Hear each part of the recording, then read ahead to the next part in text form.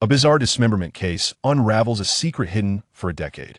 As the captain of the city's criminal investigation team, Luo Bin is summoned in a moment of crisis. However, as he delves deeper into the investigation, the past secrets reveal even more astonishing tales. Invisible hands, clandestine ripples, and the grotesque distortions of human nature emerge. As Luo Bin pierces through the fog, he discovers that some matters, once set in motion, are destined to remain unresolved. Chapter 1. The Dismembered Body in the Building. June 13, 2018. A torrential downpour engulfed the city of Ultang in northern China, leading to widespread flooding and the near collapse of the drainage system. At T4:31 a.m., outside a derelict building on Jiangbei Road, two police cars flickered their lights, cordoning off the scene as officers bustled about. Upon stepping out of his vehicle, Captain Luo Bin noticed an elderly couple, around 60 years of age, standing in front of him. Just 10 minutes earlier, the reporting center had received a call indicating that a body had been discovered within this abandoned structure, and the callers were the very individuals before him. The couple's faces were ashen, clearly shaken by the ordeal. Did you make the report? What exactly happened? Please take your time. Luo Bin approached to gather information. The elderly couple clutched Luo Bin's hands tightly, their voices trembling and uncertain. Where's the body? Luo Bin inquired. It's inside. The old man gestured towards the building. Luo Bin glanced into the interior, spotting a large suitcase. Forensic experts and evidence technicians had already arrived on the scene. While the couple continued to speak, their expressions betraying sheer terror, resembling individuals who had been thoroughly frightened. Evidently, the suitcase contained a corpse. Years of investigative experience informed Luo Bin that the elderly couple's reactions were normal and unproblematic. After briefly understanding the situation, he immersed himself back into the case that he instructed his subordinate to bring over 2 cups of hot water and then reassured, "Do not be afraid, please recount the events in detail once more." It turned out that the elderly couple were scavengers who, due to their advanced age, had little sleep. Today, they had set out before dawn with a bag in hand. Their rented accommodation was nearby, situated in the old town's bungalow district, which had yet to be demolished and was among the most impoverished and chaotic areas of the city. Early this morning, while passing by an abandoned construction site, they stumbled upon a discarded suitcase. Even though it was merely an old suitcase, they considered it a fortunate find, and the elderly man was rather pleased. Upon closer inspection, the suitcase was approximately 40 inches in size and appeared to be in pristine condition, devoid of any signs of previous use. However, the suitcase was completely sealed with tape, tightly bound all around. This did not seem like a mere accidental discard after all. Who would abandon such a sizable item at a derelict building? The couple lifted the suitcase, and it was indeed heavy, suggesting that something was inside.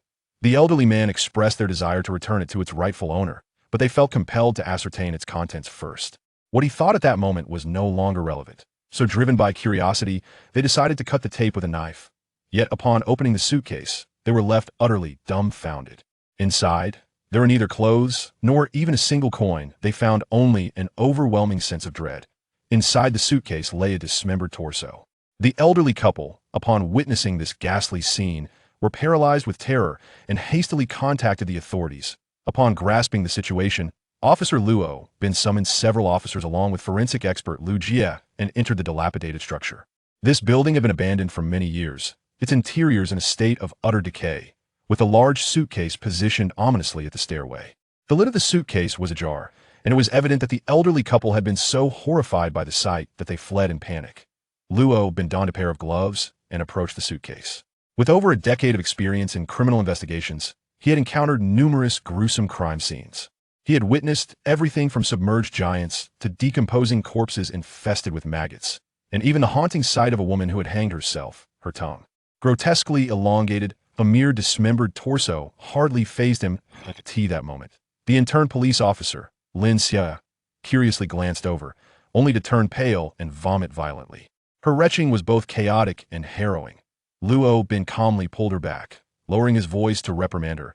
"Do not be so reckless, remember you are a police officer."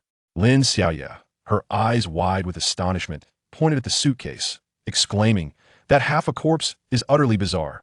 Luo Bin and the forensic expert approached the suitcase, their expectations quickly shattered by the reality within. The dismembered torso was encased in a preservation bag, clearly having been meticulously prepared, resembling a half-finished product destined for a fresh produce market. The most horrifying aspect was that the body consisted solely of the upper half. The ribs and internal organs had been removed, leaving behind a hollow abdominal cavity. This sight was profoundly chilling, and no wonder Lin Xiaoya had reacted so vehemently. Luo Bin turned again, and to his astonishment, he discovered another head encased within a box in the compartment. The head lay with its eyes tightly shut, devoid of any hair, presenting a horrifying sight. Within the box containing the head, various seasonings such as large spices and garlic cloves were also visible. A collective gasp of horror escaped everyone present. Was this a form of marinated delicacy? This was utterly grotesque. Luo Bin furrowed his brows after more than a decade in law enforcement. He had never encountered such a brutal method of murder. This case was certainly intricate. He rummaged through the box once more. Besides the head and a partial corpse, there were no apparent clues to be discerned. Old Lu, come take a look. Trace evidence team, take the box back and ascertain its origin. Luo Bin felt a pang of disappointment as he issued instructions to the forensic and trace evidence departments. Having briefly assessed the situation, Lu Jie raised an eyebrow at Lin Xiaoya and remarked, "The body has been boiled, yet it is not fully cooked. It is in such a state that the flesh would easily detach upon contact." Boiled? Upon hearing this, Lin Xiaoya felt a wave of nausea rise within her. Luo Bin frowned deeply, his expression dark as he addressed Lu Jie. "This is no time for jokes. Swiftly return to the team for testing. First, we need to determine the victim's blood type and fingerprints. If that fails, we will resort to DNA analysis." He then turned to Lin Xiaoya. "Once results are available, coordinate with the household registration office to expedite the identification of the deceased and examine the box and the cling film for any fingerprints or skin tissue." After giving his instructions, he turned to the other officers and commanded, "Contact the local precinct and request personnel to assist in securing the scene. Time is of the essence. We must search for any items the suspect may have left behind, and we must review all nearby surveillance footage stores. Streets none should be overlooked. Additionally, send a few individuals to the nearby residential areas to conduct inquiries. Do we need to ascertain whether anyone has heard any suspicious sounds or witnessed any dubious individuals, particularly anyone who may have seen this black suitcase?" Once the orders were issued, the officers busied themselves with their tasks. Luo Bin urged Lu Jie to expedite the autopsy results. The scene finally fell into a hush, leaving only Luo Bin and the inquisitive Lin Xiaoya. The elderly couple was busy taking notes, while Luo Bin surveyed the derelict building, simultaneously observing the elderly pair. Not overlooking any detail had become his most significant lesson after more than a decade of service as a police officer. Particularly, the reporting individual often harbors crucial clues in many cases.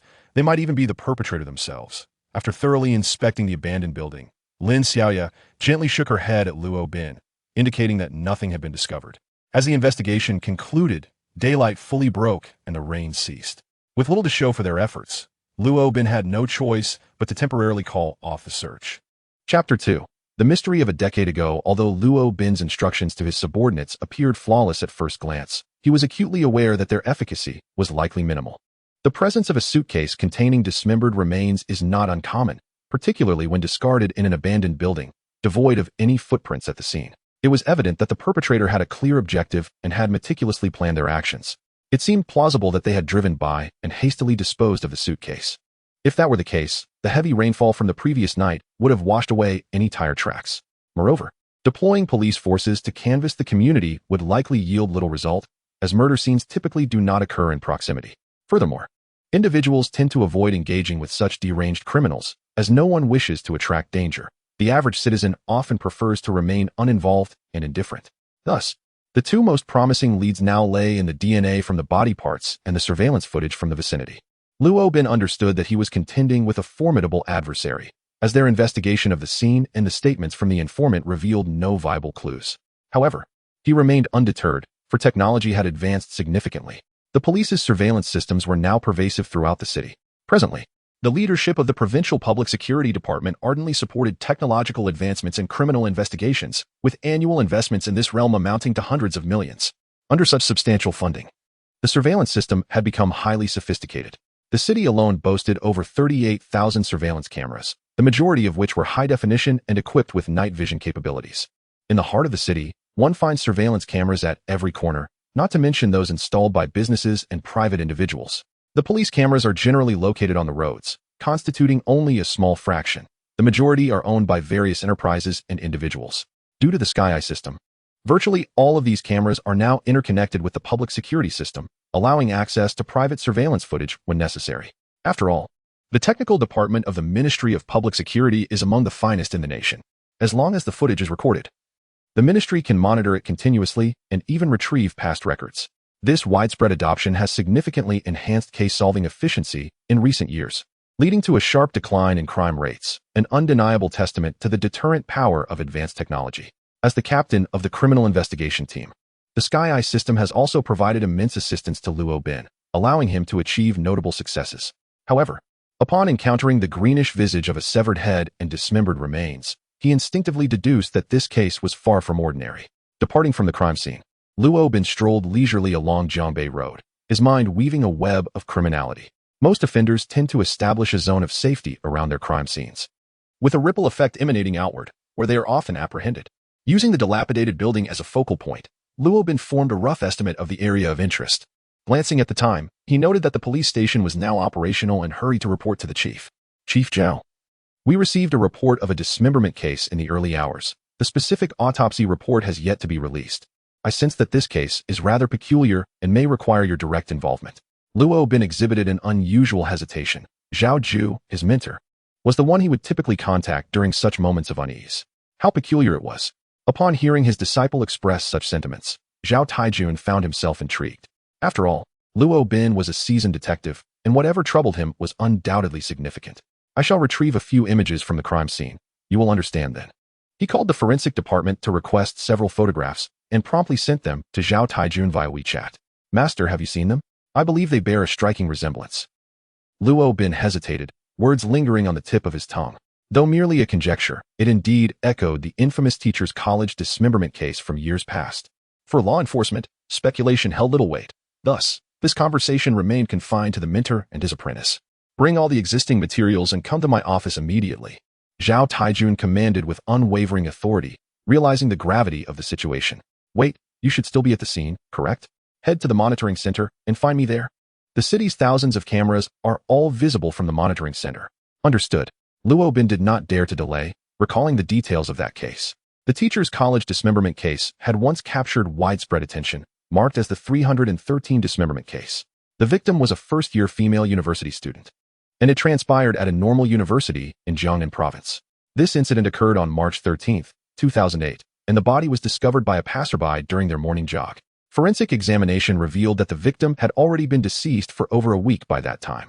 The perpetrator's methods were remarkably seasoned, involving the dismemberment of the corpse, which was then partially cooked. Subsequently, the severed parts were reassembled, a grotesque act that displayed a high level of intelligence. The brutality of the crime caused quite a stir in society. Eventually, the Provincial Public Security Department dispatched an expert team, gathering elite specialists from various cities. Among them were the leading forensic scientists, criminal psychology experts, and skilled technicians from the Trace Examination Department, all collaborating to solve the case. However, after 3 months of investigation, the leads dwindled to almost nothing. Under mounting pressure, the provincial police chief disbanded the expert group, and the case was handed over to the local criminal investigation team, thereby transforming it into a cold case. A decade has passed, and this once sensational major case still lacks any substantial clues. It is noteworthy that Zhao Taijun, the director of the Green Vine City Public Security Bureau, was a member of the Special Task Force for the notorious 313 dismemberment case. This case was one of the most significant topics assigned by Zhao Taijun to his disciples, including Luo Bin, underscoring the regret it instilled in him.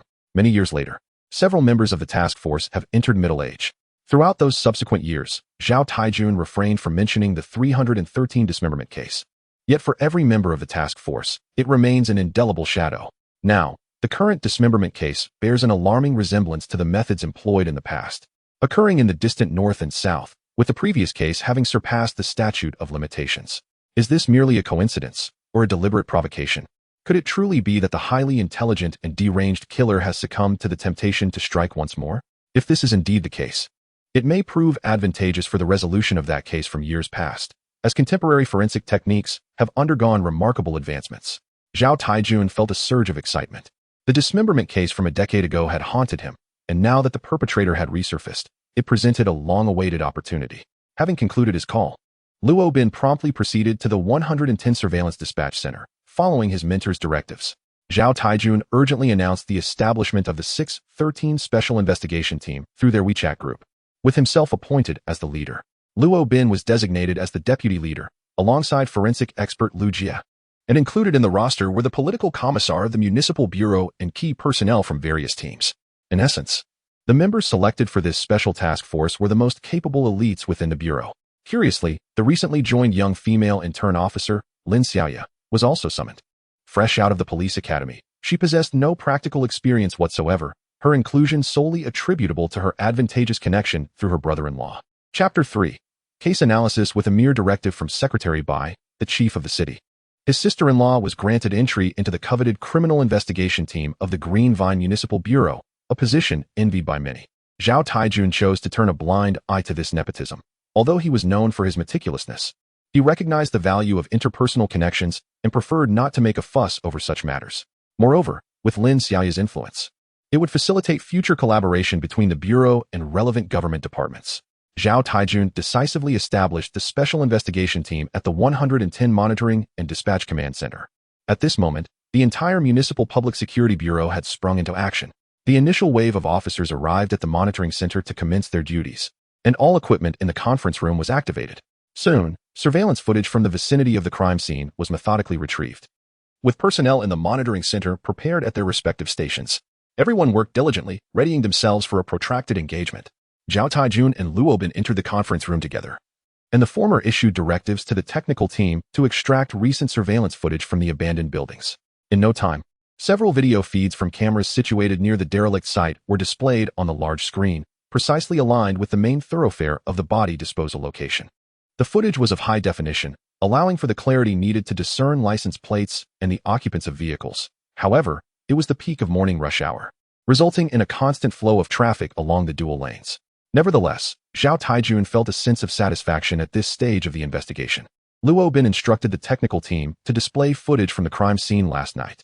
As the video played, he elaborated on the location of the incident on Jiangbei Road, a principal thoroughfare extending 1.3 kilometers from south to north, flanked by 5 intersecting roads. Among these, the 3rd and 4th avenues on the west side are minor lanes, devoid of traffic lights and surveillance cameras. However, the main road and all parallel double-lane roads to the east are equipped with our police's high-definition cameras. Though the prospects here seem dim, the nearest 2 cameras are situated 300 meters away from where the body was disposed, separated by various intersections. Is it feasible to locate closer surveillance? The area is densely populated with residential neighborhoods and factories, interspersed with greenery, creating a rather congested environment. Currently, we rely on police surveillance. While private establishments may have installed cameras, their footage is unlikely to yield optimal results. Zhao Taijun promptly instructed the technical department to expedite an investigation into all surveillance in the vicinity post 10 o'clock last night. Although the autopsy report is yet to be released, it is imperative to ascertain the approximate time when the suspect was present. The review commenced from the previous night's onset of darkness, with numerous small screens on the large display gradually revealing every detail. As they scrutinized the footage, Zhao Taijun raised a new query. Thus far, only a severed corpse and a head have been reported? Indeed, there are no additional reports at this time. Luo Bin confirmed to the team once more. Zhao Taijun pondered briefly before stating, issue a collaborative investigation notice and dispatch personnel to search the vicinity for secluded locations, such as abandoned buildings, to prevent further panic. If other parts of the body are similarly packaged and placed in boxes, might they inadvertently enter the market and be consumed? At that moment, Lin Xiaoya suddenly interjected. This notion sent a chill down Luo Bin's spine, a possibility he had indeed overlooked. His prolonged tenure in the Criminal Investigation Unit had somewhat distanced him from society. Those packages bore an uncanny resemblance to products found in fresh produce markets. The hands, head, and feet would undoubtedly be recognized by others. However, if other body parts were wrapped to resemble meat, the average person would hardly suspect they were human flesh. Realizing this, Luo Bin's eyes widened, and he promptly commanded, notify the Ministry of Foreign Affairs to disseminate this information widely. It would be best to feature it in headlines, but without overly graphic descriptions. Zhao Taijun added, furthermore, the luggage and boxes containing the remains should also be circulated alongside the news, allowing the public to recognize them. Very well, Luo Bin considered for a moment before cautiously inquiring, Director Zhao, should we hold a press conference? After some contemplation, Zhao Taijun shook his head, not for now. This is peak working hours, and the spread would be significant. Moreover, we must secure approval from our superiors. Otherwise, it may incite unnecessary panic. Thus, it would be more prudent to allow the news to circulate online, where public sentiment can be more easily managed. Indeed, Luo Bin acknowledged with a nod. Aligning with his own thoughts, he decided to have the cyber surveillance department monitor the situation closely, ensuring any emerging issues could be promptly curtailed. Sensitive terminologies, such as dismembered bodies and decapitated heads, were to be completely prohibited, and should any attempts to incite public opinion arise, immediate investigations and suppression would follow. Upon receiving the directive, the public relations team swiftly commenced preparations. As the hours of surveillance stretched into the late night, the elusive suitcase remained absent from view. Just then, several individuals burst into the conference room, namely Commissioner Wu Chong and Major Crimes Unit Leader Ma Chongyang. After exchanging greetings, they promptly immersed themselves in the case at hand. These two figures were indispensable to the special task force. Wu Chong, a native of the city, had ascended to his current position through sheer capability. He boasted an extensive background within the public security system, having mentored many, including Zhao Taijun, who was one of his juniors, and having served under 3 bureau chiefs, earning the title of veteran commissioner. It could be said that half of the city bureau's key personnel had benefited from his guidance, showcasing his significant network and rapport. Ma Chongyang, known for his exceptional efficiency in handling cases, had rightfully earned his role as the leader of the major crimes unit. Despite his seemingly grand approach, it was evident that Zhao Taijun held this case in high regard. Both were recently reassigned to assist, and as soon as they settled in, Luo Bin began to brief them on the entire situation while fixating his gaze on the surveillance monitors, anxious not to overlook any crucial leads. Wu Chong listened intently to the unfolding narrative, his eyes likewise glued to the screens. In the midst of the situation, he cast a sidelong glance at Zhao Taijun and murmured, "The company is pressing for payment on the batch of computers we procured last time." Zhao Taijun, feeling helpless, glanced at Wu Chong with a sense of exasperation. At such a critical juncture, was it still necessary to ponder other matters? Suppressing his inner fury, he replied in a flat tone, "This is a matter for the finance department. Let them seek approval from the deputy director." Zhao Taijun shook his head, his focus solely on this case. At that moment, the surveillance footage displayed the time as 3 o'clock in the morning, yet there was still no sign of the suitcase. Zhao Taijun set aside all other concerns, his gaze unwaveringly fixed on the screen, scarcely daring to blink. Just past 3 o'clock, the images on the monitor began to blur. Chapter 4. The new source of corpses. At this moment, the streetlights had yet to extinguish, and the thoroughfare should have been clearly visible. However, the scene gradually became obscured, rendering the main road increasingly indistinct. Zhao Taijun and Luo Bin exchanged surprised glances. It was raining. Luo Bin recalled that upon their arrival at the scene, they had been met with a torrential downpour, which had undoubtedly hindered the surveillance efforts. The visibility of the monitors began to deteriorate, compounded by a veil of haze. In merely 3 to 5 minutes, the entire image appeared as if shrouded in a thin film. Only the occasional headlights of passing vehicles pierced through the murkiness, making it difficult to discern the type of vehicles. Zhao Taijun slammed his hand on the table and stood up, plunging the conference room into an oppressive silence. As if he were a master of celestial phenomena, he felt a profound sense of being outwitted, his anger boiling over as he cursed. The simplest methods of investigation had been abruptly thwarted. It was evident that the perpetrators had made meticulous preparations. The expressions of those present grew gravely serious. With a heavy sigh, Zhao Taijun quickly resumed his authoritative demeanor. As the chief, he could not permit a minor setback to dampen his resolve. He ordered an investigation into the vehicles that had traversed the vicinity during the 30 minutes preceding and following the rain, mandating that each suspicious vehicle be meticulously documented. This was a course of action born of necessity. At that moment, the office phone rang. Luo Bin hurried over to answer it. This was the 613 Special Investigation Team. "This is the Pauli Street Police Station.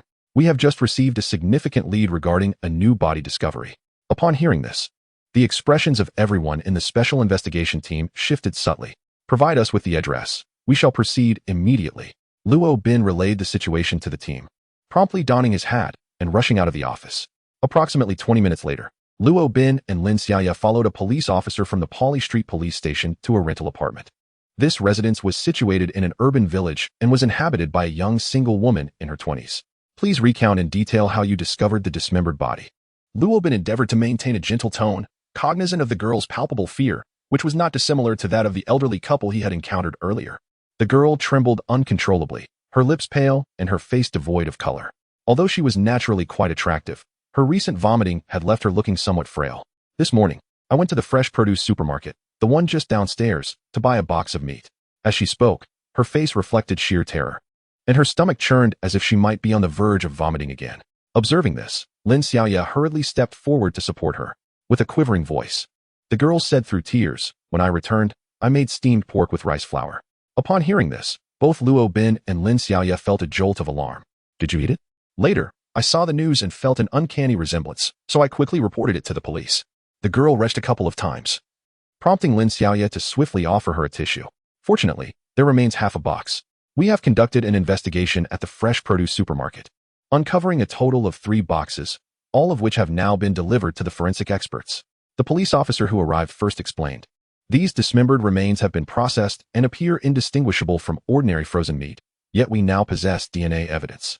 Let us proceed to examine the surveillance footage.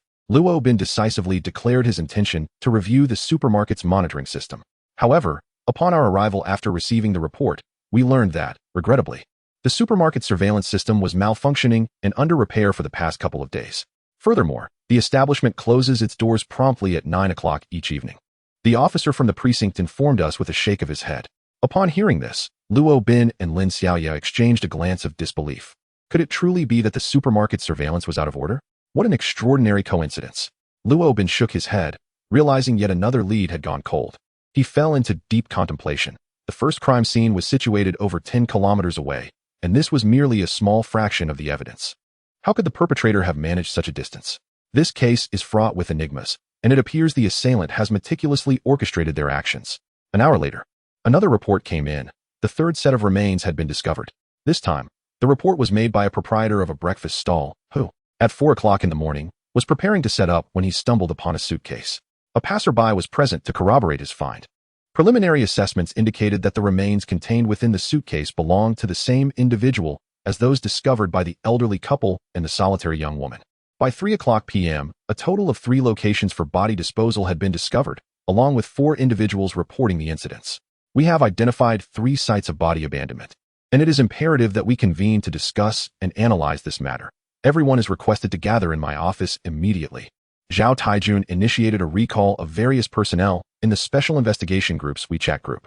On the evening of June 13th at 7 o'clock p.m., the first case analysis concerning the 613 dismemberment case was held at the Monitoring and Command Center of the Public Security Bureau. The Deputy Mayor, Han Maoyuan, made a special trip to offer encouragement and to follow up on the case developments. Luo Bin personally summarized the case for everyone. Between 4:30 a.m. and 10 o'clock a.m. today, our city reported 3 cases of dismembered bodies disposed of in suitcases, scattered across 3 corners of the city, each belonging to different jurisdictions. The first suitcase discovered contained the torso and head of the victim, while the other 2 suitcases contained various other human tissues, with no limbs present at this time. In total, 32 fragments of dismembered bodies were found across the 3 disposal sites, with remarkably precise incisions indicative of a consistent and professional method, likely performed with surgical instruments. The remains in the first suitcase had undergone high-temperature boiling, which compromised their DNA integrity. In contrast, the fragments found in the second and third suitcases were refrigerated, deliberately presented to resemble fresh meat from a supermarket, and were remarkably well preserved. The disposal sites were located at Jiangbei Road, Nanxing Road, and in the urban village Shantytown. The distances between the 3 locations exceed 5 kilometers, marking an unprecedented instance of a dismemberment case with such considerable disposal distances. Furthermore, the sites selected by the perpetrator are situated in relatively dilapidated areas, awaiting demolition, or in newly developed districts, where the surveillance systems are notably inadequate. Preliminary assessments suggest that the suitcase was discarded from a speeding vehicle. In reviewing the surveillance footage from the 3 disposal sites, it is noted that between 2 and 5 a.m. on the night in question, over 300 vehicles passed through these intersections. We have gradually identified the owners of 20 vehicles. However, due to weather conditions, the license plates of 5 vehicles remain illegible. Personnel have been assigned to conduct further filtering and an expanded search. It is noteworthy that no identical vehicles or signs of altered license plates were discovered at any of the 4 crime scenes. The victim's internal organs, bones, clothing, and various personal belongings have yet to be found. This encapsulates the current situation. Chapter 5. Enigmatic developments. Having concluded his introduction, Luo Bin turned his gaze towards Zhao Taijun. What is the situation with the forensic team? Zhao Taijun glanced at Lu Jia, who had already prepared his report. The results for the first suitcase are in. Tissue samples and slices have been analyzed, confirming the victim's blood type as O. The body had been subjected to refrigeration, making it impossible to ascertain the precise time of death, although it is estimated to be within the past month. Unfortunately, the DNA from the tissue in the first suitcase has been compromised, so we cannot determine if the remains from the 3 suitcases belong to the same individual. However, based on the degree of skin aging and the faint traces of women's perfume, we can deduce that the victim was likely a minor girl. approximately 15 to 18 years of age. As Liu Jie conveyed this distressing information, the office erupted in outrage.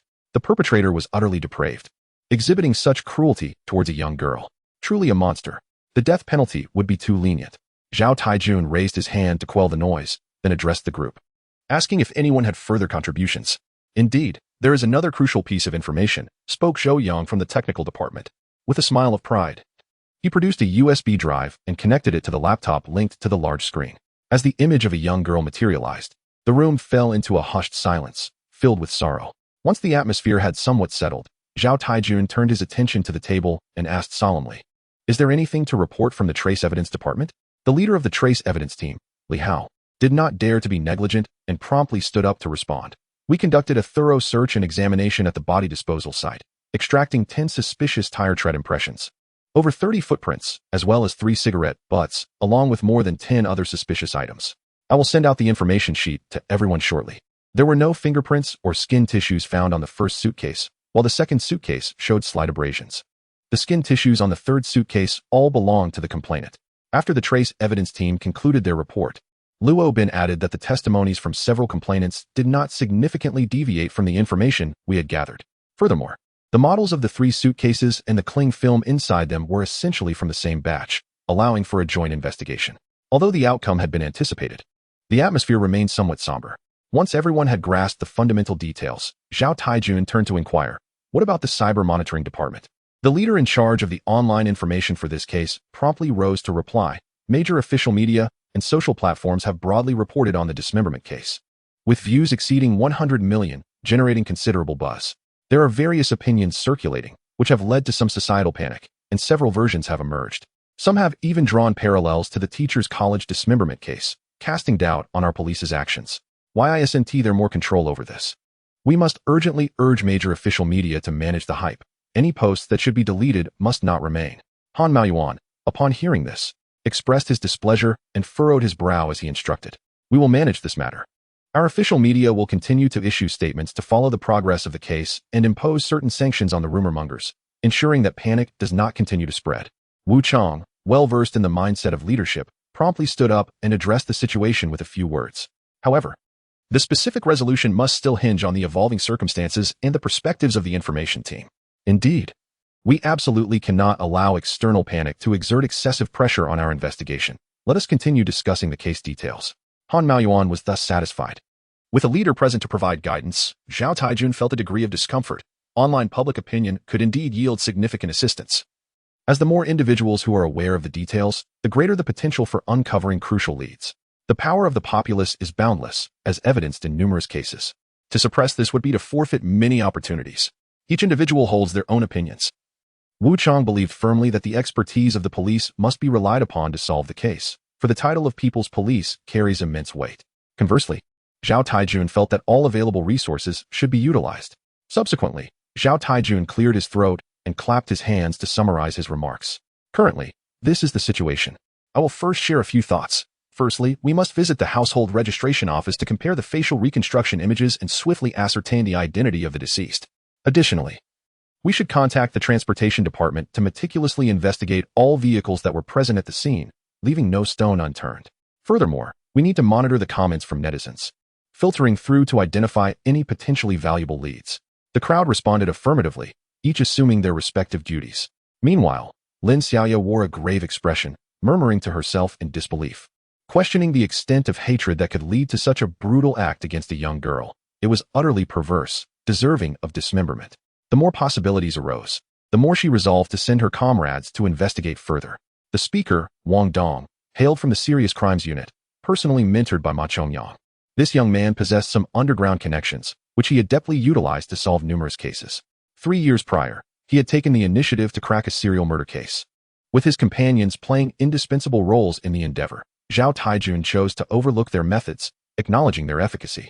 It could be said that the newly established task force was a veritable gathering of elite talents. All right, you will take full responsibility for this lead. Communicate any needs with the Bureau. Zhao Taijun organized everyone into their designated positions.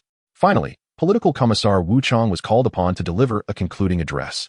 In this scenario, I believe the likelihood of a vendetta or a crime of passion is considerably diminished. We must delve into the psychology of the suspects. Every individual harbors a dark side. Yet this transgresses the bounds of normality. Wu Chang expressed his indignation, and the others nodded in agreement. Historically, such incidents were categorized as random crimes, making it exceedingly difficult to discern any underlying patterns. Lin Xiaoya, brimming with youthful audacity, unabashedly ventured her analysis despite the recent remarks made by the leaders. I believe we can delve into the weapon and the psychological aspects. If we can uncover even the slightest clue, the case may become significantly simpler. It is still premature to analyze the motive for the crime. We must await clear results from the autopsy and investigate the deceased's social connections before focusing our inquiries. After listening intently, Luo Bin could no longer restrain himself and posed a question. Yet, how could he have traversed the entire city to dispose of the body in merely 10 hours? Additionally, I believe we should allocate some time to investigate the individuals who reported these incidents. It was evident that Luo Bin remained preoccupied with the reports from the several informants. Are you suggesting that these informants might be implicated? Perhaps one of them is the perpetrator or an accomplice. Lin Xiaoya articulated succinctly. Every situation possesses an element of the unknown, and our duty is to explore these uncertainties. In our previous cases, we have unearthed numerous clues from the informants. Notably, the primary discoverers, the elderly couple, along with the second informant, a solitary woman, lack alibis. Luo Bin furrowed his brow, yet his demeanor remained inscrutable. At this juncture, Li Hao interjected. The elderly couple is almost entirely disconnected from the outside world, while the solitary woman does not possess a driver's license. Moreover, surveillance footage indicates that prior to her report, she had never visited any of the 3 locations where the bodies were disposed of. After further discussion yielded no substantial advancements, Han Maoyuan prepared to declare the meeting adjourned. Thank you all for your hard work. On behalf of the municipal committee and the city government, I express our affirmation of your capabilities. Currently, we have made preliminary progress on the leads, which is entirely due to your efforts. However, this also highlights the oversight in our work. The layout of the Sky Eye system still exhibits blind spots, indicating that our efforts are insufficient. Areas such as development zones and older districts are particularly prone to criminal activity. Therefore, I believe we must upgrade our hardware. Additionally, we need to manage the online discourse to prevent any hostile factions from seizing the opportunity. This case presents a significant challenge not only to our city's reputation, but also to the integrity of our police system. It is well known that tourism is the lifeblood of our city's economy, and with foreign investment activities occurring this year, we must minimize any adverse impacts. On behalf of the municipal committee and the city government, I assure you that whatever assistance you require, I will ensure that all departments cooperate fully with you. As Han Maoyuan concluded his remarks, warm applause filled the room. At that moment, an officer hurried into the conference room and approached Zhao Taijun and Luo Bin, whispering urgently. The identity of the deceased has been confirmed. They were a first-year student from the 3rd middle school, named by Shui. Chapter 6 New developments. Upon hearing the news, Luo Bin sprang to his feet. He immediately assigned tasks. Lin Xiaoya, accompany me to locate Bai Shui's parents, Ma Chongnong. Take a team to her school to gather information regarding her circumstances and social connections. The Internet Monitoring Department should not remain idle either. Commence an investigation into Bai Shui's online shopping records and leave no stone unturned. As he spoke, Luo Bin dashed out, with Lin Xiaoya closely following. Once the identity of the deceased was confirmed, the situation would no longer be so passive. At the very least, there would be a clear direction for the investigation. By delving into the victim's familial background and social relationships, they could uncover a wealth of valuable information. A woman draped in a mink coat had succumbed to despair, her tears streaming down her face as she sat helplessly on the ground, wailing in utter desolation. Xiao Shui, my daughter, how could this happen to you? Oh, how blind fate is to allow such a tragedy. Hearing Mrs. Bai's heart-wrenching cries, Lin Xiaoya turned her head away, unable to bear the sight. Mrs. Bai, please accept my condolences. I would like to inquire about Bai Shui. Luo Bin, accustomed to such scenes, did not display any lack of compassion. Rather, he understood that what had transpired could not be altered. As a police officer, his duty was to utilize his expertise and experience to swiftly apprehend the perpetrator. By bringing the culprit to justice, he aimed not only to prevent further tragedies, but also to provide the greatest solace and accountability to the deceased and their grieving family. You wretched beings, my daughter met such a tragic end, and yet you dare to question me. You should be hastening to apprehend the murderer. My daughter died unjustly, and I am determined to see that fiend torn to shreds. The family's emotional turmoil was, of course, anticipated by Luo Bin, who patiently attempted to explain. Madam Bai, I deeply empathize with your feelings, and I share your fervent desire to capture the perpetrator. However, we currently lack sufficient leads and seek your cooperation to gather more information. Investigation, you say? What can I possibly uncover here? Isn't your police system equipped with surveillance cameras throughout the city? Why not review the footage? Surely, with so many cameras, at least one must have captured the murderer. I sincerely apologize, but at present, the surveillance has yielded no useful information. My colleagues are diligently continuing their inquiries. We are working in parallel, and we hope you can remain calm and assist us. Calm? How can you expect me to be calm when it is my daughter who has died? If your daughter were in my position, would you be able to maintain your composure? Though uttered without malice, Luo Bin visibly trembled upon hearing her words, silently clenching his fists. This subtle detail did not escape the notice of Lin Xiaoya, who felt a flicker of doubt. You police are utterly inept. You can capture even the smallest details of our vehicles when we violate regulations, yet when a murder occurs, you fail to gather any evidence. As taxpayers, we contribute significantly to your salaries, not to fund your complacency. Lin Xiaoya felt a tinge of displeasure and stepped forward to interject. Mrs. Bai, I kindly urge you to be mindful of your tone. We have been tirelessly engaged in this case since daybreak. However, Luo Bin promptly halted her from continuing and added, Mrs. Bai, my purpose in approaching you is solely to expedite the resolution of this case. I genuinely empathize with your emotions, but I implore you to remain composed. We seek to restore justice for your daughter as swiftly as possible, and your cooperation is essential. In contrast to the youthful Lin Xiaoya, Luo Bin possessed a wealth of experience, enabling him to comprehend the profound anguish and despair harbored by a mother in such dire circumstances. It was only natural for her to express some grievances. Engaging in conflict with her at this juncture would only hinder the progress of the investigation, which would be detrimental to both parties. Gradually, Mrs. Bai began to regain her composure. Does your daughter have any enemies, or are there any adversaries among the elders? Luo Bin inquired. No, she replied. We are respectable business people. Any disputes we may have are merely trivial business disagreements, and there are no life and death enemies. As for my daughter, she is only 16. It is inconceivable that she would have any enemies. How well do you know your daughter's situation at school? Luo Bin continued, observing the subtle shifts in Mrs. Bai's expression. Noticing her furrowed brow and hesitation, he began to form some hypotheses. Perhaps I should rephrase my question. Has your daughter been involved in any bullying incidents at school? What are you saying? My daughter is very well behaved. How could she possibly bully her classmates? Officer, I must insist that you refrain from defaming good people. My dear daughter, how unfortunate you are, having passed away yet still facing such baseless accusations. It was evident that Mrs. Bai became somewhat agitated upon hearing this question. Luo Bin, being astute, deftly shifted the topic, choosing not to probe further into this matter. They subsequently engaged in a myriad of inquiries before returning to the police station. The portrayal of Bai Shui by Mrs. Bai was that of an exemplary child. Such a person, in all reason, should not have any enemies. Reviewing the earlier interview notes, Lin Xiaoya shared her insights. Luo Bin, however, shook his head, asserting it is natural for parents to favor their own children. We cannot solely rely on her perspective. We must await the information from the school personnel. Lin Xiaoya expressed her confusion, adhering to the principle of seeking clarity through inquiry. It is precisely because the initial information obtained from the family may not be entirely accurate that it becomes crucial. Moreover, familial factors are among the most significant influences on an individual. As you observed, Mr. Bai is on a business trip, and Mrs. Bai is dressed extravagantly. While the opulence of their home suggests that Bai Shui hails from a privileged background, yet, consider Mrs. Bai's emotional volatility, her irritable temperament, and her caustic remarks. She speaks so harshly even to us, the police. I surmise that Bai Shui likely endures similar chastisements at home. At the tender age of 16, the young girl frequently faced reprimands from her mother, leading to a pronounced sense of rebellion. Coupled with her affluent background and lofty aspirations, it is highly probable that she would unleash her frustrations upon her classmates.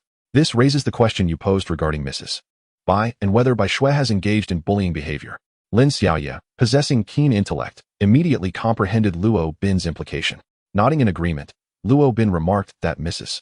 Bai's noticeably fluctuating demeanor while addressing this issue suggested the possibility of Bai Shui indeed exhibiting bullying tendencies. However, this remains mere conjecture until we receive confirmation from the school. Shortly thereafter, Ma Chongyang returned to the police station. Captain Luo, he began, from my discussions with teacher Bai Shui, it appears that she has not been particularly diligent in her studies at school. Furthermore, within less than a year of enrollment, there have been multiple incidents of her bullying fellow students, one of which escalated significantly. Given that school had already dismissed for the day, I refrained from individually questioning the students to avoid further disruption, opting instead to gather information collectively when classes resume tomorrow. Chapter 7. The 5 dumping sites. As Ma Chongyang spoke, he handed over the detailed investigation materials to Luo Bin. Upon hearing the information, Lin Xiaoya could not help but give a thumbs up to Luo Bin. truly impressed that he had accurately deduced the reality of bullying incidents involving Bai Shui at school. Holding the documents in his hands, Luo Bin furrowed his brow, refraining from voicing any opinions. After a brief moment, he clapped his hands together and declared, "All right, let's call it a day. It is quite late, and we should all return to rest. We will continue our investigation tomorrow. This is a protracted battle, and without proper rest, we cannot hope to fight until the end." With Zhao Taijun absent, Deputy Captain Luo Bin assumed the pivotal role of leadership and command. Just as everyone was preparing to disperse, the office phone suddenly rang. "Hello, Special Investigation Team 613, Luo Bin answered promptly. Gradually, his brow knitted in concern before relaxing, revealing a serious, yet slightly exhilarated expression. "Provide me with the address. I shall head over immediately." "Captain Luo, what was the call about?" Ma Chongyang inquired eagerly. "It appears we will not be able to rest just yet. Xiaoya, summon the forensic and trace evidence teams to set out at once. And don't forget Lu Jia." Luo Bin instructed, already making his way to the door. He turned to the still-dazed Ma Chongyang and added, "We've discovered the fourth body source on Penglai East Road, in a residential area." When Luo Bin and his team arrived, the basement of a certain building was already teeming with police officers. "Captain Luo, you're here?" One of the officers greeted him. Luo Bin nodded and requested, "Please provide a detailed account of the situation." The report was made by the local resident, Mr. Liu, who rents this basement. During the day, he delivers newspapers and milk, and in his spare time, he collects bottles and cardboard to earn a little extra money. Observing the accumulated plastic bottles and cardboard around him, it is evident that Mr. Liu has been gathering these for quite some time. Upon returning home one evening, he discovered a large black plastic bag in a nearby garbage dump, and to his astonishment, it contained meat. Thinking himself fortunate, he wondered who could have discarded such a find and decided to take it home for his own consumption. Lin Xiaoya furrowed her brows, recalling a previous incident involving a single woman who had made food from human remains, which stirred a tumult of nausea within her. Fortunately, they had not eaten much that day, so there was little in her stomach to expel. As Mr. Liu cleaned the meat, he discovered what appeared to be something resembling fingernails within. Panic-stricken, he immediately called the police. Upon receiving the call, we rushed to the scene. Our team had already cordoned off the area at the dump, while Mr. Liu, having been overwhelmed by fright, had fainted. We arranged for him to be taken to the hospital, and the medical staff will contact you once he regains consciousness. Thank you for your hard work, comrades. Luo Bin expressed his gratitude by patting the officer on the shoulder. Their actions were commendable, as they promptly preserved the crime scene and evidence, while also contacting the special investigation team without delay. After speaking, Luo Bin entered the house, where several pieces of meat, appearing almost indistinguishable from pork, lay on the cutting board. Among them were faint traces of what looked like fingernails, beside a large basket filled with freshly cleaned meat. Upon witnessing this scene, Luo Bin furrowed his brow slightly and inquired of his companion, Lu Jia. While it cannot be conclusively determined that this is indeed a body part, it appears that the flesh has been cleansed by old Lu. Will this affect your assessment? Lu Jia shook his head gently. It presents some complications. Yet it is not a significant issue. Hearing this response, Luo Bin felt a measure of relief. Lu Jia was regarded as a pinnacle figure within the forensic community, and the clues he extracted from cadavers often proved pivotal in solving cases. Meanwhile, the other members of the special investigation team busied themselves, meticulously collecting all suspected body parts. The group proceeded to the refuse site, the very location where the remains had been discovered. The identification and trace evidence teams had already commenced their work. Luo Bin began to survey the surrounding environment. In comparison to the previous 3 disposal sites, this location was similarly secluded, lacking adequate surveillance equipment, and frequented by few passers-by. "Captain Luo, we have already contacted the command center to review the surveillance footage. The hospital has also been consulted, and old Lu is not in any immediate danger.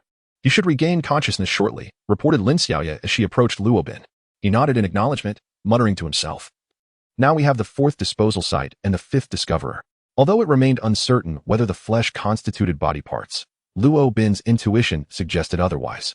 Suddenly, a thought struck him, and an unusual glimmer flickered in his eyes. "Xiaoya, is there a map of Greenvine City in the car?" "Yes, I will retrieve it immediately," Lin Xiaoya responded, dashing off without hesitation.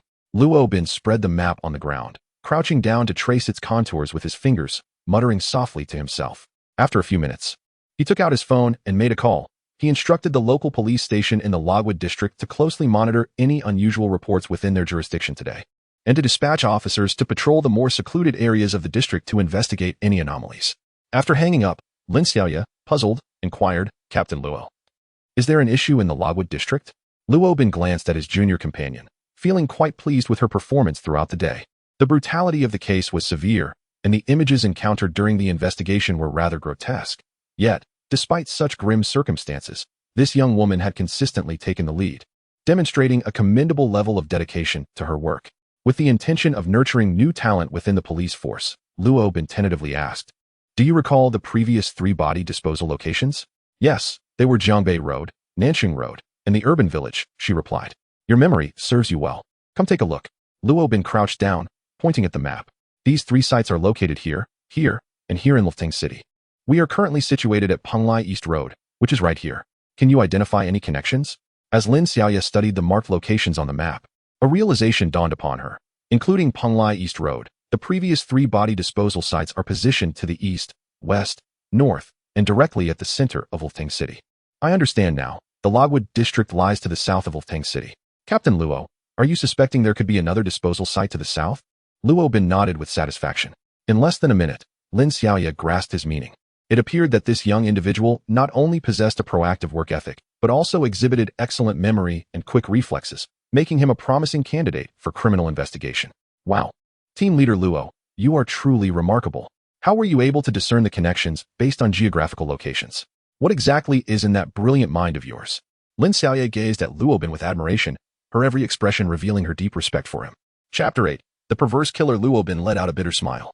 Uncertain of how to respond to the question, his thoughts were spurred by a reason: the gruesome dismemberment case from the 313th Division a decade ago, which also involved 5 separate dumping sites.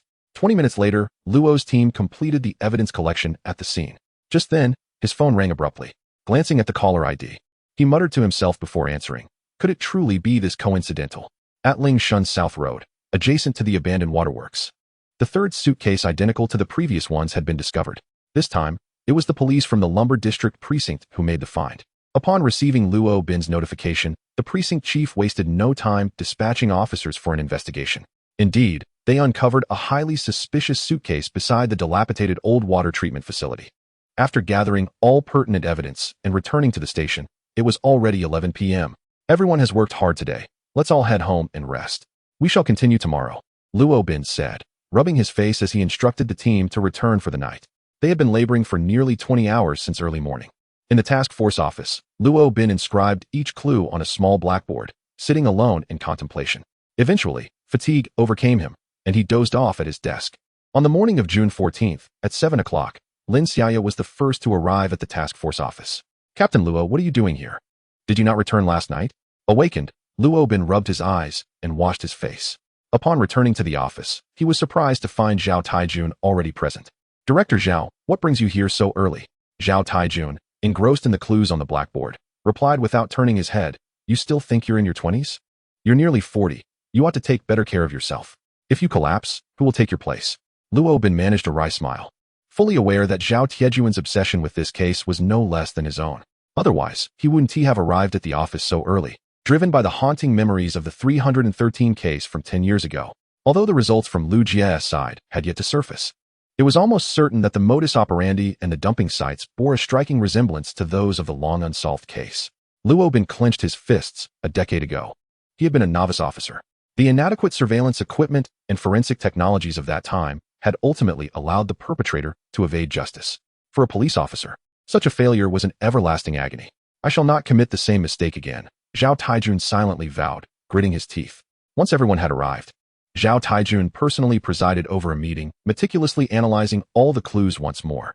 "Luo Bin, shortly, you should take a team to the 3rd middle school to investigate Bai Shue's interpersonal relationships, particularly focusing on her former classmates whom she may have bullied. We must consider the possibility of psychological distortions that could lead a child to commit acts of violence. Although this likelihood is minimal, it should not be overlooked. Additionally, pay attention to the manner in which you conduct the inquiries, striving to minimize any psychological impact on the children involved. Ma Chongyang, today, please meticulously review all relevant surveillance footage, ensuring that no detail is overlooked. The Internet Monitoring Department should intensify its scrutiny of online comments, selecting reasonable suggestions for us to discuss and analyze at a later time. We cannot dismiss the possibility of extraordinary insights from the public. Furthermore, we must closely investigate Mr. Liu, who is currently in the hospital, along with several individuals who were the initial discoverers of the bodies. Is there anything else anyone wishes to add?" At that moment, forensic expert Lu Jia hurriedly pushed open the office door, breathless, and announced, There is a new discovery. Instantly, everyone's attention was piqued. The clues provided by forensic experts are often crucial to solving cases. As the ancient Chinese forensic pioneer Song Ci once famously stated, the dead can speak. When you can discern all that they convey, you can clear their name. The two body sources discovered last night indeed belong to human remains. Although some body parts are no longer suitable for DNA testing, nearly all fragments have been assembled into a cohesive whole, with the exception of bones and internal organs, which have been largely accounted for. This is indeed a most significant revelation, as it suggests that nearly all the dismembered remains have been accounted for, thus alleviating the public's fear of encountering such gruesome sights in the streets for the time being. However, it simultaneously confirms a troubling notion. This case bears striking similarities to the 313 incident that occurred a decade ago. Luo Bin instinctively glanced at Zhao Taijun, who, in turn, met his gaze. In each other's eyes, they perceived a resolute determination to bring the perpetrator to justice. Moreover, the autopsy results revealed that the victim had suffered sexual assault prior to death.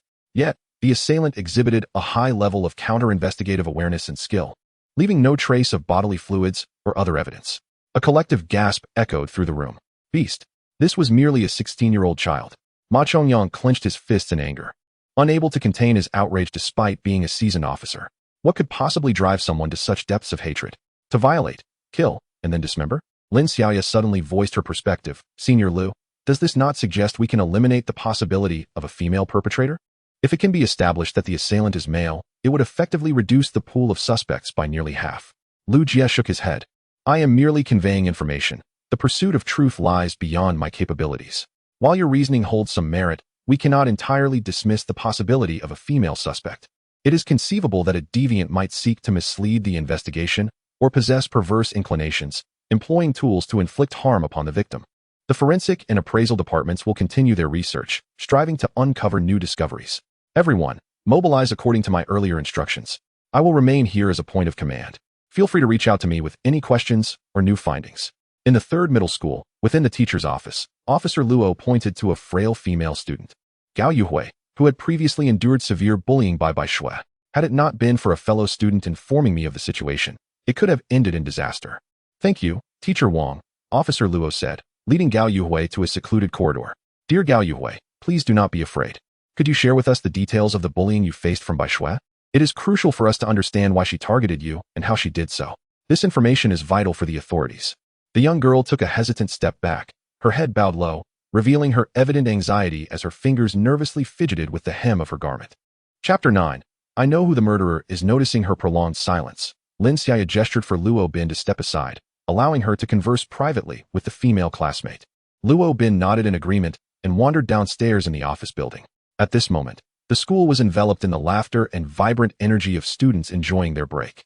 As Luo Bin observed the youthful exuberance of the children, a classmate suddenly peeked out furtively from behind the wall. Officer, are you here to investigate Bai Shui? A jolt of surprise coursed through Luo Bin. They had not disclosed the investigation of Bai Shui to the students. How did this child come to know? Observing the girl's evasive gaze, Luo Bin found himself intrigued. Who are you? He inquired cautiously. The girl glanced around and beckoned him to approach. Officer, my name is Shui Fong, a student from class 10 of the first year, and I am a classmate of Bai Shui.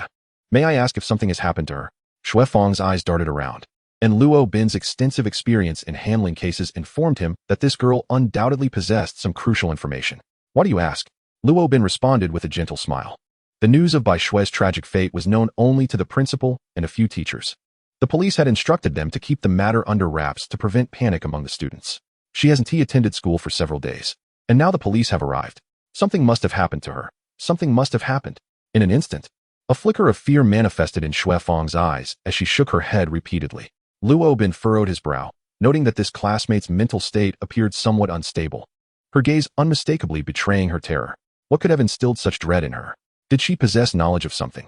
Or had she witnessed an event that filled her with fear? Shui Fong, please calm yourself. Can you tell me why you believe Bai Shui is in trouble? Luo Bin began to soothe her, encouraging her to regain her composure. His intuition suggested that the girl held vital clues. Is it possible that Bai Shui is already deceased? Instead of answering directly, Shui Fong persistently sought confirmation regarding Bai Shui's condition. Initially, Luo Bin hesitated to share such grave news, considering she was merely a child. However, after a moment of contemplation, he nodded, resolving to elicit the information she possessed. Indeed, Bai Shui has met with foul play. Upon hearing this, Xue Fang's face drained of color, and she began to tremble uncontrollably. Moments later, she clutched Luo Bin's arm tightly, exclaiming, "Officer, you must save me. Please, save me. Do not panic. Take your time to articulate your thoughts. You must trust the police. We will ensure your safety." After surveying their surroundings, though the area was relatively devoid of people, individuals occasionally passed by. Luo Bin first sought to calm Xue Fang's emotions before leading her to an unoccupied office. "Officer, I know who killed Bai Xue," Xue Fang finally revealed, her demeanor stabilizing, delivering a shocking revelation that left Luo Bin astounded. "I am a classmate and roommate of Bai Xue, and we share a good relationship privately. One day, after shopping, we were returning to school when, as we passed through an alley, a fierce black dog lunged at us, startling me greatly. Bai Xue picked up a stick from the side of the road and drove the dog away, only to be confronted by a menacing-looking man who blocked our path. It turned out that the dog belonged to him, and he accused us of injuring it, demanding compensation. Bai Xue engaged in a heated argument with him. The man had a fierce appearance, clearly not someone to be trifled with. Ultimately, to avoid further trouble, Bai Xue reluctantly paid him 1,000 yuan, allowing us to leave. Upon returning, Bai Xue became increasingly enraged about the incident. The following day, she somehow acquired poison and killed the dog. Upon hearing this, Luo Bin furrowed his brow. Irrespective of who was right or wrong in the situation, he was taken aback by the venomous heart of a 16-year-old girl, as well as her audacity to resort to such drastic measures for vengeance. Initially, I disapproved of her actions, but Bai Xue has always had a strong-willed temperament, and I could not persuade her otherwise. The day after she poisoned the dog, she never returned to school. I have tried various means to contact her, but to no avail, leaving me in the dark about her situation. It was only upon seeing the police today that I connected the dots and feared something had happened to her. After speaking, Xue Fang once again grasped Luo Bin's arm. "Police officer, it must be that man who killed Bai Xue. It has to be this way. Bai Xue poisoned his dog and in a fit of rage. He must have taken her life. I am now worried that he might retaliate against me as well. Please, you must save me. Do you know what that man is like?" "Yes, he is the owner of the pork stall outside the school on Yoning Alley. I do not know his name, but he sells meat there every day." Xue Fang clutched Luo Bin's hand tightly, unwilling to let go. Luo Bin was taken aback. This man was a butcher, likely skilled in the art of slaughter, and having spent years butchering pigs, he would undoubtedly possess an intimate understanding of their anatomy. Pigs, being large mammals, share many similarities with human bodily structures. For a seasoned butcher, the act of killing and dismembering would not pose a significant challenge. "Xue Fang, do not speak of today's events to any of your classmates. Rest assured, the police will ensure your safety. Calm yourself and stay within the school premises. I will investigate this matter today and will contact you with any updates." From a rational perspective, it seemed implausible that a grown man would take the life of an underage female student merely over a dog. However, the potential for a deranged killer could not be entirely dismissed, prompting Luo Bin to pursue this lead. Whether considering the case from a decade ago at the university or the current situation, the task force had consistently theorized that the perpetrator possessed a certain level of medical knowledge, high intelligence, and formidable counter-investigation skills, alongside considerable experience in handling corpses. However, it is often overlooked that a butcher can effortlessly and neatly dissect a human corpse, much like a surgeon at the operating table, who sees only skin, fat, and organ tissue. A butcher may perceive a person as no different from a pig. Lin Xiaoya had also completed her inquiry with Gao Yuhui and approached Luo Bin. "Captain Luo, I have received a plethora of astonishing revelations from Gao Yuhui." Lin Xiaoya's spirits were somewhat diminished. From Luo Bin's seasoned perspective, the matters spoken of by Gao Yuhui regarding Bai Xue were undoubtedly shocking. The incident of poisoning the dog alone led Luo Bin to surmise that this underage girl, Bai Xue, must have engaged in activities at school that were far from ordinary. Chapter 10. The bullying incident. Delegating other inquiries to colleagues, Yu and I stepped outside. Along the way, Lin Xiaoya reported to Luo Bin the information she had just gathered. Previously, we were aware that Bai Xue was a typical underperformer at school, exhibiting poor academic results and a lack of attentiveness in class, while also frequently tormenting her peers. However, the revelations from Gao Yuhui illuminated the terrifying nature of campus bullying. Gao Yuhui, a high-achieving student from a challenging background, dedicated herself to her studies. During an examination, when Bai Xue attempted to copy her answers and was rebuffed, she was subsequently caught by the invigilator and faced reprimand from the school. This incident ignited Bai Xue's resentment toward Gao Yuhui, leading her to engage in petty acts of harassment, tearing her homework, defacing her textbooks, and soiling her clothing. Aware of her inability to stand up to Bai Xue, Gao Yuhui silently endured these indignities, yet her meek demeanor only served to embolden Bai Xue's audacity. As Lin Xiaoya recounted these events, she paused momentarily, her expression grave. Subsequently, Bai Shui escalated her torment of Gao Yuhui. Mere pranks were no longer sufficient. In the dormitory at night, she began to launch personal attacks on Gao Yuhui, resulting in several instances of physical harm and bleeding. Luo Bin furrowed his brow, remarking that incidents of campus violence have existed throughout history, transcending mere male rivalry. Bullying can manifest among female students as well, and at times, the brutality exhibited by girls may be even more harrowing than that of boys. You are correct. Due to Gao Yuhui's timid disposition, she refrained from informing the teacher about the incident. The other students, intimidated by Bai Shui's tyranny, also chose to remain silent until an irrevocable event transpired. It is often said that even a cornered rabbit may bite. One fateful night, Gao Yuhui, unable to endure Bai Shui's bullying any longer, retorted with a few words. To her dismay, her defiance incited Bai Shui's wrath completely. On that very day, Bai Shui summoned several classmates, locked the restroom door, and unleashed a barrage of punches and kicks upon Gao Yuhui. Ultimately, they stripped her of her clothing, forcing her peers to slap her repeatedly while recording the entire ordeal on their phones. Even Luo Bin, who had encountered numerous cases, felt a jolt of unease upon hearing this news. Could these individuals truly be mere children? Are they genuinely the blossoming future of our nation? What was even more infuriating was that Bai Shui circulated the video among the male students of the school. At the tender age of 16 or 17, Gao Yuhui had already begun to display evident signs of puberty, possessing a sense of shame and a strong sense of dignity.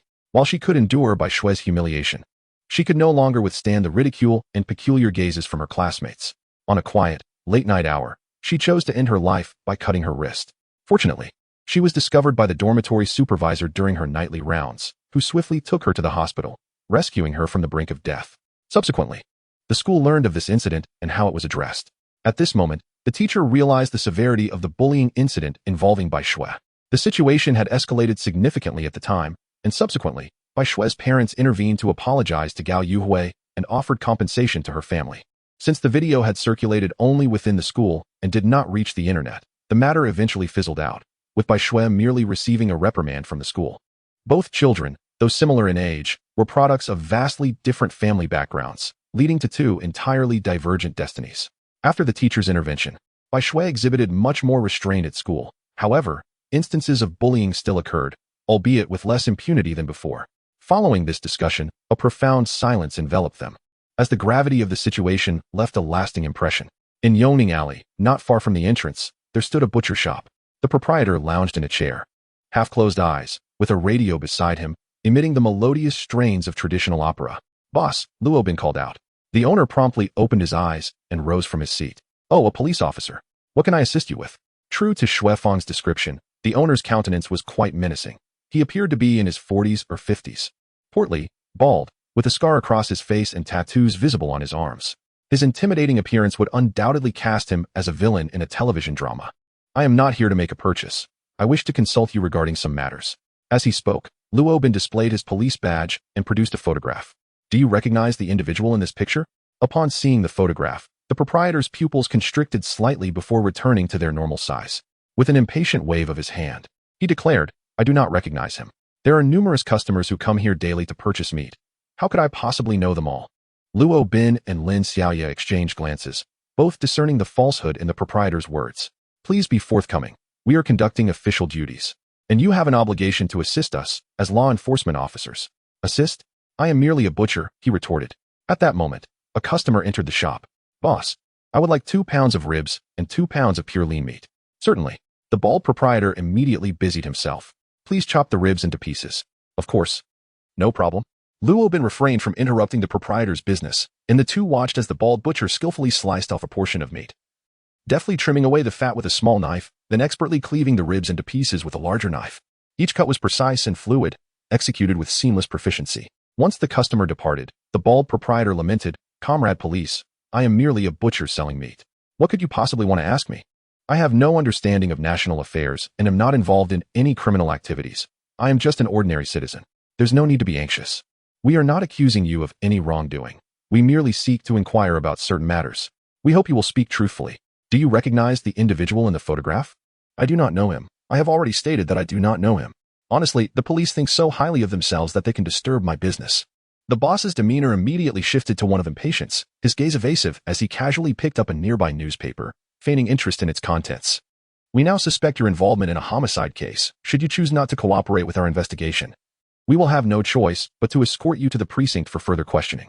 Lin Xiaoya, weary of idle chatter, promptly produced her police badge. Despite the boss's imposing and brutish appearance, the mere mention of a homicide rendered him visibly apprehensive. This is absurd. How could I possibly be connected to a murder case? Officers, you must be mistaken. I am a law-abiding citizen. He protested. Confess how you came to harm the individual in this photograph, Lin Xiaoya demanded. Slamming her hand on the table with authority, Luo Bin regarded her with a sardonic smile. While such an approach to interrogation was not typically endorsed, it often proved to be the simplest and most effective method in practice. Chapter 11. A stunning coincidence. I am innocent. I did not commit murder. Officer, you have made a mistake. I do not know this individual at all. Still not speaking the truth. Do you think we would come here for no reason? Fine.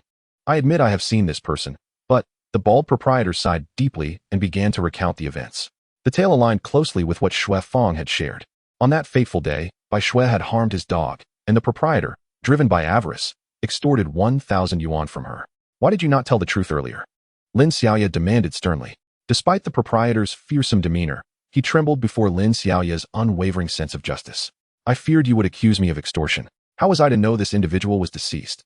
The proprietor hastily explained. And what about your dog? Luo Bin, who had remained silent, suddenly interjected. He had been observing the bald proprietor and noted that although the man was anxious, there was an element of exaggeration to his demeanor, suggesting a performance. The dog? Oh, that dog. It simply vanished a few days later, and I know not how. There was a discrepancy. Xue Fong had clearly stated that Bai Xue had procured poison the very next day to poison the dog. Since that day, Xue Fong had not seen Bai Xue again. If Xue Fong's account were true, then after their last encounter, Bai Xue must have visited this place. Do you realize that this woman is deceased? Luo Bin stepped forward, articulating each word with precision, his gaze fixed intently on the proprietor's face, an effective tactic often employed during investigations. In close proximity, questioning instills a sense of pressure upon the counterpart. When individuals are faced with a feeling of oppression, they often exhibit subconscious gestures. Luo Bin intended to discern whether the boss was speaking the truth through these subtle signs. I don't know. I truly don't know. How could I possibly kill someone over a dog? Officer, you must believe me. In a fleeting moment, the bald-headed boss was drenched in perspiration.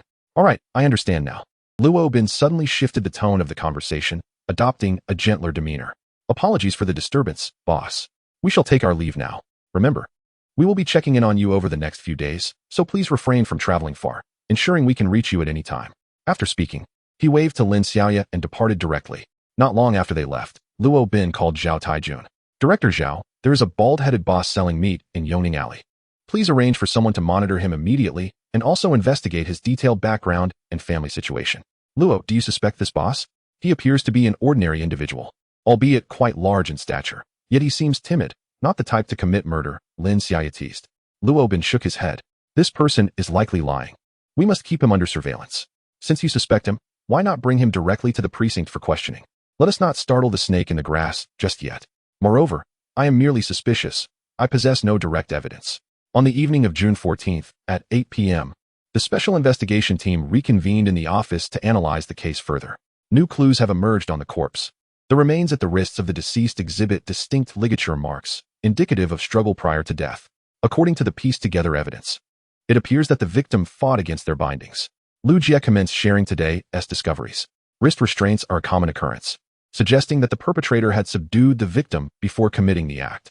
Investigations at the school revealed that Bai Xue had a history of bullying, with numerous victims who had been questioned individually. Most accounts indicate mere childish pranks and minor personal attacks, falling short of any murderous intent. Preliminary inquiries into the backgrounds of these children revealed that they hailed from ordinary families, none of whom were involved in extracurricular activities. The student most severely affected by the bullying has also been examined, effectively ruling out any notion of vendetta among classmates. Bai Xue has had some interactions with local delinquents outside the school, who are currently under investigation. However, no suspicious individuals have been identified thus far. Bai Xue's mother's statements today significantly diverged from those made yesterday. She admitted her daughter's involvement in bullying at school, but remained steadfast in her belief that such behavior could not justify the brutal murder of her daughter. Meanwhile, her father is en route home and is expected to arrive tomorrow. Zhao Taijun nodded and turned to Ma Chongyang, inquiring about any new findings from the surveillance footage. Unfortunately, no useful intelligence has been uncovered. The group sighed. Despite having gathered a wealth of information throughout the day, Most of it was trivial and did not contribute decisively to advancing the investigation. Luo Bin suddenly inquired. Let us consolidate all the intelligence we have gathered and ascertain the precise time of Bai Shui's demise. From the school's perspective, based on the teacher's accounts, the last sighting of Bai Shui occurred on the afternoon of the 9th. The dormitory administrator provided information indicating that Bai Shui was last seen on the morning of the 9th. Her mother had the last communication with Bai Shui on the 6th viaduct telephone. Upon reviewing all information, it appears that the last contact anyone had with Bai Shui was indeed on the afternoon of the 9th, just 3 days prior to the discovery of the body fragments. According to the intelligence provided by Shui Fong, Bai Shui was involved in a compensation incident regarding a dog on the 8th, and she had planned to poison the dog on the night of the 9th. This implies that after the afternoon of the 9th, no one else had seen Bai Shui. If Bai Shui were to follow through with her plan to poison the dog that evening, it is highly probable that the butcher shop owner was the last person to have seen her. Director Zhao, how is the investigation on the individual I instructed you to monitor progressing? I was just about to bring this up. The owner of the butcher shop on Yongning Alley, Hu Yijuan, aged 45, has been involved in the family business of slaughtering and selling meat from a young age. 2 decades ago, he was convicted of manslaughter during a brawl and sentenced to 10 years in prison. After his release, he continued his trade in butchery. He is a local resident. With both parents alive, he was married prior to his incarceration but has no children, and his wife divorced him while he was imprisoned. Since his release, he has remained unmarried. By the way, Luo Bin, does this individual raise any suspicions? Luo Bin gazed at the information regarding Hu Yijuan, lost in contemplation. Having engaged in the butchery trade since childhood, he possessed decades of experience in slaughtering pigs. 10 years ago, he had been released from prison, and suddenly, an idea struck Luo Bin. Director Zhao, is it possible to verify the date of Hu Yijuan's release from prison? Zhao Taijun was momentarily taken aback, but soon grasped Luo Bin's intent and swiftly retrieved his phone to make a call. Within a few minutes, the specific details were uncovered. Luo Bin learned that Hu Yijuan had been released on January 20th, 2008. The date of January 20th was less than 2 months prior to March 13th. Just as Luo Bin was contemplating these clues further, Director Zhao's phone rang unexpectedly. Hello, what is it? Yes. Immediately apprehend him. All eyes turned sharply towards Zhao Dejun, who, after hanging up, looked at Luo Bin and said, Hu Yijuan is preparing to flee under the cover of night. Chapter 12. Step-by-step analysis without uttering a word. Luo Bin directly picked up his hat, preparing to rush out. Zhao Taijun chuckled. Do not be so hasty. I have already stationed several individuals near his residence. Rest assured, he cannot escape. He will be brought here shortly. Let us remain here and await his arrival. Upon hearing this, Luo Bin felt a sense of relief. Indeed, Zhao Taijun was a reliable ally. He resumed his seat and continued to analyze the case. Captain Luo, Director Zhao, do you suspect Hu Yijuan to be the perpetrator? Ma Chongyang, the head of the major crimes unit, quickly discerned the unusual demeanor of the two. Today at the 3rd middle school, he had received information from a female student. On the afternoon of June 8th, Bai Shui had a dispute with the owner of a butcher shop at the entrance of Yongning Alley, stemming from the owner's dog frightening her. In retaliation, Bai Shui had injured the dog with a stick she found by the roadside. Subsequently, the owner attempted to extort 1,000 yuan from her under this pretext. Immediately review the surveillance footage from Yongning Alley to verify this incident, Zhao Taijun commanded with urgency. Then on the 9th, Bai Shui's classmate revealed that Bai Shui, incensed by the incident, had purchased a packet of poison, intending to kill the dog that evening. After I visited the butcher shop to gather information, I noticed Hu Yijuan exhibited clear signs of anxiety upon seeing Bai Shui's photograph. My instincts suggested that he was being deceitful when I inquired further. At this moment, Lin Xiaoya suddenly understood. I see now. When you asked Hu Yijuan about the whereabouts of that black dog, he hesitated and claimed ignorance, suggesting it might have simply run away. You suspected that his statement was a fabrication. Immediately find someone to investigate the nearby locations around the 3rd middle school where rat poison, pesticides, cockroach poison, and other toxic substances can be purchased. Ascertain where Bai Shui acquired the poison between the afternoon of the 8th and the 9th. Additionally, search the refuse piles, flower beds, and corners along Yongning Alley for the carcasses of any black dogs that may have succumbed to poisoning. Inquire with the locals along the way if anyone has seen anything unusual or heard strange noises on the night of the 9th. Zhao Taijun, being an experienced officer, understood that all conjectures must be substantiated with evidence. Ma Chongyang stroked his chin and remarked, Captain Luo, are you suggesting that if we can confirm the black dog owned by Hu Yijuan was poisoned, it would indicate that Bai Shui was present near Hu Yijuan's home on the night of the 9th? Perhaps even that Hu Yijuan met with Bai Shui that evening? Lin Xiaoya seamlessly joined the conversation. Luo Bin nodded affirmatively. Exactly. This afternoon, these notions were mere speculation. I intended to investigate these matters further tomorrow. I advised Hu Yijuan to refrain from wandering around, as the police would be seeking him for questioning at any moment. I also requested Director Zhao to assign someone to keep watch over him. However, it seems he couldn't resist the urge to slip away that night, indicating that Hu Yijuan likely has something to hide. Moreover, considering his past conviction for murder and the fact that the 313 incident occurred shortly after his release, along with the possibility that the victim of the recent 613 incident was last in contact with him, it all seems far too coincidental. Zhao Taijun has long harbored a lingering concern regarding the case from a decade ago, which is one of the reasons for his diligence. At this moment, Luo Bin lifted his gaze towards the forensic expert, Lu Jia. If it were you, considering the entire process from the act of murder to dismemberment, categorizing the body parts, cooking, and ultimately scattering the remains, how long would it take?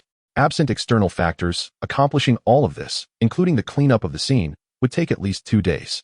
He added, 2 days is exceedingly tight for me. Judging by the cutting surface of the body, the assailant must possess a profound understanding of human anatomy.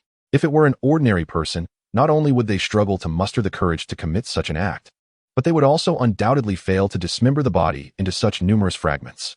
Notably, I examined the wound on the neck of the severed head. It appears to be a single incision, suggesting that the perpetrator possesses considerable strength, leading to a preliminary conclusion that they are likely male. Lu Jia, already a leading figure in the forensic field, requires 2 days to dismember a body to this extent, indicating that the assailant likely has a rich background in medicine. The first discovery of the corpse occurred around 3 o'clock in the morning on the 13th, and correlating with the last known appearance of Bai Shui. Her time of death is highly probable to be between the night of the 9th and the 10th. This being said, Hu Yijuan's suspicion is indeed substantial. The crowd engaged in fervent discussion, yet their consensus remained clear. All suspicions were directed towards Hu Yijuan. However, Lu Jia shook his head and remarked, "Let us not forget that Hu Yijuan is merely an ordinary butcher. How could he possibly possess any medical expertise? Even if he possesses the strength of a man and the timing aligns, still." His words trailed off, as he himself began to comprehend the implications. "Oh, I see. Hu Yijuan has accumulated over a decade of experience in the slaughtering profession, which provides him with ample skill. Indeed, this is the aspect we have consistently overlooked. The perpetrator need not possess a medical background. He may very well be a butcher. Just today, I observed someone purchasing meat and ribs from Hu Yijuan's shop, and while watching, I noted the precision and deftness of his cutting techniques. There was not a hint of hesitation. But what of the motive?" Just as the crowd began to entertain the notion of Hu Yijuan's substantial culpability, a single remark from Zhao Taijun extinguished their rekindled fervor. What, after all, could the motive be? Surely, one cannot resort to murder merely because another has poisoned their dog. Is it conceivable that during Hu Yijuan's incarceration, his wife abandoned him, and upon his release, he chose not to remarry?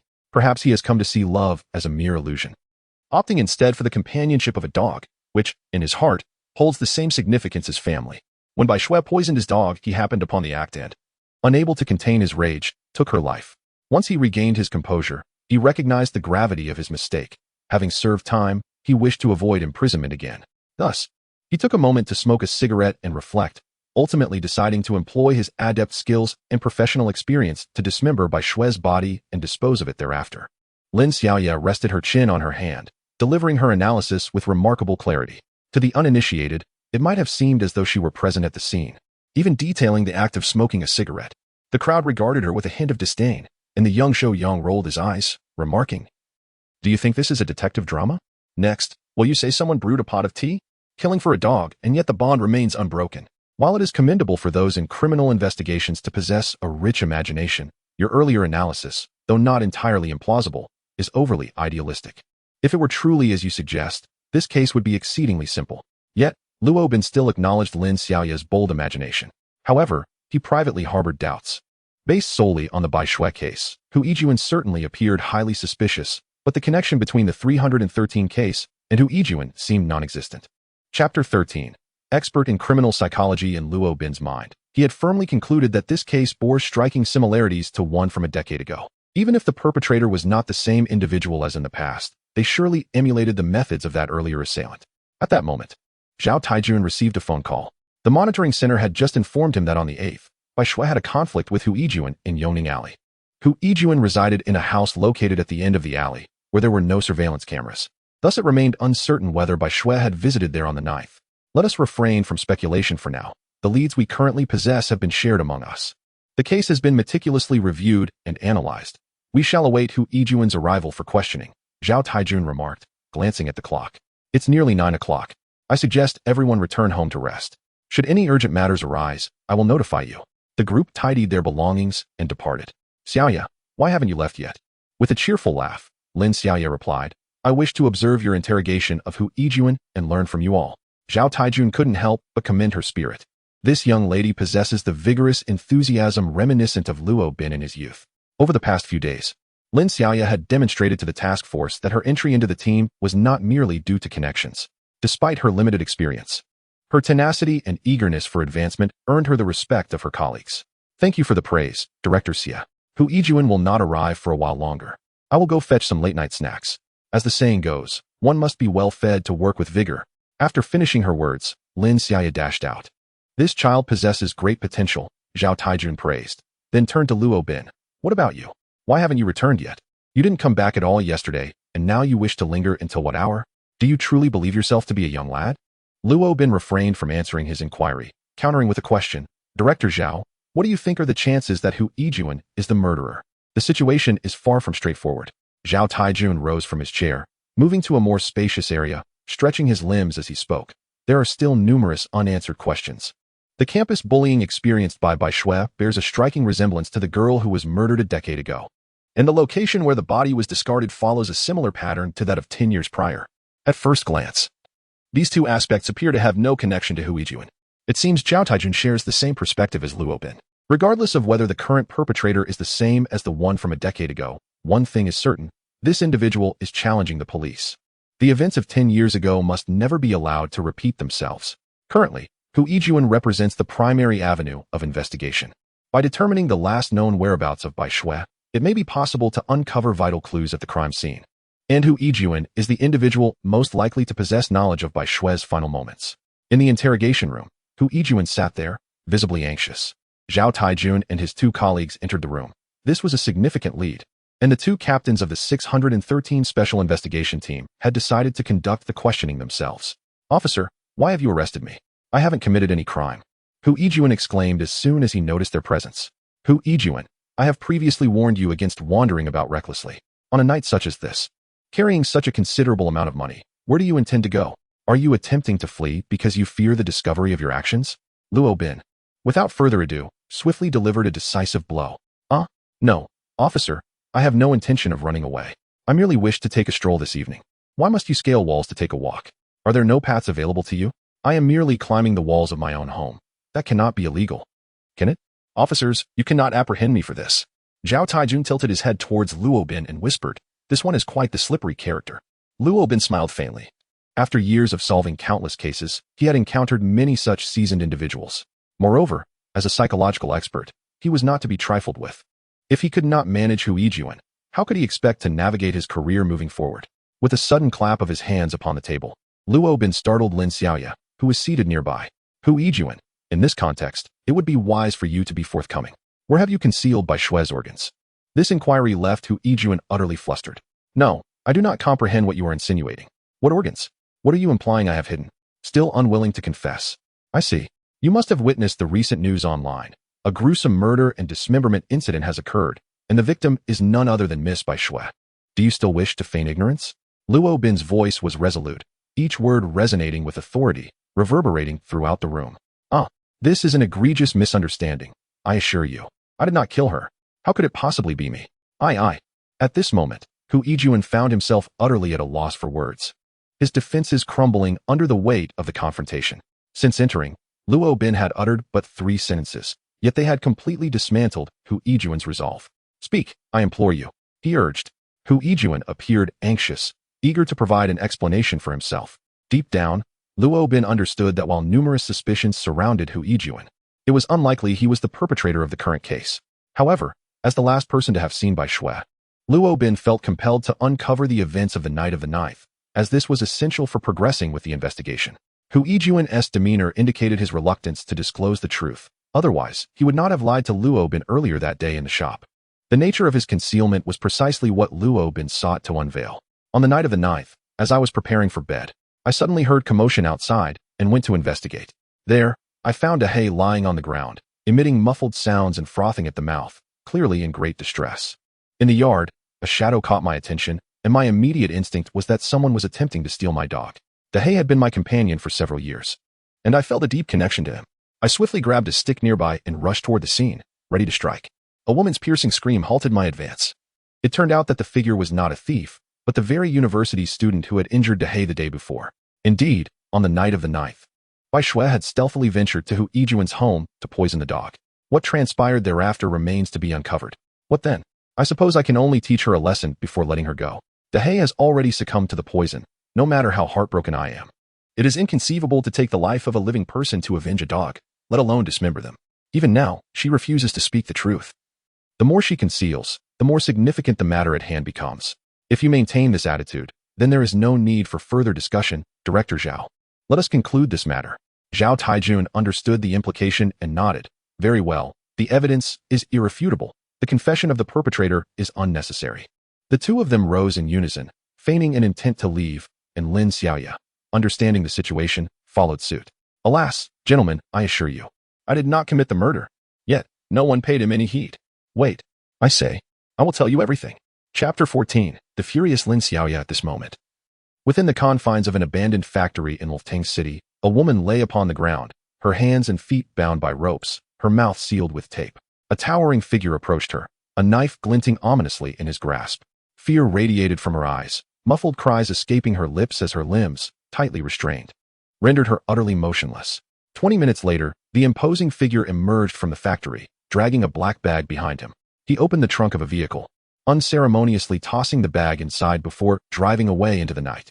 Back at the police station's interrogation room, Zhao Taijun and his companions resumed their seats. Hu Yijuan, drenched in perspiration, struggled to lift his cuffed hands to wipe his brow with his sleeves. Once he had composed himself, the muscles in his face twitched slightly as he spoke. Could I trouble you for a cigarette? A knowing smile exchanged between Luo Bin and Zhao Taijun. The request for a cigarette often signified that a person was on the verge of confessing everything. Lighting a cigarette, they handed it to Hu Yijuan, who inhaled deeply before exhaling slowly. I was filled with rage at that moment and contemplated calling the police. However, that woman had an even fiercer temper than mine. She derisively remarked that she was merely a dog and that I could simply pay her off. Her contempt drove me beyond reason, and I struck her with the stick I held. She deflected with her arm, cursing me vehemently and threatening to report me to the authorities. I realized that having assaulted her, I would have no explanation if the police arrived. And so you killed her? Luo Bin interjected. No. Hu Yijuan hurriedly shook his head, asserting, I did not kill her. I merely struck her once more, this time on the head, causing her to lose consciousness immediately. I swear she was still alive, breathing at that moment. As I regained my composure, fear began to creep in, prompting me to hastily remove her from the scene. I sought a secluded spot, intending to abandon her by the roadside. However, a sudden realization struck me. Once she regained consciousness, she would undoubtedly seek revenge. Just then, she unexpectedly awoke, attacking me with fists and feet, threatening to have me dealt with. In a moment of confusion, I continued. I silenced her, bound her, and dragged her to a small grove behind, where I violated her. Beast, are you even human? She was still a minor. Lin Xiaoya slammed her hand on the table, rising to confront Hu Yijuan with fury. Luo Bin coughed softly, gently cautioning, Xiaoya, mind your tone. To prevent her from disclosing the entire incident, I recorded the entire ordeal on my phone, using it as leverage. If she dared to reveal even a word of what transpired today, that video would find its way onto the internet. Perhaps this is the inexorable cycle of cause and effect. Bai Shui had similarly bullied other female classmates at school, and on the night of the 9th, a beast-like man employed video threats against her as well. After the deed was done, I left. Officers, I truly did not kill her. Zhao Tiejuan's face turned ashen as he solemnly inquired, do you have any evidence to support your claims? Indeed, there exists a video on my phone as evidence. With a sudden crash, a chair was pushed aside and fell to the ground. Lin Xiaoya, seemingly driven mad, rushed towards Hu Yijuan with her fist raised high. Xiaoya, no? Xiaoya, calm down.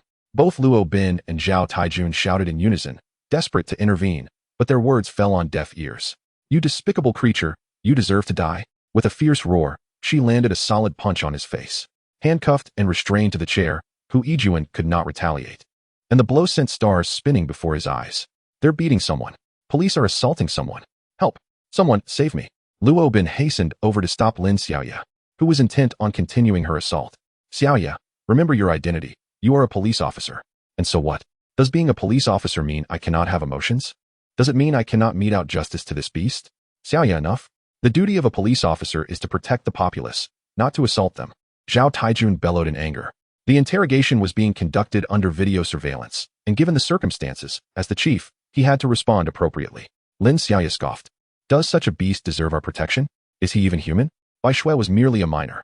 I believe the duty of the police is to safeguard the innocent. Not these wretches. Enough. Leave this place at once. Zhao Taijun commanded, pointing towards the door. Rest assured, Director Zhao, I shall bear the consequences of today's events alone. With that, Lin Xiaoya strode out, her resolve unwavering. Zhao Taijun sighed, then approached Luo Bin, speaking softly, you should comfort her. She is still young and may struggle with her thoughts. She possesses great potential and must not let this incident tarnish her future. I shall take charge of the upcoming interrogation. Go now.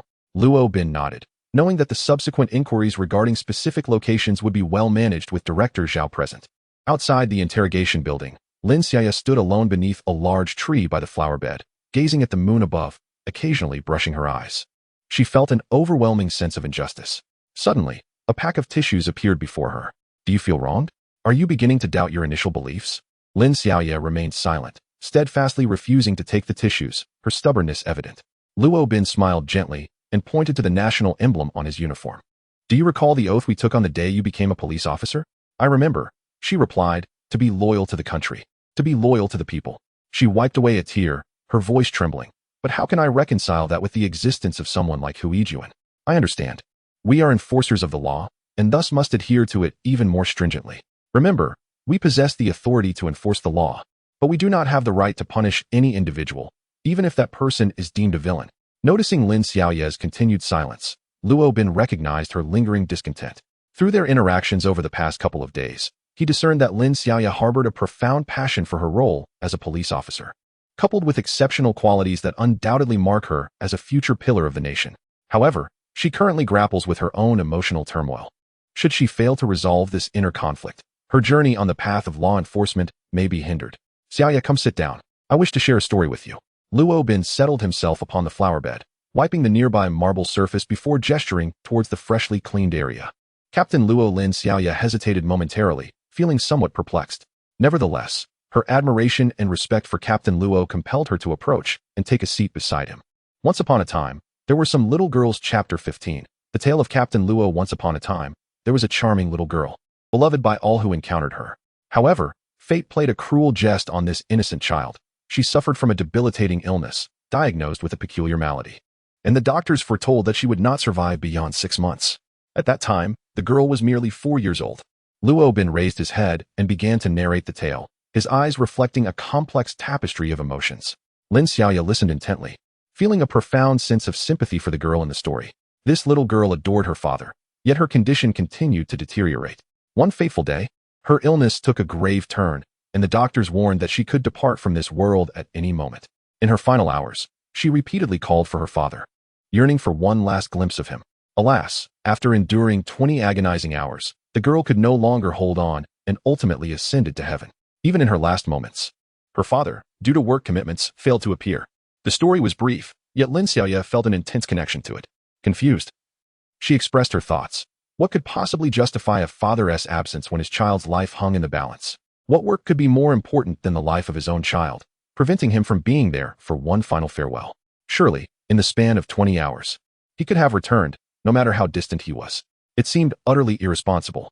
Luo Bin maintained a stoic expression, and once Lin Xiaoya finished her lament, he added softly, her father was a police officer, engaged in a mission of utmost significance at that time. Upon hearing her father's profession, Lin Xiaoya was momentarily taken aback. Initially, she intended to retort, asserting that even if he were a police officer, he was still human, and humans have their own struggles. Just as she was about to voice her thoughts, an unsettling feeling washed over her. Captain Luo beside her appeared somewhat peculiar. Her mind drifted back to the words spoken by Bai Shui's mother yesterday. How can I remain calm? My daughter is dead. If it were your daughter, could you still be composed? At that moment, Captain Luo had visibly trembled, his emotions seeming askew, though he quickly regained his composure. Connecting this to the story being recounted, Lin Xiaoya's intuition whispered that the little girl in the tale might very well be Captain Luo's daughter. Consequently, the words she had been ready to say were swallowed back. And with tentative curiosity, she inquired, and then? What became of that little girl's father? Luo Bin offered no response. He simply stood up and stretched. Does this father regret his actions? He asked, Lowering his gaze to the inky floor as he slowly replied, he feels a deep sense of guilt. Yet he does not regret it, for he is a police officer. I share this story to convey that donning the police uniform signifies not only supreme honor, but also the burden of greater responsibility. Your actions today were somewhat impulsive. Reflect upon them. I shall step away for a moment. With that, Luo Bin entered the building, leaving Lin Xiaoya in a contemplative daze. At some point, Zhao Taijun approached her as well. Several years ago, an incident occurred involving a criminal who took a hostage and attempted to escape. The case was under the careful scrutiny of Luo Bin, who was tasked with its pursuit. The hostage was a young girl, and at that very moment, his own daughter was gravely ill. Nevertheless, Luo Bin resolutely chose to track down the perpetrator, dedicating an entire day and night to the endeavor. Ultimately, he succeeded in rescuing the hostage, yet once the criminal was apprehended, he hastened homeward, only to find that he had arrived too late to see his daughter for the final time. Zhao Taijun's words confirmed Lin Xiaoya's suspicions and provided a comprehensive understanding of the story's context and consequences. I apologize, Director Zhao. I acknowledge my mistakes today and am willing to accept all consequences. I will surely amend my ways in the future. Lin Xiaoya lowered her head, having grasped the significance of Luo Bin sharing this story with her. As a police officer, this unique vocation demands a commitment to safeguarding society and its citizens. Throughout this process, one may encounter various unforeseen circumstances. Luo Bin conveyed through his narrative that when personal interests clash with the welfare of the people, he chose to sacrifice his own for the greater good. While this may sound straightforward, the actual implementation of such a principle is exceedingly challenging. In contrast to the gravity of Luo Bin's experiences, Lin Xiaoya's previous discontent stemmed merely from personal emotions, leading her to lose control. What would she do in the face of greater challenges in the future? As Lin Xiaoya glanced at the badge on her uniform, her understanding of the words People's Police deepened significantly, along with her admiration for Captain Luo Bin. Zhao Ju, you have emerged. Luo Bin returned from the restroom. Indeed, Hu Yijuan has been temporarily detained, and efforts have been initiated to gather evidence from the small grove mentioned by him, with personnel dispatched to seal off the area. What are we waiting for? Let us hasten there. With that, Luo Bin prepared to take action. Zhao Taijun furrowed his brow. Wait a moment. Do not rush into every situation. Do you truly believe your body is indestructible? Zhou has already been sent there personally. You should return home and rest for the night. Once the case is resolved, there will be ample time to recuperate. Sometimes, in the face of a case, Zhao Tiejuan's authority as a leader fails to hold sway. This is my command. Return home and rest. Zhao Tiejuan's anger flared as he forcibly halted Luo Bin's actions. It was only through Zhao Tiejuan's insistence that Luo Bin finally retreated to rest. The events of that night would profoundly impact Lin Xiaoya's entire career in law enforcement. On June 15th, at 8:30 a.m., it had been 2 days since the first body source was discovered on the 13th.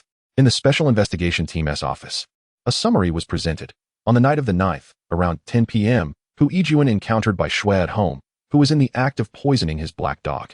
He injured her and subsequently took her to the small grove north of Yongning Lane, where he committed the act of rape. Following this, Hu Yijuan departed. To date, it has been confirmed that Bai Shui's last known location was indeed in the grove at 10 p.m. on the 9th. No other valuable evidence was collected from the scene, and mobile phone footage corroborated the time and location he described.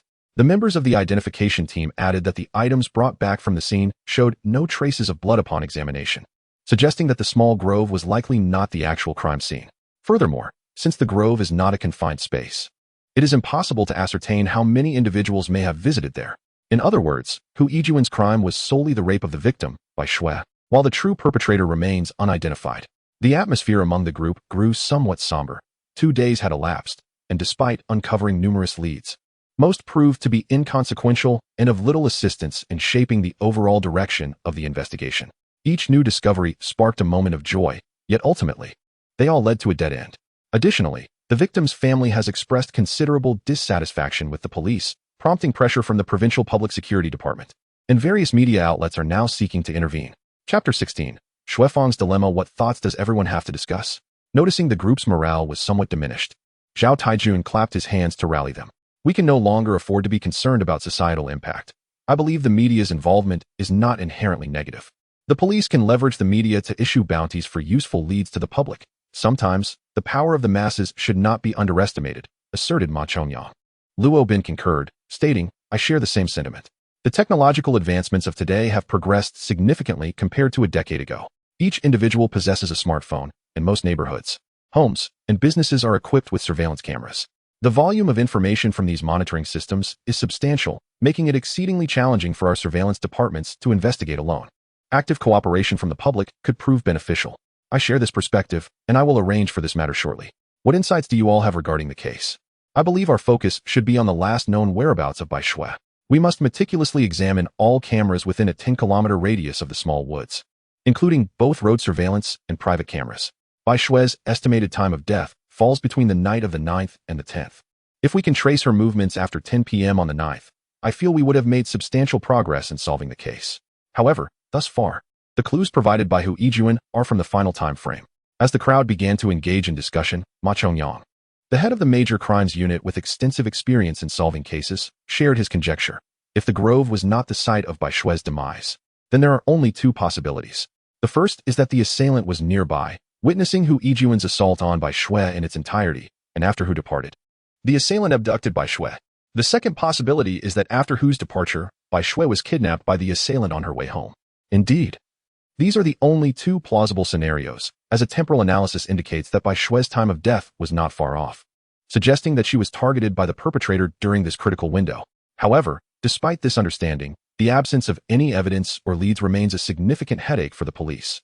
Luo Bin closed his eyes, beginning to weave together the threads of the entire incident for analysis. After a moment, he slowly opened his eyes. From a psychological perspective, let us consider the second possibility. After Hu Yijuan's departure, we must envision Bai Shui, a 16-year-old girl, having been raped and subsequently threatened with video evidence. What would she do in such a scenario? The school and her parents are oblivious to the situation, and she refrains from contacting them afterward. Alas, what a naive child, lacking any awareness of the law. In such circumstances, she should have immediately informed her parents or reported to the authorities. This only serves to embolden the audacity of the criminals. Lin Xiaoya, sharing the experience as a fellow woman, felt a profound sense of empathy. At that moment, Luo Bin suddenly turned to Lin Xiaoya and inquired, Xiaoya, during your school years, if you encountered certain matters, whom would you choose to confide in? Undoubtedly, it would be your parents, right? But what if it was something you felt uncomfortable discussing with them? For instance, if you had an affection for a handsome boy, or if you had performed poorly on an exam. Luo Bin imposed additional constraints on his question. Lin Xiaoye closed her eyes and pondered for a moment. Those matters that are difficult to share with parents, I would likely confide in my closest friend. However, the individuals who had been in close proximity to Bai Shui at school had been gradually scrutinized. Their interactions with Bai Shui had all occurred on the afternoon of the 9th, indicating that she had not been in contact with them after 10 o'clock that evening. It was plausible that Bai Shui had a boyfriend, a fact unbeknownst to most teachers and students, and this individual might be from outside the school. As everyone fell into contemplation, Luo Bin uttered a statement that took everyone by surprise. Captain Luo, are you serious? Bai Shui is merely a 16-year-old child, Lin Xiaoya retorted. Luo Bin, with a solemn expression, replied, I am not jesting. Do not forget that no bloodstains were found at the scene in the grove, indicating that it is highly likely Bai Shui was not entirely innocent. In this modern age, it is not particularly unusual for a rebellious 16-year-old girl to have a boyfriend. I speculate that on the night of the 9th, Bai Shui may have gone to meet her boyfriend from outside the school. Are you suggesting that this external boyfriend, upon learning of Bai Shui's situation, acted out of madness and took her life? Although such a possibility exists, the likelihood remains rather slim. Nevertheless, the prospect of Bai Shui having a boyfriend outside of school is quite substantial. It is highly probable that this boyfriend is the last person to have seen Bai Shui after Hu Yijuan on the evening of the 9th. Zhao Taijun, who had been silent until now, expressed his opinion. Luo Bin concurred, stating that from a psychological perspective, under the prevailing circumstances, the individual Bai Shui would most likely reach out to would indeed be her boyfriend, as young women in such situations often fear exposure and would hesitate to confide in their parents. The school environment, bustling with numerous individuals, would also deter her from seeking assistance from friends within the institution. Thus, the likelihood of her turning to an external boyfriend is considerably high, given that a boyfriend typically represents a trusted confidant for a young woman. Of course, all of this remains mere speculation devoid of any tangible evidence. During our investigation into Bai Shui's interpersonal relationships, we specifically inquired about this matter. The faculty and students of the 3rd middle school indicated that Bai Shui did not have a boyfriend, and it is unnecessary to mention her mother's perspective. Lin Xiaoya perused the previous records. Early romantic relationships are rarely disclosed to parents or teachers. It is entirely normal for classmates to be unaware of such matters when they occur outside of school, given that no one is privy to this information. How might one uncover the identity of this individual? The group found themselves in a quandary, as the 3rd middle school prohibits students from carrying mobile phones. Otherwise, they could trace by Xue's call records. Setting aside the question of whether this person even exists, locating him would prove challenging. If my intuition serves me correctly, there is indeed such a boyfriend, and perhaps I might be able to find him. In the third middle school, within the confines of the teacher's office, a police officer stood by. Accompanied by her homeroom teacher, Xue Fong arrived at the scene. Luo Bin glanced at the teacher and expressed his gratitude. Thank you, Teacher Wang. I would like to speak with Xue Fong alone. I believe she may hesitate to voice certain thoughts with you present. Turning to Xue Fong, he continued. I appreciate the valuable information you provided last time. We have apprehended the man you described, so rest assured, you are safe. Upon hearing this, Xue Fong's demeanor visibly relaxed. That's wonderful news. Bai Xue and I are the best of friends. Now that the culprit has been caught, I can finally breathe easy. However, she added, the man you apprehended is not the killer. Today, besides expressing my gratitude, I wish to inquire about Bai Xue. What? He is not the killer? Xue Fong exclaimed. And to Luo Bin's surprise, her previously relaxed expression suddenly shifted to one of tension. Luo Bin immediately sensed something amiss. There was something troubling about Xue Fong. Chapter 17 Intuition. Regardless of the circumstances, Xue Fong remained merely a high school freshman, her emotions readily displayed upon her visage. In the presence of Luo Bin, a seasoned investigator with over a decade of experience, even her slightest thoughts were easily discerned. Are you surprised? Luo Bin inquired cautiously. No, I am not, she replied, her evident anxiety betraying her words. Rest assured, there are no teachers here. What you share with me will remain confidential. We are police officers. You should communicate whatever you know. After all, aren't you her close friend? You must wish to assist in finding the true culprit. Luo Bin deliberately softened his tone. Upon mentioning the phrase close friend, Luo Bin noted a distinct flicker of disdain in Xue Fong's eyes, suggesting that her relationship with Bai Xue was not as amicable as it appeared. Do you happen to know if Bai Xue has a boyfriend? He promptly inquired. Upon hearing the word boyfriend, Xue Fong's initial nervousness escalated, her hands instinctively clasping together, her gaze fixated on the ground, and her legs tightly drawn together, indicative of a subconscious escape response in psychological terms. No, I do not know. No, she does not have a boyfriend. It was unnecessary to probe further. It was evident she possessed knowledge, and it was highly likely that Bai Xue indeed had a boyfriend. Subsequently, Luo Bin exchanged a knowing glance with Lin Xiaoya. Lin Xiaoya understood the unspoken cue. In external inquiries, when faced with uncooperative individuals reluctant to divulge the truth, law enforcement typically employs a tactic of contrasting approaches, one officer adopting a more lenient stance while the other takes a firmer position. This represents the most commonplace inquiry technique. Luo Bin's gentle tone had already established a facade of benevolence, leaving Lin Xiaoya to play the role of the stern interrogator. Xue Fong, you have reached the age of 16. Surely, your political studies have taught you that cooperating with law enforcement is a civic duty. Deliberate concealment of information may lead to legal consequences, and in severe cases, it could result in punishment. I truly do not know. Please do not pressure me. Xue Fong pleaded, crouching down with her arms wrapped around her head. Luo Bin hastened to adopt a conciliatory stance. Do not be anxious. As long as you cooperate, you shall face no repercussions. He added, we currently suspect that her boyfriend may be the perpetrator. If you choose to remain silent, you could be considered an accomplice. Do you understand? No, Xue Fong exclaimed, seizing Luo Bin's arm. It is impossible. Her boyfriend would never harm her. He could not have killed her just because she was assaulted. It is unthinkable. How do you know that Bai Xue was assaulted? Luo Bin's expression shifted as he firmly grasped Xue Fong's shoulders. If he had previously treated her with courtesy due to her status as a student, that decorum was now abandoned. Xue Fong's words had unveiled a grave matter. She was evidently aware of events surrounding Bai Xue's disappearance and was intentionally withholding information. Xiaoya, place her in handcuffs. Xue Fong, I now suspect you are connected to a criminal case, and we must take you in for questioning. Xue Fong, realizing her slip of the tongue, panicked upon hearing the words arrest. No, I am not involved in Bai Xue's death. As she spoke, her head shook incessantly, revealing her evident anxiety. Disclose everything you know, and we shall assess the situation accordingly. Who is away? Is he Bai Xue's boyfriend? Furthermore, how did you come to know about Bai Xue's assault? If you were aware, why did you refrain from informing me during the interrogation? What are you concealing? And was your mention of the butcher shop owner intentional? All right, I concede, I said. Please, do not apprehend me. On June 15th, at 2 o'clock in the afternoon, in a secluded alley not far from the third middle school of Wolftang City, the atmosphere was quite desolate. The alley was flanked by aging residential complexes, soon to be demolished, resulting in a scarcity of inhabitants in the vicinity. Thus, this narrow passage appeared rather empty, serving as a haunt for idle delinquents.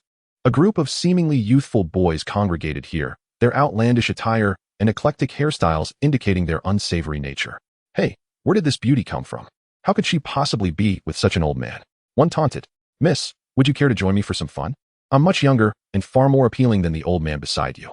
Luo Bin and Lin Xiaoya, dressed in casual attire, passed by and became the targets of the ruffian's lewd remarks. Luo Bin furrowed his brow and rubbed his nose, aware that every city harbors such gray areas, typically populated by the youth, including students who squander their days in idleness. Lin Xiaoya, unfazed, coldly inquired, "Which one of you is Wang Wei?" "Ah, Wei. You seem to have quite the fortune, as a beautiful woman has come seeking you.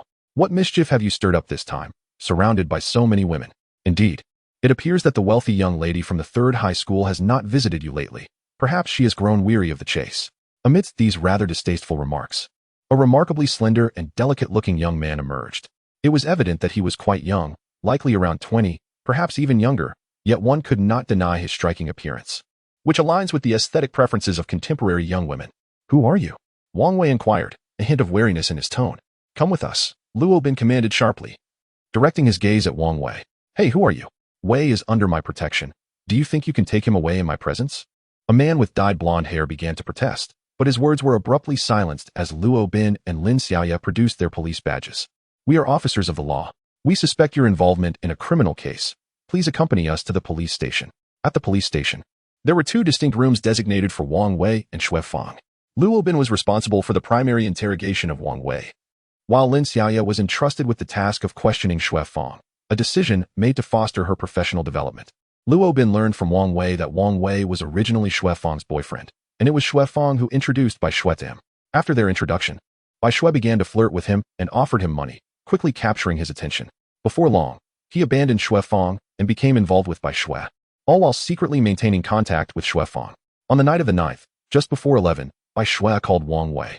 During the call, she recounted her experiences from that evening and inquired about Wang Wei's whereabouts. Upon hearing this, Wang Wei was infuriated, berated her, and abruptly hung up the phone. Later, "Did you see her that night?" "At that time, I was at an internet CAF, online the entire night, with many witnesses to confirm my alibi. I truly did not encounter her." Luo Bin closed his eyes, pondering whether there was something amiss in the entire situation. A phone call. Mobile phones were prohibited in the school, and even Bai Xue did not possess one. So how did that call come to be? Chapter 18. A new wave. Is that phone number still traceable? Indeed, it can be traced. It should be present in the mobile communication records. I will retrieve it for you immediately. Once the number is acquired, Luo Bin promptly instructs someone to investigate its owner, then continues to inquire, "What transpired afterward? In the following days, what did you engage in, and did you inform Xue Fang about Bai Xue's predicament?" Indeed, on the 11th, Xue Fang approached me, expressing concern that Bai Xue had not attended school for 2 days. She assumed Bai Xue was with me, hence her visit. I relayed the situation to her, and she expressed significant anxiety over having seen a murder video online. At that moment, preoccupied with my own matters, I dismissed her without further discussion. "You are not the least bit sorrowful that your girlfriend has passed away?" Luo Bin furrowed his brow. He could hardly fathom that this seemingly respectable young man possessed such a lack of humanity. Unexpectedly, Wang Wei scoffed, remarking, "Were it not for her wealth, I would have genuinely considered slapping her a few times." Despite her youth, this woman had a notoriously fiery temper and often disrespected me in front of my friends. In that instant, Luo Bin felt a pang of sympathy for Bai Xue. What had she endured in the final moments of her life? Was this truly a punishment from fate? Although Wang Wei was not a virtuous individual, he had not committed any illegal acts. Thus, after concluding the interrogation, Luo Bin delivered a reprimand before allowing him to leave, ensuring that his movements would be monitored, as his testimony remained unverified. Further investigations would be conducted to ascertain the truth of his claims before the surveillance was lifted. After the conclusion of the proceedings with Lin Xiaoya, the two individuals compared their testimonies. The accounts of Wang Wei and Xue Fang were largely consistent. Xue Fang harbored resentment towards Bai Xue for usurping her boyfriend. Yet she maintained contact with Wang Wei. On the 11th, she approached Wang Wei to inquire about Bai Xue's situation, and Wang Wei's demeanor led her to suspect that he was the murderer. Consequently, when Luo Bin was at school that day, she deliberately informed him about the butcher's news, naively believing that once the police uncovered the events of the night of the 9th, they would consider the butcher as the perpetrator, thereby diverting suspicion away from Wang Wei. Alas, the youth's ignorance of legal matters has cost us valuable time. Lin Xiaoya sighed, evidently realizing that Wang Wei and Xue Fang had little connection to the case, resulting in a day of fruitless efforts. However, it was not entirely in vain, as they had at least acquired a phone number, a mobile number consisting of 11 digits. Bai Xue did not possess a mobile phone, leading me to surmise that she must have borrowed someone else's. This implies that the owner of that phone is likely the last person to have seen Bai Shui. Lin Xiaoya's eyes brightened at this revelation. Luo Bin nodded, hoping that the owner of this number could provide some valuable leads. On June 15th, at 6 p.m., 3 days had elapsed since the establishment of the 613 Task Force. Captain Luo, it was confirmed that Wang Wei had indeed spent the night of the 9th at the Internet CAF, without leaving for a moment. The owner of the mobile phone has been located. He is a sanitation worker responsible for the cleanliness of the Yoning Lane area. According to his recollection, a young girl had indeed borrowed his phone to make a call that evening, during which she uttered a few curses before heading south. This elderly gentleman, whose background has been thoroughly investigated, revealed no suspicious elements. The outcome often starkly contrasts with reality, and at this juncture, all leads have once again come to a standstill.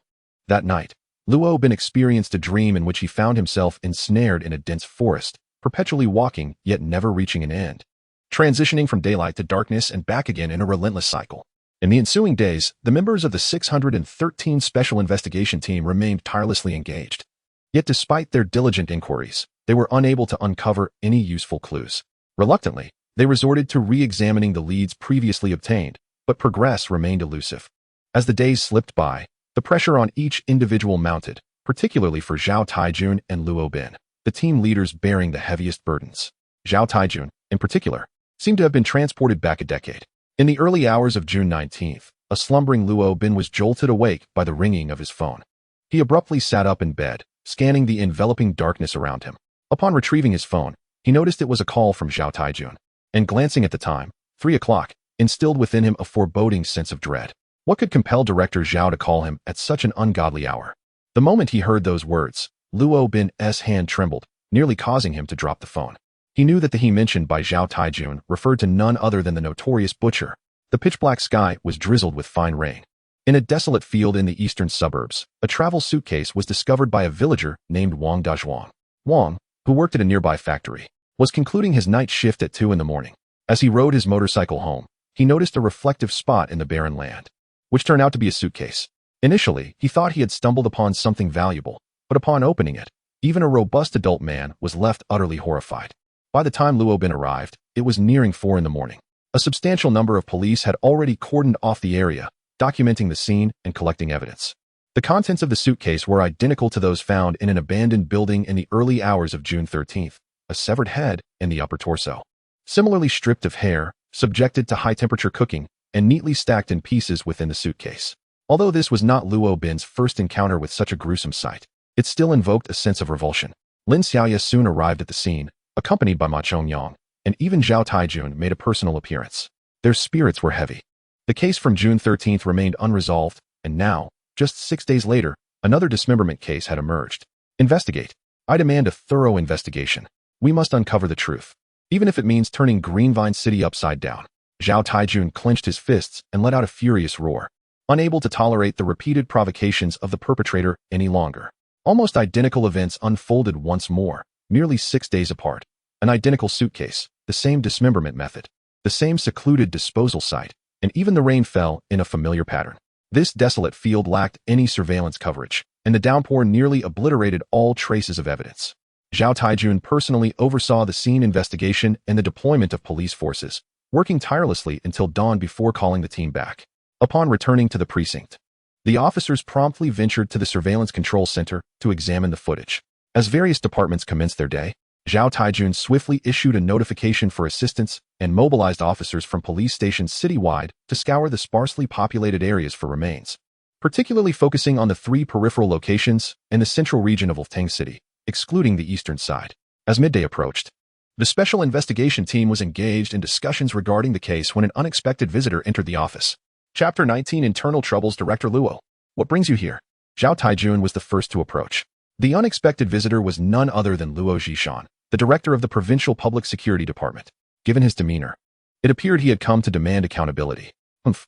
Luo Zhishan snorted coldly. Why am I here? You dare to ask? It has been a week since the 613 case occurred. What have you uncovered in this time? The details of the 613 case remain shrouded in mystery. And now we have another dismemberment case. Taijun, how did you assure me back then? Yes, Director Luo. I sincerely apologize. We have been diligently pursuing the matter, but we have not achieved any significant results. I shall strive even harder moving forward. Zhao Taijun spoke with diminished confidence, aware of his failures. Effort. What I seek is not your exertion, but tangible results. Now, my worst fears have come to pass. The entire Lufting city is engulfed in panic. Just look at the online criticisms directed at our police force. They claim we squander taxpayer money, indulging ourselves while neglecting our duty to protect the citizens. Luo Zhishan brandished a newspaper, delivering a relentless tirade against Zhao Taijun, who could only nod in acquiescence, not daring to utter a word in response. Although the reprimand was directed at Zhao Taijun, every member of the special investigation team felt the weight of his words. The fact that even Director Luo had personally come to the city bureau indicated that the provincial authorities were taking this case very seriously. Iron Army, you are someone I have personally nurtured. When I served as the director, you were by my side, and I am well aware of your capabilities. However, it appears that the other members of the task force you established lack competence. Just now, the focus was on Zhao Taijun, but abruptly shifted to the members of the task force. The expressions of the onlookers changed, their faces etched with worry. Indeed, over the past week, they have made little progress. Despite their diligent efforts, without tangible results, they lack the confidence to speak up. As Luo Zhishan continued to speak, he walked further inside, scrutinizing Luo Bin for a moment before solemnly stating, "The captain you fervently recommended seems rather inadequate. Director Luo, this case is indeed quite challenging. The perpetrator is exceedingly cunning, and it is unrelated to Luo Bin. The responsibility falls upon me. I will expedite the investigation and provide you with an explanation." Upon witnessing Luo Zhishan's intent to act against Luo Bin, Zhao Taijun immediately stepped forward to protect him. "Humph, an incompetent general exhausts the troops. I have already selected a more capable and seasoned individual within the department to take over as the deputy leader of this 613 case. I hope you will all cooperate diligently to solve the case promptly and apprehend the perpetrator." The crowd was taken aback. This was indeed a sudden change in leadership. They were all acutely aware of Luo Bin's performance in the investigation over the past few days. He was always the first to arrive and the last to leave, leading by example in every endeavor. In terms of attitude, there is nothing to criticize. Regarding capability, both Hu Yijuan and Xue Feng were discovered by Luo Bin. Although their contributions have not significantly advanced the investigation, their work ethic has garnered widespread recognition. Therefore, the case's stagnation cannot be attributed to Luo Bin. The perpetrator is simply too cunning. Director Luo has taught that I am willing to accept the consequences. Luo Bin maintains a commendable demeanor and understands that someone must take responsibility. It cannot be Director Zhao who bears the blame. So it falls upon him as the deputy leader of the task force. Zhao Taijun, feeling anxious, knows Luo Bin's capabilities better than anyone else, having worked alongside him for many years. Moreover, Luo Bin has been overseeing this case. Changing leaders at this critical juncture is not a wise choice. For both professional and personal reasons, he does not wish for Luo Bin to be reassigned. However, Director Luo interjects, "Enough, Taijun, you need not concern yourself with this matter. Does anyone have objections to my suggestion?" Luo Zhishan does not grant Zhao Taijun the opportunity to respond, shifting his gaze to the other members of the task force. This is the director of the Public Security Bureau, a figure of much higher rank than the task force members, who would dare to voice dissent. "I object." At that moment, a clear voice shattered the silence of the office. Indeed, it is the unyielding courage of youth. The speaker is none other than the intern, Lin Xiaoya. "Oh, and who might you be?" Director Luo glances at Lin Xiaoya, realizing he is unfamiliar with her. "I am a member of the task force, Director Luo. Since the occurrence of the 613 case, the capability and attitude of team leader Luo have been evident to all of us. While I cannot speak for everyone, I can certainly express my deep appreciation for him. Moreover, from the perspective of the case, I can assure you that there is no one more familiar with it than team leader Luo. Therefore, I must respectfully disagree with your earlier proposal." A collective gasp echoed in the room. Those words were indeed what many had wished to express. Yet, the only person bold enough to voice such sentiments before the esteemed director was Lin Xiaoya, who had only recently entered the workforce. Luo Bin looked at her in disbelief. Although he felt immense gratitude, he understood that opposing the director in front of so many was hardly a prudent choice. "Is this how you all feel?" Director Luo inquired, casting his gaze upon the others. There was a moment of hesitation among the group. Zhao Taijun finally spoke up, "Director Luo, that was precisely the sentiment I intended to convey." With Zhao taking the lead, Ma Chongyang furrowed his brow and added, "I share the same opinion." Soon, the entire task force stood in unison, affirming, "We all feel the same way." Now, it was Director Luo Zhishan who found himself in an awkward position, feeling a bit cornered. Nevertheless, as the director, his words still held sway over everyone present. "You and the 613 task force are truly commendable," Director Luo nodded, though his tone carried an air of discomfort. Everyone sensed the underlying dissatisfaction in his words, leading them to think that trouble was brewing. Taijun, accompany me to your office, he commanded. As the director, he naturally had little to say in this matter. His primary concern was to secure the approval of the bureau chief. Who could possibly stand in his way? Moreover, his visit was primarily to find a scapegoat. Otherwise, how would this incident reach a resolution?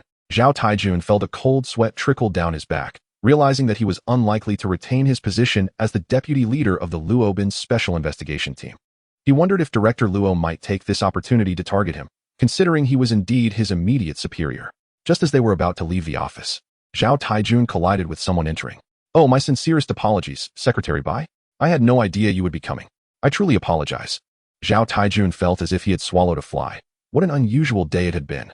First, he had discovered a new case in the early hours, working tirelessly until noon without respite, then endured a harsh reprimand from the public security director, and now faced the prospect of losing his most capable lieutenant. As if fate were against him, he had also bumped into Secretary Bai Yugong of the Luftang Municipal Committee. What sins had he committed to deserve such misfortune? Chapter 20. Crouching Tiger, Hidden Dragon. Not at all. I am not so frail, Bai Yugong chuckled heartily, glancing at Luo Zhishan. Oh, Director Luo is here as well. What a coincidence.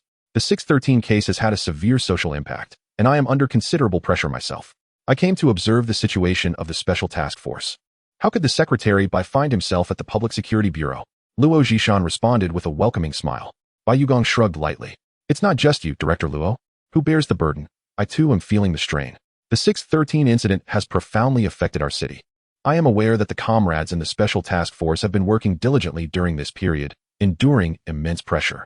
Therefore, I came to offer them some encouragement and to see if there is anything I can assist them with. As he spoke, Bai Yugong's gaze swept across the room and landed on Lin Xiaoya, to whom he smiled and nodded. The observant Director Luo noticed this gesture and tentatively inquired. It seems Secretary Bai is quite concerned about the Special Task Force at the City Bureau. One must care for both public and private matters. The Public Security Bureau is responsible for the safety of the entire city. We never wished for such a heinous incident to occur, but since it has, we must address it. After all, it is you and the police force who are on the front lines. From my position, all I can do is see if I can offer any assistance to them. Secretary Bai is wholly devoted to his work. The citizens of Luftang City are truly fortunate to have a leader like you. However, I am curious, when you mention caring for both public and private matters, where does the private interest lie? Bai Yugong waved his hand dismissively. My humble wife's sister is also in the Major Crimes Unit, and she has been leaving early and returning late for several days. My mother-in-law is worried about her youngest daughter and specifically asked me to remind her to take care of her health. All right, Director Zhao and Director Luo. Shall we proceed to the office to discuss further? As the leaders departed, Ma Chongyang wore an expression of astonishment and nudged his companion Wu Chang with his elbow. Old political commissar. Why does Director Luo seem to exhibit such deference towards Secretary Bai? This is rather unexpected. Wu Chang chuckled softly. Secretary Bai is a member of the Standing Committee. Recently, there has been a vacancy for a vice governor in the province, and Director Luo aspires to become a member of the Standing Committee as well. Naturally, he wishes to cultivate a closer rapport with Secretary Bai in hopes of securing his support. He then glanced at Lin Xiaoya. Who would have thought that such a small major crimes unit could be a veritable den of hidden talents? It seems that Captain Luo Bin's position is likely secure this time around. Half an hour later, Zhao Taijun rushed into the Major Crimes Unit office in a frenzy, observing everyone engaged in discussions unrelated to the case at hand. With a cold snort, he exclaimed, "What are you all dawdling about? Shouldn't you be investigating the case?" The group turned to him, led by Luo Bin, and Zhao Taijun, suppressing his stern demeanor, finally burst into laughter. Luo Bin, you little rascal, what are you staring at? Get back to work on the case. If you fail to solve this one, I expect to see each of you come and bearing your heads. Laughter erupted among everyone, and it became evident that including Lin Xiaoya in the Major Crimes Unit was indeed a prudent decision, as it deftly averted a crisis, albeit a minor one. The fleeting moment of joy offered merely a slight reprieve from the mounting pressure that had beset everyone in recent days. However, the waves of stress continued to crash relentlessly. By 11 a.m. on June 20th, all the bodies had been discovered. Similar to the 613 case, there were 5 distinct locations for the disposal of the remains, scattered across the outskirts and center of Luftang City. Drawing upon previous experience, only the first site was identified by a local villager, Wang Dazhuang, while the remaining locations were predominantly uncovered by the police, with only one being located by a civilian. At 3 p.m. on June 20th, within the confines of the Major Crimes Unit office, a group of individuals sat with furrowed brows. The identity of the second victim had been confirmed through DNA comparisons with the recently reported missing persons. The deceased was named Xian Mengting, a sophomore at the first high school. The method of the crime bore a striking resemblance to that of the first victim. The body had been dismembered into countless pieces, subjected to high-temperature boiling, and subsequently wrapped in cling film before being disposed of in 5 separate locations. Upon confirming the victim's identity, I immediately dispatched personnel to the school and home to gather evidence and ascertain the circumstances. Like Bai Shui, Xia Mingting had been a perpetrator of bullying on campus. Given the modus operandi and the commonalities among the victims, it was highly probable that the assailant harbored deep-seated animosity towards those who engaged in such acts of bullying. The investigation into the 5 disposal sites and all relevant surveillance footage was progressing methodically, though no valuable leads had yet emerged, and the scope of the search was gradually expanding. The Vehicle Management Office was also actively cooperating with our investigative efforts. For to dispose of a body in every corner of Lufting City necessitated the use of a vehicle. Attempting to do so with a suitcase via public transport would be far too conspicuous. The various departments have commenced a summary investigation into the second case, which, in essence, mirrors the template of the Bai Shui case, yielding no valuable leads. The Cyber Surveillance Department has reported immense pressure, as the comments from netizens encompass a wide array of sentiments, predominantly criticizing societal issues and denouncing the police's ineptitude, with a few offering constructive suggestions, which I shall selectively share with everyone. Since the media's involvement, we have received numerous calls and emails daily, yet none have proved fruitful in terms of leads. The persistent stagnation has left everyone disheartened and questioning their own capabilities. That evening, Luo Bin found himself alone in the archives, perusing the files related to the 313 case from a decade ago.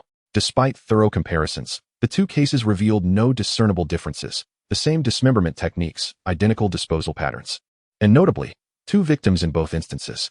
Upon encountering the name of the second victim, Luo Bin was suddenly reminded of an individual. He promptly slapped his forehead, exclaiming, "How could I have forgotten such an important person? If one were to identify a distinction between the 2 cases, it would be that one of the victims in the 313 case was also a female student from a normal university named Zhang Jia. True to her name, she not only excelled academically, but also possessed a vivacious and cheerful disposition, maintaining amicable relationships with her peers and never exhibiting any tendencies of bullying. Most significantly, Zhang Jia's father was once the head of the forensic department at the Municipal Public Security Bureau, Zhang Liang. It is noteworthy that the forensic expert who accompanied Zhao Taijun in the investigation of the 313 case was none other than Zhang Liang. Thus, it can be said that Zhang Liang personally conducted the autopsy of his own daughter, painstakingly reassembling the dismembered remains, a task that no father would willingly undertake throughout his lifetime. Regrettably, the perpetrator of the 313 case was never apprehended. 3 years prior, due to declining health, Zhang Liang resigned from his position as a forensic expert and transitioned to academia, taking up a professorship at a medical university. His intention was to cultivate more talent for the betterment of society and the advancement of medicine. Having amassed a wealth of information and experience regarding the 313 case, Luo Bin promptly resolved to seek him out, hopeful that he might uncover inspiration or assistance in that endeavor. Chapter 21. Zhang Liang. In a secluded neighborhood in the central area of Greenvine City, a middle-aged man was busily engaged in the kitchen when suddenly the doorbell rang. Who could it be at this late hour? He muttered to himself as he made his way to the door. Upon opening it, he found Luo Bin standing outside, holding 2 bottles of wine and some fruit. "Director Zhang, haven't you eaten yet?" "Oh, I suppose now I should be addressing you as Professor Zhang." Luo Bin greeted with a smile, noticing Zhang Liang in an apron, wielding a spatula. "Ah, Xiao Luo, what brings you here? Come in, come in." Zhang Liang, a professor at the medical university and former head of the forensic department in the criminal investigation team, welcomed him warmly. "Just in time, Xiao Luo. I prepared a few dishes today. Let us indulge in a couple of drinks together." Zhang Liang beckoned Luo Bin inside before heading back to the kitchen, adding, "Make yourself comfortable. I'll finish this dish up shortly." As Luo Bin surveyed his surroundings, he noted that this former head of forensics, now a medical professor, resided alone in this modest home. Zhang Liang had married later in life and had only one daughter. Following a tragic event a decade ago, his wife fell gravely ill and passed away 2 years later, leaving him to live alone ever since, with no plans for remarriage. A few minutes later, Zhang Liang placed several dishes on the table, his face adorned with an uncontainable smile. "I truly did not expect you to come, Xiao Luo. We must drink heartily today. It has been several years since we last met." 3 years, Luo Bin replied. "Ever since you left the police force, we have not crossed paths." "How can you still say that? You, my friend, have not bothered to visit me in these past years." Upon reuniting with an old friend, the 2 of us found ourselves immersed in endless conversation. After a few glasses of wine, Zhang Liang became increasingly loquacious, reminiscing about the past with evident pride in his work as a forensic expert. Following our leisurely banter, Luo Bin finally revealed the purpose of his visit. Senior Zhang Liang. He began, I have come to seek your counsel regarding a matter of some importance. Zhang Liang chuckled and waved his hand dismissively. What could I possibly offer you in terms of wisdom? You are now the captain of the criminal investigation team. No longer that timid young officer who would tremble at the sight of a corpse. Haha. Indeed, how swiftly the years have passed. I have transformed from a mere police officer into the captain I am today, evolving from a state of fear at the sight of death to enduring nightmares, and now, I can laugh in the face of even the most harrowing scenes. Reflecting on this, Luo Bin couldn't help but feel a twinge of nostalgia. Time truly flies. After a moment's hesitation, he finally inquired, You must be aware of the dismemberment case, correct? Zhang Liang, who had been jovially enjoying a peanut with his chopsticks, suddenly froze at Luo Bin's words, his chopsticks hovering above the plate, unmoving. I apologize, Senior Zhang, Luo Bin continued. Initially, neither Director Zhao nor I intended to disturb you, as this matter undoubtedly weighs heavily on your heart. However, I find myself at a loss and can only muster the courage to seek your assistance. The chopsticks, suspended in midair, finally descended, successfully grasping a peanut. However, Zhang Liang did not bring the peanut to his lips. Instead, he placed it in a bowl, set down the chopsticks, and lifted a cup of wine, taking a generous gulp. I understand. Your intent is to swiftly identify the culprit and deliver justice for the deceased. In truth, it matters little to me now. So many years have passed, and I have come to terms with it. Zhang Liang gradually lowered his wine cup, and in that moment, he seemed to age a few years. Thank you for your understanding, Senior. The case of 613 bears an uncanny resemblance to the one from a decade ago. You were the forensic expert in the 313 case 10 years ago, and it was you who prepared all the reports regarding the remains. I would like to hear your insights. Were there any aspects you found perplexing at that time that remain unexplained?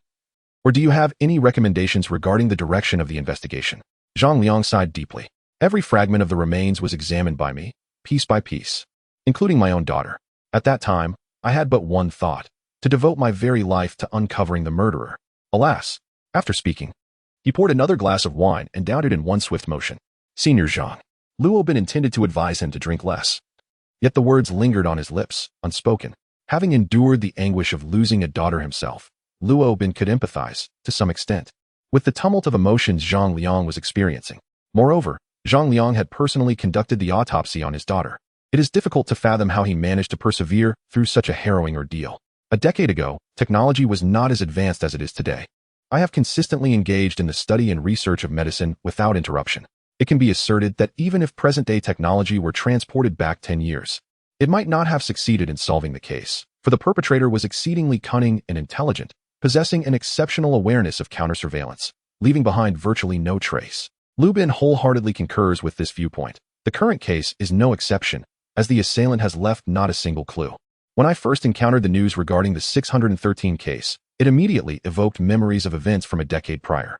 Initially, I contemplated reaching out to Zhao Taijun, but upon reflection, I refrained from doing so. Over these 10 years, whenever I found myself with idle time, I would ponder the occurrences of that time. Yet I have never made any significant breakthroughs. I feel that I cannot be of much assistance to you. As for investigative approaches, that is not my forte. My strength lies in uncovering the secrets that may be found on the bodies. Zhang Liang lowered his head in a fit of frustration, feeling a twinge of guilt for not having discovered more clues on the bodies, which might have aided their investigation. This sentiment also explains why he chose to leave the police force to become a professor at the university. He aspires to nurture more talents for society, talents that surpass his own, because he understands that the world will always belong to the youth. Suddenly, Zhang Liang seemed to recall something, and his expression shifted. Ah, Xiao Luo, I've just thought of something. Oh, Luo Bin instantly perked up. During the autopsy, several irregular spots were observed along the mandible of the skull. This enigma troubled me for a considerable time, as the head had been subjected to boiling, rendering the forensic results unhelpful. Many years later, by chance, I seem to have deduced the nature of those peculiar points. Come a little closer, and I shall reveal it to you. Luo Bin nodded and leaned in. Suddenly, Zhang Liang, with a swift and startling motion, extended his right hand and seized Luo Bin's throat with a vice-like grip. Unbeknownst to Luo Bin, who harbored no suspicion, he was easily subdued. As a seasoned police officer and forensic expert, Zhang Liang was well-versed in subduing adversaries and targeting vital areas of the human body. At that moment, Luo Bin found himself in a perilous predicament. Zhang Liang's hand constricted tightly around his neck, and with the slightest increase in pressure, Luo Bin could very well meet his demise here. Gradually, he began to sense a struggle in his ability to breathe. Chapter 22. The tape and instinctual awareness of survival seized Luo Bin with panic. Senior Zhang, you. Luo Bin attempted to grasp Zhang Liang's hand with both of his, seeking to catch his breath. However, he found himself ensnared tightly. The urgency and sensation of suffocation rendering him powerless. In his struggle, his hands began to roam.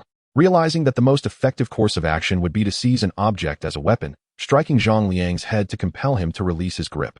This was the most prudent means of self-rescue. Just as Luo Bin could no longer restrain himself from taking action against the elder, Zhang Liang suddenly loosened his hold, raising his hands high above his head. Xiao Luo, calm down, remain calm. Once the pressure was lifted, Luo Bin instinctively clutched his neck. Gasping for fresh air with open mouth, he had truly been in a perilous situation. Had Zhang Liang harbored any murderous intent, he might very well have lost his life. Senior Zhang, what were you doing? I aim to create a scenario. In the previous situation, had you been the victim, you would undoubtedly have felt immense panic, leading you to struggle desperately. To prevent you from inadvertently harming me during your struggle, I would have raised my hands, thereby pressing against your jaw. Is that not the essence of what transpired? Upon this reminder, Luo Bin, still holding his neck, contemplated the situation and realized the truth of it. Connecting it with Zhang Liang's prior words, he quickly grasped the implication.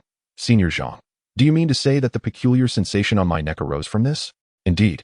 Xiao Luo, you are astute and perceptive. My intention in doing so was to enable you to grasp the extent of force the assailant would exert under those circumstances. A force sufficient to compress the mandible, leaving traces even post-maceration. However, that is not the crux of the matter. The focal point lies in the irregular arrangement of the dots. Arrangement? Just as I had praised his intelligence, Zhang Liang's words left him momentarily bewildered again. Subsequently, Zhang Liang extended his right hand, mimicking an action as if to grasp his throat. Observe, if I were to choke you, my thumb and the other 4 fingers would be separated. The tip of my thumb would rest against the right side of your jaw, while the upper part of my index finger would press against the left side of your jaw. Reflect on this. It is indeed so. Luo Bin mimicked the motion himself and realized that it was indeed accurate. Upon further contemplation, I discerned that the irregular dots on the mandible must be the bruises left from being throttled. However, I recalled that the black dot on the left side of the mandible was smaller, while the right side's dot was more linear in shape. I understood then that the assailant was likely left-handed. How astute. Zhang Liang couldn't help but give Luo Bin a thumbs up. When attacking another, one typically resorts to their dominant hand. Thus, the orientation of the black dots suggests that if these were indeed marks left from choking, it indicates the assailant employed their left hand. You may wish to examine the materials regarding case 313 to ascertain whether the black spots beneath the jawline correspond to my description. If my memory serves me correctly, it should appear as such. Additionally, you might consider investigating whether the skull of the corpse in this case bears similar marks. While it may not significantly aid your inquiry, it could nonetheless help narrow down your investigative scope. However, Luo Bin furrowed his brow and replied, Zhang, I distinctly recall inspecting the skull of the corpse at that time, and I did not observe the black spots you mentioned. Luo Bin was a meticulous investigator. He had been the first to discover the corpse in the early hours of June 13th, and he had scrutinized the skull carefully, with no recollection of any such marks. Injuries inflicted during life do not typically manifest immediately post-mortem, and considering the body had undergone both cooking and preservation, it is entirely normal for such marks to appear slowly. Similar instances from a decade ago took approximately 20 days to reveal themselves. 20 days, Luo Bin frowned. If it were to take that long to determine the presence of such marks, it would be rather excessive. Today, the director of the Public Security Bureau had already applied pressure, and if no results emerged after 20 days, it was likely that the Bureau would not afford him such an extensive time frame. I understand your concerns, Zhang Liang reassured him. Lu Jie is the most exceptional forensic doctor I have mentored. If you communicate this matter to him, he will know how to expedite the process of revealing those marks on the corpse. Zhang Liang gently patted Luo Bin's shoulder. Afterward, the two conversed for an extended period. However, overall, apart from the matter concerning the left-handed individual, they did not uncover many valuable clues that evening. This was, nonetheless, within Luo Bin's expectations. If it were so straightforward to find useful leads, the case of 313 would not remain unsolved for 10 long years. Nevertheless, Zhang Liang provided Luo Bin with numerous new investigative perspectives, which would undoubtedly benefit his future career in law enforcement. As Luo Bin prepared to depart, Zhang Liang asked him to wait a moment and then retreated to his room. After a brief interval, Zhang Liang emerged, his expression grave. How forgetful of me. I nearly overlooked this. What is it? Luo Bin inquired, puzzled by the small box held in Zhang Liang's hand. This was discovered at the crime scene years ago. Zhang Liang explained. Inside is a damaged tape recording.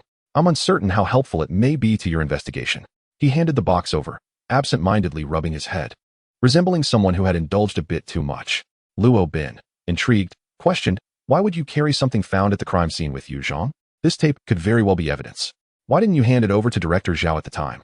Zhang Liang patted his forehead. "You see my memory. This is something I discovered after leaving the police station. That day, while walking alone to my daughter's burial site, I stumbled upon it in an inconspicuous location. Given its damaged state, I did not pay it much mind at the time. I kept it as a memento, a token of my longing for my daughter." Upon the mention of his daughter, Zhang Liang appeared significantly aged, and Luo Bin refrained from further discussion, taking the box and securing it. After consuming a few more glasses of wine, Luo Bin finally rose to depart. Turning back, he caught sight of Zhang Liang's solitary and desolate figure, stirring a wave of melancholy within him. Had it not been for the perpetrator, Zhang Liang would not have faced such a fate. To prevent others from suffering a similar destiny as Zhang Liang, it was imperative to swiftly clarify the case and apprehend the culprit. Early the following morning, upon arriving at the police station, Luo Bin presented the damaged tape to the technical and appraisal teams. Anything discovered at the scene must be treated as evidence. This is the fundamental quality of a criminal investigator. This also explains his confusion regarding Zhang Liang's decision to privately retain the tape. The special investigation team convened a meeting to discuss the progress of the case. During the meeting, the comments from the cyber surveillance team captured everyone's attention. Chapter 23. The power of online community. Within the comments from netizens, we uncovered several insightful suggestions that I wish to share. Although the cyber monitoring team members do not venture out for field investigations, they have remained tirelessly engaged in sifting through valuable messages. The fact that the perpetrator was able to dispose of the bodies with such ease suggests that they are likely a local resident or someone who has lived in the area for an extended period, having familiarized themselves with the routes and even the precise locations of surveillance cameras. The two victims were students from two different schools, one from the first high school and the other from the third. I suspect the assailant is someone from the vicinity, possibly having visited both institutions. It may be prudent to use the locations of these schools as a focal point and gradually expand outward in search of leads regarding the perpetrator. If the dismemberment occurred in the wilderness, the copious amounts of blood would be challenging to conceal, making it likely that law enforcement could locate the crime scene. Conversely, if the dismemberment took place within a residence, the substantial blood would necessitate a considerable amount of water for cleanup. It is advisable for the police to investigate the water consumption records from the municipal water facility. Any households exhibiting a sudden spike in water usage during the days surrounding the incident would warrant scrutiny. What piqued the interest of the special investigation team were these three comments. The first suggestion was one that most could readily conceive. The second, albeit reasonable, would require a significant investment of time to implement. The third idea, while imaginative and seemingly plausible, would prove impractical to pursue individually across countless homes. However, when these three suggestions are interconnected, they present a compelling proposal. Well done, Xiao Wang, for discovering these three noteworthy comments amidst such a plethora of messages. Luo Bin swiftly grasped the feasibility of this approach, which was undoubtedly more advantageous than remaining idle. The commended head of the cyber monitoring team, Wang Jun, scratched his head and remarked, "I see you all toil diligently each day. I feel compelled to lend a hand, lest I feel too remiss. Well done. If we indeed uncover clues following this line of thought, you shall be the principal contributor to this case." He urged, "Let us commence our actions immediately. Reach out to the communities adjacent to the two high schools and the waterworks. We shall use the two schools as our epicenter and gradually extend our investigation outward. You may proceed without hesitation. I will handle the necessary paperwork, ensuring you have no worries." Zhao Taijun promptly issued orders to initiate the operation, assuring everyone that he would meticulously manage all procedures, allowing them to act with confidence. Once the group dispersed to pursue their respective tasks, Luo Bin first ventured to the archives to peruse materials from a decade prior. As Zhang Liang had indicated, the photographs of the deceased revealed distinct, irregular black spots on the lower jaw, with the shape indeed appearing smaller on the left and elongated on the right. He promptly sought out Lu Jie to relay this information. Zhang Liang, a seasoned veteran, had astutely anticipated this detail, and upon reflection, it indeed held some merit. Lu Jie also praised Zhang Liang's discovery, acknowledging the high probability of its validity. However, he noted, in the current case, I recall that the victim's head bore no such black spots. With a subtle smile, Lu Jie continued, "Captain Luo, I understand your implication. If the victim in this case had similarly been strangled, I possess a method to swiftly reveal the marks." Upon concluding his statement, Lu Jie plunged into the workshop. Approximately an hour later, he excitedly approached Luo Bin, holding several photographs. "Luo Bin, I have made a discovery. Both corpses exhibit bruising on their lower jaws, precisely as you described." Upon hearing this revelation, Luo Bin rose with palpable excitement. Although this finding may not hold immediate significance, it could swiftly aid in assessing the gravity of the suspect's involvement once a suspect is identified. Meanwhile, the technical team relayed news that the abandoned tape had undergone preliminary restoration, urging Luo Bin to listen to its contents. Luo Bin promptly shared this information with Zhao Taijun, and together they ventured to discern what the tape contained. The sounds emanating from the tape, static, crackling, and indistinct noises, left both Luo Bin and Zhao Taijun utterly perplexed. What on earth is this? Is this what you call preliminary restoration? Would you kindly enlighten me on what is actually recorded on this tape? Zhao Taijun could no longer restrain his frustration and erupted in expletives. He had come with high hopes, only to be met with this disarray. Zhou Yang from the technical team appeared equally aggrieved, asserting that achieving this level of restoration under time constraints was commendable, as at least some intermittent sounds were discernible. Xiao Zhou, is this the utmost extent to which the tape can be restored? Can it not be improved further? Luo Bin inquired. Zhou Yang found himself in a bit of a dilemma. It is possible, he conceded, but it will require some time. This tape is indeed quite ancient and is in a state of considerable disrepair. Moreover, further restoration might incur significant expenses. Sighing, he mused that perhaps old Zhang was overly eager, as several years had passed since the incident. The items discovered 3 years ago were likely not remnants from that time. In his estimation, this tape was probably unrelated to the case from a decade ago. Upon mention of finances, Zhao Taijun hesitated. The public security stabilization funds were already limited, and he was reluctant to invest in a tape that may not serve as evidence. However, this time, Luo Bin was resolute in his belief. No, Director Zhao, I truly believe that this tape could possibly be something the murderer left behind 10 years ago. Zhao Taijun dismissed the notion, not taking it seriously.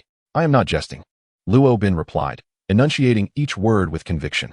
Zhao Taijun, sensing Luo Bin's earnestness, grew serious and questioned. Are you confident? Not entirely, he admitted, but this is merely my intuition. The tape is indeed a relic of the past, long since obsolete. Even a decade ago, it was already on the decline. Nonetheless, in 2008, many students still listen to tapes, and I have a faint feeling that the content within this tape may indeed bring us a delightful surprise. Understood, Zhao Taijun responded. Xiao Zhou, the restoration is entrusted to you. Do not fear the expenses. Ensure it is restored to the best possible condition in the shortest time.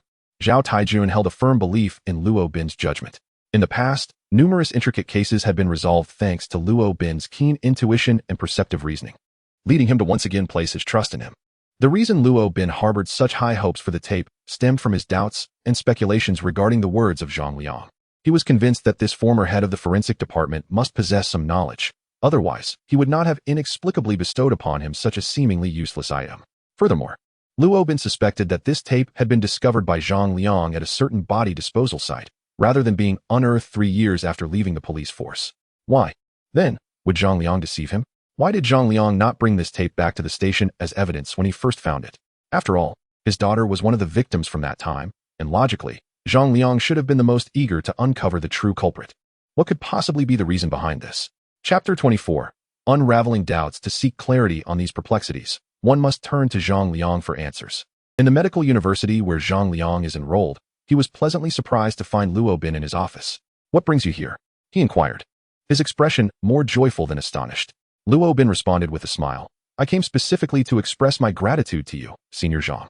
After returning home last night, I reflected deeply on your words, and indeed, I have gained invaluable insights. Furthermore, I shared your discoveries with Lu Jie, and upon investigation, it turns out that the deceased jaw bears similar bruises. It is plausible that the perpetrator may also be left-handed.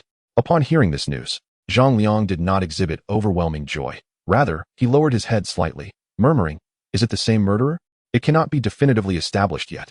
But the similarities between the two cases are striking, suggesting a strong likelihood, Luo Bin replied. Zhang Liang strolled to the window, gazing out at the scenery, remaining silent for an extended period. It was evident that the death of his daughter had profoundly impacted him. Such sorrow cannot be feigned. Could it be that he was overthinking? Was the tape truly discovered only after his departure from the police force? Yet, this notion seemed illogical. Zhang Liang had left the force 3 years ago, while the 313 case had transpired 7 years prior. Logically, one would not connect a discovery made 7 years later to a case from so long ago.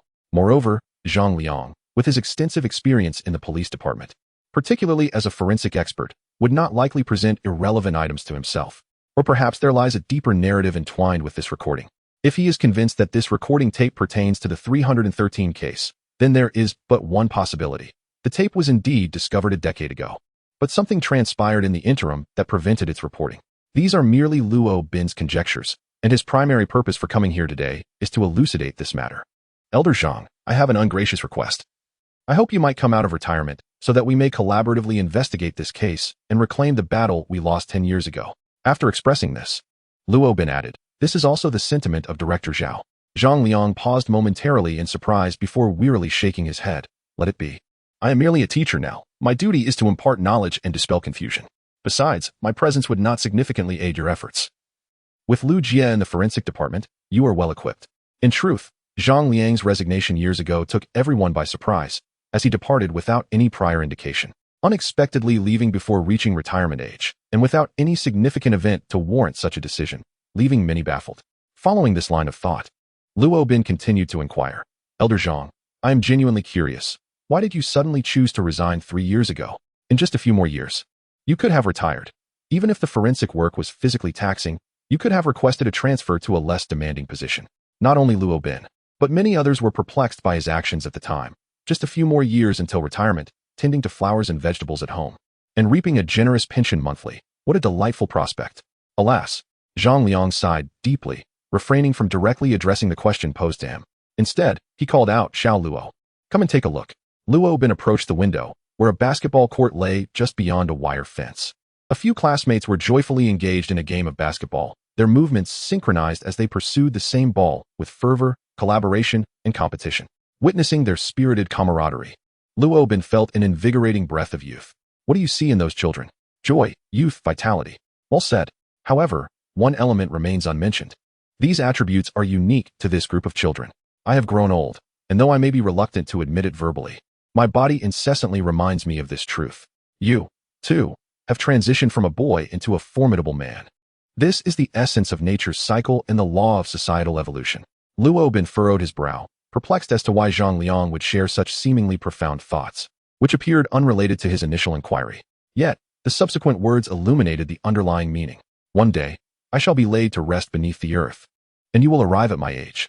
In that moment, you will realize that your heart and lungs can no longer sustain prolonged exertion. Your muscles will lack the strength to lift once manageable burdens. Your eyesight will fail to discern what was once easily visible. And even your mind will no longer possess its former agility. Meanwhile, this group of children will assume the mantle of responsibility for society. Upon hearing this, Luo Bin seemed to grasp the essence of what Zhang Liang was articulating, the theme of reincarnation and cycles. Ah, Xiao Luo, I am particularly fond of a line from a poem. Fallen petals are not devoid of sentiment. They transform into mud to nurture the blossoms. What occupies my mind now is the desire to exert my final efforts for these flowers. This embodies a sense of social responsibility and a legacy of societal continuity. At that moment, Luo Bin finally comprehended what Zhang Liang had previously referred to as the unspoken truths. Hope, I understand your intent, Senior Zhang. I shall convey your decision to Director Zhao. Suddenly, Zhang Liang turned to look at Luo Bin. Xiao Luo, I am aware of the reason for your visit today. You are an exceptional criminal investigation captain, and undoubtedly, you are curious as to why I provided you with that recording tape and how it came into my possession, correct? Luo Bin chuckled awkwardly, refraining from answering his question, for Zhang Liang had accurately discerned his thoughts. In truth, I misled you last night. The recording tape was not discovered post-resignation, but was actually found shortly after the incident, a month following the event. The entire police department had devoted significant time and effort, yet yielded no results. The more time passed, the more anxious I became, which even led to a shift in my mindset. Luo Bin could empathize with this sentiment. Whether viewed from the perspective of a forensic expert or that of a father, the urgent desire to uncover the perpetrator was entirely understandable, especially as both roles intertwined within a single individual. That evening, due to the stagnant progress of the case, I returned home only to find myself embroiled in a dispute with my wife. My spirits were utterly wretched. She lamented the ineffectiveness of the police and chastised me for my inability to avenge our daughter. After a heated argument, I fled, finding solace at one of the locations where bodies had been discarded. There, a few meters away, I stumbled upon an inconspicuous cassette tape. Initially, I intended to call Zhao Taijun, but my wife's words echoed in my mind, leading me to the conviction that relying on others was less prudent than depending on myself. Since the police had failed to uncover any leads after such an extended period, I resolved to conduct my own investigation. At this juncture, Zhang Liang shook his head, his face a mask of regret. Chapter 25. A wise mentor. As time progressed, I realized my own inadequacy, unable to uncover any leads. The department gradually shifted its focus away from this case, rendering any further submission futile. Thus, I chose to remain, lamenting my past errors. Observing Zhang Liang's expression of regret, Luo Bin quickly offered comforting words. Senior Zhang, you needn't blame yourself. It's possible that the recording may not be related to the case. Your actions are understandable, especially considering your daughter. Thank you, Xiao Luo. I appreciate your attempt to console me. I sincerely wish that the recording contains vital clues. Should you manage to unearth valuable information from it, I will personally seek to atone for my past selfishness. It became clear that the recording, as Luo Bin had surmised, was indeed discovered a decade ago, a month after the case had unfolded. Strictly speaking, Zhang Liang could not be wholly blamed, even if the recording were crucial evidence. It was primarily due to the oversight of the police inspection team that it was inadequately collected. Senior Zhang, please do not dwell on guilt. Given that a dismemberment case has resurfaced with striking similarities to the one from 10 years ago, this presents us with an opportunity. Regardless of whether it is the same perpetrator, I am determined to uncover the true culprit this time. If there are any aspects troubling you, feel free to discuss them with me. Over the years, while educating children, I have also gained insights into various global cases, and perhaps I could offer some advice. As they continued their conversation, a disturbance suddenly erupted outside on the basketball court. The two turned their attention to the scene, witnessing two groups of individuals engaging in a heated scuffle, charged with palpable tension. These young individuals, brimming with youthful exuberance, have allowed their tempers to flare during a game of basketball. Zhang Liang, shaking his head in resignation, turned toward the door and said, "Come. Let us go take a look. We must not allow them to truly come to blows." Luo Bin chuckled softly and followed suit. After all, basketball inherently involves physical contact, and it is hardly surprising that a group of spirited young men might clash, igniting a spark of tension. Upon reaching the playground, they observed a throng of young men shoving one another, accompanied by a barrage of unseemly words. Luo Bin was poised to intervene, but Zhang Liang stayed his hand, saying, "Young Luo, do remain calm. These are merely children. Have you not noticed the many young ladies observing from the sidelines? They do not harbor malice. They simply wish to showcase themselves in front of the opposite sex. It is a natural inclination during their adolescent years. If you intervene, it would only serve to embarrass them. Indeed, there exists no profound animosity among students. Their quarrels are merely the result of pride and fleeting impulses. Rest assured, I shall offer them a gentle reprimand. There is no need for you, the captain of the criminal investigation team, to intervene." Haha. Just as Zhang Liang prepared to step forward, a relatively youthful man appeared at the edge of the court, clutching a basketball. He sprinted toward the hoop, dribbling with finesse, taking a few steps back for momentum, then leaping into the air to execute a flawless dunk. The seamless execution of his move captivated everyone present, whether they were the boys embroiled in conflict or the girls watching from the sidelines. The scene of a slam dunk, typically witnessed only during professional league broadcasts, unexpectedly unfolded within the campus, drawing an astonishing amount of attention. Even Luo Bin could not help but exclaim, "So cool. Teacher Lu is so handsome." The excited voices of several infatuated female classmates echoed, "Wow, I want to take forensic medicine. Teacher Lu is just too charming." "Teacher Lu, what brings you here?" one exclaimed. "Wow, I had no idea you played basketball so well. How come I've never seen you play before?" Another chimed in, "Indeed, you are so impressive. Could you teach me a thing or two?" The few male students, who were initially ready to engage in a heated argument, momentarily forgot their quarrel. All eyes filled with admiration for Teacher Lu. Zhang Liang chuckled, "Little Luo, this is our school's youngest forensic medicine instructor, Lu Yuan, in his 30s. He is young and handsome, widely regarded as our most popular teacher." He added with a reassuring tone, "Since he is here, everything should be fine." "Oh, is he really that remarkable?" Luo Bin casually remarked. Lu Yuan maintained excellent relationships with the faculty and was recognized as an outstanding individual. Furthermore, he connected effortlessly with students, many of whom chose forensic medicine due to his influence. There seemed to be an extraordinary charm about him that ignited a deep interest in forensic medicine among the students. Over the years, the medical university has successfully cultivated numerous exceptional forensic specialists who have ventured into society. As Zhang Liang introduced Lu Yuan, a fatherly smile radiated from his face. A teacher serves the dual purpose of imparting knowledge and resolving doubts, while simultaneously forging a close bond with students, embodying the essence of a mentor and a friend. Meanwhile, Lu Yuanzhao smiled gently at the students and inquired, "Are you interested in learning basketball or forensic science?" Turning his gaze toward Zhang Song, the student who had been the most boisterous, he continued, "Zhang Song, I have previously mentioned that you excel in many areas, yet your temperament tends to be somewhat hasty. In the field of medicine, a calm and composed demeanor is essential. Maintaining tranquility allows one to optimize both emotional and mental states. This principle holds true not only in academics, but also in life and your future endeavors. Always keep this in mind. Yes, Teacher Liu, I have taken your words to heart, Zhang Song replied. Am I truly your teacher, Liu? You are not my student. Liu Yuanzhao remarked, his expression subtly shifting. Confused, Zhang Song asked, Teacher Liu, have you forgotten that I enrolled in your forensic science course? Surely, you remember my name? Am I not one of your students? Liu Yuanzhao chuckled. This is not class time. I am not your teacher Liu right now, so call me Brother Liu. He then playfully patted Zhang Song's face, adding, You rascal, heed your brother's advice and go fetch the ball.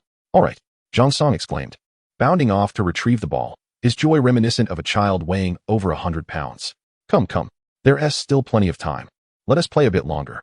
Who among you wishes to be on my team? I do. Me. Count me in. In just a few exchanged words, the atmosphere on the basketball court became lively once more. As he observed the rejuvenated children, Luo Bin felt a surge of admiration for the young teacher, Mr. Zhang. It is truly a pity to confine such an exceptional individual to the role of a schoolteacher. You mentioned he teaches forensic science, correct?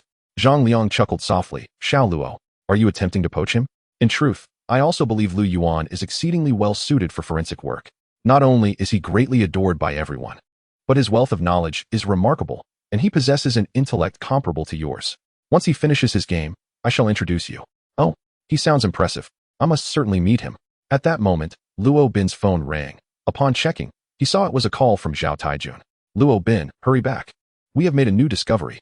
Chapter 26. The three suspects. I'll be back shortly. A flicker of barely concealed excitement crossed Luo Bin's face. Without pausing to inquire about the new discovery, he promptly hung up the phone and turned to Zhang Liang. Zhang, it seems I won't have the opportunity to meet Teacher Liu today. I must return to the police station first. Go ahead and reach out when you have time. I will introduce you then. In the Special Investigation Team's office, everyone had been summoned, with Luo Bin being the last to arrive. Based on the comments compiled from netizens yesterday, we began our inquiry following that line of thought. After a day's work, we have indeed identified several individuals who meet all three criteria, Zhao Taijun stated, diving straight into the matter. As he spoke, he projected a photograph and profile of an individual onto the large screen. The first is named Ying Chao, aged 43, a senior executive at a Fortune 500 company. He is a local resident, residing in Hongfeng Community, which is conveniently situated between the first and third high schools. Records from the water supply company indicate a significant increase in his water usage on the 11th and 15th, aligning perfectly with our three established conditions. The screen shifted to reveal a woman's photograph. This is Zhao Meili, aged 39, married but without children. Her records indicate she suffers from infertility. Despite this, her family appears relatively content, and her circumstances are quite favorable. She does not work and has a passion for fitness, residing in Zifeng apartment, which similarly fulfills the three criteria outlined in the comments. From the photograph, it is evident that this woman does not appear to be in her 40s, rather, she resembles someone in her 30s. Perhaps her passion for sports and fitness has contributed to her remarkable skin and physique. Most enviable of all is her figure captured in the image. The contours of her arm muscles are strikingly pronounced, exuding a strength that surpasses that of most men. Even more impressively, as a woman, her physique is exceptionally well proportioned. In other words, she embodies both the muscular vigor typically associated with masculinity and the graceful curves characteristic of femininity, suggesting that she is an individual of considerable self-discipline. The scene then shifts to a third individual. Upon viewing this person's photograph, Luo Bin's pupils constricted sharply. The individual displayed on the large screen is a man who appears to be in his 30s, with the name prominently inscribed beside him, Liu Yuan. Subsequently, Zhao Taijun began to introduce him. This individual is Liu Yuan, a faculty member at a medical university.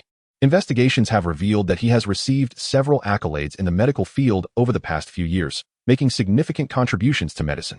Furthermore, notably, his water consumption at home has seen a dramatic increase since the 9th, persisting for an entire week. These three individuals have been identified as suspects due to their fulfillment of the criteria necessary to be considered perpetrators. Without delving into any connections they may have with the victim or contemplating their motives, it is sufficient to acknowledge that they meet the essential prerequisites. At the age of 40, the individual in question has attained the status of a prominent corporate executive in the English Premier League. It is reasonable to assume that their academic qualifications and intelligence quotient are significantly above average. Some may contest this assertion, arguing that professional success largely hinges on interpersonal connections and specialized skills, rather than educational background or cognitive ability. Nevertheless, extensive statistical data in the realm of statistics reveals that individuals in high-level management positions frequently possess advanced degrees and elevated intelligence. Although the name Zhao Meili may appear rather commonplace, her physique suggests she is a person of remarkable self-discipline, a fitness enthusiast. She possesses strength that rivals that of many men, and it is well documented in criminology that individuals with strong self-regulation can often be quite formidable. As for Lu Yuan, he is an exemplary medical scholar, equipped with a solid foundation in medicine and considerable experience, specializing in forensic science. His profound understanding of human anatomy grants him the capability to execute the dismemberment of a corpse with precision. The aforementioned 3 individuals have been identified as potential suspects. However, it is important to clarify that they cannot yet be classified as suspects in the strictest sense. Further investigation is necessary to ascertain their whereabouts on the day of the incident, their social connections, and whether they possess any motive for committing the crime. Now, let us commence with the division of tasks. Luo Bin, you will be responsible for conducting a comprehensive investigation into Ing Chao. Ma Chongnong, you will oversee Zhao Meili. Wang Jie, you. One moment. Just as Zhao Taijun was distributing the assignments, Luo Bin abruptly interrupted him. Do you have something to add? Zhao Taijun inquired. As the gazes of the others turned towards Luo Bin shook his head.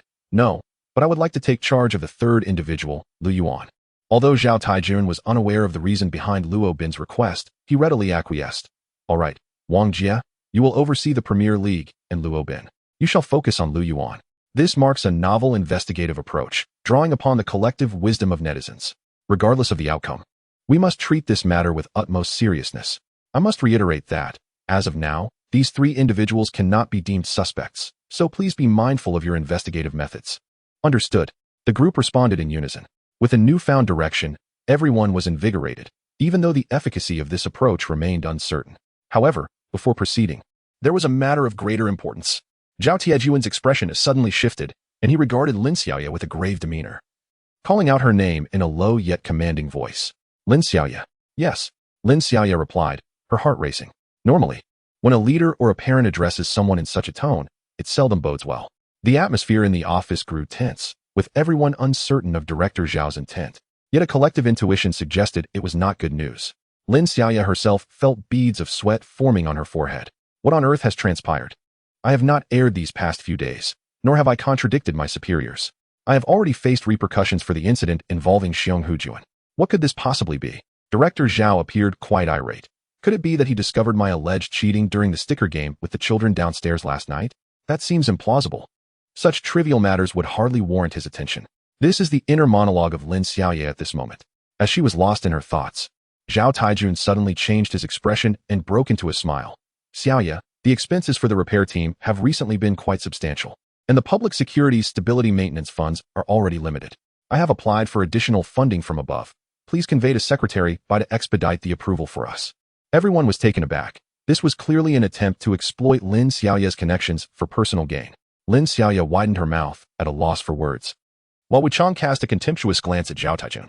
They could not fathom that the esteemed chief of the Municipal Public Security Bureau would brazenly make such a request to Lin Xiaoya in front of everyone.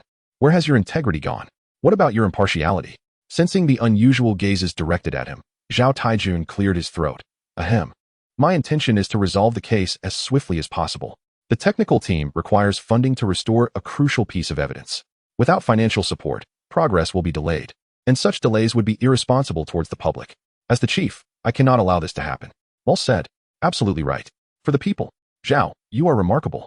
Chapter 27. Kindness in the office of the Medical University. Zhang Liang, upon seeing Luo Bin return, immediately set aside his work. I was just thinking about you introducing me to Teacher Lu. You came back as soon as your business was concluded, he remarked. Luo Bin smiled faintly, refraining from disclosing his intention to investigate Lu Yuan, primarily because Lu Yuan did not currently qualify as a suspect.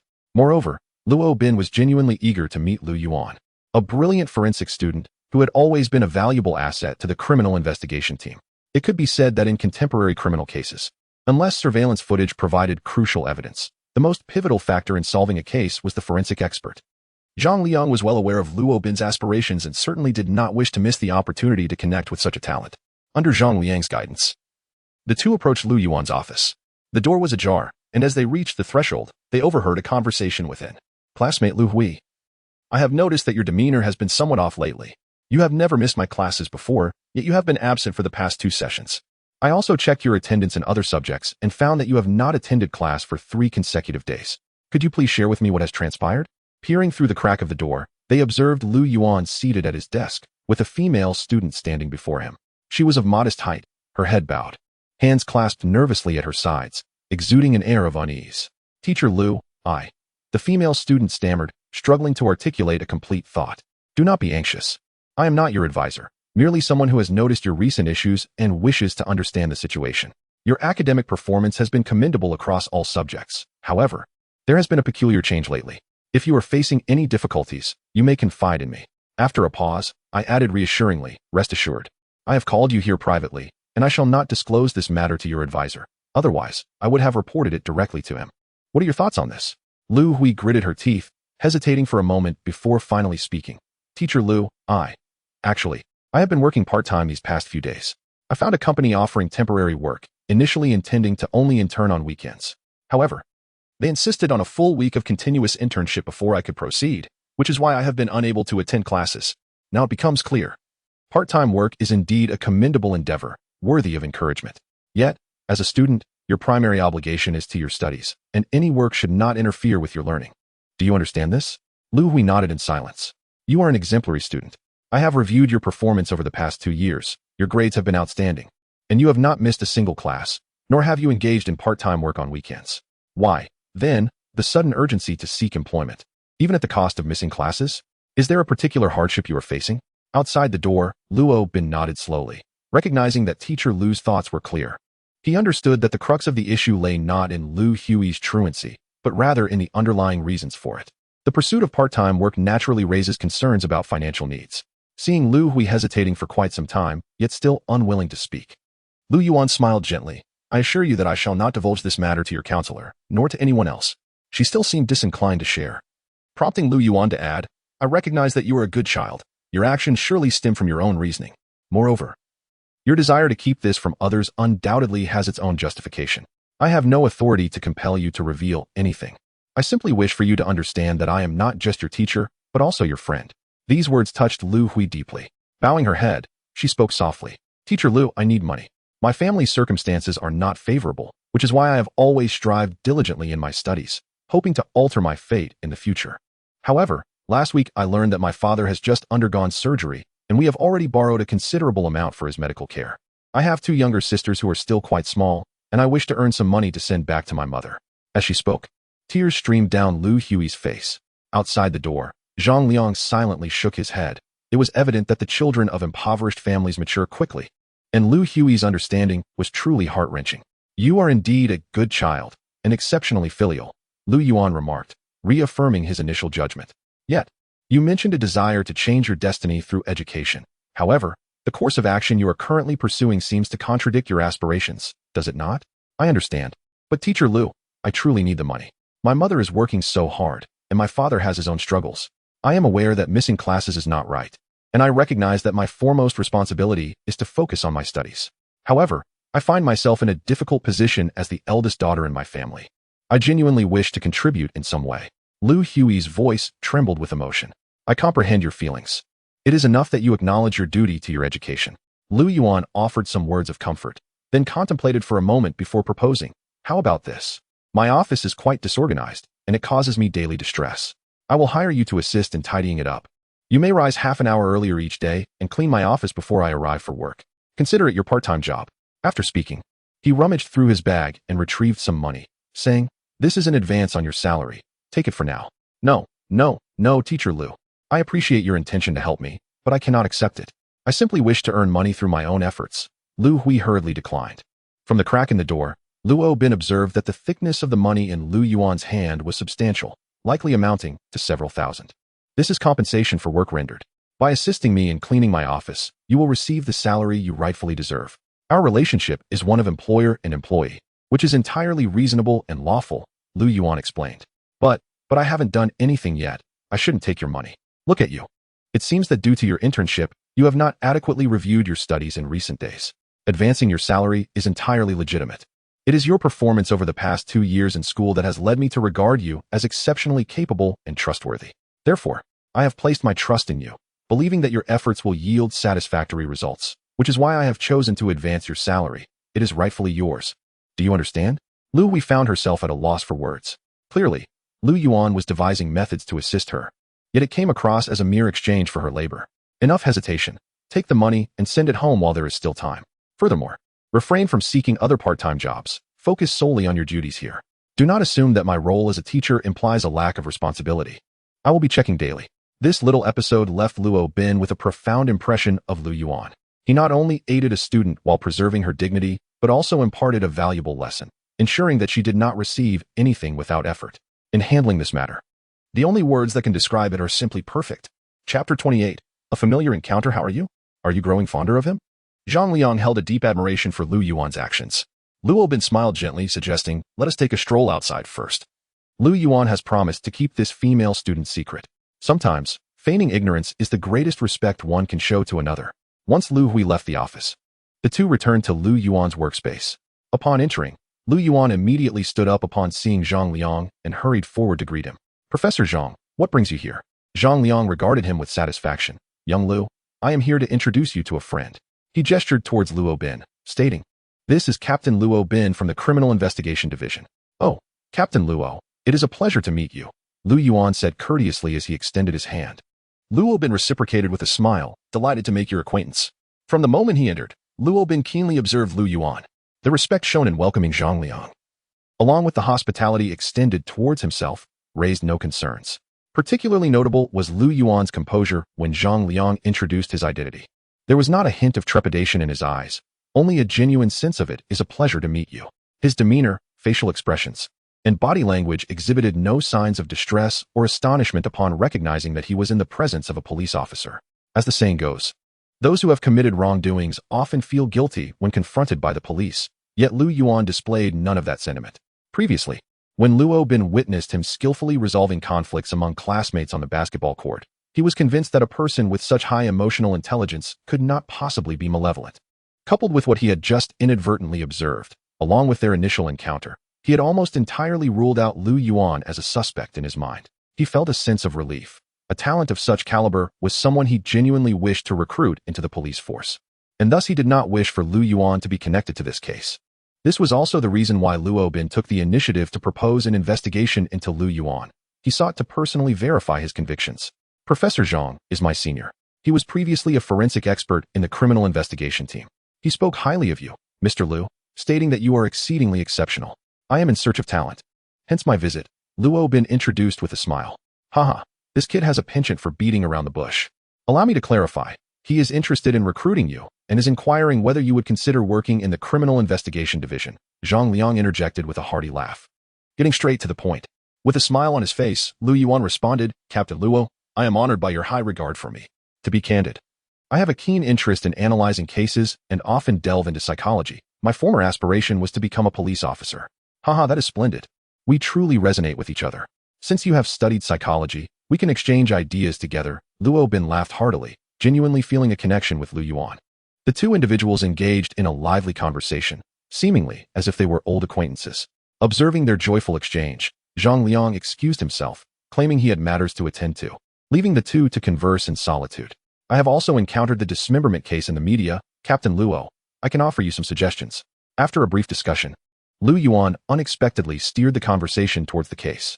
Luo Bin was inwardly astonished. Lu Yuan was indeed astute. Having surmised that his purpose for seeking him was to delve into the investigation, he eagerly inquired, do you have any valuable insights, Professor Lu? I have studied a multitude of criminal cases both domestically and internationally, and I have unearthed a rather intriguing phenomenon. In the majority of resolved cases, approximately 80% of premeditated murderers exhibit a propensity to return to the crime scene after the act, particularly in serious criminal cases. The motive behind this return is often to revel in their masterpiece. Such twisted psychology cannot be comprehended through conventional reasoning. For instance, in this dismemberment case, whether the perpetrator of 613 is the same as that of 313 or merely emulating them, it indicates premeditation with an underlying sense of provocation towards law enforcement. Therefore, it is not out of the realm of possibility for the murderer to revisit the scene of the crime.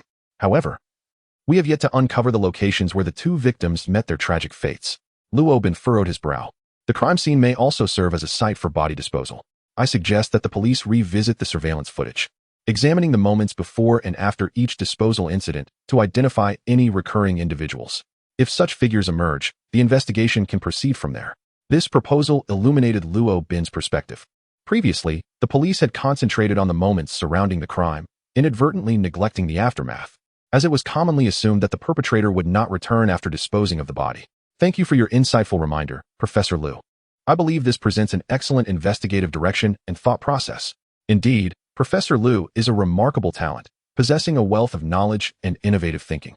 I urge you to reconsider my earlier suggestion. The police force and the public require individuals of your caliber. Lu Yuan smiled, responding, "You flatter me, Captain Luo. My knowledge is merely theoretical when compared to your extensive practical experience, which is truly invaluable. To be candid, I do have a slight issue." As he spoke, a hint of embarrassment crossed his features, and he continued, "Although my studies are in medicine, I lack any clinical experience due to a mild case of hemophobia. Consequently, I have had to immerse myself in theoretical knowledge. Joining the criminal investigation team as a forensic doctor has indeed been my aspiration. Yet this phobia may hinder my performance at critical moments. This poses a genuine predicament. If Lu Yuan speaks truthfully, someone afflicted with hemophobia cannot truly fulfill the role of a physician, let alone that of a forensic expert. The phenomenon known as hemophobia is indeed peculiar. It is, in strict terms, classified as a psychological disorder. However, overcoming such internal fears or achieving a complete cure proves to be exceedingly challenging. Thus, I find my calling as a teacher, imparting the knowledge I possess to the younger generation, enabling them to fulfill the dreams I am unable to realize. My aspiration is to nurture more talents for society, whether they become clinical doctors or forensic experts within the police force, contributing to the welfare of the community, unlike myself." At this juncture, Lu Yuan appeared somewhat disheartened. Although a smile lingered on his face, his gaze fell slightly downward. "Do not say such things, Teacher Lu. Imparting knowledge and resolving doubts is also a contribution to society. Thank you, Officer Luo, for your comforting words. I am quite all right." Lu Yuan waved his hand dismissively and then covered his mouth, coughing a few times. Since their initial meeting, Luo Bin had observed him cough several times, noting 4 occasions where he had to blow his nose, indicating he might be suffering from a cold. The overflowing trash bin beside him, filled with used tissues, further corroborated this notion. "Teacher Lu, are you feeling unwell?" Chapter 29. 3 remain 1. Lu Yuan patted his chest and sighed. "Ah, it's nothing serious, merely a slight cold. A few days ago, I discovered there was no hot water while taking a shower, and I had to endure a cold rinse. I thought it would be inconsequential. But alas, I caught a cold. I really must stop thinking of myself as a young man in his 20s. Haha. Indeed, you were rather careless. Do you live alone, Teacher Lu? How could you be unaware of the lack of hot water?" Luo Bin inquired, continuing the conversation since it related to his main purpose for visiting Lu Yuan, to investigate whether he was connected to the dismemberment case. Although he personally believed Lu Yuan to be a good man, he recognized the importance of maintaining objectivity in his work. "It is rather embarrassing to admit, but at over 30, I am still a bachelor. I reside in an older community with an antiquated solar water heater that lacks a heating function. I only discovered the water pipe had burst that day. Not only was there no hot water, but water has been wasted flowing freely for several days. Truly a pity," Lu Yuan explained helplessly. "You are so focused on your work that you neglect your personal life, haha." With a light-hearted diversion from the topic, the two continued their conversation for quite a while. After exchanging contact information, Luo Bin finally took his leave. Upon contacting the property management of Lu Yuan's community, he learned that the water pipe of the solar water heater had indeed burst recently. The cause was attributed to the aging of the pipe, a situation that was entirely accidental. Certainly, Luo Bin would not merely accept the property management's one-sided account. He reached out to professionals from the police force to conduct an on-site investigation. Upon examination, the facts aligned with the property statements, thus completely eliminating Lu Yuan's suspicions. At 5 o'clock in the afternoon, the special investigation team reconvened in the office. Initial inquiries revealed that Ing Chao held the position of deputy sales manager at his company, demonstrating exceptional capability in his work and lacking any significant familial connections. His wife remained at home to care for their child, a daughter currently in her 3rd year of high school, who faced considerable academic pressure due to the impending college entrance examinations. Ing Chao placed great importance on his child's academic performance. Notably, Ing Chao's child, Ing Wen, also attended Shenzhou, the same school as the first victim, Bai Shui. I have already established contact with the school, confirming that Ing Wen is an exemplary student with no prior association with the first-year student, Bai Shui. Therefore, it can be concluded that Bai Shui's bullying target had no connection to Ing Wen. Wang Jie reported the findings from today's investigation, and upon hearing them, Zhao Taijun pondered thoughtfully. So, it stands to reason that Ing Chao shares no relationship with the victim Bai Shui and harbors no animosity, thus lacking any motive for the crime? Theoretically, this is accurate. Moreover, Ing Chao returns home daily, where his wife and child reside, making it implausible for him to commit dismemberment at home. As for the increased water usage on the 11th and 15th, it was due to Ing Chao purchasing a large ornamental fish tank, necessitating additional water for cleaning and filling. On the 15th, a defect was discovered in the fish tank, prompting me to contact the seller for a replacement, which consequently led to an increase in water consumption. I have verified this situation with the seller of the fish tank, and all accounts are indeed accurate. The seller's staff personally came to install and adjust the new tank. Thus, I firmly believe that there is no suspicion regarding the English Premier League. It is merely a coincidence. As for the whereabouts of the individual in question, they have been quite ordinary, simply commuting to and from work without any suspicious activities. The crowd nodded in agreement, concluding that this was merely a coincidental occurrence, effectively eliminating any suspicion. Next, we turn to the investigation conducted by Ma Chongyang regarding Zhao Meili. Zhao Meili is unemployed, while her husband runs a business that is doing reasonably well, often traveling across the country. Consequently, Zhao Meili spends most of her time alone at home. Residing in the upscale Zifeng apartment indicates that her living conditions are certainly above average, as Luo Bin casually remarked. Zhao Meili's daily routine is rather simplistic, revolving around the gym, beauty salon, and her home, essentially a triangular existence. However, it appears she lacks friends, usually engaging in activities by herself. Records from the gym and beauty salon indicate that she frequents the gym 3 to 4 times a week, with similar attendance at the beauty salon. Notably, on the 12th, 13th, 18th, and 19th, Zhao Meili did not visit either the gym or the beauty salon. The atmosphere grew tense. For the 13th and 19th were the dates when the body was discovered, and the 12th and May 18th have been times spent preparing for the disposal of the body, leaving no opportunity for other activities. Zhao Taijun immediately inquired, "Is there any explanation for the increase in water usage at her residence?" Currently, no investigation has reached that point. The cyber monitoring department discovered that Zhao Meili had an extensive history of online purchases on the 11th. However, since she has not been considered a suspect, no authorization has been granted to delve into her personal privacy. As for her, I have yet to engage with her directly. After a preliminary understanding of the situation, I will await your further instructions. Indeed, given that Zhao Meili cannot be deemed a suspect at present, our inquiries can only be circumstantial, and direct engagement is currently avoided, primarily out of concern that if she were indeed the perpetrator, it might alert her and compromise the investigation. This situation contrasts with that of the Premier League, where inquiries into companies and schools can largely eliminate suspects, and the installation of large items like bathtubs typically requires on-site visits, thus lacking secrecy. In Zhao Meili's case, the circumstantial investigation has not only failed to absolve her of suspicion, but has instead intensified it. We can pursue further inquiries shortly. You will engage directly with Zhao Meili herself. Should any issues arise, we will assign surveillance on her, while her husband can also be further investigated. Zhao Taijun did not hesitate long and issued directives for continued follow-up. Finally, it was Lu Yuan's turn for investigation. In Lu Yuan's case, he has largely been cleared of suspicion. I engaged with him directly and, through both direct and circumstantial understanding, found him to be an exceptionally intelligent individual with high emotional intelligence, well-liked by both teachers and students at the school. Luo, are you not harboring subjective bias? Everything you have stated does not eliminate his suspicion. Rather, his high intelligence, emotional quotient, and medical expertise render him more likely to be the perpetrator. Zhao Taijun furrowed his brows and remarked, "Do not rush. I have yet to finish my statement. I have examined the schedule of his classes in the office, and on the 13th and 19th, he had classes every afternoon in the preceding days. I also inquired with the school authorities, and these classes were held as per the regular timetable, thus he lacked the opportunity. Furthermore, the increase in his household water usage was due to a burst pipe in the water heater, a fact I have verified. It was not a result of any human intervention. This implies that Lu Yuan can also be exonerated from suspicion." Luo Bin nodded, affirmatively responding, "Indeed. Moreover, today I discussed the case with him, and he offered several suggestions that I consider quite insightful, which I was preparing to share with you." Chapter 30, Another Mystery Afterwards. Luo Bin shared with everyone the notion that the murderer would return to the scene to observe the fruits of his deeds, a suggestion that was met with unanimous approval. By the time the meeting concluded, it was already time to clock out. Let us all return home to rest for the evening.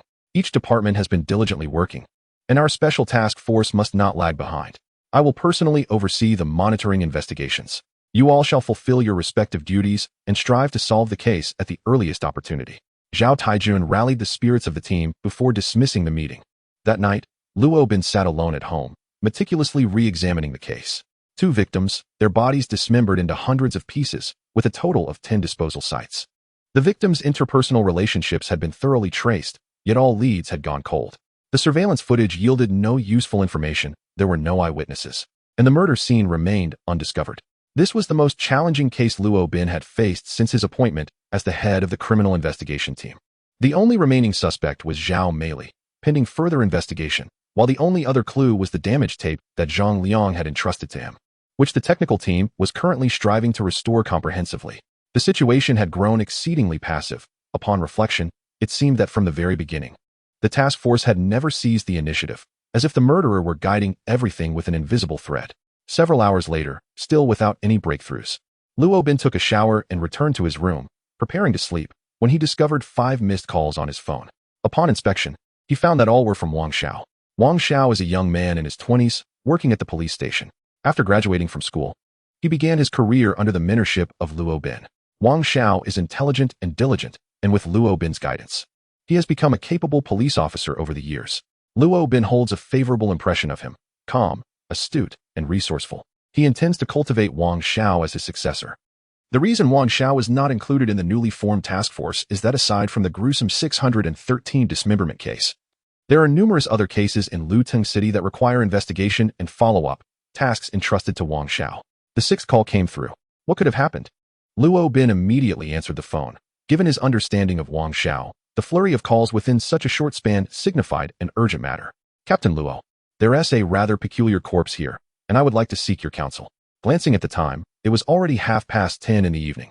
At this moment, Luo Bin's primary focus was on the 613 case, and all other matters could be set aside. This is the essence of a task force. Wang Xiao is a rare talent within the police force, fully aware of Luo Bin's current mission, and under normal circumstances, he would refrain from disturbing him unless the situation were dire and demanded immediate attention. What is so strange about it? I'll send you a photo. Moments later, Luo Bin's phone received an image depicting a woman lying on the ground, her left side facing down. Her face had turned a pallid gray, devoid of any color, including her lips, indicating she had been deceased for at least half a day. The woman appeared to be in her 30s, and at first glance, there seemed to be nothing peculiar about her. However, her hand gestures captured Luo Bin's attention. Her right ring finger was bent, with her thumb pressing down on it, while the other 3 fingers stood upright. This particular gesture had gained widespread recognition on the internet as a distress signal, intended for those whose safety was compromised. By adopting this pose, individuals could seek help, prompting anyone who understood the signal to alert the authorities. Yet, this was merely a rumor. In reality, no such gesture existed, and the cyber police had even intervened to debunk it. Nevertheless, the gesture circulated widely, particularly among parents of young children, who nearly all instructed their offspring on this signal, cautioning them to use it in times of peril. Captain Luo, have you made any discoveries? Wang Xiao inquired after sending the photograph. This gesture cannot signify anything. Even if it were a distress signal, she is already deceased. In truth, Luo Bin was not particularly inclined to delve into this case, as he had more pressing matters to attend to, coupled with the fact that he trusted Wang Xiao's capabilities. Captain Luo, if it were merely this gesture, I would not have disturbed you at such a late hour. I understand you have important tasks at hand. Please take a closer look at her fingernails. I've sent you an enlarged image. The picture soon arrived, and Luo Bin opened it to scrutinize the details. He observed that the nails of her index, middle, and little fingers bore distinct markings: 3 dots, 3 lines, and 3 dots. Luo Bin was on the verge of articulating his thoughts when Wang Xiao sent another photograph. It was a close-up of the thumb and ring finger, previously obscured from view, with their nails concealed beneath the palm. The nail of the ring finger bore the inscription of 2 digits, 14, while the thumb displayed the number 12. However, the etchings of these numbers were somewhat haphazard, lacking precision. For instance, the angularity of the 4 was closely adjacent to the center of the 1 in 14. The configuration of 12 was even more peculiar, with the starting point of the 2 positioned to the left of the 1, and the 1 towering over the 2, nearly double its height. Rather than representing 12, it appeared more as a 2 with a 1 inscribed in its center. If one were to interpret the etchings on the nails in the first photograph as Morse code, it could be construed as an SOS signal. Yet, what could the markings on the ring and thumb signify? Luo Bin began to harbor a growing curiosity regarding this case. Initially perplexed, he soon grasped the implications upon learning about the victim's identity and profession. Thus, he promptly contacted you. She was a mother to a 4-year-old child and served as an elementary school English teacher. At first, Luo Bin struggled to comprehend Wang Xiao's intentions. But upon a closer inspection of the etchings on the ring and thumb, a realization struck him. Where are you? I will be there shortly. New World Building, 18th floor. Rooftop. This is the distribution room. It is seldom visited. Please update me on the situation. Upon his arrival, Luo Bin promptly instructed to crouch down and examine the deceased. The building's security reported an incident. He commenced his patrol of the various floors shortly before 9 p.m. At that moment, a sudden power outage occurred, prompting him to investigate the distribution room on the top floor, where he made a grim discovery. The deceased, identified as Xia Hui, was a 30-year-old English teacher at a primary school, an outsider to the locality. She had a 4-year-old daughter, and her husband, a supervisor at a company, has already been contacted and is currently at their residence. Preliminary examinations suggest that the cause of death was poisoning, with a nearby medicine bottle having been retrieved for analysis. From the account provided, this appears to be yet another perplexing mystery. Chapter 31. The detective Luo Bin meticulously examined the corpse, leaving no detail overlooked. Once he had completed his inspection, he rose and approached Wang Xiao, whispering, "Share your thoughts on this case." Wang Xiao's eyes widened in surprise. It seemed that Luo Bin was testing him. The deceased bore no external injuries, and preliminary assessments suggested poisoning as the cause of death. There were no signs of a struggle at the scene, leading to the superficial conclusion of a voluntary suicide. However, she had left a distress signal beneath her nails. And intriguingly, the message was not a plea for her own salvation, but rather a call to save a child. Luo Bin regarded Wang Xiao with satisfaction. Pleased with the detective he had nurtured. Why is the message focused on the child rather than herself? He probed further. Wang Xiao knelt beside the body, observing the markings on the ring and thumb fingers, which appeared to be 2 digits, 14 and 12. Yet, given the positioning of her fingers, it seemed these numbers were interconnected. Viewed as a whole, it was not simply 1412, but rather resembled the English word kid. The hastiness of the inscription rendered it ambiguous, creating an illusion of 1412. This was precisely why Luo Bin had come here at such a late hour. He too had discerned that the true message the deceased sought to convey was to rescue a child. The case likely involved the safety of a child, compelling him to act. While stated, continue, he encouraged. Given the absence of any signs of struggle at the scene and the lack of evidence that the body had been moved, it is highly probable that the deceased ingested poison voluntarily. However, based on her distress signals, it is evident that she had no intention of ending her life. Thus, I surmise that at that moment, she was being coerced by someone, compelled to ingest the poison against her will, and this captor likely used her child as leverage. The analysis is astute. Wang Xiao certainly lives up to the expectations placed upon him by Luo Bin, as his thoughts align closely with those of his superior. Nevertheless, Luo Bin discerned clues that extended beyond this. He continued to inquire, "Is there anything else? I have already contacted the local police to interrogate her husband. It has come to light that she returned to her parental home yesterday with her daughter, who is currently missing as well. The purpose of my visit is to seek your insights, as this may involve another potential victim." Wang Xiao awkwardly scratched his head, in comparison to Luo Bin. He still appeared somewhat inexperienced. Luo Bin pointed to the deceased. The victim possesses an attractive appearance and a commendable physique, dressed in a rather fashionable manner. Now, observe her left hand. There is a wedding ring on her 4th finger. However, take a closer look at the quality of the ring. Their daughter is 4 years old, suggesting that the marriage must have occurred over 5 years ago. The ring is made of gold, yet its exterior exhibits a distinctly aged hue. Upon hearing this, Wang Xiao began to scrutinize the ring, and indeed, as Luo Bin had indicated, the observations were accurate. Remove the ring and examine the inside. Following Luo Bin's instructions, Wang Xiao slid off the ring with surprising ease, only to discover that the inner surface was markedly more lustrous than the exterior. This discrepancy left him perplexed. One would typically expect that the upkeep of a ring would involve the preservation of its outer surface. Why, then, was the inner part more radiant than the outside? Is it not peculiar that the interior gleams brighter than the exterior? There exists but one explanation: frequent removal. You may have noticed how effortless it was to take off the ring just moments ago. This is indeed due to its regular removal. Now, a pressing question arises. Why would a married woman frequently remove her wedding ring? Observing Wang Xiao's look of bewilderment, Luo Bin continued to elucidate. There is but one possibility, that she must remove the ring in certain circumstances or when meeting specific individuals. The faint marks left on her finger suggest that the deceased was an astute individual. Such a clever person, if involved with a lover who was unaware of her marital status, would find it quite manageable, wouldn't they? Oh. Wang Xiao suddenly comprehended Luo Bin's implication. You are suggesting that this woman had an extramarital affair, clandestinely meeting her lover while removing her ring each time. As he spoke, he further analyzed. If this lover discovered that she had deceived him, could it be that in a fit of rage he brought her here and, leveraging their daughter as a threat, compelled her to take poison? This narrative seems to align perfectly with logic. Indeed, this is a psychological analysis of the case. The fact that the deceased did not remove her ring indicates that she was not prepared for a meeting with her lover. It would appear that this lover, upon realizing the deception, then targeted her. Of course, all of this remains speculative. The truth of the matter requires your own investigation. Captain Luo, you have displayed remarkable acumen. With this investigative direction, I am confident that the case will be solved expediently. Luo Bin smiled faintly, a hint of bitterness underlying his expression. He thought to himself that it would have been splendid if the perpetrator of the 613 case had left behind such a plethora of clues. He glanced at Wang Xiao and inquired, "From which angle do you intend to commence your investigation into the lover?" "Starting with the communication records. Now that we know the identity of the deceased, I can apply for permission to investigate her contacts and methodically eliminate them until we identify the lover," Wang Xiao replied. "That is indeed a sound approach. However, there are clues at the scene that you have overlooked. This evidence could expedite your search for the murderer. Moreover, it cannot be conclusively stated that the lover is the killer, but it is certain that the killer is the individual who brought her here." Wang Xiao was momentarily taken aback, prompting him to revisit the corpse for another examination.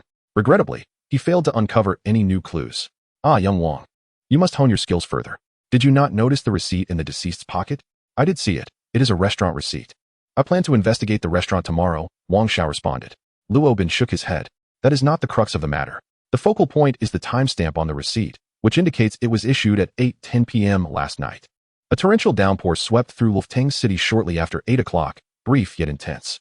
Consider this. After finishing their meal, they should have logically returned home. Why then?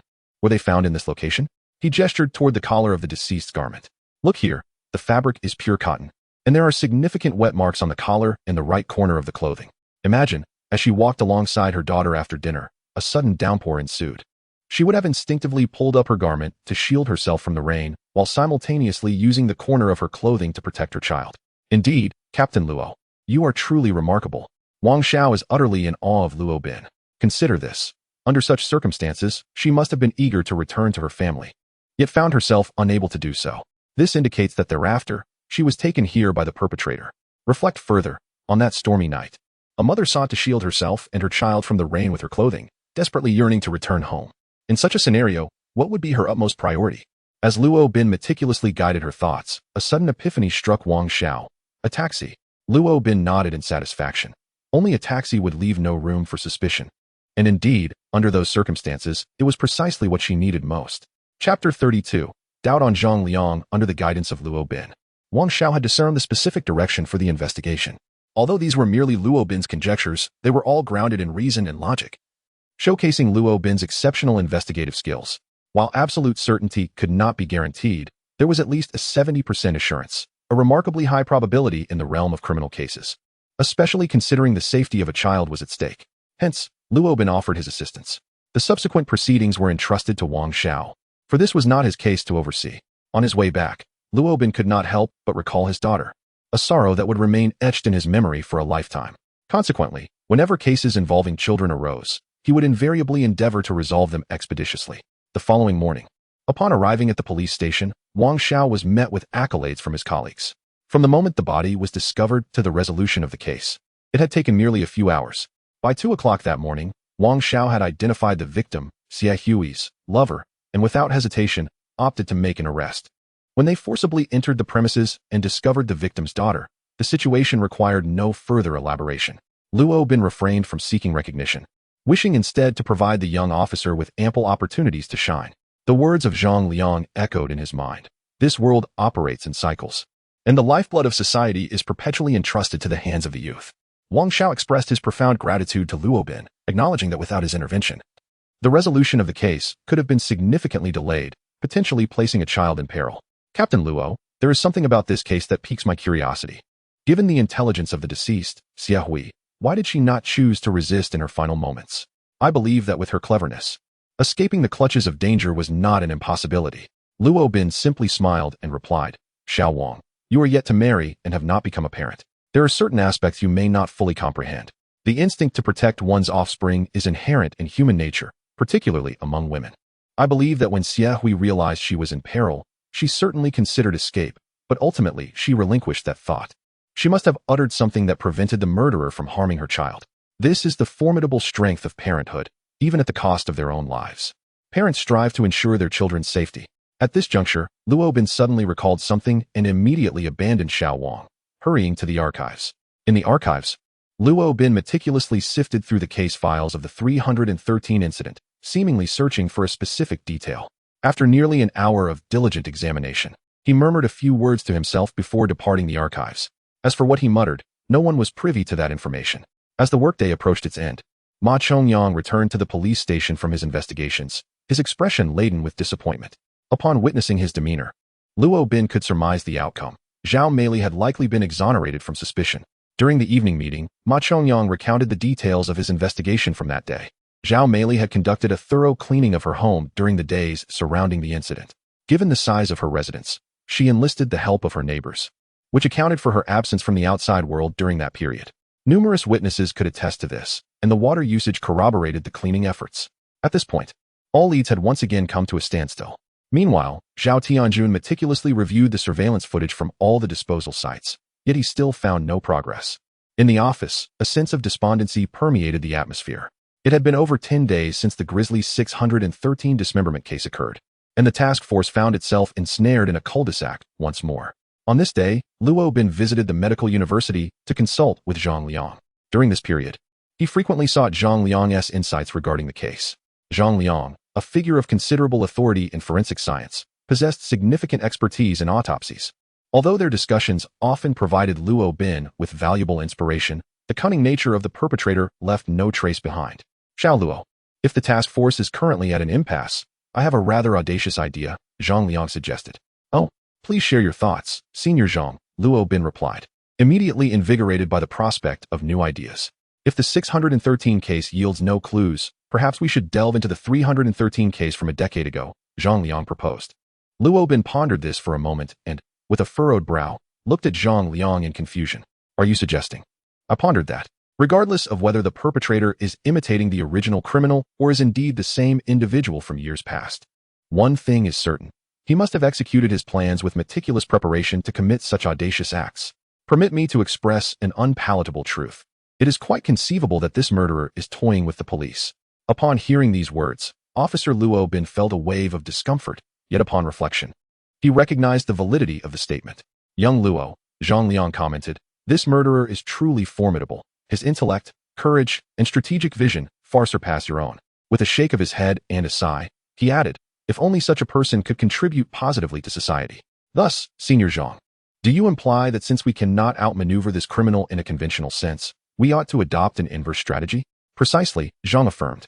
The killer, emboldened by a decade's passage, undoubtedly possesses far richer experience than before. I am convinced he has meticulously calculated every aspect of his plan to ensure its flawless execution. In contrast, the dismemberment case from 10 years ago was his first offense. A thorough re-examination might yield new clues. Zhang Liang articulated his thoughts with poise, subsequently adding, society has evolved rapidly. Our current technological advancements far exceed those of a decade ago. Employing modern technology to address a case from the past may yield remarkable results. Senior Zhang, the possibility you mentioned indeed exists. However, the statute of limitations for the 313 case has already surpassed 10 years. And it can only serve as a reference now. There is nothing we can do to reopen the investigation, Luo Bin lamented. Not entirely so. If you can uncover new evidence regarding the case from a decade ago, it is conceivable to submit an appeal to revive the prosecution. The ramifications of that case 10 years ago were profound, impacting society significantly and leaving a substantial mark on law enforcement. If it were to be solved, it would indeed be a positive development for both the police and society as a whole. However, at that moment, Luo Bin's thoughts were far removed from this matter. The case involving Xie Hui from yesterday illuminated a truth for Luo Bin. The love of parents for their children can sometimes unleash an unimaginable force, one that is often beyond belief. Coupled with Zhang Liang's words today, it became evident that he was advocating for the revival of a case that had long surpassed its prosecutorial period. This led Luo Bin to harbor doubts in his heart. Could it be that Zhang Liang's true intention was to seek justice for his deceased daughter by resurrecting the case from 10 years past? Chapter 33. All leads severed. Admittedly, I harbor a modicum of personal interest. If the case from a decade ago could be reopened, it would afford me the opportunity to secure justice for my daughter. However, beyond this audacious notion, I find myself devoid of any superior alternatives. To my astonishment, Zhang Liang openly acknowledged his selfish motives. This revelation caused Luo Bin, who had initially harbored doubts, to waver slightly in his judgment. Nevertheless, as a police officer, Luo Bin remained steadfast. Personal emotions would not sway his discernment. for only evidence could influence his judgment, not sentiment. Senior Zhang, I understand your perspective. In fact, I believe your idea has merit. I shall discuss it with Director Zhao. Should he also deem it feasible, we may proceed. However, I will require your assistance when the time comes. Alas, at my age, what assistance can I possibly provide? Yet, if the case from a decade ago can be reopened, I shall certainly contribute to the best of my ability. Upon finishing his words, a shadow of melancholy crossed his gaze, and he added in a hushed tone, whether for the people or for my daughter. Witnessing Zhang Liang's demeanor stirred a sense of discomfort within Luo Bin. After bidding farewell to Zhang Liang, Luo Bin made his way to meet Lu Yuan. Ever since their acquaintance, he had an intuitive sense that Lu Yuan would prove to be his ideal partner within the police force, while Luo Bin possessed extensive practical experience. Lu Yuan was well-versed in a wealth of theoretical knowledge. The combination of theoretical insights and practical expertise promised results that transcended mere addition. What troubles you today, Brother Luo? You seem quite forlorn. After conversing for a while, Lu Yuan noticed that Luo Bin seemed somewhat dejected. Luo Bin let out a wry smile, expressing, "Isn't it all due to the dismemberment case? I feel quite ashamed. Despite the passage of so many days, there has been no progress in the investigation. It's not just me. The entire police force is shrouded in a heavy atmosphere." He continued, "I have studied various dismemberment cases from abroad, and typically, a perpetrator resorts to such an exceedingly brutal method either out of immense hatred for the victim, an enmity so profound that even in death, they wish to inflict endless torment, or due to severe psychological disorders, commonly referred to as psychopathy." As their conversation meandered, they inadvertently began to delve into the details of the case. This particular incident seemed to rule out the former scenario, as both victims were merely high school students with no intricate social entanglements, which logically suggests that they would not harbor such intense animosity. Indeed, Bai Shui harbored a deep-seated grudge against the bullied girl. However, the police had thoroughly investigated that student and her entire family, eliminating them from suspicion. Thus, we can only consider the latter possibility. The commonality among the victims is the presence of bullying in their lives. Have you considered approaching the matter from this angle? Lu Yuan inquired. We have, Luo Bin replied, but there has been no significant development. We suspect that the perpetrator likely harbors a particularly intense hatred towards the female classmates of the bullies, a hatred potent enough to incite murder. Yet such individuals remain elusive to our inquiries. With a sigh, he added, "It's truly vexing. During this period, I have been immersing myself in literature concerning abnormal psychology. Should I come across any valuable insights, I shall certainly share them with you." Lu Yuan wore an expression of helplessness, realizing that all he could offer was theoretical assistance to Luo Bin. On July 1st, a new month dawned, and while everyone else brimmed with enthusiasm and vigor, the atmosphere within the police station was profoundly dismal. Nearly 20 days had elapsed since the gruesome dismemberment case of June 13th. Yet the entire task force had made no tangible progress. The citizens of Ulteng City gradually began to forget about the horrific incident as daily life continued to unfold, allowing the memory of the case to fade.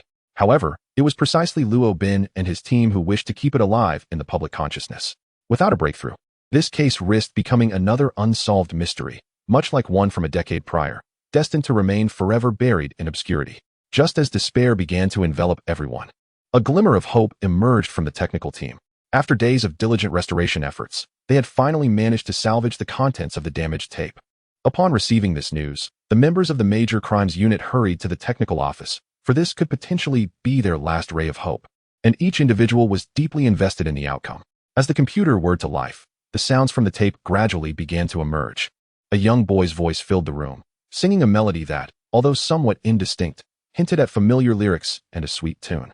The song, reminiscent of a nursery rhyme, painted a picture of meadows, villages, and homes, sung with an innocent awkwardness, likely recorded by the boy himself in front of a tape recorder. However, the song was brief. It faded away just as he sang the word homes. After listening to it several times, the group began to engage in animated discussion. This ought to be a folk song, or perhaps a mountain melody of sorts. In any case, I have never encountered it before. It strikes me more as a nursery rhyme, something a child might casually sing. I believe we may have veered off course, as this content appears to bear no relation to the case at hand. Ma Chongyang's words rendered everyone silent. Indeed, after so many days of effort, we now find ourselves devoid of even the last flicker of hope. No matter how one contemplates the recorded material, it remains inextricably disconnected from the circumstances of the case. With matters reaching this juncture, Luo Bin ultimately resolved to take that final step. Thus far, having eliminated all suspects, the only individual he still harbors some suspicion towards is Zhang Liang. Although he subjectively feels that Zhang Liang could not possibly be the perpetrator, Objectively speaking, Zhang Liang possesses the capability to commit the crime, as he is a forensic expert, profoundly familiar with human anatomy. Dismemberment, for him, is as mundane as our daily task of chopping vegetables. Furthermore, Luo Bin has discreetly investigated and found that during both the times of the incidents and the disposal of the body, Zhang Liang lacked an alibi, living alone. There is no one to attest to his whereabouts.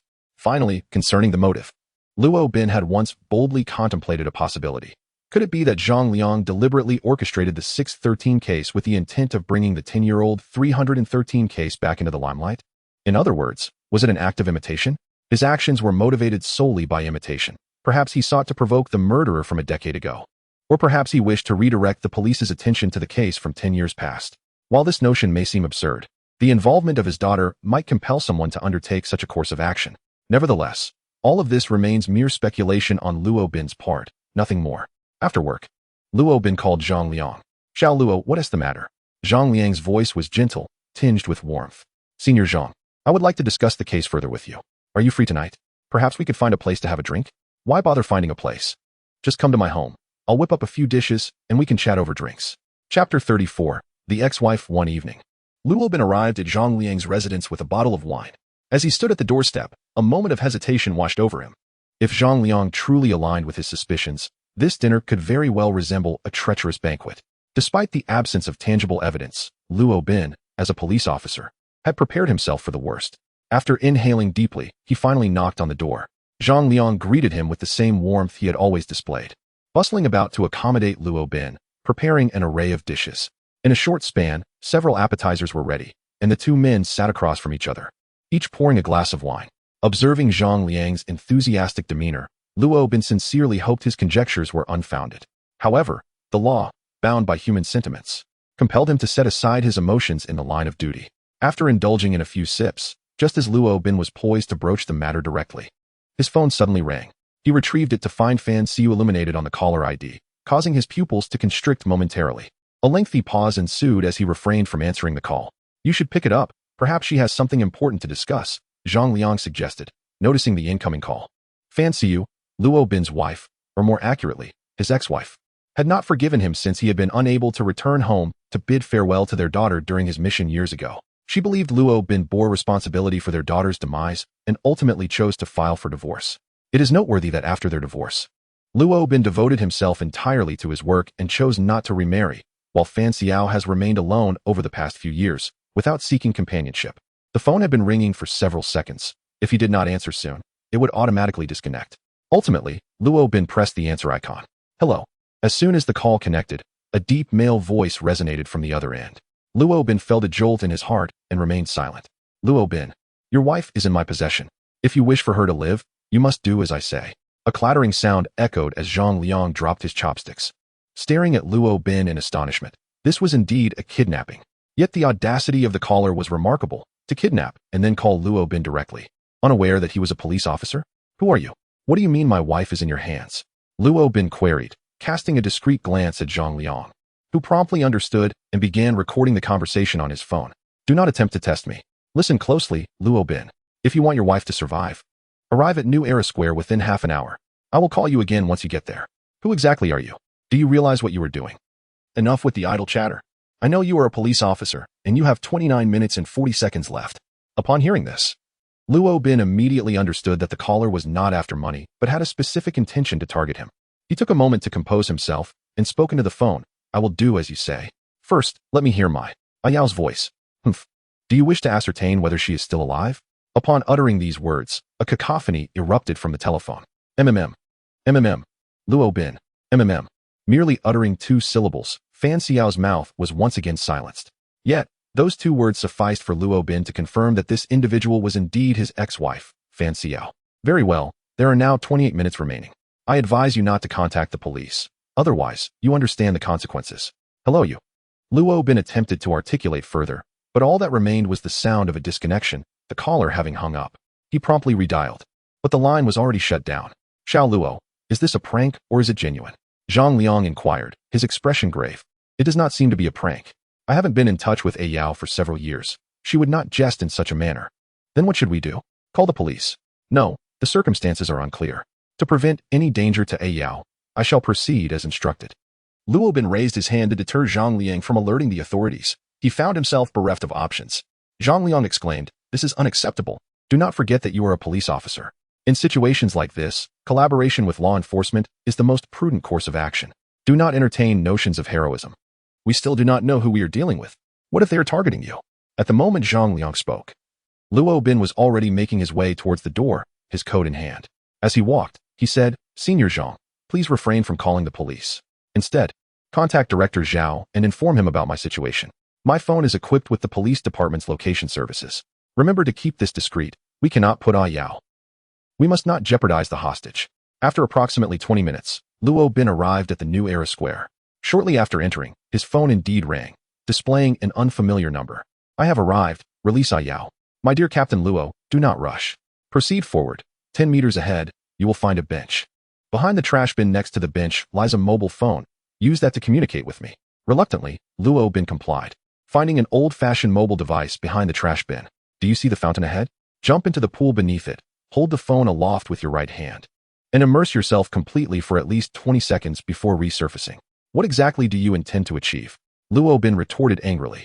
The caller responded with a cold chuckle. "You can either follow my instructions or hang up. Should you utter another word, I will ensure you hear your wife's screams." "Fine, I will do as you say. Please do not harm her." Luo Bin quickly conceded, realizing he had no choice but to comply, lest Fan Xiu be put in genuine peril. He approached the fountain, vaulted over the railing, and plunged into the pool, submerging himself entirely for over 20 seconds before emerging. "Excellent. Now, make your way to the rooftop on the west side. You are permitted to use the stairs only. You have 10 minutes. This is perilous. The building on the west side of Times Square stands 12 stories tall. Ascending to the 12th floor via the stairs within a mere 10 minutes presents a formidable physical challenge." Without a moment's hesitation, Luo Bin dashed towards the western edifice, his mind already forming a conjecture about the identity of his pursuers. Although he could not ascertain their exact identities, he surmised they were either criminals he had previously apprehended or their accomplices seeking retribution. The earlier act of forcing him into the water was likely a precautionary measure to prevent any signal transmitters or listening devices he might have on him from functioning, as these electronic devices would become ineffective when submerged. Now, the demand for him to ascend the 12 stories on foot was presumably intended to deplete his stamina. If Luo Bin's estimation was accurate, several individuals awaited him on the rooftop at that very moment. Fortunately, due to his robust physical condition, he managed to reach the summit in just 9 minutes. As anticipated, when Luo Bin arrived breathlessly at the rooftop, 5 or 6 individuals were there, harboring ill intentions. Chapter 35. The criminal's revenge. At the edge of the enclosure, Fan Xiao was bound with ropes, her mouth gagged with tape, while another individual stood beside her, vigilantly watching. "Captain Luo is indeed a man of deep feelings and loyalty," he chuckled. Leading the group was a seemingly frail man, with a buzz cut and glasses, exuding an air of gentility. "I have done as you instructed. Now, can you release her?" The man chuckled once more. "I never said I would let anyone go. TSK, I must admit, your wife is quite stunning."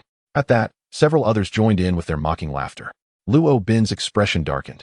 It seemed these individuals had intentions far more sinister than merely beating him. If the situation escalated, they might be plotting for his life, which explained their choice of this high rooftop location. "Captain Luo, do you remember me?" The buzz-cut man glared at Luo Bin, his eyes brimming with fury. Seeing Luo Bin remain silent, the man continued, "It was you who incarcerated me, and I languished in prison for 5 long years. Do you have any idea how I endured those 5 years?" He shouted at Luo Bin, his rage palpable, as if he wished to devour him whole. Just as Luo Bin had surmised, this buzz-cut man was a former criminal he had once apprehended. However, what surprised him was the utter lack of remorse in the man's heart after 5 years of imprisonment and reflection. "Do not speak so much. Your entire scheme was devised to draw me here. Now that I have arrived, your objective has been achieved. You may do as you please with me, but spare my wife." The term wife resonated powerfully from Luo Bin's lips, eliciting a flicker of complexity in Fan Xiao's eyes. They had long since divorced, and in truth, Luo Bin need not have come today, yet he chose to do so nonetheless. "Huh, Captain Luo, do you perceive me as a fool? Or is it you who is the simpleton?" The crew-cut man sneered. "I have openly revealed my face to you. Do you truly believe I would allow you to leave here alive today? What do you intend to do? Do not forget, I am a police officer." Luo Bin retorted sternly. "Oh, how I tremble at the thought of a police officer." The crew-cut man suddenly twisted his arms in mock terror. With a derisive glance at Luo Bin, he proclaimed, "A police officer, is it? Soon, you'll be nothing but a mere police paste." With that command, several individuals beside the crew-cut man charged forward, each wielding weapons in hand, steel rods as thick as a wrist, swinging them menacingly towards Luo Bin. Luo Bin would certainly not remain passive. Seizing the moment, he evaded the first attack and advanced to strike at the assailants behind. However, these individuals reacted swiftly, brandishing their steel rods and unleashing a flurry of blows. Within mere seconds, Luo Bin found himself struck multiple times, each blow eliciting grimaces of pain. The adage that 2 fists cannot contend with 4 hands proved true here, where he faced over a dozen, all armed. In a fleeting moment, several individuals surrounded Luo Bin, relentlessly beating him with fists and feet. Strike him harder. Fan Siyao shook her head vigorously at the crowd, her mouth tightly sealed, rendering her unable to speak. All she could emit were muffled sounds, tears streaming down her face. Stop immediately. Do not move. At this critical juncture, a thunderous voice echoed from the staircase. Zhang Liang appeared, brandishing a firearm towards the assailants, who were momentarily paralyzed by fear and ceased their aggression. With narrowed eyes, he advanced, seizing Luo Bin from the ground, delivering a few more kicks for good measure, and then thrusting Luo Bin in front of him, demanding, "Who are you? Can't you see I'm a police officer? Release him at once." Zhang Liang, gun raised, took deliberate steps closer. With a subtle grin, the assailant retorted, "Can't you see I have a hostage?" He astutely maneuvered Luo Bin backward, his sights set on the railing where Fan Xiao stood. Aware that Luo Bin was both an adult male and a police officer, he recognized that using him as a hostage would only escalate his peril. Currently, his lack of resistance was likely due to the recent beating he had endured, leaving him weakened. Once he regained his strength, the tables would turn against him. Thus, his immediate objective was to take Fan Xiao hostage. Dealing with a woman was far simpler than confronting a man. "What do you intend to do?" Zhang Liang's commanding presence was palpable, and his serious demeanor indeed resembled that of a police officer. "I desire nothing but to leave unharmed." The man with a crew cut appeared remarkably composed, showing no signs of panic in the face of the police, suggesting he was undoubtedly a seasoned criminal. In the midst of conversation, he seized Luo Bin, dragging him to Fan Xiao's side, and delivered a swift kick to Luo Bin's backside, causing him to stumble and fall to the ground. Simultaneously, the man successfully took Fan Xiao as his hostage. Luo Bin, still reeling from the earlier beating, was only just beginning to regain his senses. Although Zhang Liang could intimidate those around him, he could not deceive Luo Bin, who immediately recognized that the gun in Zhang Liang's hand was a mere replica, a fade intended to project strength. In reality, their position remained precarious. Just then, a cacophony of footsteps echoed, and several police officers emerged from the staircase. "Freeze!" shouted the officers, drawing their weapons towards the group led by the man with the crew cut. The situation shifted dramatically.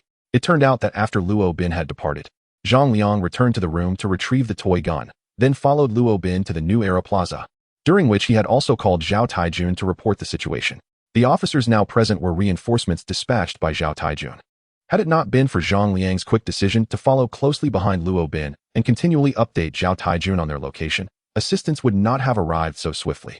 Upon witnessing the sudden appearance of so many police officers, the group realized they were utterly doomed.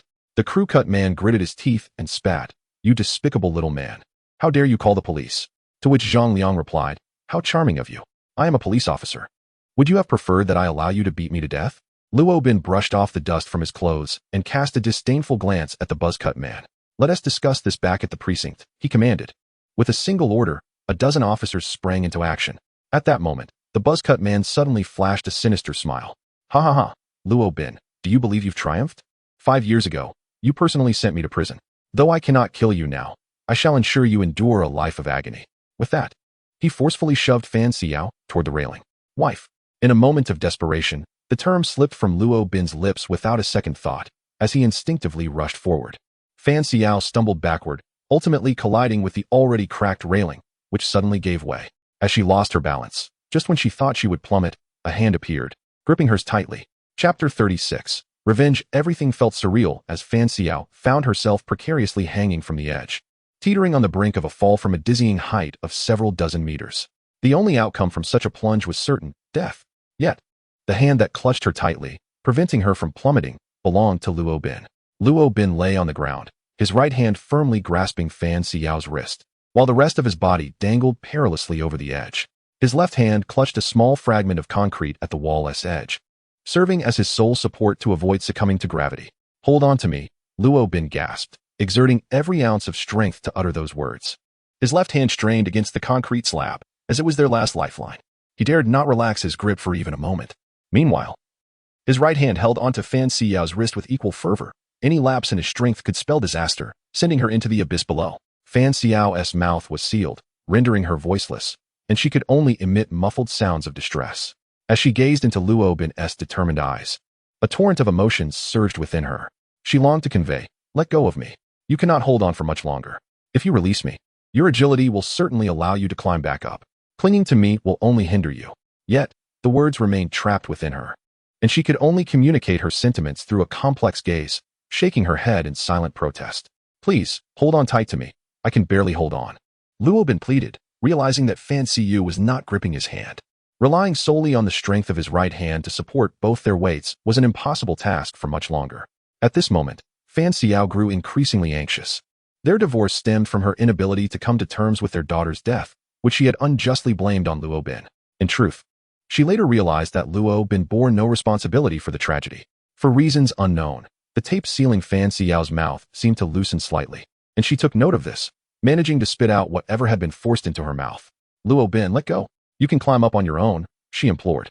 "Enough chatter. Grab hold of me," he commanded, his hands straining with effort, veins bulging on his forehead, revealing his own distress. His voice, imbued with masculine authority and a tone of command, momentarily stunned Fan Xiao.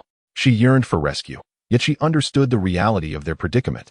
She was merely a burden to Luo Bin. Gradually, he would grow weaker, and she knew his character well enough to realize that even if he released his left hand and fell alongside her, he would never relinquish his right hand, allowing her to fall alone. "Luo Bin, stop clinging to me. Let go. I do not require your salvation. You were heartless back then, unable to even see our daughter one last time. Do you know how she spent the final hours of her life? Why pretend to save me now? We are divorced, and our ties are severed." In a desperate attempt to persuade Luo Bin to release her, Fan Xiao resorted to these words. Meanwhile, on the rooftop, the police were engaged in a fierce struggle with the assailants, who were no match for the law enforcement officers. The police held a significant advantage in numbers, and soon, all but a few of the attackers were subdued. Only the buzzcut man remained, standing against the wall, his face twisted with malice as he glared at the approaching police officers. Zhang Liang was closest to him, having just witnessed Luo Bin rush to save Fan Xiao. At that moment, they had not yet fallen. Luo Bin had managed to grasp a small piece of concrete and was holding on for dear life. "Don't come any closer," the buzzcut man shouted, aware that he was in a desperate situation, yet still yearning to fight back. "Do not resist, you have no way out," Zhao Taijun commanded sternly from the front. After receiving Zhang Liang's call, he understood that Luo Bin might be in peril, and without delay, he mobilized his team and rushed over. "Enough of the nonsense. I told you to stay back," the buzzcut man bellowed, noticing that Luo Bin was still hanging on, the concrete slab precariously close to him. Without hesitation, he lifted his foot and stomped down on Luo Bin's hand, determined that even if he could not escape, he would ensure that Luo Bin met a grim fate. The pain shot through Luo Bin's hand like a dagger, yet he clung fiercely to the concrete, refusing to let go at any cost. "Director Zhao, do not approach," Zhang Liang urgently cautioned Zhao Taijun, as he was closest to the buzzcut man and could clearly assess the situation. The lives of both Luo Bin and Fan Xiao hung precariously in the balance. "My dear brother, please lower your foot. We can discuss this calmly. Let us talk. Do not harm the innocent. The police may let you go, if you agree," he suggested diplomatically. Perhaps Zhang Liang, perceiving the age of the crew-cut man, felt a certain lack of trepidation towards him. Nevertheless, he was not a fool. With a cold sneer, he retorted, "Who are you? And what you say holds no weight." "It does have weight, it does. Just calm down for a moment, and allow me to rescue him," Zhang Liang replied, cautiously inching closer to the man with the crew cut. "Do not approach," the man bellowed, prompting Zhang Liang to immediately raise his hands in a gesture of non-aggression. "Stop deceiving me. There is no escape from your encirclement. But today I shall exact my vengeance. Luo Bin must perish." As he spoke, he exerted more force with his feet. A piercing scream erupted once more. The adage that the fingers are connected to the heart rang true, for the crew-cut man was mercilessly trampling Luo Bin's left hand. The pain he endured was beyond the comprehension of an ordinary person, yet he could not relinquish his grip. His hands were already drenched in blood, and he was sustained solely by sheer willpower. "Luo Bin, release me, please. Do not be foolish. It is better to survive than for both of us to perish." Fan Xiu could no longer contain her emotions, her voice nearly choking with desperation. Luo Bin gritted his teeth and enunciated each word with determination. "I have wronged both you and your mother. I have already lost Xiao Bao, and I absolutely cannot afford to lose you as well. Hold on tight." Another anguished scream filled the air as the crew-cut man's expression twisted in fury. increasing the pressure beneath his foot. I implore you, let go of me. I am no longer your wife. There's no need for you to sacrifice your life for mine. Enough of this nonsense. Hold on to me tightly. Luo Bin's veins bulged prominently on his forehead, his eyes ablaze with a fiery intensity. Despite the excruciating pain coursing through his left hand, he refused to relent even a fraction. His right hand gripped Fan Xiao's wrist with unwavering determination. One hand clutched the essence of life, while the other held onto the person of paramount importance to him. Witnessing Luo Bin's resolute refusal to loosen his grasp, Fan Xiao could no longer resist him. She tightened her hold on his hand, hoping that this small gesture might alleviate some of the burden for the man who was risking everything for her. Director Zhao, aware of the perilous height, noted that the sniper struggled to locate an appropriate vantage point. Although the safety net below had been expanded, its effectiveness was questionable due to the considerable altitude. Listening to his subordinate's report, Zhao Taijun felt an overwhelming sense of urgency. Chapter 37. I am a police officer. The man with the crew cut was acutely aware of his predicament. He had been incarcerated before and understood that.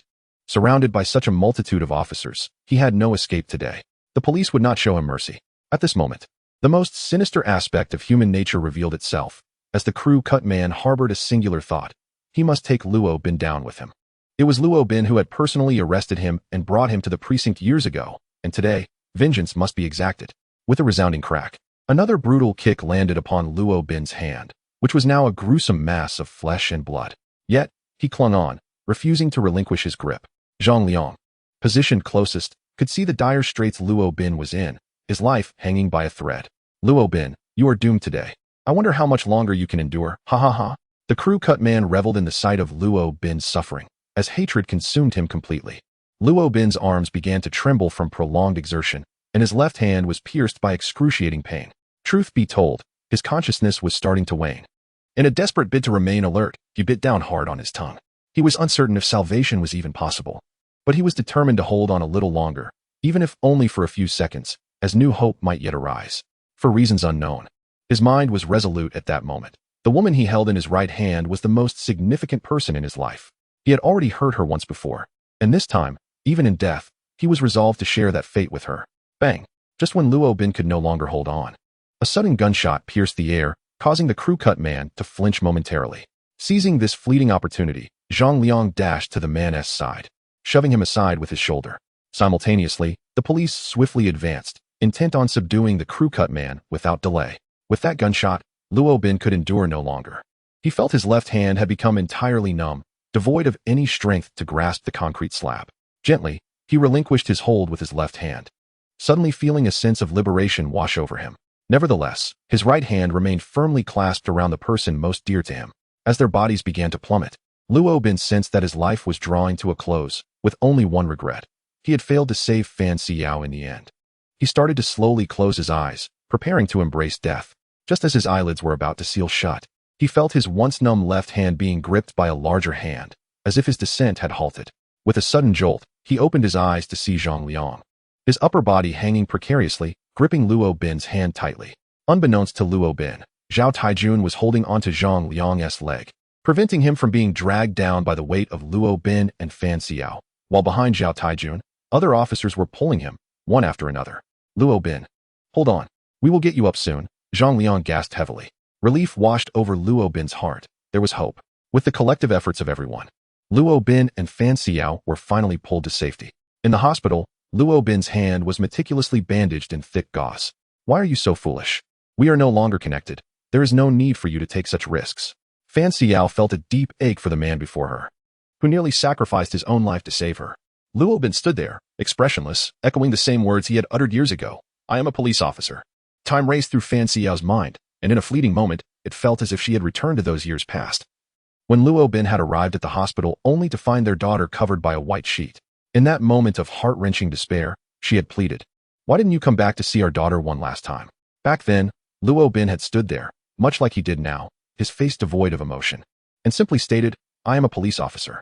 Now, Fan Xiao seemed to grasp the profound significance of those 4 words. To a police officer, both the larger community and the intimate family hold equal weight.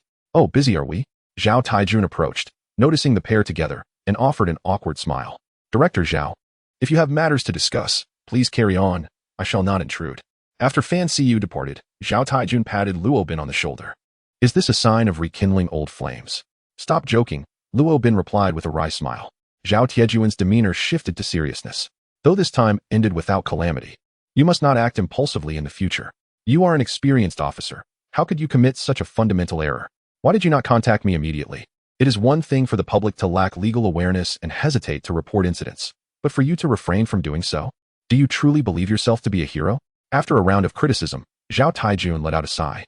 Fortunately, Comrade Zhang Liang was present today. Had he not followed you immediately and informed me of your situation, I would not have arrived so swiftly. Moreover, it was he who, disregarding danger, bravely confronted the assailant and fought valiantly to save you, preserving your life. At the mention of Zhang Liang, Luo Bin's expression turned grave. We shall discuss this further upon our return. Noting Luo Bin's serious demeanor, Zhao Taijun understood that he had something significant to convey. It was already quite late when the two returned to the Special Investigation Team office at the police station. Director Zhao, I have a matter to report to you, Luo Bin said, his expression solemn. It concerns the dismemberment case. The mention of the dismemberment case weighed heavily on Zhao Tiejuan's heart. The case from a decade ago had profoundly impacted him. With the recurrence of such a heinous crime, he had hoped to bring the perpetrator to justice and redeem past failures. Yet, so much time had passed without a single lead. Speak, Zhao Taijun urged. Taking a deep breath, Luo Bin confessed, I have harbored suspicions about Elder Zhang for some time now. However, these were mere unsubstantiated doubts without any evidence, which is why I refrained from discussing them with you. This time, however, the conjectures have converged. I suspect Elder Zhang Liang. As the words left his lips, an oppressive silence enveloped the office for a full 3 minutes. Do you have any evidence? Zhao Taijun inquired, his expression unreadable. Luo Bin shook his head and said, If there were evidence, I would not speak to you in this manner. I seek your opinion. I intend to investigate Zhang Liang as a suspect. Please articulate your reasoning. Zhao Taijun appeared outwardly composed, yet turmoil raged within him. For years, forensic expert Zhang Liang had been his comrade, and during the 313 case a decade ago, they had worked tirelessly together. He found it hard to accept that Zhang Liang could be implicated in the dismemberment case. Moreover, Zhang Liang's daughter was also a victim of the 313 incident, which had been left unresolved, leaving Zhao Taijun with a lingering sense of guilt towards Zhang Liang. Nevertheless, he had utmost confidence in Luo Bin, the most exceptional detective he had mentored, believing that he would not make unfounded accusations. Chapter 38, Doubting Zhang Liang. Firstly, I personally believe that the 613 case is most likely a case of imitation, and that the perpetrator is not the same as in the 313 case. Zhao Taijun nodded in agreement. If it were indeed the original culprit, there would be no reason to employ the same method of execution, as it would be tantamount to providing the police with an opportunity to apprehend him. Moreover, the method of dismemberment and disposal involves numerous locations, and any misstep could lead to exposure. Thus, theoretically, the perpetrator of the 313 case would have no justification for taking such a risk. Secondly, due to subjective factors, we have never harbored doubts about the senior forensic expert, Zhang Liang, from the outset. After all, no one would suspect a seasoned forensic pathologist, particularly one who suffered the tragic loss of his daughter in the 313 case. However, we overlooked the most crucial point, precisely because Zhang Liang is an experienced forensic expert. He possesses an intimate understanding of human anatomy. Luo Bin's implication was that Zhang Liang had the capability to dismember bodies. In reality, it extends beyond that. A person with extensive forensic experience often possesses formidable counter-surveillance skills, as they are acutely aware of what elements are pivotal in solving a case. Furthermore, I have investigated the days leading up to the discovery of the two bodies in the 613 case, and Zhang Liang similarly lacks an alibi. Living alone in an older residential complex, he resides in a community where the surveillance equipment has not been updated.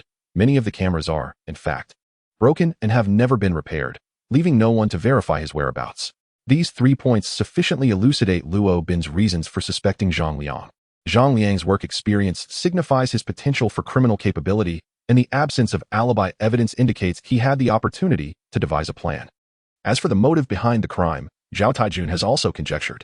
Are you suggesting that Zhang Liang deliberately orchestrated the 613 case to compel the police to reassess the 313 case? Luo Bin gazed into Zhao Tiejuan's eyes and nodded vigorously. After a moment of hesitation, Zhao Taijun waved his hand dismissively. This rationale is far-fetched. Who would act in such a manner? Moreover, what benefit could possibly arise from such actions? Even a father seeking to vindicate his daughter would not resort to such extreme measures. Indeed, from a humanistic perspective, this seems somewhat unreasonable. The deceased deserve peace, while the living must continue their journey. Luo Bin shook his head and remarked, what if the esteemed Zhang Liang knows that his time is short? What? Zhao Taijun was taken aback, yet he was more intrigued by how Luo Bin had come to this knowledge. The truth is, when I first visited the esteemed Zhang Liang, and he presented me with that tape, I began to harbor some doubts about him. Though, strictly speaking, it was not suspicion, merely a sense of peculiarity. Later, when he clarified the timeline regarding the discovery of the tape, my doubts were assuaged, and he also provided me with invaluable insights regarding the case. In subsequent discussions concerning the case, he intentionally steered the conversation towards incidents from a decade prior, suggesting that I focus my investigative efforts on those earlier cases. I found his arguments quite compelling, not delving deeper into any suspicions. Rather, I perceived his intentions as a means to uncover the truth for his daughter through this current case. At this juncture, Luo Bin merely regarded Zhang Liang as somewhat peculiar, without any genuine suspicion. However, my doubts regarding the esteemed Zhang Liang began to surface a few days ago, following the suicide case of Wang Zhao's acquaintance. I had visited the scene of that incident, where a mother, faced with peril, chose not to resist, but instead left behind clues to save her child. This revelation struck me profoundly, illuminating the notion that love constitutes the most formidable force in the world. As a law enforcement officer, I have witnessed a myriad of crimes and the darker facets of human nature, more so than the average individual. Most of these cases stem from hatred, leading me to believe that humanity's greatest power lies in animosity. Hatred can inspire an extraordinary resolve, propelling one toward a path of crime. Yet, it was only through that particular case that I experienced an epiphany. The greatest force is not hatred, but love. Thus, when reflecting on Zhang Liang's actions, such thoughts began to emerge. Luo Bin nodded. Thus, I began to investigate the esteemed Zhang Liang, starting with the inquiry into the sudden resignation from the police force 3 years ago. To my astonishment, I discovered that during the period leading up to his departure, he frequently visited the hospital. Following this lead, I examined his medical records and found that 3 years prior, he had been diagnosed with cancer. How infuriating it is that he never confided this to me. Zhao Taijun clenched his fists, trembling slightly. He had long harbored feelings of guilt towards Zhang Liang. In the past, he had resented Zhang for his abrupt resignation, unaware that such a grave matter as cancer had befallen his old friend. What weighed heavier on his conscience was the realization that he had never inquired about Zhang Liang's health over the years. The hospital had estimated, based on the rate of cancer cell proliferation, that he had approximately 3 years left to live. While treatment could prolong his life marginally, it would not offer a cure. Instead of pursuing treatment, Zhang Liang chose to resign from the police force and accepted a position as a professor at a medical university. At this juncture, Luo Bin took a deep breath. It was only today that I learned this news, prompting my decision to visit Zhang Liang for drinks this evening, during which I intended to discuss his illness and resignation. I wished to hear his explanation before deciding whether to consider him a suspect worthy of further investigation. And what was his response?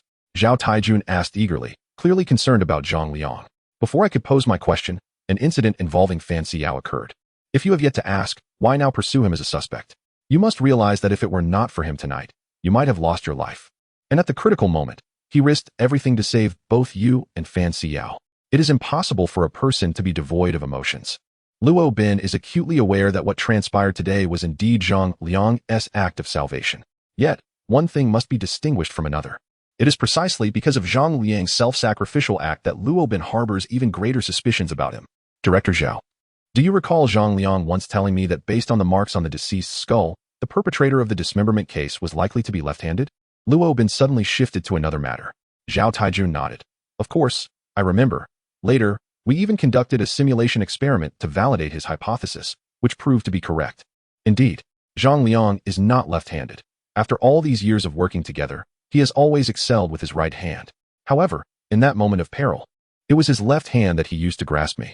A reflexive action taken in a moment of crisis cannot be misleading. Chapter 39. Misunderstanding Zhang Liang. It is impossible. I have known him for so many years. Am I not aware of which hand he favors? Luo Bin furrowed his brow. Director Zhao, do not allow subjective emotions to cloud your judgment. I am merely presenting objective facts for discussion. Personally, I harbor no desire for Senior Zhang Liang to be entangled in the dismemberment case.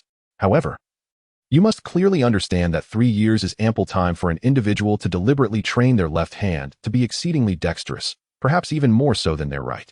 So, you are suggesting that Zhang Liang, having discovered his cancer 3 years ago and knowing his days were numbered, resigned from the police force, and during this time, meticulously familiarized himself with every detail of the 313 case, ultimately orchestrating the 613 dismemberment case in order to draw the police's attention and revive the statute of limitations on the case from a decade ago. Indeed, I recognize that this may sound absurd, yet it remains logically coherent. This is the basis of my suspicion towards Senior Zhang. Reasoning involves daringly proposing hypotheses based on actual circumstances, followed by seeking evidence to support them. Regardless, these remain mere conjectures. Let us converse with Zhang Liang before reaching any conclusions. He has rendered significant assistance to the police force, and it would be fitting for me to pay him a visit. Let us make the trip tomorrow. The more rational Zhao Taijun resolved to speak with Zhang Liang before making any decisions. Luo Bin suggested softly, "Why not go now? I also wish to express my gratitude for his life-saving intervention." Thus, the two made their way to Zhang Liang's residence late that evening. This marked Luo Bin's second visit on this night. When Zhang Liang opened the door and beheld both Luo Bin and Zhao Taijun, he was utterly overjoyed. "You old fellow. After all these years, you've never thought to seek me out. If it weren't for this incident with Xiao Luo, were you planning to never contact me again?" Upon their first encounter, Zhao Taijun greeted him in his own manner. "Haven't you also neglected to reach out to me? And yet you dare to chide? Come on. Enough of standing out there. Step inside." Once indoors, the remnants of the wine and dishes remained untouched on the table. Zhang Liang, with a smile, went to the kitchen to fetch some bowls and chopsticks. "Come, it just so happens that Xiao Luo and I intended to share a few drinks tonight. Now that he is injured, let us imbibe a little instead." Upon speaking, his gaze dimmed slightly as he murmured to himself, "It's been years since we last shared a drink." Zhao Taijun, feeling somewhat moved, chose not to elaborate further and took a seat. The two old friends, having not seen each other for several years, began to reminisce. Luo Bin, sitting quietly to the side, chose not to interrupt them. The world of adults is fraught with helplessness and regret, and sometimes, a few simple dishes and a couple of sips of wine provide the most profound solace for the soul. After half an hour of conversation, having covered much ground, Luo Bin glanced at the time and decided to steer the topic back to Zhang Liang. "Senior Zhang, Director Zhao often speaks of you in my presence. Each time he mentions your resignation, he is filled with emotion. I am quite curious as to why you chose to resign so abruptly. Did you encounter some predicament?" Zhang Liang, who had been in high spirits moments before, suddenly felt his mood shift upon hearing this question, his expression growing somewhat despondent. He did not rush to respond. Instead, he poured himself another glass of wine, took a sip, and sighed deeply. "Xiao Luo, Lao Zhao, I initially intended to keep this matter to myself. But since Xiao Luo has inquired, I shall reveal it to you. 3 years ago, I was diagnosed with cancer, and the doctors informed me that I had at most 3 to 4 years to live. By that time, my parents had long passed, and my wife and daughter had also departed from my life. Alone, I relinquished any thoughts of treatment, contemplating instead how I might contribute to society in my final days. Thus, I chose to teach at the medical university, hoping to instill in the next generation of doctors the values I hold dear. One may perish, yet the spirit remains eternal. I devoted my life to forensic science, aspiring to cultivate a cadre of competent physicians in the few years I had left. I concealed this from all of you, knowing that Lao Zhao bore some resentment regarding my resignation years ago. I refrained from sharing this to spare you worry." Though Zhang Liang's words were heartfelt and compelling, Luo Bin could not entirely dispel the doubts lingering in his mind. Just as Luo Bin was poised to pose further inquiries, Zhao Tiejuan's phone rang abruptly. He answered the call. "Hello, it's me. What is it?" Suddenly, Zhao Taijun slammed his hand on the table and stood up abruptly. This action startled both Luo Bin and Zhang Liang, with Luo Bin furrowing his brow, sensing an ominous premonition. "I will come immediately. What happened, Director Zhao?" Zhao Tiejuan's expression was grave as he cast a glance at Luo Bin before directing his gaze towards Zhang Liang. "The Ningjiang detachment has just reported that something resembling human remains has been discovered in an abandoned building beside Wenjing West Road." A sudden wave of dread washed over Luo Bin. Had a third victim emerged? Zhang Liang slammed his fist onto the table in a fit of rage. "This is utterly deranged. They have killed again." His fist struck the table with such force that it shattered the nearby wine glass, leaving his hand lacerated by the flying shards and stained with blood. "Old Zhang, remain calm. Luo, we must head over there immediately," Zhao Taijun urged. "Old Zhao, may I accompany you? I might be of assistance," Zhang Liang implored, his agitation palpable. Zhao Taijun regarded him with a touch of sympathy. "Very well, old Zhang. Tend to your wound first. We will handle the situation at the scene. Should any uncertainties arise later, I will ensure Luo comes to consult with you." As they traveled, Zhao Taijun placed calls to Lu Jie and Li Hao, hastening their journey to the site. Within half an hour, they arrived at the dilapidated building, which was cordoned off with police tape and swarming with officers securing the area. "I am Zhao Taijun," he declared, striding forward, while Luo Bin presented his credentials, hanging them prominently from his chest as they entered together. Lu Jie had already arrived at the scene, and the forensic team was diligently collecting evidence. Upon noticing Director Zhao's arrival, a police officer promptly approached to report the situation. The individual who made the call was a middle-aged man who, while relieving himself outside the building, caught sight of something through the window. Illuminating the interior with his flashlight, he discovered a travel suitcase. Recalling recent news reports, he refrained from entering to investigate further and instead reported the incident to the authorities. As for the informant, he remained outside and cooperated fully with our inquiries. However, he did not enter the building, thus unable to provide additional details about the situation at hand. He is a truck driver, and his vehicle is parked outside. We have verified his credentials, and everything appears in order. It seems he merely stopped by for a moment and, upon noticing the suitcase, decided to alert the police. Upon approaching the suitcase, Luo Bin discerned the contents within. They were identical to the initial discovery of the remains, a severed head and fragmented flesh, meticulously arranged inside the case. Director Zhao, he remarked, it appears that Senior Zhang Liang is innocent. I had previously misunderstood him.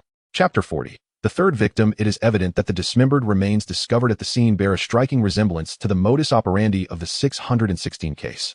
Regardless of any prior suspicions regarding Zhang Liang, the emergence of this corpse has unequivocally obliterated all possibilities. The rationale is quite straightforward. Just yesterday, Luo Bin had an encounter with Zhang Liang, and from around 5 o'clock this evening, Zhang Liang has been in Luo Bin's company, first dining at his residence, subsequently responding to an emergency at the building where Fan Xiyu was kidnapped, and ultimately, Luo Bin joined Zhao Taijun at his home for drinks. There was simply no opportunity for Zhang Liang to commit murder and dispose of the body. Of course, one cannot entirely dismiss the possibility that the body was disposed of yesterday, but considering it took an entire day and night for it to be discovered, such a likelihood is rather slim. Thus, temporarily, Zhang Liang has been absolved of suspicion. Furthermore, when he heard of the third victim at his home, the indignation on his face was undeniably genuine. It was clear that he harbored a profound disdain for the perpetrator. There is no need for further contemplation. It is indeed a relief that old Zhang has been cleared of suspicion. I truly hope that this old friend is in no way connected to the dismemberment case. We should now focus our energies on investigating this matter. At this moment, Zhao Tiejuan's brow was furrowed with concern. From the perspective of the director, Zhao Tiejuan's thoughts were far more extensive than those of Luo Bin. In less than a month, 3 significant cases had transpired in Lufteng City.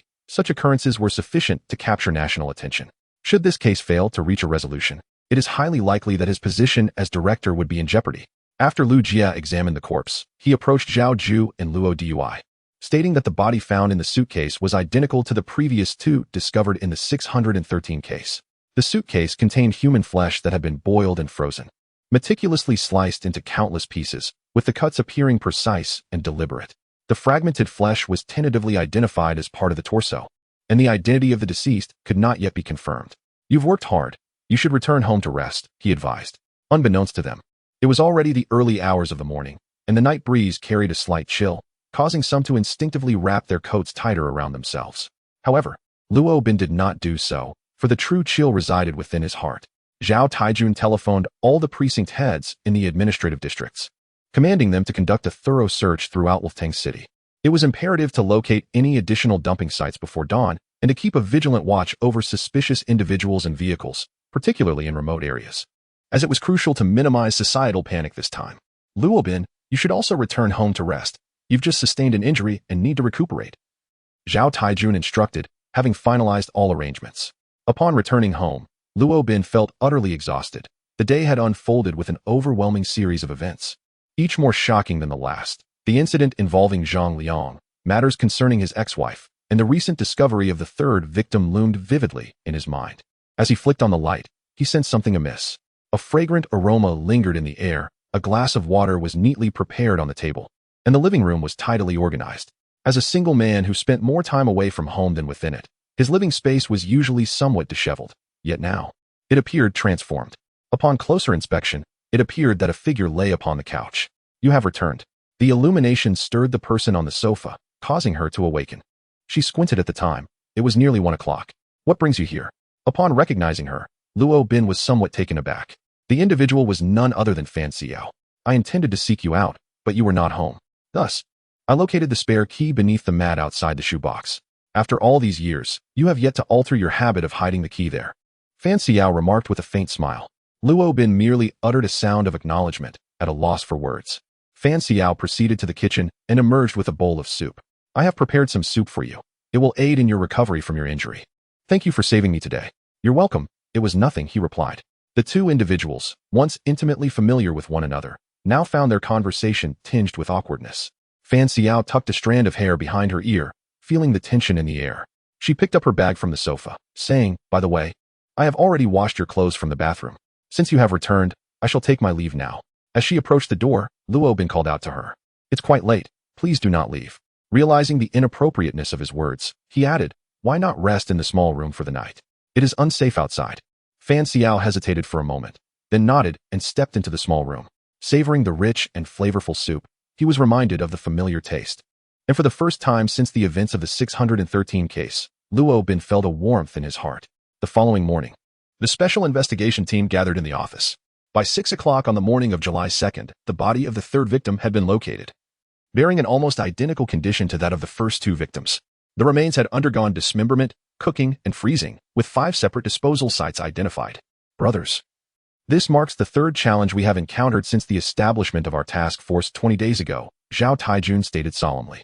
Before all the forensic results are available, I would like to hear your thoughts.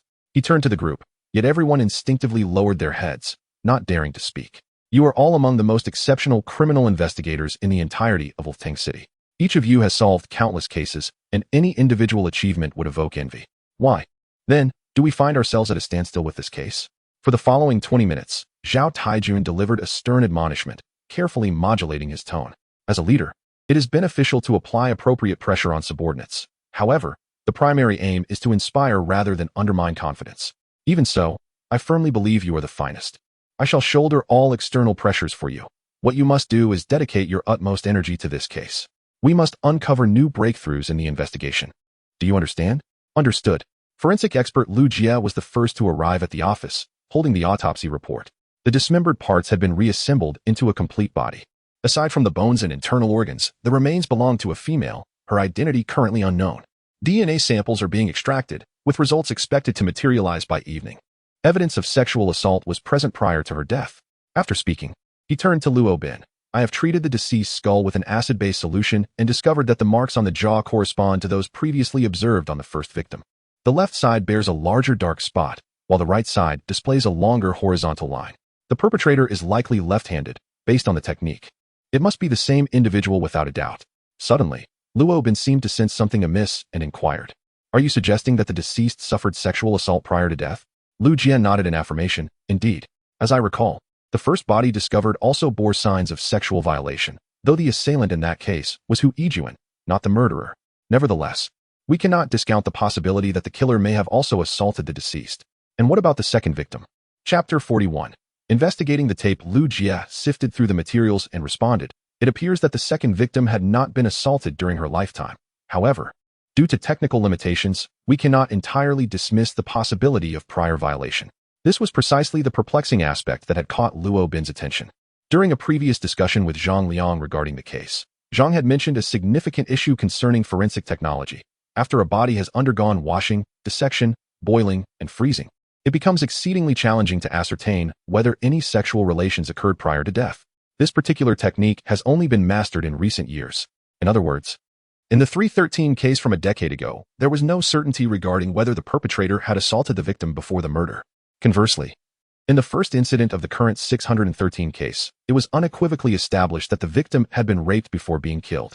Yet, upon further investigation, it was ultimately discovered that the individual who had assaulted Bai Shui was not the murderer, leading Luo Bin to naturally conclude that the assailant was not the one who had raped and subsequently killed. Furthermore, the emergence of the second victim, who also showed no signs of prior violation, solidified this preconception. Thus, when Lu Jia indicated that there were signs of assault on the third victim, Luo Bin found it somewhat perplexing. As for why it was strange, he could not articulate it at that moment. While Luo Bin was lost in contemplation, Zhou Yang from the technical team entered the office. Director Zhao, team leader Luo, we have made a significant discovery. Instantly, all eyes turned towards Zhou Yang. At one of the body disposal sites, a piece of evidence was collected, a tape recording. I have compared it with the previous damaged tape, and the material is identical. The markings on the tapes indicate that they were produced in the same batch. This is undoubtedly sensational news. I previously thought the damaged tape was unrelated to the case, but now it appears to be connected. Tape recordings are rather antiquated and are no longer readily available. If this is merely coincidence, it is indeed an extraordinary one. Consequently, both Luo Bin and Zhao Taijun arrived at the same conclusion almost simultaneously. The perpetrator of the 313 case from a decade ago is the same individual involved in the current case. As for the contents of the recording, Luo Bin inquired urgently. It has already been recorded. Zhou Yang connected a USB drive to the computer. There are two segments of audio. One is the restored content from the previous worn-out tape, featuring a child singing a melody that appears to be a nursery rhyme from a specific region. The recording from the newly discovered tape also features a child singing, remarkably similar to the song from the earlier recording, and the boy's voice bears a striking resemblance, suggesting they might be the same individual. Zhou Yang, please submit the tape to the identification team for sampling, and then compile the songs and lyrics from the recording. It would be best to determine the origin of the folk song. Afterward, he added emphatically, ensure that this task is executed with utmost diligence and prioritized. I understand. Intuition whispered to Luo Bin that the emergence of these two tapes was no mere coincidence. However, he found himself perplexed as to why the murderer would abandon them. Could they possibly hold some special significance? If the first tape was accidentally left behind, what of the second? It seemed implausible that the perpetrator could lose items at the crime scene on 2 occasions, especially items as telling as tapes. It was utterly inconceivable, for the killer had claimed numerous victims without leaving a trace. Thus, only one possibility remained. The murderer had deliberately placed them at the scene, leading Luo Bin to believe that the tapes could be pivotal to unraveling the case. At noon, Luo Bin accompanied Lin Xiaoya to the medical university to seek Zhang Liang. He intended to inquire further about the details concerning the tapes. Due to an injury on his left hand, which was wrapped in bandages, Lin Xiaoya took the wheel. As they drove, she teased, "Captain Luo, you seem a bit different today." "Different in what way?" Luo Bin asked, puzzled. With a playful grin, Lin Xiaoya replied, "Your attire appears remarkably neat today. Are you implying that I was previously disheveled?" He retorted, "Not exactly disheveled, but the clothes themselves were rather wrinkled. Today, however, they are impeccably straight." After her playful jab, she cast him a knowing glance and suggested, "Captain Luo, why not allow me to deduce a bit? Let's see if your apprentice has absorbed the essence of your renowned deductive and analytical skills." Intrigued, Luo Bin encouraged her, "Go ahead, let's hear your reasoning." "I shall make a fool of myself then. First, yesterday, Captain Luo's selfless act to save his wife resulted in his injury. Wait a moment, we are law enforcement officers, and our speech must be precise. Legally speaking, Fan Xiao is my ex-wife, not my current spouse. Be cautious with your words, lest someone accuse you of defamation." Luo Bin has engaged in a serious discussion with her. "That won't happen. After all, she will eventually become my wife," he said. "Please, let me continue. In the past, the reason Luo's uniform appeared wrinkled was due to being air-dried after washing without ironing. Since he lives alone, he likely pays little attention to such details. Indeed, many men often overlook these nuances. However, today, Captain Luo's attire is impeccably neat. What could be the reason for this?" She pondered and answered herself, "I can think of 2 possibilities. Firstly, perhaps Captain Luo ironed his own clothes. But why would he go to such lengths? The only reason would be if he were to meet someone important, such as a distinguished leader or a beloved individual. However, it is clear that there are no such arrangements, thus eliminating this possibility." Luo Bin regarded Lin Xiaoya with satisfaction. Her analysis was commendable. From a psychological perspective, it was both logical and astute, demonstrating her keen observational skills. Indeed, she is a promising candidate for a police officer. This leaves us with the second possibility. Someone else must have ironed his clothes, likely a woman. Considering Captain Luo's heroic deeds from yesterday, it is highly probable that his sister-in-law has returned home. Well, she has indeed guessed correctly. Luo Bin felt a surge of pride. Lin Xiaoya is undoubtedly a talent to be nurtured. Congratulations to Captain Luo and his sister-in-law on their reconciliation. Drive carefully. What nonsense are you speaking? Upon arriving at the office of Zhang Liang at the medical university, Luo Bin briefly introduced Lin Xiaoya before directly stating the purpose of their visit. "Senior Zhang, I would appreciate it if you could share more details regarding the recording tape, specifically where it was discovered and whether there were any other elements that raised your suspicions at the time. Additionally, what actions did you take after retrieving the tape? Could it truly be related to the case?" Zhang Liang's face was filled with astonishment. Luo Bin nodded. Having ruled out Zhang Liang's suspicion, he felt free to speak candidly. Indeed, at the newly uncovered disposal site, another identical recording tape was found. Zhang Liang clenched his fist tightly, trembling slightly, and Luo Bin understood that thoughts of his daughter had resurfaced once more. Chapter 42. The spirit of competition. It seems that my conjecture from years ago was indeed correct. That tape recording is, without a doubt, related to the case. After speaking, Zhang Liang struck the table with his fist in frustration and lamented, "Alas, it is entirely my fault for being so selfish back then. Had I turned over the tape to the police at that time, perhaps they could have followed the leads and made progress." Sigh. Seeing the look of regret on Zhang Liang's face, Luo Bin consoled him, saying, "Senior Zhang, This matter does not rest heavily upon your shoulders. You need not burden yourself with guilt. The technological capabilities of a decade ago are incomparable to those of today. Even now, the restoration of the recording has taken considerable time. It is uncertain whether any clues could have been uncovered 10 years ago. On the contrary, the fact that you have preserved the tape so well over the past 10 years is commendable. Zhang Liang waved his hand dismissively. Xiao Luo, there is no need for your consolation. I understand you have come to inquire about the tape. It was a little over a month after the 313 case had transpired when, despite the police's collective efforts, there was still no breakthrough. That day, feeling despondent, I found myself wandering near the bridge over the Lufteng River, which was one of the locations where bodies were discarded. It was there that I discovered the recording. I was exceedingly cautious, wearing gloves and placing the tape in a bag. Later, I brought it back to the police station for examination, but no fingerprints or bloodstains were found. I thought to myself that even if I handed it over to the police, it might not yield any clues. So I secretly kept it, and thus it remained in my possession for a decade. The Lufteng River traverses east to west across Lufteng City, while the Lufteng Bridge connects the northern and southern banks. The entire river is not particularly long, and it is situated at the very heart of Greenvine City. Coincidentally, the location where the recently discovered tape was found also serves as a central dumping site. This marks the first instance where a connection has been established between the perpetrator of the 613 case and that of the 313 case from a decade ago. Senior Zhang, if you recall any suspicious details regarding the case from 10 years past, please inform me at your earliest convenience. It is now almost certain that both cases were committed by the same individual, and our collaboration may become increasingly frequent. Zhang Liang nodded, though from Luo Bin's perspective, he could only see his silhouette, which appeared to have slumped slightly. After half an hour of fruitless inquiries, Luo Bin decided to first visit the Greenvine Bridge, and subsequently examine the dumping site where the tape was discovered, hoping to uncover any overlooked evidence. Passing by the basketball court, he noticed a group engaged in a game. With Lu Yuan holding the ball, he was seen dribbling with one hand, his gaze fixed on the defender before him. With a swift movement to the right, he faked out his opponent and darted in the opposite direction, evading the defense and entering the key. At that moment, two players were already positioned to defend, and Lu Yuan leapt high, assuming a shooting posture. The two classmates jumped in tandem, arms raised to block Lu Yuan's shot. In midair, Lu Yuan executed a deft maneuver, switching the basketball from his right hand to his left, skillfully evading the defender's grasp, and sent the ball soaring into the hoop. Wow, that student playing basketball is incredibly skilled. Though he appears somewhat older, Lin Xiaoya couldn't help but exclaim. Luo Bin chuckled. That individual is not a student, but rather a teacher here. He is the suspect I investigated last time, Lu Yuan. I had no idea he was a teacher. He seems so young for that role. While he appears older as a student, he's quite youthful as a teacher. Do not be deceived by his age. He is exceptionally intelligent and talented. I had intended to recruit him into the police force, but he declined. Oh, a person whom Captain Luo thinks so highly of. I truly wish to meet him. At that moment, Lu Yuan, who had just finished a break, spotted Luo Bin and approached him to greet. Captain Luo, what brings you here? Oh, how did you get injured? It's nothing serious. I sustained this injury accidentally yesterday. As he spoke, Luo Bin waved his injured hand to indicate that it was of no consequence.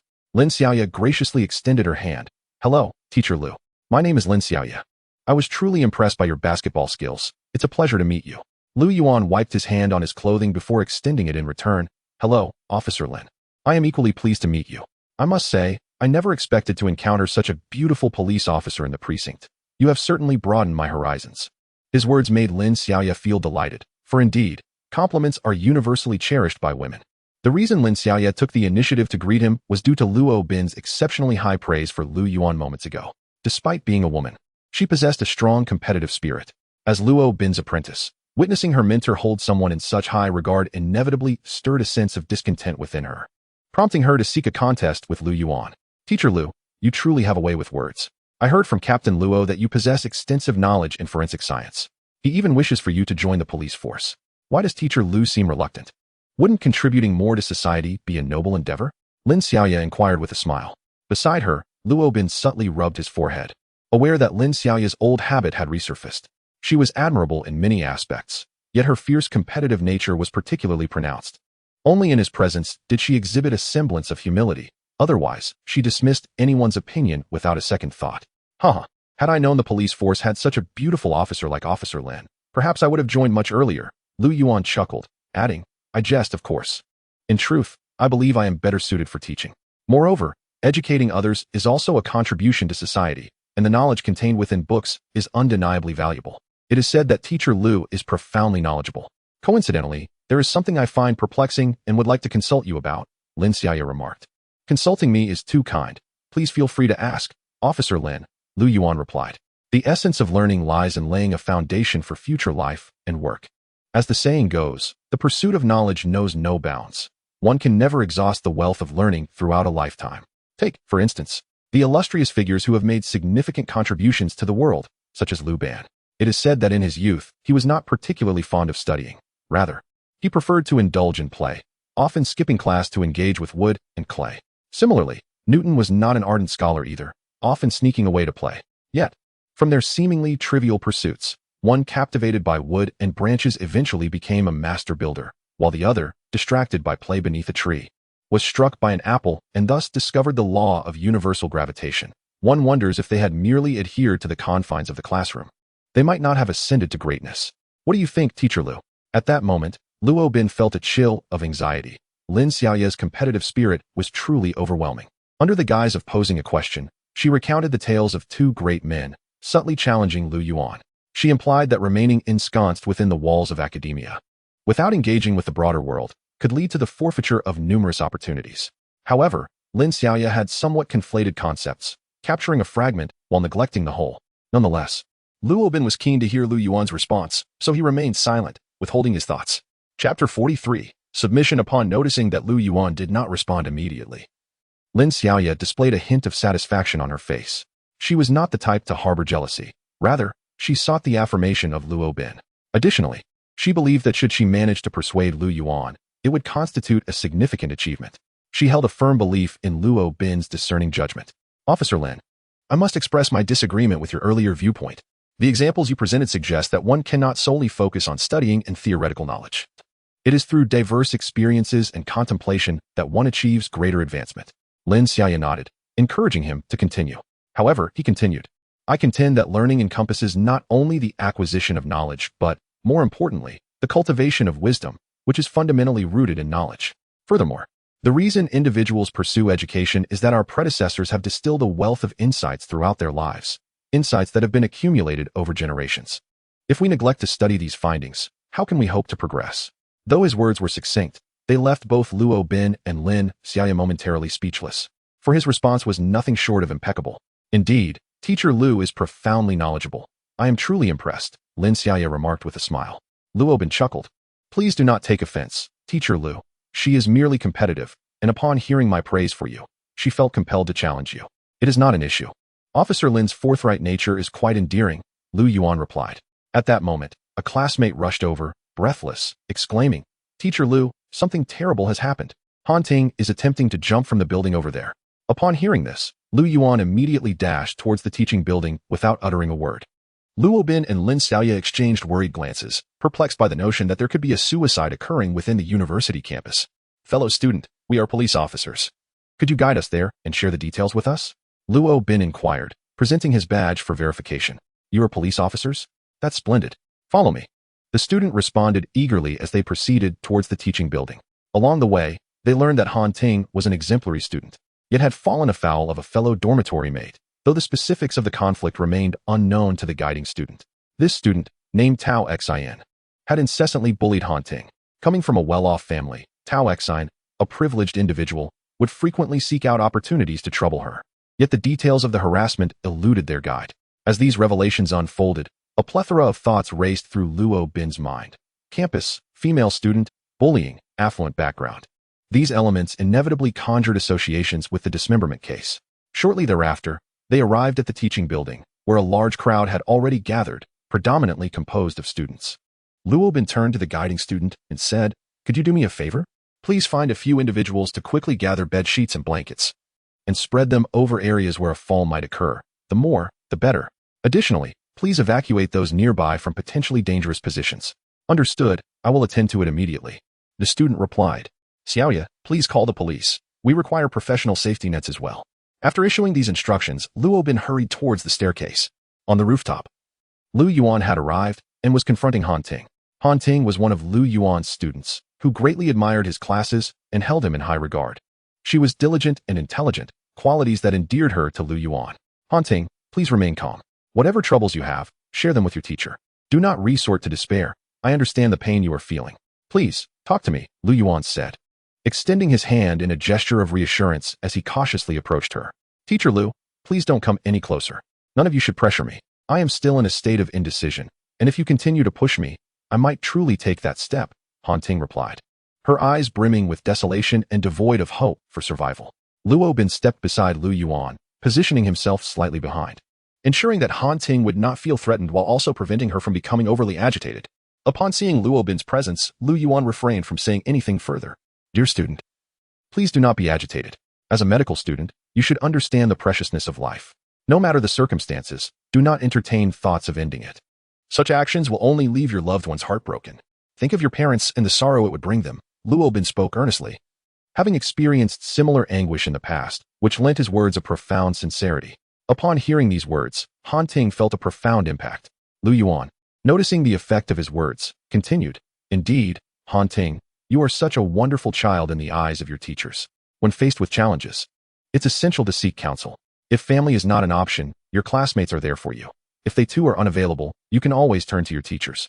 I am only a few years older than you, and you may regard me as an older brother. Please listen to me and come down, will you? As he spoke, Lu Yuan attempted to draw closer to Han Ting. However, she remained somewhat resistant, and upon seeing him approach, she promptly exclaimed, Teacher Lu, I understand you have my best interests at heart, but please do not come any closer. I implore you, do not force me. Very well, I shall not approach. But I must admit, I am rather fatigued from my earlier exertions. May I take a moment to rest on that stone nearby? Lu Yuan immediately halted his advance and gestured towards a nearby rock. Observing Han Ting's silence, he gradually made his way to the stone and seated himself. The distance between them now spanned several body lengths, ensuring that a sudden move to embrace Han Ting would not be deemed entirely safe. Luo Bin then interjected. My dear child, I am a police officer and also a close friend of your teacher Lu. Should you find yourself in distress or facing any trouble, please feel free to confide in us. We are here to assist you. You are a police officer? Han Ting's eyes momentarily sparkled with intrigue, but after a brief moment, the light in them dimmed once more. Forget it, you cannot help me. Even if you are a police officer, it is of no consequence. In my naivety, I once believed that this world was just, but I have since realized that fairness is a mere illusion. For 5 years, throughout my time in school, I have exerted more effort than anyone else, holding steadfast to the belief that knowledge could alter one's destiny. Yet, all my endeavors pale in comparison to the might of power and wealth. Upon uttering these words, Han Ting broke down in tears, weeping profoundly. Her willingness to reveal her innermost thoughts signified that her heart had begun to open. The two exchanged glances, and Luo Bin nodded towards Lu Yuan. Continuing, if you are willing, we can sit down and have a sincere conversation. Please share with me the tribulations you have encountered. And I implore you to trust the police. No, stop deceiving me. I do not believe you. I trust nothing. For reasons unknown, Han Ting's emotions suddenly escalated, as she vehemently shook her head and cried, I am utterly exhausted. I just want to rest. With that, she released her grip on the railing, extending her arms wide as her body slowly leaned backward. Chapter 44. Cross-boundary information. In a moment of dire urgency, Lu Yuan swiftly approached, seizing Han Ting's hand just as her body began to fall. Simultaneously, Luo Bin dashed forward, grasping her other hand. It turned out that during their earlier exchange of glances, they had silently understood each other's intentions. Luo Bin spoke to capture Han Ting's attention, while Lu Yuan took the opportunity to draw closer. Regardless of the circumstances, remaining in that precarious position was far too dangerous. Their primary objective was to usher Han Ting to a place of safety. Why are you all just standing there? Come and help. Luo Bin shouted at the crowd that had gathered to watch. At last, the onlookers snapped to attention, rushing to assist in pulling Han Ting back to the secure area behind a guardrail. Having narrowly escaped death, Han Ting clung to Lu Yuan, weeping uncontrollably. He gently patted her back, offering words of comfort, while Luo Bin directed the spectators above to disperse and also called Lin Xiaoye to clear the crowd below. The incident had unfolded so abruptly that Luo Bin still felt a pang of fear. After all, a life was at stake. Amidst his trepidation, he couldn't help but admire Lu Yuan's decisive handling of the situation. Although it was their first collaboration, they operated as if they were seasoned comrades. Had Lu Yuan been just a fraction farther from Han Ting, she might not have been saved. Once Han Ting had regained some composure, Lu Yuan led her to the office. Eager to uncover the truth behind the ordeal that had befallen this young lady, Luo Bin followed closely behind. Han Ting, could you please tell me what exactly happened? Teacher Lu, I hesitated, I don't want to speak. Han Ting shook her head. For some reason, in her gaze, Luo Bin discerned a flicker of fear. If I am not mistaken, This should pertain to classmate Tao Xian, correct? Luo Bin ventured. Upon hearing Tao Xian's name, Han Ting displayed a flustered expression, while Lu Yuan appeared unfazed, as if he were already aware of the matter. From their expressions, Luo Bin concluded that his assumption was indeed accurate. Han Ting, you need not be afraid. We are the police.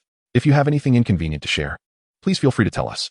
Rest assured, with us around, you will be completely safe, Lin Xiaoye reassured, taking Han Ting's hand.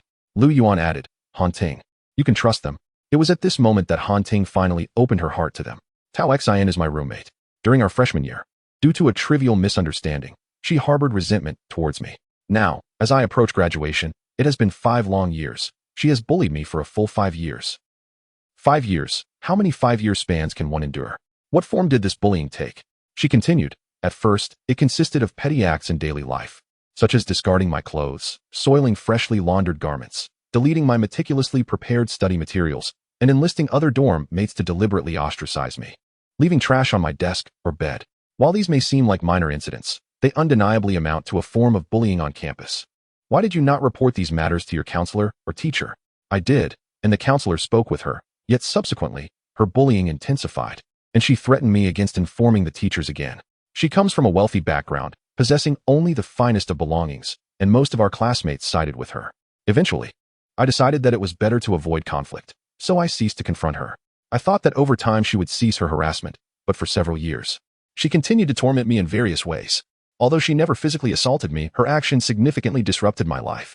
Even this year, as I sought internships and prepared my thesis, she did not relent. Lu Yuan nodded. I have heard about this situation. While you were looking for internship opportunities, Tao Xian utilized her family's connections to cause you trouble. There was an incident in the dormitory where you had a falling out, which even caught the school's attention. Huh. Han Ting let out a bitter laugh. The school? What can they do? At most, they will have a conversation with her, but in the end, I am the one who suffers. After that incident, her animosity towards me deepened, and I knew she would continue to create problems for me, spreading rumors and sabotaging my internship opportunities. I chose to overlook these issues, but today, she went so far as to throw my computer into the water. At this point, Han Ting began to sob again. All my carefully prepared thesis work was on that computer. It represents months of my labor. And just as I was about to submit it, now it's all gone. The graduation thesis had become the final straw that completely shattered Han Ting's spirit. While campus bullying is indeed a grave phenomenon, it is crucial to consider that the victims often fail to employ effective means to safeguard themselves, with many opting for a path of appeasement, inadvertently emboldening their tormentors. Ultimately, it reveals a fundamental issue. The current students, along with the general populace, possess an alarmingly weak awareness of legal rights. This represents the most profound manifestation of societal problems. Upon learning about Han Ting's situation, the allegations against Tao Xian have been substantiated. Now, Luo Bin's primary concern is Tao Xian's safety. To preempt any potential danger, Luo Bin immediately reported the matter to Zhao Taijun, who advised that measures be taken to ensure Tao Xian's stringent protection, as the serial killer remains at large and must not be afforded further opportunities to commit crimes. Once the arrangements here were secured, Han Ting's case was entrusted to Lu Yuan, while Luo Bin proceeded to the police station. In the Special Investigation Team's office, further reports concerning the third corpse had emerged. We narrowed our focus to the missing persons from high schools and universities, and indeed, a female student from a vocational college had been unaccounted for several days. Through DNA comparison, it was confirmed that the deceased was this particular university student. The victim, Lu Hui, a 20-year-old student at Greenvine City Vocational College, bore striking similarities to the previous 2 victims in terms of experiencing bullying. Investigations into her classmates and social relationships are currently underway. The surveillance footage has been thoroughly examined, revealing that the site of the body disposal was deliberately chosen to avoid areas under surveillance. All items collected from the scene, suspected to be evidence, yielded no valuable clues. As he listened to each report, Luo Bin felt a deep chill settle within him. It appeared to be yet another case devoid of any leads. Just as everyone was feeling despondent, the intelligence team uncovered some new information. The melodies and lyrics from 2 tapes led us, through diligent research and inquiries, to a conclusion. This is a folk song from the Inner Mongolia grasslands, narrating the story of a village. This is all we have managed to ascertain. Beyond this point, there is nothing further. The Inner Mongolia grasslands are quite a distance from Greenvine City. Chapter 45. A fresh perspective. Inner Mongolia's vast grasslands? This seems utterly unrelated to Greenvine City. Could it be that the perpetrator hails from the Inner Mongolian steppes? It cannot be that simplistic. This assailant is exceedingly cunning, and I doubt they would leave such a clue behind. The group began to voice their opinions regarding the contents of the recording. Luobin, what are your thoughts? Zhao Taijun inquired, addressing the previously silent Luobin. After taking a sip of water, Luobin furrowed his brow and replied, the Inner Mongolian grasslands are expansive and sparsely populated. The cities bear little resemblance to modern urban centers. Rather, the nomads on the vast plains inhabit their own small villages. There are hundreds of such villages scattered throughout the Inner Mongolia region, making it quite a challenge to pinpoint the specific location mentioned in the recording. Wait a moment. Are you suggesting that this clue is indeed valuable? Zhao Taijun discerned that Luobin aimed to locate this village. Precisely. My instincts tell me that this lead is undoubtedly significant. If I must provide a single reason, it would simply be my intuition. Zhao Taijun frowned, although he had always placed great faith in Luobin's instincts. The task of locating that village amidst the vastness of the Inner Mongolian grasslands was no trivial matter. Firstly, he lacked the authority to enlist the cooperation of the local police in Inner Mongolia. Moreover, embarking on such an elaborate endeavor based solely on a fragment of audio to search for a village that may not even exist seemed utterly preposterous. I shall endeavor to explore this matter further. Presently, a new victim has emerged, and it is imperative to delve deeper into the recent developments. Everyone is undoubtedly aware of the vital aspects to consider, so there is no need for me to reiterate them. The recent meeting concluded rather abruptly. As there was little left to discuss, the fundamental issues had been emphasized numerous times. As the workday came to a close, the special investigation team had yet to yield any results. Just as Luobin finished packing his belongings and was about to leave, he noticed Lin Xiaoya intently reviewing some documents. What are you so engrossed in? He inquired. Captain Luo, I am examining the commonalities among these three victims, Lin Xiaoya replied, stretching her arms. Quite diligent, I must say. Have you made any discoveries? Over time, Luobin had come to realize that this young apprentice was indeed remarkable, intelligent, astute, and eager to learn. Such seriousness among the youth is a rarity these days. Lin Xiaoya thoughtfully stroked her chin and remarked, the most glaring similarities are that they are all students, female, and victims of bullying. After stating this, she appeared inclined to continue, yet for some reason, she hesitated. Is there more? Please feel free to share. Luobin, sensing her reluctance, encouraged her to speak. There's another point, though I am uncertain if it qualifies as a commonality. The autopsy reports for both the first and third victims clearly indicate that they engaged in sexual activity shortly before their demise, whereas the report for the second victim makes no mention of such a detail. I inquired with Lu Jie, and his assertion was that a lack of detection does not equate to a lack of occurrence. The duration for which the body is subjected to high temperatures may indeed influence the detection of certain factors. Moreover, this method of examination is a relatively recent technological advancement. Thus, it is not entirely foolproof. Consequently, I ponder whether the second victim was subjected to sexual assault prior to their demise. This query had previously occupied Luobin's thoughts, troubling him for an extended period. However, he reasoned that regardless of whether the second victim had experienced such an assault, it seemed to bear little impact on the progression of the case, leading him to refrain from dwelling excessively on the issue. Nevertheless, Lin Xiaoya's engagement with this matter did provide Luobin with a sense of satisfaction, indicating her aptitude for contemplation, a commendable trait. What if it were the case? And what if it were not? Is there any distinction?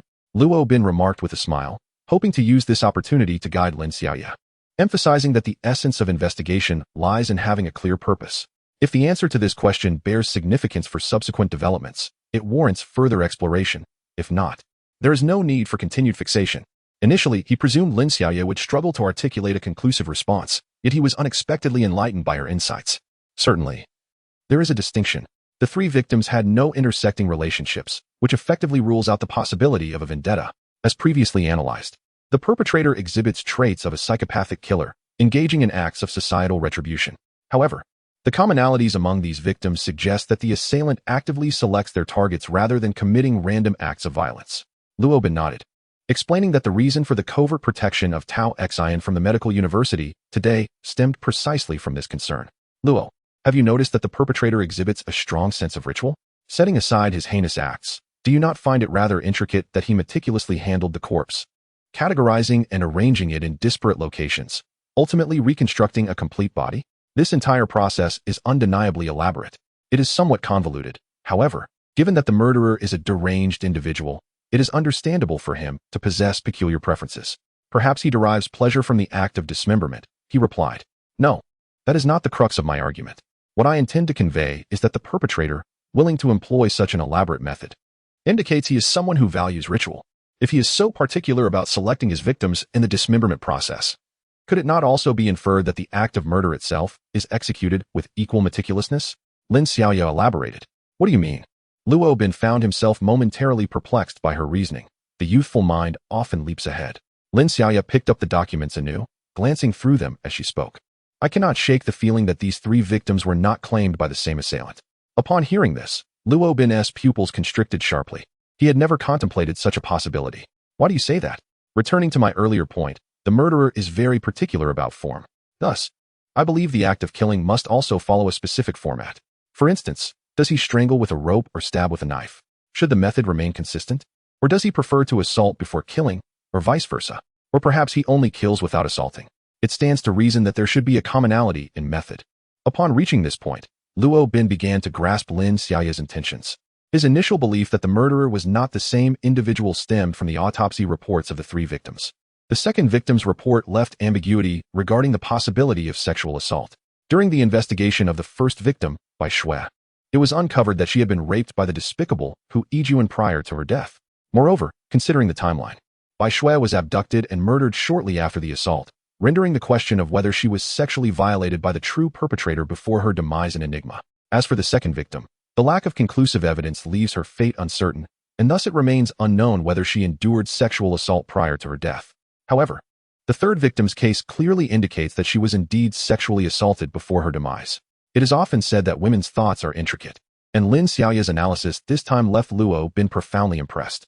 Chapter 46. The Apprentice and the Master. Continuing the discourse, Luo Bin's lips curled into a satisfied smile. Reflecting his approval of the youthful prodigy, Lin Xiaoya produced a sheet of paper, declaring, this situation can be categorized into 4 potential scenarios. As she spoke, she meticulously illustrated all the possibilities. Should the first, second, and third victims all have suffered the same fate of violation followed by murder, it would imply a singular perpetrator. Conversely, if the initial victim was not subjected to such heinous acts while the second victim was, it is plausible that the assailants of the second and third victims differ from that of the first. Alternatively, it could be that the perpetrators of the first and third victims are indeed one and the same. The final possibility posits that neither the first nor the second victims endured violation prior to their demise, suggesting that both were victims of the same assailant, while the third victim fell prey to a different murderer. As Luo Bin scrutinized the various scenarios depicted on the paper, coupled with Lin Xiaoya's verbal elucidation, he comprehended her reasoning entirely. Although such considerations had never crossed anyone's mind, upon reflection, the likelihood of these scenarios could not be dismissed. Inference, after all, is the art of making audacious conjectures grounded in reason, subsequently substantiated by evidence. More crucially, Lin Xiaoya's hypothesis resurrected suspicions regarding Zhang Liang, who had recently been exonerated in Luo Bin's eyes. Xiaoya, what leads you to believe that the assailants are distinct individuals? Luo Bin inquired with a solemn expression. This question perplexed Lin Xiaoya. She helplessly remarked, I cannot articulate it clearly. Perhaps it is merely intuition. It is also possible that the perpetrator is indeed 2 individuals working in concert, one of whom, in a fit of madness, indulges in primal urges prior to committing murder, while the other does not. Intuition, that enigmatic phenomenon, appears ethereal, yet at times, it can indeed lead to the resolution of cases. In many of the investigations previously solved by Luo Bin, he often relied on intuition in the absence of clues or evidence, ultimately succeeding in cracking the case. Luo Bin pulled out a chair and sat down, continuing to inquire, do you have any personal insights regarding this murderer? He suddenly realized that Lin Xiaoya's divergent thinking greatly aided in broadening perspectives. Thus, he decided to engage her in a discussion about the case, something he had never done before. This time, he was curious whether her peculiar viewpoints might offer him some inspiration. I have indeed pondered this matter. Regardless of the identity of this killer, based on the choice of victims, it is evident that she harbors an intense hatred for those who bully her female peers. Perhaps this individual was bullied by female classmates during her school years, and her introverted nature led her to bury her resentment deep within, ultimately resorting to extreme measures for revenge. This conjecture aligned closely with Luo Bin's previous speculations, resonating well with both psychological principles and real-life circumstances. Just as Luo Bin prepared to commend her hypothesis as mirroring his own, Lin Xiaoya suddenly chuckled. Captain Luo, isn't this precisely your line of reasoning? However, I believe you may have overlooked one crucial point. What point? Luo Bin eagerly inquired. Is this the rhythm of surpassing one's master? Could it be that something overlooked by the mentor has been uncovered by the apprentice? During their academic years, the likelihood of male students being bullied by their female counterparts seemed rather slim. Unexpectedly, Lin Xiaoya's response was deceptively simple. Yet upon further reflection, it indeed appeared plausible. Observing Luo Bin's speechlessness, Lin Xiaoya elaborated, "Thus, I believe the perpetrator's animosity may not stem from personal experiences of bullying, but rather from witnessing a significant individual in their life being tormented by peers, which ignites their hatred towards the bullies." Just then, a sudden notification interrupted them. Upon checking, Luo Bin discovered it was a call from Zhang Liang. "Hello, Senior Zhang," he promptly answered. "Xiao Luo, have you returned home from work yet?" "Not yet, Senior Zhang. What is the matter?" "Oh, nothing much. I was simply inquiring if there have been any developments in the newly uncovered case, and if you require my assistance." Luo Bin was momentarily taken aback. Throughout their acquaintance, Zhang Liang had never reached out to him first. It was always Luo Bin who initiated contact, whether through phone calls or visits, and every time the case was mentioned, he was the one to bring it up. The fact that Zhang Liang had now called to inquire about the situation and offered help struck Luo Bin as peculiar. "Thank you for your kind offer, Senior Zhang. Currently, I am investigating some leads, and should any questions arise, I will consult you without delay." "Ah, understood. You all are working hard. I won't take up any more of your time." Upon ending the call, Luo Bin felt a twinge of peculiarity, yet he did not dwell on it. Subsequently, he engaged in a discussion regarding the case with Lin Xiaoya, during which he realized that her thought process was indeed quite akin to that of a detective. Her mind was brimming with a plethora of unconventional ideas. Although they sometimes seemed rather disconnected, upon further contemplation, they bore a semblance of rationale. As he traversed the path homeward, Luo Bin found himself preoccupied with the question of whether the perpetrator was the same individual. Previously, everyone had speculated about the possibility of the assailant in the 613 cases being the same as that of the 313 case from a decade prior. Yet no one had considered whether the three incidents of 613 could stem from a singular culprit.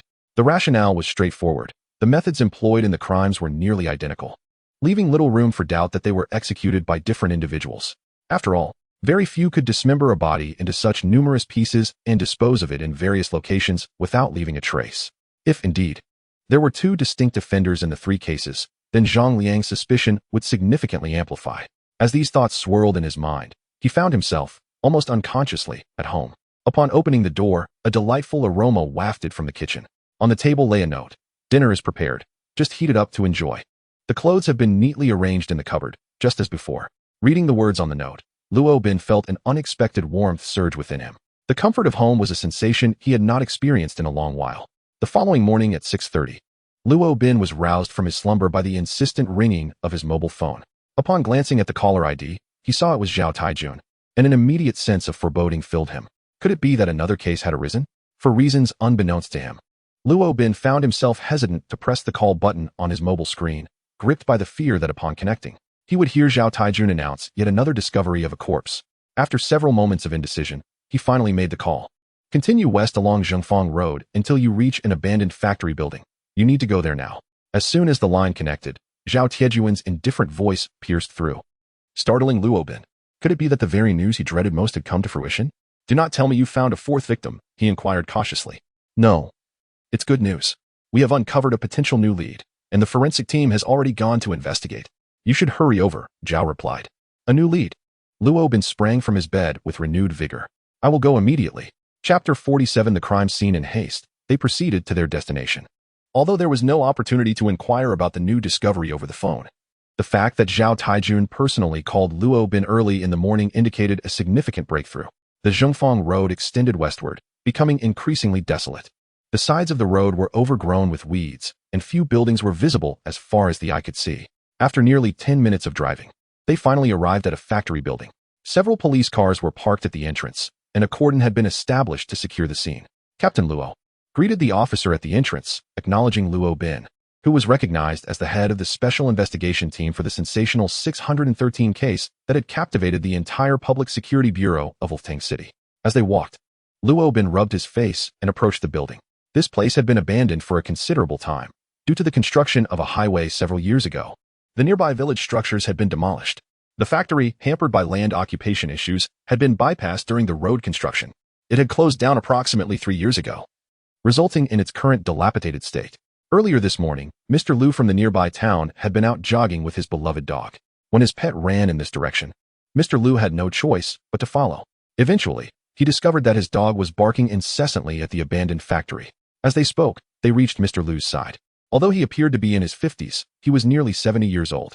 His spouse had passed away, and his children worked elsewhere, leaving him to live alone, accompanied only by his pet German shepherd. Mr. Liu, this is Captain Luo. Please share the details of your observations with him. Mr. Liu shook hands with Luo Bin, saying, Hello, Captain. My usual morning running route does not include this area, but this morning, my dog Yanni insisted on running here and even barked furiously at the factory. I couldn't calm him down. He is usually well-behaved and never barks unnecessarily or disobeys me. His behavior today is rather unusual, prompting me to call the police.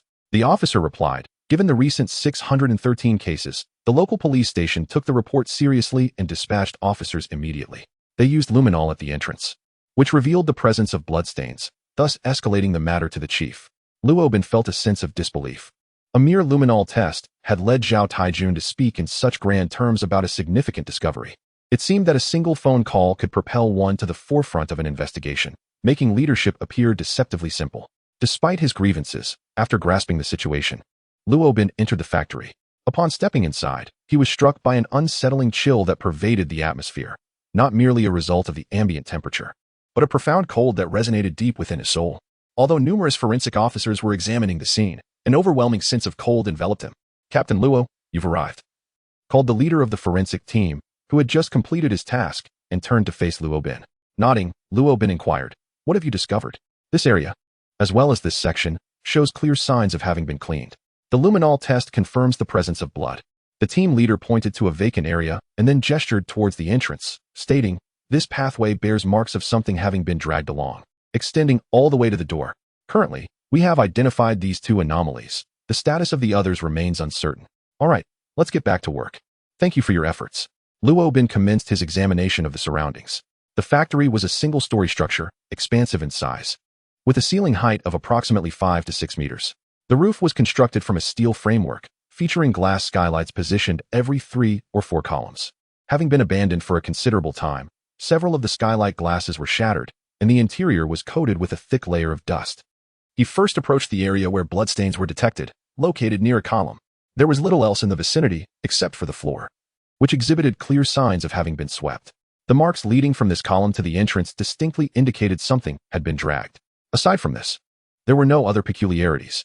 Luo Bin closed his eyes, envisioning the environment in his mind, and began to simulate the possible events that may have transpired here. If this were indeed a crime scene, the presence of blood near the column suggested that someone had sustained injuries here. However, the absence of any clear signs of struggle or confrontation indicated that the victim was likely unconscious or in a controlled state, devoid of the ability to resist. The dragging marks on the ground could very well signify that the assailant had transported the victim away or had concealed them within a container. This raised a pressing question. Could this victim be one among the 613 victims? If so, who could it possibly be? The resolution to this enigma awaited the forensic team's analysis of the blood's DNA, which would provide clarity once they returned. As I surveyed the entire scene, it became evident that this location was indeed a most suitable setting for nefarious deeds. However, it did not bear the hallmarks of a site for dismemberment. The rationale was quite straightforward. Such an act would inevitably result in a copious amount of bloodshed, yet the scene distinctly lacked any substantial traces of blood. It was certain that an event of significance had transpired here, and the fact that Director Zhao Taijun had summoned both myself and the forensic team indicated that he had already made a connection between this location and the 613 case. After circling the scene a few times, I engaged in conversation with the individual who had reported the incident, Mr. Liu. Once the forensic team had collected all pertinent evidence from the scene, Luo Bin accompanied me back to the police station. By midday, the forensic team finally reached a conclusion. As Zhao Taijun had anticipated, the outcome was one that shocked everyone involved. In the early hours of the morning, at an abandoned factory located to the west of Zhongfang Road, suspicious traces were discovered. Following the forensic team's investigation, it was determined that the bloodstains belonged to Xie Mengting, the second victim in the 613 case. This revelation was undoubtedly a significant breakthrough for the task force members. In fact, even Luo Bin had not associated the scene with the 613 case earlier that morning. Thus, the results were entirely unexpected for him. Nevertheless, this was a positive development, suggesting that perhaps there was hope for new advancements in the 613 case. As for other findings, aside from Xie Mengting's blood, were there any additional traces of blood or DNA from other individuals detected? Zhao Taijun shook his head and replied, Not at all. I have instructed the forensic team to revisit the scene and gather evidence once more.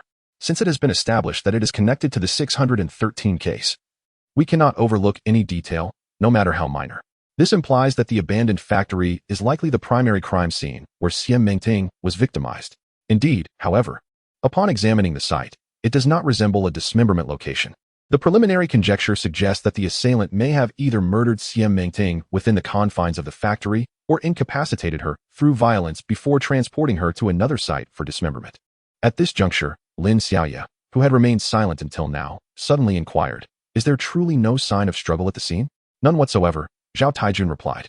"The victim was likely bound by ropes or rendered unconscious." After posing her question, Lin Xiaoya did not press further, her brow furrowed in contemplation. "Xiaoya, if you have something to express, please feel free to do so," encouraged Luo Bin. Chapter 48. Luo Bin's unusual thoughts following his conversation with Lin Xiaoya last night. Luo Bin discerned that this apprentice possessed a unique analytical perspective on the case. At times, her thoughts diverged considerably from those of others. Yet they often bore a semblance of truth.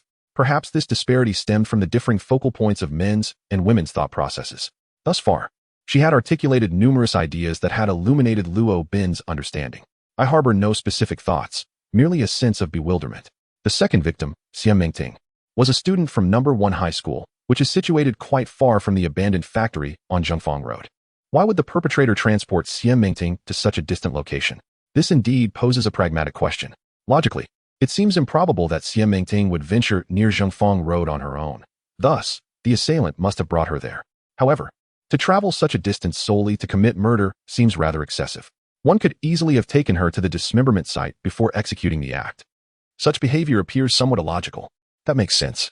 Luo Bin, what is your perspective? Zhao Taijun inquired after a moment of contemplation. Luo Bin shook his head, expressing, "I, too, am perplexed. Yet, I find merit in Xiaoya's assertion. It is illogical for the killer to murder at one location and then transport the body to another for dismemberment. The assailant could have easily carried out both actions at the abandoned factory or directly at the dismemberment site. This behavior lacks coherence. Indeed, there is some validity to that. However, it is precisely the inscrutability of the killer's actions that complicates this case further. How about this? You and Xiaoya should revisit the scene and see if you can uncover any additional clues." After the meeting, Luo Bin inquired of Lin Xiaoya. "It seems you have some unfinished thoughts." Lin Xiaoya smiled awkwardly. "You've noticed that, have you? I am still grappling with the issue we discussed last night regarding the second victim, Xian Mengting, and whether she had been sexually assaulted during her lifetime. Why are you so fixated on this question?" Luo Bin asked, furrowing his brow, perplexed by Lin Xiaoya's intense focus on the matter. "I'm not quite sure. Perhaps it's a woman's intuition. I just have this feeling that the perpetrator this time is not the same as before. If you ask me for evidence, I cannot provide any. The only thing that might substantiate my suspicion is whether Xian Mengting and Bai Shui were sexually assaulted by the killer before their deaths. Bai Shui's situation is rather complicated, which is why I am particularly concerned about Xian Mengting." As he observed Lin Xiaoya earnestly explaining her thoughts, Luo Bin suddenly recalled his early days in the police force, when he too had many unconventional ideas that set him apart from others. And it was these very ideas that had led to his current achievements. Thus, he personally endorsed the notion of entertaining new hypotheses, as long as they held theoretical validity. Let us pay a visit to Lu Jie and inquire if he has any means of confirming whether Xian Mengting was assaulted prior to her death. Lin Xiaoya looked at Luo Bin in astonishment. "Captain Luo, do you not find my thoughts absurd? Do you not think our visit to Lu Jie would be a waste of time? Do you truly believe my intuition holds any credibility? Do not concern yourself with the opinions of others. As long as you find your conjectures plausible, you must strive to verify them. What if this direction proves to be correct? Remember, throughout the investigative process, you will encounter numerous situations, and the only individual you can trust unequivocally is yourself." Perhaps Luo Bin is unaware of the profound impact that today's statement will have on Lin Xiaoya's entire career. The two approached Lu Jie and shared their thoughts with him. Lu Jie, somewhat perplexed, replied, "I cannot provide you with a definitive answer, but I shall make an attempt. Due to the extent of decomposition, it is impossible to ascertain through chemical means whether sexual activity occurred. We can only rely on physical methods to infer. Thus, the outcome cannot be guaranteed to be entirely accurate and should merely serve as a reference." This response was anticipated by Luo Bin, as Lu Jie is already one of the most distinguished forensic experts in the police force, and he should have validated all pertinent aspects in his previous autopsy report. Upon leaving the precinct, they prepared to revisit the abandoned factory for further investigation. At a crossroads, Luo Bin suddenly declared, "Turn right. Aren't we heading to Zhongfang Road?" "The right turn seems incorrect," Lin Xiaoya remarked, yet she obediently complied and turned right. Instead of proceeding to the abandoned factory, they opted to visit the medical university. Lin Xiaoya's perspective lingered persistently in Luo Bin's mind. as he repeatedly pondered a question. If the perpetrator of this case were indeed not the same individual, would that not validate all of his prior conjectures? Since the first day of the incident, a span of over 20 days has passed, and for the first time, Luo Bin feels that the truth is within arm's reach. In Zhang Liang's office, he pours 2 cups of tea for the 2 guests. Senior Zhang, please allow us to serve ourselves. It is not appropriate for you to pour tea for us juniors, one of them insists. You are guests. Serving tea to guests is a matter of courtesy, unrelated to seniority. Please, take a seat, Zhang Liang replies. Luo Bin takes the cup of tea, takes a symbolic sip, and slowly speaks. Senior Zhang, there are new leads regarding the case. I have come specifically to seek your assistance. Any new developments? This is excellent news. Do share. Zhang Liang responds eagerly. Today, we discovered a location near Zhongfang Road that is suspected to be a crime scene, where we confirmed the blood of the second victim. Xie Mingting. I was preparing to revisit the site and wanted to ask if you are available to accompany me. Your assistance may uncover further insights. At this moment, Lin Xiaoya, hearing Luo Bin's words, felt a surge of urgency. Just as she was about to interject, Luo Bin continued, Of course. I have consulted with Director Zhao and received his approval. This revelation puzzled Lin Xiaoya even more. Logically, such a significant scene should not be accessible to others without proper authorization. Even though Luo Bin is the deputy leader of the special investigation team, he should not possess that privilege unless granted by Zhao Taijun. Yet, it is evident that this matter has not been communicated to Zhao Taijun. Why then is Luo Bin withholding this information? Despite her confusion, Lin Xiaoya chose to remain silent. Since it is old Zhao's intention, very well. I shall accompany you on this journey. There is no rush. Let us finish this pot of tea that Elder Zhang has brewed before we depart. For we must not waste his heartfelt gesture. Luo Bin chuckled heartily and began to savor the tea with great seriousness. Zhang Liang also laughed, saying, You rascal. You've learned to jest at my expense, haha. Taking advantage of the tea-drinking moment, Luo Bin meticulously scrutinized every detail of Zhang Liang's office. From the wall decorations to the items on the desk, and from the arrangement of the furniture to the books scattered across the table. By the way, Elder Zhang, I must confess, there is a personal motive for my visit to the site today, and I hope it does not offend you. A personal motive? What could that be? Lin Xiaoya and Zhang Liang exchanged puzzled glances at Luo Bin. Chapter 49. Under surveillance. Luo Bin chuckled heartily, raising his right hand wrapped in bandages. You see, my injury has yet to heal, making driving rather inconvenient. As for Lin Xiaoya's driving skills, well, it's best left unmentioned. Riding in her vehicle always leaves me feeling rather uneasy. Hence, I thought it best to have Zhang, our esteemed senior, take the wheel. Having just enjoyed the tea you brewed, sitting in your car once more would indeed elevate my spirits. Haha, young Luo, you've learned to jest at others' expense. The air was filled with laughter. Yet Lin Xiaoya felt a twinge of frustration. She was quite confident in her driving abilities. Why then did Captain Luo speak of her so? There was an oddity in his demeanor today, but she understood that his actions were likely driven by some rationale of his own. Thus, she chose to silently acquiesce. With Zhang Liang at the helm, the trio arrived at the abandoned factory on Zhongfang Road. To their surprise, the area had become exceedingly desolate since the factory's closure. Are you well acquainted with this place, Senior Zhang? Luo Bin inquired. Familiarity is perhaps an overstatement, Zhang Liang replied. I merely read about it during the planning of the expressway years ago. This site was once a bustling kitchenware manufacturing facility, but the highway's route was designed to bypass it. It was quite popular back then, yet here we are, years later, and it has succumbed to closure. The pace of change in this world is indeed astonishing. Zhang Liang sighed softly. Upon entering the factory, Luo Bin briefed Zhang Liang on the situation at hand. It was Lin Xiaoya's first visit to the site. Although she had seen photographs, the experience of being present in the moment was wholly distinct from merely viewing images. Senior Zhang, I have a perplexing question. Given that the murderer possesses such meticulous thought processes and a strong awareness of counter-detection, why did he leave behind this drag mark after ensuring that the blood at the scene was thoroughly cleaned? Luo Bin inquired, gesturing towards the marks on the ground. Zhang Liang approached, surveying the area before pondering for a moment, and remarked, perhaps the perpetrator was momentarily careless. It's also possible he believed the police would never discover this location. If they did, they would undoubtedly conclude that it was the crime scene. As the luminol reaction cannot be concealed, it would be straightforward to ascertain the origin of the blood here. Luo Bin nodded thoughtfully and continued, Senior Zhang, do you think there is anything else we can deduce from the scene? On the surface, there appears to be no issues. The perpetrator has meticulously cleansed the blood at the scene. I surmise this is not a dismemberment site. I suggest you follow this lead to locate the dismemberment site, as it may yield significant insights into the case. Just then, Luo Bin suddenly sensed a gaze fixed upon him from a distance. A heightened self-protective instinct honed through years of perilous experiences. Who goes there? He shouted as he swiftly dashed outside. Upon reaching the exterior, he found no one in sight. Only the rustling of weeds and bushes in the field to his left. What is the matter, Xiao Luo? Zhang Liang followed him out. It seems someone is tracking us. Luo Bin replied, his brow furrowed, certain of his instinct. Could it be the murderer? Over there. Lin Xiaoya pointed towards the quivering underbrush. Upon finishing his words, as he prepared to dash forward, Luo Bin swiftly seized her arm, cautioning, do not pursue. It is perilous. Why not chase? In a location such as this, those surveilling us are likely the very culprits, she retorted. Luo Bin shook his head. They are concealed from view. Recklessly pursuing them could lead to danger.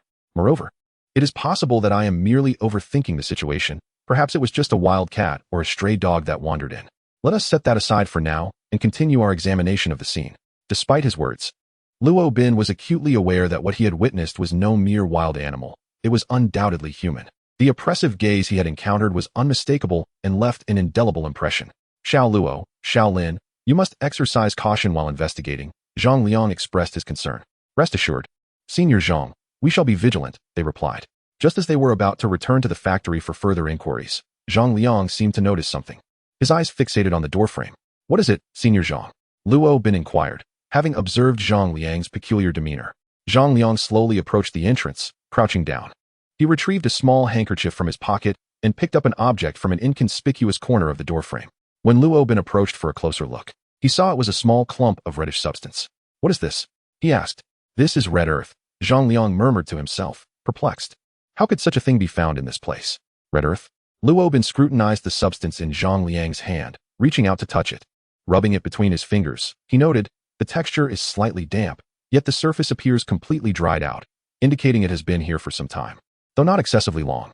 Suddenly, he seemed to have an epiphany and turned to Zhang Liang. Senior Zhang, this red soil does not belong here. Are you suggesting it might have been transferred from the perpetrator's shoes? Zhang Liang instantly grasped Luo Bin's implication. It is indeed a possibility. Consider this. This area is rarely frequented by anyone, although numerous police officers have been here today. The soil's composition suggests that this red earth has been present for at least several days, indicating it arrived here much earlier. Then we must secure this specimen promptly. It could be a crucial piece of evidence. Lin Xiaoya, displaying her keen perception, swiftly retrieved an evidence bag from the vehicle and collected the red soil. After sealing it, she remarked with a smile, experience truly counts, Senior Zhang. Your arrival has yielded unexpected findings. Zhang Liang waved his hand dismissively. Oh, do not flatter me, young lady. By the way, Xiao Luo, I have a friend at the Land Surveying Bureau. Shall I give him a call to inquire about the locations of red soil nearby? That would be greatly appreciated, Senior Zhang. Consequently, Zhang Liang made the call, and within a few minutes, he received a response. Xiao Luo, there are 3 locations in Luftang City where red soil is found, one of which is situated not far from Zhengfang Road, on Fang Mountain. Upon finishing his statement, he gazed towards the west, for that direction harbored Fang Mountain, its outline visible from their vantage point. A smile crept across Luo Bin's lips. It was highly likely that the red soil originated from Fang Mountain. If it had indeed been carried here on the shoes of the perpetrator, it would imply that the suspect had likely visited Fang Mountain. Excellent news, Captain Luo. We have finally uncovered a lead related to the suspect. Let us proceed there at once. No. Both Luo Bin and Zhang Liang shook their heads simultaneously. They had dedicated over a decade, even several decades, to their work in the criminal investigation team, possessing experience that was unmatched by the novice Lin Xiaoya. Zhang Liang elaborated, currently, we are but 3 in number, with 1 elder and 1 female among us. I do not wish to undermine our female colleague, yet our limited numbers pose a significant risk should we rashly venture into the mountains. Indeed, we are entirely unaware of each other as circumstances. The most prudent course of action would be to return, report our findings to the police department, and then proceed with a search party into the mountains. Luo Bin concurred with Zhang Liang's assessment. Lin Xiaoya nodded, acknowledging her impulsiveness. I was indeed reckless. Let us return first. Chapter 50. An unexpected calamity. The trio reached a consensus, deciding to return for the time being. With ample daylight remaining, they could easily return to the police station to bring additional personnel. Moreover, having sensed that someone had been covertly observing them, Luo Bin felt that this location was rather precarious. Thus, retreat seemed the wisest course of action. As he approached the vehicle, Luo Bin glanced at the doorframe and noticed a small patch of red earth. A smile crept across his face. This seemingly insignificant bit of soil had unveiled a crucial lead. He knelt down to carefully extract the red earth, murmuring a quiet thank you to those who had aided him in this discovery. On the journey back, Luo Bin's gaze wandered over the wild grass and underbrush flanking the road. his mind awash with myriad thoughts. 3 cases, 3 victims. Spanning over 20 days, he felt as though he was finally closing in on the perpetrator's trail. Yet, an unsettling feeling lingered within him. The true purpose of today's meeting with Zhang Liang was to observe him. Lin Xiaoya's perspective echoed relentlessly in his mind. He had previously harbored suspicions that Zhang Liang could be the culprit. However, the emergence of the 3rd victim had seemingly exonerated Zhang Liang, whose newfound concern for the latest case starkly contrasted his previous demeanor. Initially, Luo Bin had merely considered Zhang Liang's reunion with his old friend Zhao Taijun as a nostalgic reminder of their days fighting side by side. Yet the sudden revelation of the 3rd victim had profoundly impacted him, explaining his heightened interest in the case. However, upon further reflection, he pondered, what if the true culprits were 2 entirely different individuals? Thus, Zhang Liang found himself once again under suspicion, although he could not possibly be implicated in the 3rd case. This explains his keen interest in it.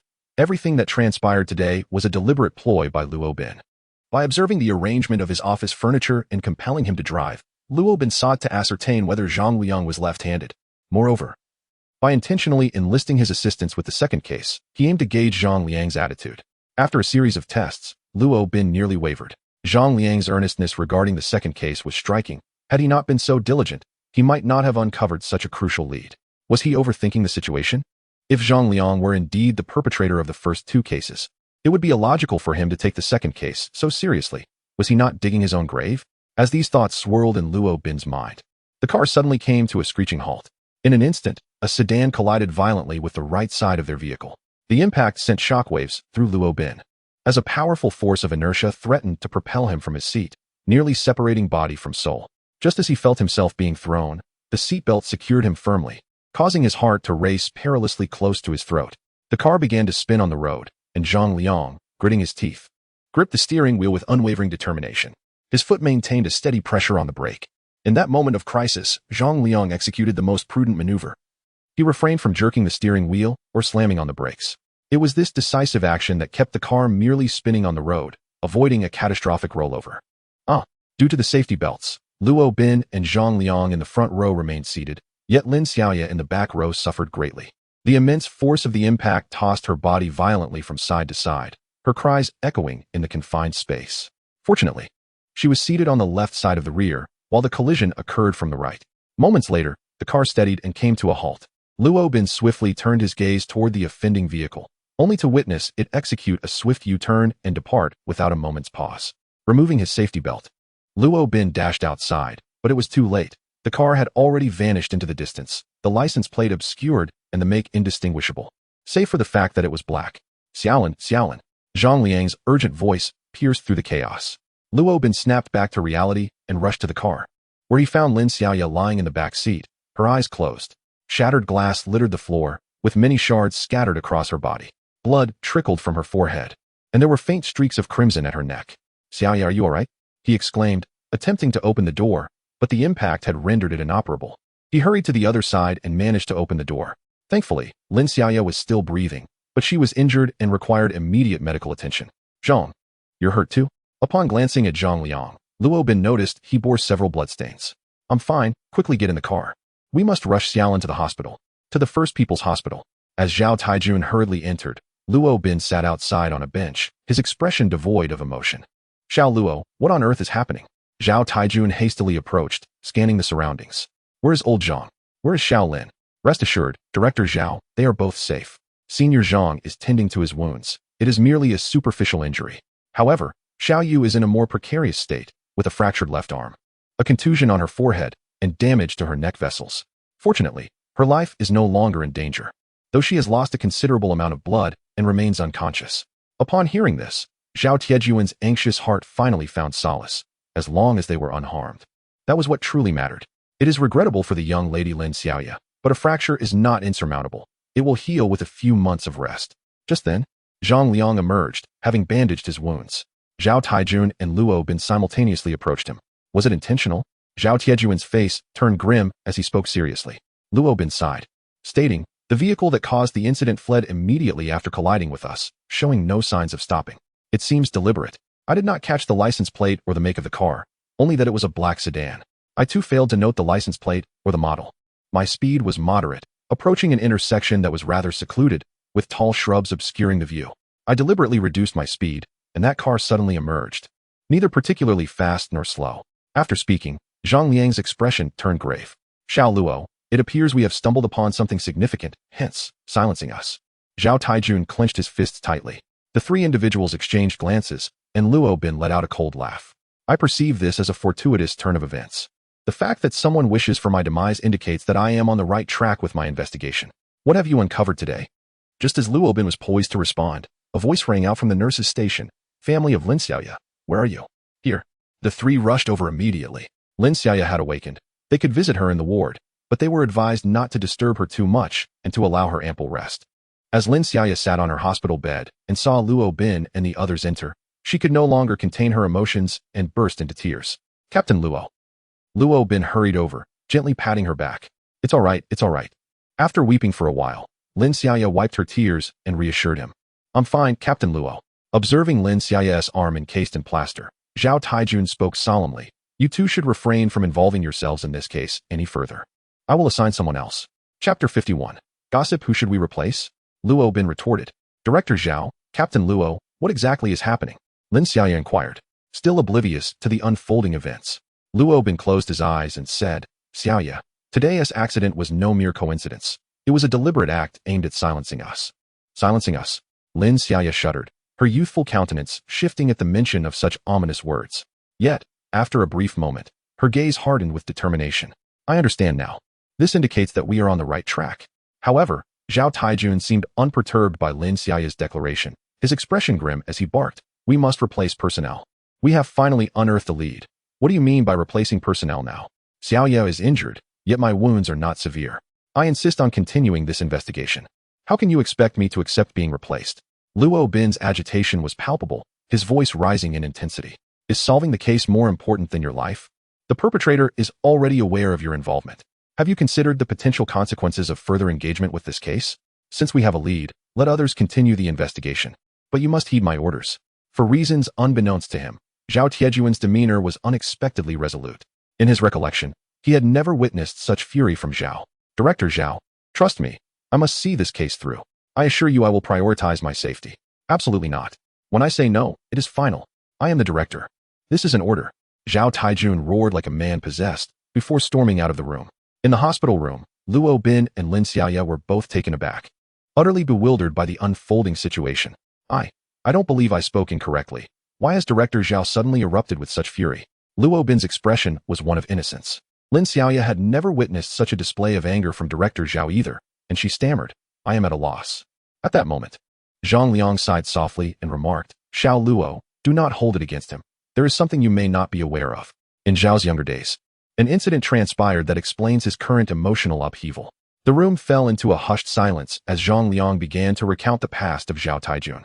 At that time, Zhao was a captain in the Criminal Investigation Division, and he had a young female officer under his command, exceptionally intelligent and capable.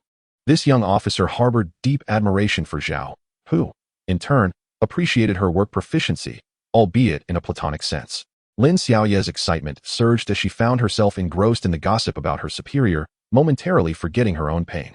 In a particularly harrowing serial murder case, a situation akin to the one they were currently facing unfolded.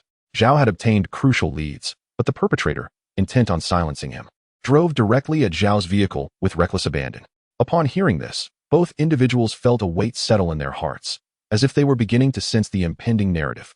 And then, Lin Xiaoya inquired softly. At that time, Zhao sustained only minor injuries, yet he was filled with both anger and sorrow. By the bedside of the injured officer, he vowed to capture the assailant and exact vengeance on her behalf. Ultimately, Zhao did not disappoint.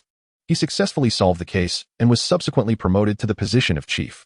This is indeed a tragic yet inspirational tale.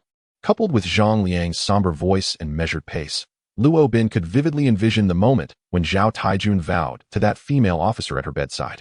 However, behind every hero, there often lies a story of sacrifice. Luo Bin sighed deeply. Director Zhao has his own tragic past. I can comprehend his earlier agitation. Lin Xiaoya also bowed her head, her heart brimming with emotions. Just as the atmosphere grew heavy for the two, Zhang Liang unexpectedly shifted the tone. What nonsense are you spouting? There is no tragic past. That female officer did not perish. Both raised their heads in unison, and Luo Bin, at a loss for words, responded, Senior Zhang, Your poignant narration led me to believe that the officer had sacrificed herself. Please refrain from misleading us. Indeed. Senior Zhang, I was on the verge of tears, Lin Xiaoya added, rubbing her eyes. By the way, what became of that officer? Was her injury severe? Did she recover? And does she still serve as a police officer? Oh, she recovered later, but is no longer a police officer. She was wed to old Zhao, Zhang Liang chuckled. This unexpected revelation swept through like a gust of wind, transforming what was presumed to be a sorrowful story into one with a gratifying conclusion.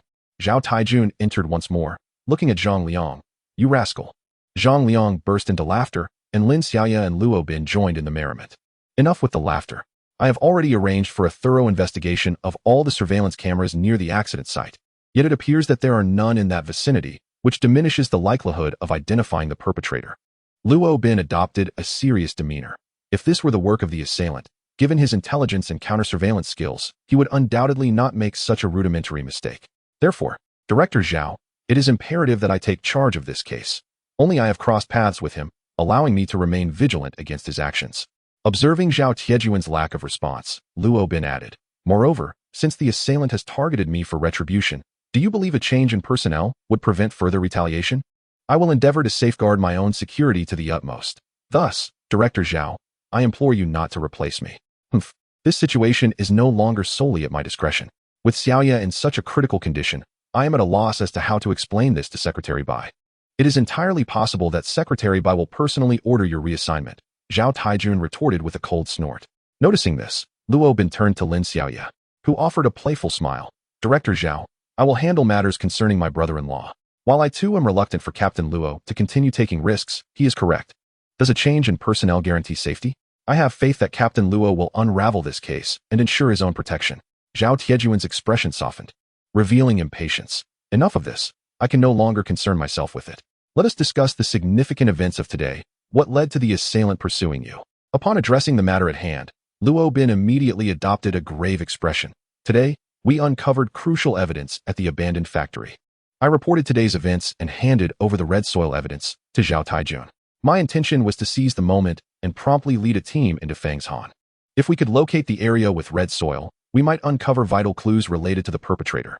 Given the killer's eagerness to eliminate witnesses, it was certain that Fangshan harbored his secrets. Zhao Taijun hesitated for a moment before responding. All right, I will have Ma Chongyang assemble 2 teams to come here and take you. You will then proceed to investigate Fangshan together, but remember to prioritize your safety. Luo Bin smiled and gave Zhao Taijun a thumbs up, confidently assuring him, rest assured, I will be fine. Chapter 52, The Hidden Cave in the Mountains. Old Zhao. Allow me to join as well. I am equally involved in this matter and wish to contribute to the police force. At that moment, unexpectedly, Zhang Liang expressed his desire to accompany us. Without a moment's hesitation, Zhao Taijun firmly declined, saying, stop joking, old Zhang. Have you considered your age? Even at 80, Lian still possesses valor, and at 70, Huang Zhong managed to slay Xiao. Are you looking down on me, old Zhao? Luo Bin chuckled softly. Thank you for your kind intentions, Senior Zhang, but matters of charging into battle should be entrusted to me. You ought to return and rest well. Should news arise from that side, I may yet need to trouble you. Indeed, old Zhang, please return to rest. We are grateful for your assistance today. With their insistence, Zhang Liang eventually relented and departed. Once Zhang Liang had left, Zhao Taijun suddenly inquired in a hushed tone, I have yet to ask you. Why did Zhang Liang accompany you to the crime scene today? Do you realize how perilous that is? Furthermore, he is no longer an enforcement officer and should not have been present at the scene. At the mention of this, Lin Xiaoya interjected, Director Zhao, please do not hold Luo team leader accountable. Initially, I too found Luo's actions peculiar, wondering why he would bring Senior Zhang to the scene. However, I later realized that team leader Luo possesses true insight. It was indeed Senior Zhang who discovered that red earth. It seems the wisdom of the old truly prevails. Luo Bin, however, adopted a serious demeanor, speaking in a low tone. Director Zhao, do you recall that before the discovery of the 3rd case, I expressed my suspicions regarding Senior Zhang? Suspicions about Senior Zhang? How can that be? Lin Xiaoya exclaimed in astonishment. However, it seems that no one pays her any mind. Zhao Taijun nodded. Of course I remember, but after the 3rd case, he cleared his name. He was with you the entire time that day, leaving no opportunity for him to commit the crime. Yes, but later I began to suspect him again. What on earth are you thinking? It is clearly impossible for him to have had the time to commit the crime. So why do you still harbor doubts? As Xiaoya just mentioned, the significant clue this time was discovered by Zhang Liang. Are you suggesting he killed someone and then assisted at finding clues to incriminate himself? Zhao Taijin interjected urgently, cutting off Luo Bin's words. Director Zhao, please refrain from being so agitated. Allow me to finish my point. I sought him out to accompany me to the scene precisely to ascertain whether he bore any suspicion. Various indicators suggest that I may indeed be overthinking this. Sigh. You are simply too suspicious. It can be both a virtue and a vice. Enough of these wild thoughts. Focus on the clues this time, and do ensure your safety. Today's events had once again shaken Luo Bin's suspicions regarding Zhang Liang. At the very least, the perpetrator of the second case could not be him. If it were, he would not have so diligently sought clues to aid in his own capture. The red earth at the threshold was discovered by him, and it was he who contacted a friend at the Land Survey Bureau to pinpoint the lead at Fang's Han. Furthermore, considering the final car accident, he was in the vehicle himself. This indicates that the assailant was certainly unfamiliar with Zhang Liang. Otherwise, how could they have collided with a car that Zhang Liang occupied? This person might sever a limb to survive, but how could they ever sever their own head to do so? Thus, no matter how he pondered, Luo Bin could not conceive of any connection between Zhang Liang and the second case. However, for reasons unknown, Luo Bin felt that Zhang Liang was behaving oddly. The third case and the second case had both been ruled out. Could it possibly be related to the first case? Setting that aside for the moment, it was imperative to follow the lead in Fang's Han diligently. Half an hour later, Ma Chongyang arrived at the hospital to escort Luo Bin. Fang's Han was a rather secluded mountain. Its modest size rendered it seemingly devoid of tourism potential, and its remote location ensured it remained largely unvisited. Captain Luo, you are injured. Please take care. Ma Chongyang cautioned as he and Luo Bin led their team into the mountains. I am fine. Based on the area of the red soil, it should be to the east. Let us proceed in that direction, with the police dogs leading the way. Luo Bin consulted the map to confirm their course. The group advanced eastward, and soon enough, they stumbled upon the red soil area. Luo Bin scooped up a handful of the red earth and squeezed it, noting its striking resemblance to the red soil discovered at the abandoned factory. Have the dogs search for traces of blood. Understood. The 4 police dogs sprang into action. Luo Bin began to survey the surroundings. The area was relatively low-lying, with trees and large rocks providing ample cover. To be candid, if one were to commit murder and dismember a body here, it would indeed be a rather advantageous choice. Woof, woof, woof. The police dogs erupted into a frenzy of barking, and Luo Bin's eyes brightened as everyone gathered around. The source of the dogs' commotion was a thicket of underbrush. Upon closer inspection, it was evident that the shrubs and weeds had been artificially heaped together. Luo Bin pointed towards the thicket. Remove the underbrush from this area. After a series of operations, a concealed entrance behind the thicket unexpectedly revealed itself. The opening stood approximately 2 meters high and nearly 1 meter wide. Captain Luo, we have truly made a discovery, exclaimed Ma Chongyang, his excitement palpable after more than 20 days of stagnation regarding the 613 case. Today, following a lead, they had stumbled upon a cave, which was indeed exhilarating. Prepare to enter the cave. Ensure that your lighting equipment and weapons are ready. Everyone must exercise caution, he instructed. Luo Bin, equally exhilarated, endeavored to temper his enthusiasm. The entrance was somewhat narrow, allowing passage for only one individual at a time, but it widened as they ventured deeper. After traversing approximately 10 meters, they entered a spacious cavern. Upon entry, an unusual odor assailed their senses, and the police dog began to bark furiously. The flashlight illuminated the entire cave, revealing the ground strewn with an array of charred remnants of grass and branches, both old and new. The forensic team commenced the collection of evidence, while Luo Bin's mind swirled with questions about the nature of this place. What was its purpose? Was it merely a site for dismemberment? Captain Luo, come and look over here. Just as Luo Bin was engulfed in his bewilderment, Ma Chongyang called out. Luo Bin approached to find a wall of the cave inscribed with a series of peculiar numbers, 7, 9, 1, 15. Beneath the numbers was a phrase, written in paint. 10 years like a day, watching the affairs of the world. 10 years and 10 years, when will the end arrive? The ink's freshness suggested it had been inscribed recently. Gazing at the numbers and verses upon the wall, Luo Bin found himself ensnared in contemplation. The sequence of numbers bore no discernible pattern, leaving him momentarily perplexed regarding their significance. The subsequent phrase, however, was far more comprehensible. Its tone reeked of arrogance, immediately evoking thoughts of the taunting words left by the perpetrator. Moreover, the mention of 10 years clearly indicated that this was indeed the same fiend from a decade prior. Captain Luo, it appears this is the very site where that deranged killer dismembered his victims, he mused. The dust on the ground was likely remnants of charred foliage, employed to obscure both bloodstains and odors. The inscription on the wall stood as a brazen challenge to the police, a truly audacious act. Ma Chongyang clenched his fists. Any officer involved in this case would be incensed upon reading those words. Yet, The enigma of the numerical sequence persisted. What could it possibly signify? Chapter 53. Despair. Once more in the task force office, a group of individuals gathered around the blackboard. It has now become almost certain that the perpetrator of the 613 case is the same individual responsible for the 313 case a decade ago. To be candid, I am filled with exhilaration at this revelation. Do you know why? Because I have the opportunity to bring the elusive murderer, who has roamed free for the past 10 years, to justice. Simultaneously, I am engulfed by a profound anger. Can you fathom why? Just look at the audacity displayed. 10 years of mocking the affairs of the world. 10 years upon 10 years, with no end in sight. This is a blatant affront to our police force. The villain seeks to demonstrate that he has evaded capture for a decade, while simultaneously challenging us. If we fail to resolve this case, who is to say he will not strike again in the next 10 years?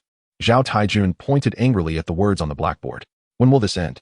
This is also a question I wish to pose to all of you. When will this end? After taking a deep breath to compose himself, he continued, Now, let us analyze the case. I believe we can start with the numbers. At first glance, they appear completely random, yet they must hold some significance. Perhaps a cryptic message or code. If we translate the numbers into their corresponding letters, 7 for G, 9 for I, 1 for A, and 15 for O, when combined, they yield GO. Which seems rather meaningless. Could it correspond to characters from another language, or perhaps represent a mathematical symbol? The group began to speculate, yet no one could offer a coherent explanation. Let the matters of numbers be entrusted to the cipher group and the decryption team, for they are not our forte. I believe it would be more prudent to devise a follow-up plan once the forensic results from the cave are available. Just as this discussion was unfolding, the analysis team reported their findings. The red earth discovered in the abandoned warehouse is indeed from Fangshan. However, no traces of human blood or any bodily secretions were detected upon it. The ashes within the cave exhibit a temporal distinction, with some being recently burned in the past few days, while others date back several months or even years, rendering precise dating impossible. Blood traces were indeed found in the cave's soil. However, the DNA sequencing has been severely disrupted due to the combustion and absorption of ash, making it impossible to restore a specific DNA profile. Nonetheless, one thing is certain. The bloodstains on the ground do not originate from a single individual, but rather are a mixture from multiple persons. The inscriptions on the wall were applied with a type of paint, the formula of which I have examined, revealing it to be dissimilar to that of several well-known commercial brands, thus leaving us unable to identify its exact origin. No human-related DNA or epithelial tissue was extracted from the stone surfaces. As each identification result was revealed, disappointment washed over the faces of everyone present. What was initially perceived as a potential breakthrough turned out to yield nothing of significance. Luo Bin rubbed his forehead, feeling an overwhelming fatigue wash over him. It was as though he had expended every ounce of strength in delivering a punch, only to find it land upon a cushion of cotton. His opponent deftly dissipating his force. In other regards, concerning the car accident Luo Bin encountered today, the surveillance footage revealed no suspicious vehicles. All auto repair shops, Forest dealerships, and toll stations throughout the verdant city had been instructed to promptly report any sightings of a damaged black sedan. Yet the incoming information bore no signs of the perpetrator's vehicle. The female student under surveillance at the medical university remained unharmed, with no suspicious individuals in her vicinity. Everything had once again descended into a deadlock. This day marked the most disheartening moment for Luo Bin since the establishment of the Special Task Force. He had initially believed he grasped a glimmer of hope, only to find nothing at all. That evening, he purchased some delicacies to bring to the hospital for Lin Xiaoya, harboring a sense of guilt towards her. What a pity it was that there were no clues. The culprit was exceedingly cunning. Captain Luo, try not to be too disheartened. Lin Xiaoya consoled him while eating with one hand, having noticed his despondent demeanor. Seeing Luo Bin's silence, she endeavored to lift his spirits by broaching the case. Captain Luo, please don't be silent. Shall we discuss the case further? By the way, you mentioned you suspected Zhang Liang. Was there any reason for that? It was merely suspicion, lacking tangible evidence. Based on his behavior today, he should be ruled out as the assailant. Luo Bin shook his head, feeling an unprecedented sense of failure after all his years of service as a police officer. Captain Luo, I sense something amiss about the entire situation. Consider this. Today, we first detected someone tailing us at the abandoned factory, then stumbled upon the red earth, leading us to surmise the existence of Fong Mountain. Shortly thereafter, we encountered a car accident. All of this appears as if we are being monitored, and upon realizing we had uncovered critical evidence, the perpetrators sought to eliminate us. Yet, while we indeed discovered a cave at Fong Mountain, which was confirmed as the site of dismemberment, there was not a shred of evidence within. If the assailant possesses such formidable counter-surveillance skills and has meticulously eradicated all traces from the cave, why then would they risk killing us to silence us? It seems rather illogical, does it not? Indeed, why? Luo Bin sighed. Perhaps as an ordinary person, I am incapable of comprehending the machinations of such a highly intelligent criminal. But there is something unsettling about it. It feels as though the perpetrator is engaging in actions that are counterproductive, a curious enigma. Upon hearing Lin Xiaoya's words, an epiphany struck Luo Bin, as if he were standing before an intricate labyrinth, its myriad pathways bewildering him. Yet her words served as a crimson thread weaving through the maze, connecting its various passages. Xiaoya, you truly are my fortunate star. Thank you. Indulge yourself a bit more. I must take my leave now. With that, he did not wait for Lin Xiaoya to respond and strode away purposefully. Outside the hospital, Luo Bin dialed Zhao Tiejuan's number. Director Zhao, I have a matter that I would like to trouble you with. This phone call lasted for a good 10 minutes. The two seemed to have had a quarrel, yet when the call ended, a faint smile appeared on Luo Bin's face. The following morning, a significant figure arrived at the municipal police department. As Luo Bin and his team were summarizing the events of the previous day, the office door was suddenly pushed open. Upon seeing the person who entered, both Zhao Taijun and Luo Bin inwardly sighed. The anticipated visitor had indeed arrived, and much sooner than expected.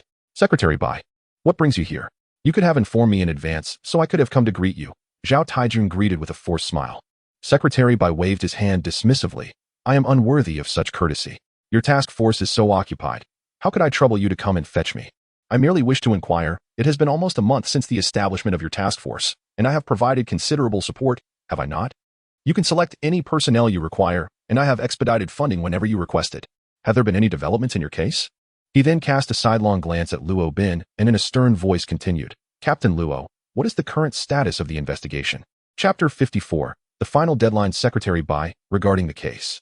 Director Zhao, I did not inquire about your opinion. Director Zhao Taijun attempted to alleviate the tension with a smile, but was swiftly interrupted by Secretary Bai. Awkwardly, Zhao Taijun twitched his lips a few times, opting for silence. As he realized his authority as a director paled in comparison to that of Secretary Bai, as Lin Xiaoya's brother-in-law. Secretary Bai's visit to exert pressure following Lin Xiaoya's injury was anticipated by Luo Bin. Maintaining a composed demeanor, he stated, we are diligently working on the investigation. Although the overall progress is less than satisfactory, we have gathered a considerable amount of leads. Does that imply there has been no advancement?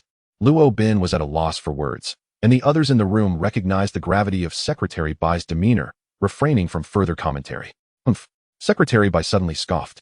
Taijun, the special task force has been established for over 20 days. With the 613 case nearing a month, your response remains devoid of progress. How do you intend to account for this to me? And how will you justify it to the public? Yes, I will certainly intensify our efforts to resolve the case promptly, Zhao Taijun replied earnestly. What I seek is not your empty assurances. From day one, you have proclaimed your determination to solve this case swiftly. Yet, 20 days have elapsed, and you continue to plead for time. Do you intend to prolong this like the 313 case, dragging it out for another decade? Upon this declaration, many individuals in the office were momentarily taken aback, and the atmosphere shifted palpably. A decade ago, the 313 incident left an indelible scar on the hearts of those who experienced it. A wound they all understood, yet seldom spoke of. Today, Secretary Bai's words tore open this festering injury. Zhao Taijun was the most profoundly affected. His fists clenched and his body trembling slightly. A single general's failure can burden an entire army. Taijun, if you cannot resolve the 613 case, I shall have to consider replacements. The provincial department is closely monitoring this matter. The higher-ups hold the 613 case in great esteem. I have been shouldering the pressure to keep this opportunity for merit within the city bureau, but if you continue to falter, I shall have no choice but to escalate it to the provincial level. It was evident that Secretary Bai harbored resentment over Lin Xiaoya's injury, attributing the blame to Luo Bin. Luo Bin, fists tightly clenched, implored, Secretary Bai, please grant us a little more time. I assure you we will solve this case. In this situation, even Zhao Taijun could not shield him any longer, for Secretary Bai was genuinely furious. Should Zhao Taijun continue to defend Luo Bin, he might also find himself entangled in the fallout. How much more time do you require? Another decade? Secretary Bai showed no leniency towards Luo Bin. 1 week. By July 13th, if the 613 case remains unsolved within a month, I, Luo Bin, willingly accept full responsibility. The office fell silent, everyone gazing at Luo Bin in disbelief. This was not mere defiance against authority. It was a gamble with his very career. Luo Bin, do not act impulsively. Zhao Taijun recognized that a mere week was an insufficient span of time, rendering the likelihood of solving the case nearly non-existent. He immediately exclaimed. Secretary Bai swiftly interjected. Very well, this is your assertion. I shall grant you an additional week. Should your task force fail to resolve case 613 within this time frame, it will be handed over to the provincial department. With that, he turned and departed the office without a backward glance. Luo Bin, what are you doing? Acting on impulse is of no avail, Zhao Taijun urged anxiously. Indeed, Captain Luo, a week is too brief a period to expect a resolution, others echoed in support. Luo Bin, with a wry smile, raised his hand dismissively. In truth, Secretary Bai is correct. Our task force has been established for over 20 days, and we have made little progress. As the deputy captain, I must bear my share of the responsibility. Moreover, not only have we failed to advance the investigation, but our officers have also sustained injuries. It is only fitting that I accept accountability. Accountability? What will you use to assume it? I understand your urgency, but such recklessness is unwarranted. If we are unable to crack the case in a week, how shall we explain ourselves? Zhao Taijun retorted, his voice tinged with anger. The others fell silent, as it appeared that Zhao Taijun was genuinely enraged. This was the first instance they had witnessed him express such ire towards Luo Bin. This incident served as a clarion call for the entire task force. Although Secretary Bai had deliberately made things difficult for Luo Bin due to Lin Xiaoya, his motivations were not entirely selfish. Various factions were closely monitoring the case, and he had indeed alleviated a considerable amount of pressure from the task force. Each member busied themselves with their respective duties, while Luo Bin meticulously reviewed all the case materials at hand. Must you truly proceed with this course of action? There remains but a week's time. Zhao Taijun approached, his demeanor shifting. Luo Bin did not turn around. He continued to peruse the documents while responding, yes, I understand I cannot dissuade you. Then, do bring more personnel. No need, one person suffices. Observing Luo Bin's retreating figure, Zhao Taijun remained silent and quietly exited the office. After lunch, Luo Bin purchased some snacks to visit Lin Xiaoya at the hospital. Captain Luo, you've come. Lin Xiaoya had already risen from her bed. Her most severe injury was a fractured left arm, while the other wounds were minor and had improved after a day of rest. Luo Bin nodded, expressing his gratitude. I appreciate your assistance with today's matters. He then raised his gaze to meet Lin Xiaoya's eyes. Speaking earnestly, there is another matter that requires your attention, and it must remain confidential. Only Director Zhao is to be informed, none else, not even Secretary Bai. Lin Xiaoya grasped the gravity of the situation and replied solemnly, Captain Luo, you can count on me to fulfill this task successfully. Tomorrow, I intend to investigate the village mentioned in the recording from the Inner Mongolia grasslands. I suspect this case may be intricately linked to those plains, and my absence may extend for 4 to 5 days. During this time, I ask that you assist me in investigating a few individuals. Moments later, Lin Xiaoya, taken aback, exclaimed, Captain Luo, do you truly intend to do this? Why are you confiding this matter to me? She could never have anticipated that the person Luo Bin had tasked with the investigation would be none other than herself. Even more astonishing was the fact that he would seek her out for this inquiry. After all, she was merely a novice intern at the police department, having gained entry into the special task force largely due to her connections. Luo Bin nodded and spoke in a low voice. The only individuals in the police station whom I trust implicitly are Director Zhao and you. Due to his position, there are certain matters that Director Zhao cannot handle personally, which is why you are better suited for this task without arousing suspicion. Moreover, your unique status means that today, with Secretary Bai applying pressure, it serves as a deterrent to everyone. Within the precinct, no one would dare to target you. Lin Xiaoya hesitated, her words caught in her throat, but eventually mustered the courage to inquire.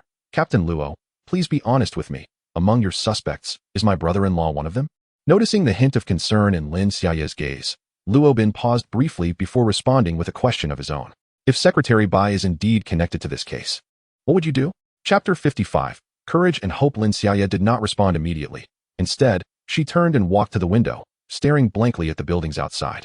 After a long while, she slowly spoke. I don't know. I haven't thought about it. Perhaps I would stand by your side. Upon hearing Lin Xiaoya's reply, Luo Bin's lips curled into a faint smile, for he recognized that her answer was sincere and heartfelt. Xiaoya, during these past 20 days, I have come to regard you with newfound respect. Your conviction, dedication to your work, enterprising spirit, and keen intellect make you well suited to become a detective. However, it is essential to remember that a police officer is also human, possessing emotions and attachments. When personal interests conflict with moral truths, navigating such dilemmas is a necessary experience for any officer. Lin Xiaoya was somewhat perplexed by Luo Bin's sudden remarks, gazing into his eyes with a look of confusion. Luo Bin chuckled softly. Do not worry. This case should have no connection to Secretary Bai. Otherwise, I would not have asked you to call him to come to the police station today for our little charade. Then why do you pose such questions to me? Simply put, because we are police officers. In truth, Luo Bin aimed to nurture Lin Xiaoya into becoming an exemplary detective. She was still young and had yet to encounter many experiences. The world was far from the idyllic vision she harbored in her mind. The most crucial point is that his decision today is undeniably perilous. Last night, after expressing his thoughts to Zhao Tianjun over the phone, Zhao was the first to voice his disapproval, fully aware of the inherent dangers of such actions. Nevertheless, Luo Bin did not waver, for he is a police officer. And the 613 case is a painful memory etched in the hearts of all law enforcement personnel involved. As the investigation deepens, despite seemingly minimal progress on the surface, Luo Bin has uncovered some alarming revelations. To unravel the layers of this intricate situation, he felt compelled to take such risks. In light of this, he sought out Lin Xiaoya, intending to impart his resolve to this young individual. Lin Xiaoya seemed unfazed, scratching her head and remarking, "Captain Luo, could you please refrain from being so mysterious? It sounds rather profound. You are not a sage from some temple, are you? Are you trying to help me achieve enlightenment?" "Enlightenment, my foot," Luo Bin retorted with irritation. "Captain Luo, may I ask you something? I have noticed your remarkable courage. You always charge to the forefront when facing cases. Yet, with the 613 case, our entire task force has encountered numerous obstacles. I can see that others have become somewhat disheartened, including Director Zhao. How is it that you maintain such a positive mindset?" "Xiaoya, I once shared a story with you about a 4-year-old girl who passed away from illness. Do you remember?" Luo Bin shifted the conversation, abruptly steering it away from her question. Though Lin Xiaoya was unaware of why Luo Bin suddenly brought this up, she nodded in acknowledgement. She recalled that the little girl was particularly fond of a certain animated series, which her father would watch with her whenever he had the time. The narrative revolved around 7 chosen children who entered another realm to save the world alongside their digital companions. Xiaoya nodded again, exclaiming, "Ah, I have seen that animation too. The digital monsters." However, she pondered inwardly, "What on earth? I asked you a question, and you diverted to a cartoon. What does that even mean?" Just as Lin Xiaoya was engulfed in confusion, Luo Bin chuckled and remarked, "Since you've seen it, that's splendid. Each of those 7 children symbolizes courage, friendship, innocence, kindness, knowledge, love, and hope." The little girl often inquired of her father why the digital companion of the courage boy always evolved first, while that of the hope boy was the last. "Well, I suppose that's just how the director intended it," Lin Xiaoya teased. Luo Bin smiled slightly and turned his gaze towards her. "It is because, regardless of what one undertakes, courage is paramount. One must possess courage to take the first step. Yet, when the shadows of reality ruthlessly devastate your friendship, love, innocence, knowledge, and even kindness, one must still hold on to hope." He then added, "This also serves as my response to your earlier inquiry. I hope you grasp my meaning." Lin Xiaoya pondered over this statement, as a realization dawned upon her. She resolutely declared to Captain Luo, "Captain Luo, I comprehend your meaning. I shall undoubtedly fulfill the task you entrusted to me, and you too must persevere. Together, we shall unravel this case." Luo Bin felt a profound satisfaction. Lin Xiaoya had grasped his intentions. The will is an eternal legacy, capable of being perpetuated through generations. Luo Bin had inherited the spirit of Zhao Taijun, and now he was passing this resolve on to Lin Xiaoya. After bidding farewell to Lin Xiaoya, Luo Bin proceeded to the medical university. "Why has Xiao Luo come here? Why didn't you give me a call? I could have prepared some tea." Zhang Liang greeted him warmly. Having sustained only minor injuries from yesterday's accident, he was unable to remain idle and had chosen to come to school instead of resting at home. "Senior Zhang, that won't be necessary. I am here to discuss something important with you. I would like to request a few days off from the school to accompany me to a certain location." Luo Bin stated directly, without any hesitation. "Oh, where are we going? Does it pertain to the case?" Zhang Liang immediately speculated, sensing a new discovery was afoot. Luo Bin smiled and nodded. "Senior Zhang, you are truly astute. The moment I mentioned it, you guessed correctly. Indeed, the contents of the tape you provided last time correspond with those from the recording found at the disposal site." He proceeded to recount the details of the recording. Upon hearing this, Zhang Liang furrowed his brow. "Inner Mongolia's grasslands. That is quite a distant place. Xiao Luo, do you intend to investigate it personally?" "Indeed, although others in the Bureau are currently occupied, I mustered the courage to seek your assistance. With your wealth of experience as a seasoned forensic expert by my side, I believe this endeavor will yield remarkable results." After a moment's hesitation, I added, somewhat sheepishly, "that I understand this matter may pose a challenge for you, considering your age and the numerous trivialities at the school. Hence, I wish to inquire about your thoughts." Zhang Liang chuckled heartily. "Young Luo, you are far too modest. I would be more than eager to contribute my remaining efforts to assist the police force. Thank you. Senior Zhang, we will set off early tomorrow. Please prepare your belongings tonight, and I shall come to fetch you in the morning." Zhang Liang's swift agreement took Luo Bin by surprise, yet it was also within his expectations. He had anticipated that Zhang Liang would certainly accompany him to the Inner Mongolia grasslands, merely not expecting such an enthusiastic affirmation. It has been 23 days since the 613 dismemberment case, with 7 days remaining until a full month has passed. An invisible net has been subtly cast under Luo Bin's meticulous planning. Chapter 56. Two film emperors. That evening, Luo Bin returned home earlier than usual. Upon entering, he found Fan Siyuan busily engaged in the kitchen. A tinge of embarrassment colored her voice as she remarked, "Why are you home so early today?" "Oh, I have to head out tomorrow, so I returned a bit earlier to prepare." "Are you going to handle a case? Where are you headed, and for how long?" She posed 3 questions in quick succession, only to feel a twinge of regret afterward, realizing that they were no longer connected. "To the Inner Mongolian grasslands. Likely for 4 or 5 days. Please refrain from coming over during this time," he added with a cautionary note, "and keep this matter from others." Logically, he ought not to have divulged this information to Fan Siyuan. Yet, for reasons unknown, he felt an absence of psychological defenses before his ex-wife, leading him to speak freely. It was only after the words had left his mouth that he recognized his indiscretion. "Got it. Dinner is ready. I'll take my leave now."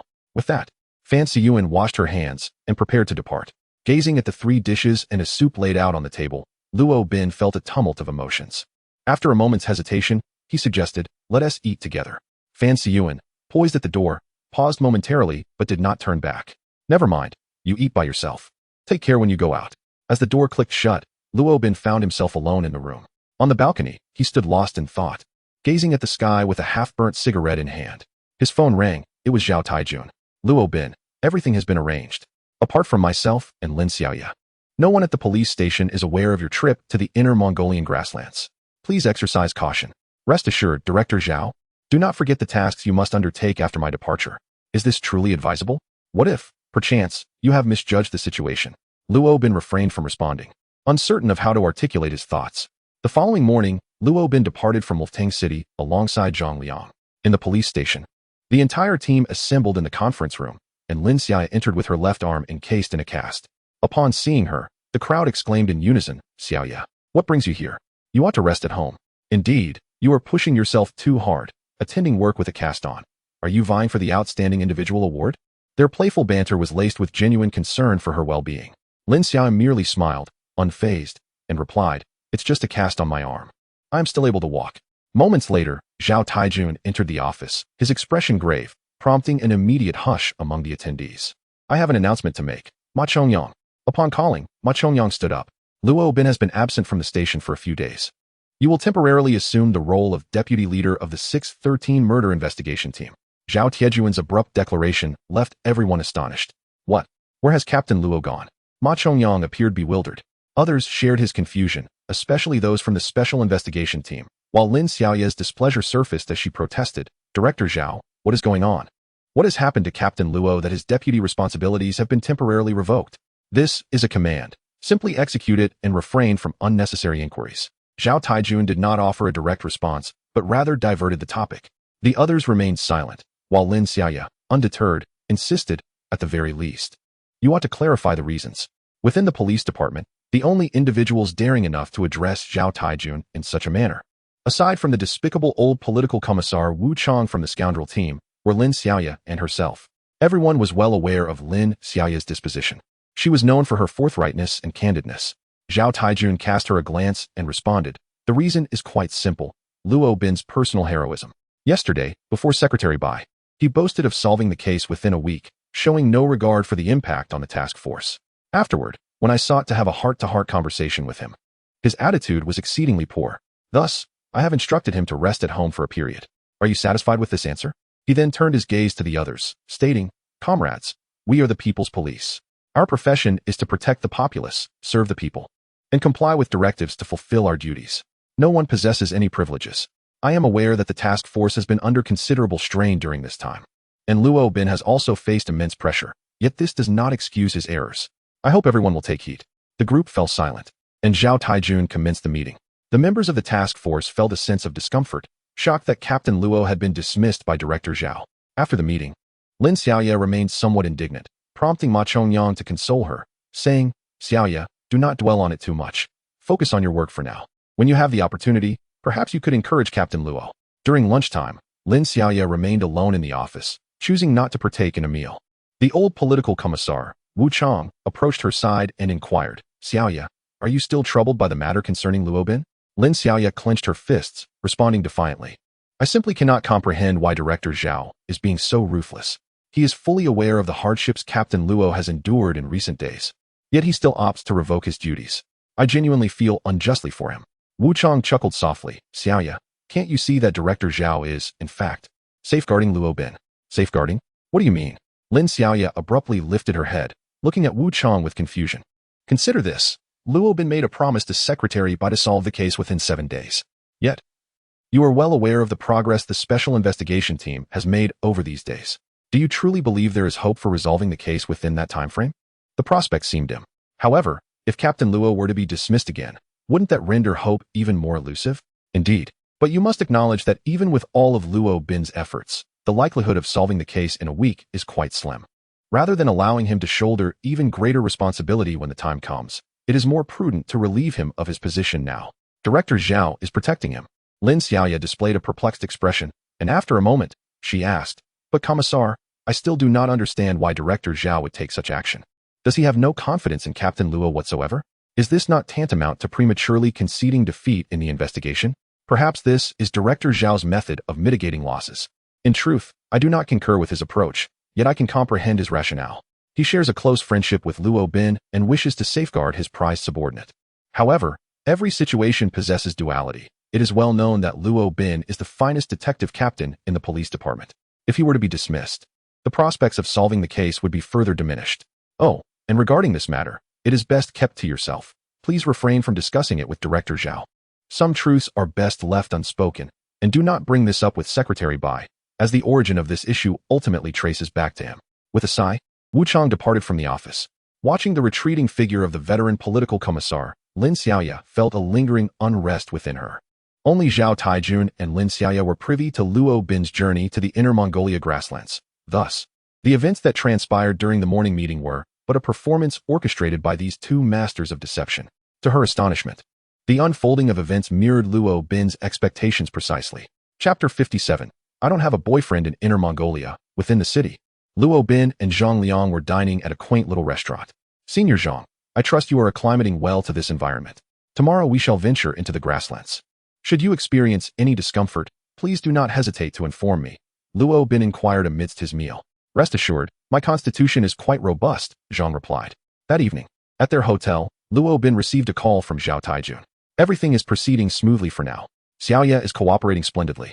And no one at the bureau is aware of your presence in Inner Mongolia. How are things on your end? After a day spent traveling, we are settling in the city for the night before heading into the grasslands tomorrow. I appreciate your assistance regarding matters at the police station. The inquiries you asked me to initiate have commenced.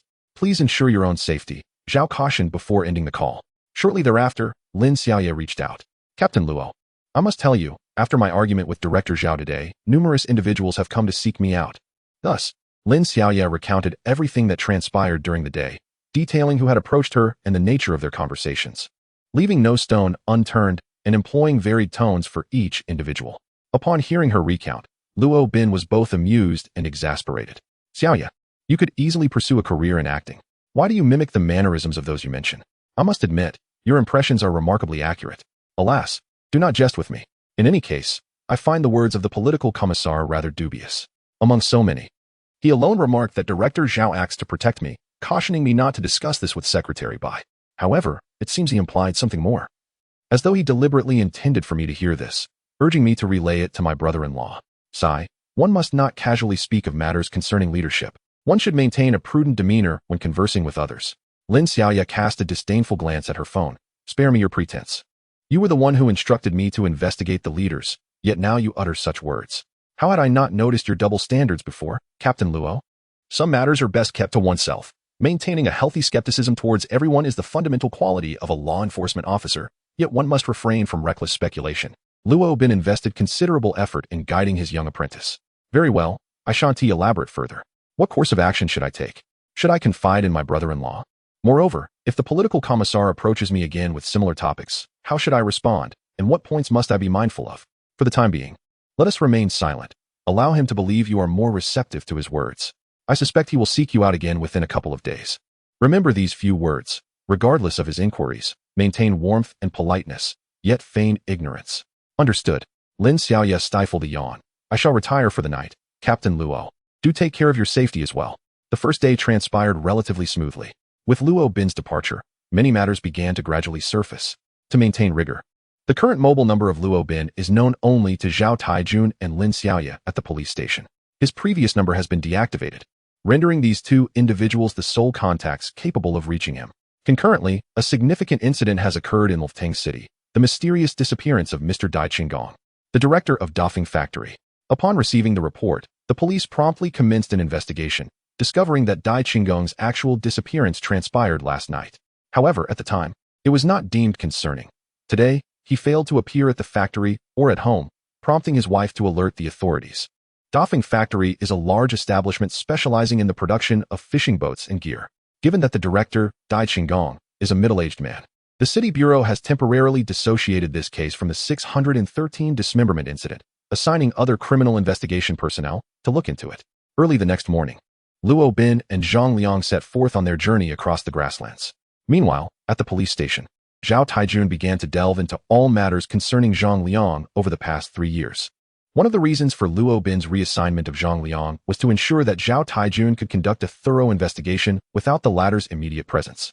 After all, Zhang Liang is a longtime comrade, and should he ultimately be found innocent, it would be deeply hurtful for him to witness the scrutiny. Thus, reassigning him before initiating the investigation was Zhao Tiejuan's principled stance, considering their years of camaraderie. Director Zhao, did you summon me for something? Lin Xiaoya inquired as she entered the office of the chief. Xiaoya, I need you to visit the medical university and investigate the opinions of faculty and students regarding Zhang Liang during his 3 years there. Additionally, please uncover his interests, hobbies, and daily routine. Employ subtlety in your approach to avoid revealing your identity. You may pose as a university student and collect information under the pretense of inquiring about coursework. Here is your student ID.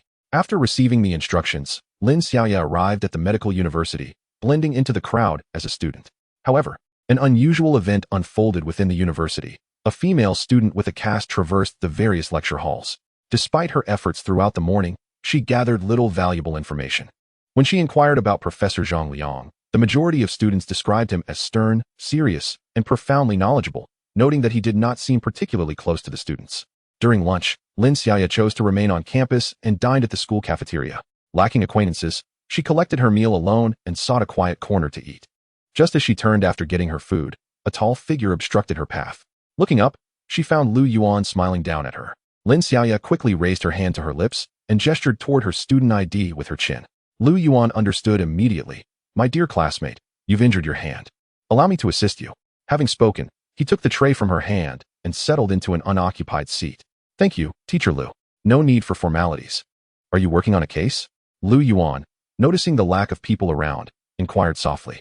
Indeed, but you must keep this a secret. It's not the perpetrator of the dismemberment case. To prevent further crimes, there are individuals infiltrating every school in Greenvine City for covert protection. And I'm responsible for this area. Lin Xiaoya casually offered an explanation. You're enduring quite a lot. Just a few days ago, you seemed perfectly fine. How did you get injured? Sigh, don't mention it. It was during the investigation of the dismemberment case that I obtained crucial leads, which unfortunately led to my injury. But ultimately, the trail went cold. Don't lose heart. I believe that justice will ultimately prevail. However, you must take care of yourself. After all, a beautiful police officer like you getting hurt would surely cause your boyfriend great distress, Lu Yuan said, flashing a radiant smile. Lin Xiaoya's cheeks flushed slightly. Stop joking. I don't have a boyfriend. Chapter 58. Lu Yuan's exhibition of reasoning indeed. How could a celestial being like you be enamored with a mere mortal? It is unlikely that any ordinary man could capture your attention. Teacher Lu, your eloquence is remarkable. One wonders how many girlfriends you have charmed with such sweet talk. Lin Xiaoya rolled her eyes, aware that as a police officer, she was not one to be easily swayed by flattering words. Lu Yuan chuckled heartily. As Yatunguski once remarked, the most inexpensive encouragement is praise. I merely wish to utter a few kind words to brighten your mood. Do not mistake me for a creepy uncle. What nonsense is this? I have never heard of such a thing. Engaging in conversation with Lu Yuan made Lin Xiaoya feel relaxed and at ease. After their meal, as they departed, they noticed a group of male classmates huddled around a table, engrossed in some discussion. Driven by curiosity, Lin Xiaoya approached them and discovered they were examining a paper airplane. Ah, you fellows are quite grown yet still indulging in the art of paper airplane folding? Lin Xiaoya couldn't help but laugh. The boys looked up to see a beautiful female student alongside Teacher Lu. One slightly chubby classmate scratched his head and explained, "We're not merely playing with paper airplanes. We found this outside on a tree and brought it back. Yet you claim you are not children. Finding a paper airplane outside and bringing it back to play with is quite endearing," she remarked. The boys' faces flushed instantly at being called adorable by such a lovely girl. "It is not that we find this paper airplane peculiar. Rather, it is the pattern adorning it that piques our curiosity." As I spoke, I pointed to the paper airplane. "Behold, this aircraft is embellished with dots and lines. When folded, the design remains elusive, yet once unfolded into a sheet of paper, the pattern is revealed. Indeed, upon dismantling the airplane, one could discern a circle, a horizontal line, and another circle, forming 3 rows, each adorned with an identical motif." Upon witnessing this pattern, Lu Yuan's expression shifted dramatically. "Classmate, where did you find this paper airplane?" "It was on the ground at the east gate of the school. There were several, and some were even hanging from the trees," the classmate stammered in response. "Are there many such paper airplanes?" Lu Yuan inquired urgently. "Not in abundance, but certainly a number." "What's the matter, Teacher Lu?" However, upon hearing this, Lu Yuan dashed outside without a backward glance, leaving Lin Xiaoya bewildered, uncertain of Lu Yuan's sudden fervor. After a moment's hesitation, she decided to follow him. Yet, Lu Yuan was too swift. By the time Lin Xiaoya caught up, he was already beyond the school gate. "Teacher Lu, what are you doing?" Lin Xiaoya panted. Lu Yuan wore a grave expression, holding 2 sheets of paper, presumably remnants of the dismantled airplane. "Officer Lin, did the police station receive any reports yesterday regarding missing persons?" Lin Xiaoya was momentarily taken aback, recalling that yesterday, Director Zhao had received a call regarding a missing person. However, this matter had already been assigned to other officers for investigation. It seemed there was indeed a case. Why the sudden inquiry? Quickly call to inquire about the situation. See if the missing individual has been found. If not, ascertain the specifics, including the identity of the missing person and their previous occupation. Lu Yuan's expression was earnest, reminiscent of Luo Bin's seriousness when handling a case. Although Lin Xiaoya was uncertain why he was making these remarks, she instinctively dialed the police station. A few minutes later, Teacher Lu, the missing person reported, is Dai Qinggong, the director of the Dafeng factory. His whereabouts are currently unknown. The last sighting was 2 nights ago, and no one has seen him since. The report was filed last night. Dafeng factory, Lu Yuan murmured as he retrieved his phone to conduct a search. After a brief moment, he gazed solemnly at the paper in his hand, stating, "This paper airplane is likely a distress signal sent by the factory director." "What did you say?" Lin Xiaoya gasped in disbelief, covering her mouth. Lu Yuan then picked up a stick from the roadside and knocked down a paper airplane from a tree. As he unfolded it, he explained, "Dafeng factory specializes in the production of fishing gear and boats. Even if one has never seen a pig run, they are familiar with the concept. The owner of Dafeng factory certainly understands the communication codes used among sailors, and the patterns on this paper are commonly employed signals among crew members." As he pointed to the paper, he continued, "The 3 circles represent the letter S, while the 3 horizontal lines signify O. Together, they form SOS, the international distress signal." Lin Xiaoya's eyes widened in astonishment. Lu Yuan nodded, affirming, "Indeed, this pattern is seldom recognized. I only came across it occasionally in books, which is how I deduced that this could very well be Boss Dai's cry for help." After speaking, Lu Yuan retrieved his phone, seemingly searching for something, and moments later, he dashed outside. "Teacher Lu, wait for me," Lin Xiaoya called out, following closely behind. Boss Dai had gone missing the night before last, meaning he had been in a state of captivity throughout the entirety of yesterday. If these paper airplanes were indeed his signals for help, it suggested he was being held against his will, deprived of access to a phone or any electronic means of communication. The fact that he was able to fold paper airplanes indicated that he was likely confined to a small room, with someone guarding the outside. This situation seemed illogical.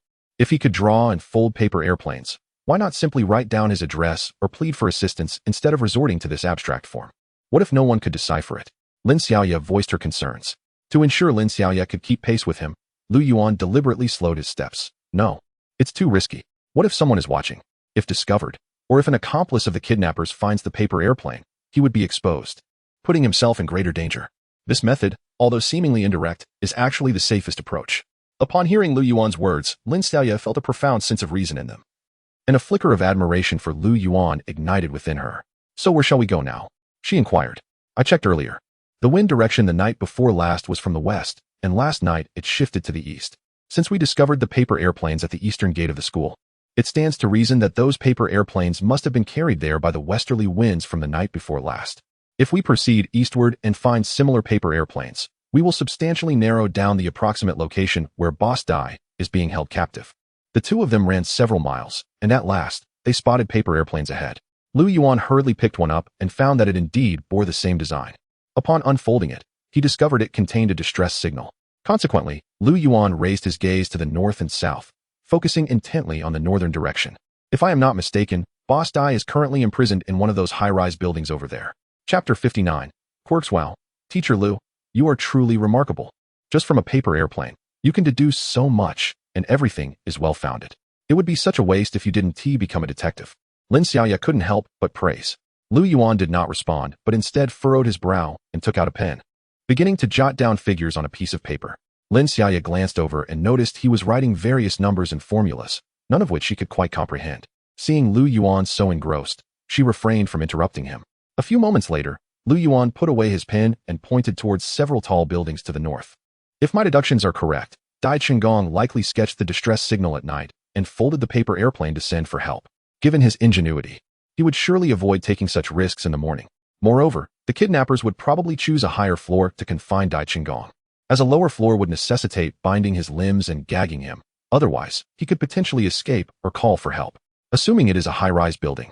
Based on my previous calculations, factoring in the flight distance of the airplane and wind speed, I can roughly estimate that the launch point of the paper airplane lies within that vicinity, with the building height exceeding 40 meters. The only structure that meets these criteria is the Green Vine building, Lu Yuan stated, indicating a nearby edifice. Lin Xiaoya was utterly astounded. This was no ordinary medical university instructor. He was clearly a detective straight out of a television drama. Seeing Lin Xiaoya lost in thought, Lu Yuan reminded her. What are you daydreaming about? You should call your superior. Since we have roughly narrowed down the area, your police force should be able to uncover the truth quite effortlessly. Oh, right, I'll make the call right away. Just as she took out her phone to dial, Lin Xiaoya cast an odd glance at Lu Yuan. Teacher Lu, what you said earlier certainly makes sense, but is it truly effective? I hope we don't end up making a fool of ourselves. At this critical juncture, saving lives is paramount. Even if I am mistaken, what is the worst that could happen? We would merely waste a bit of time. But what if my reasoning is correct? Wouldn't it be better to rescue the hostage as swiftly as possible? Lin Xiaoya was left speechless and gave him a thumbs up. After reporting the situation to the bureau, the two returned to the school. In that brief span of minutes, Lin Xiaoya's admiration for Lu Yuan soared.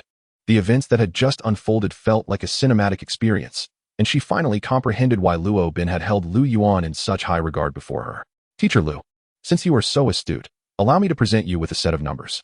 Perhaps you could discern some clues from them. Oh, I merely stumbled upon that information by chance.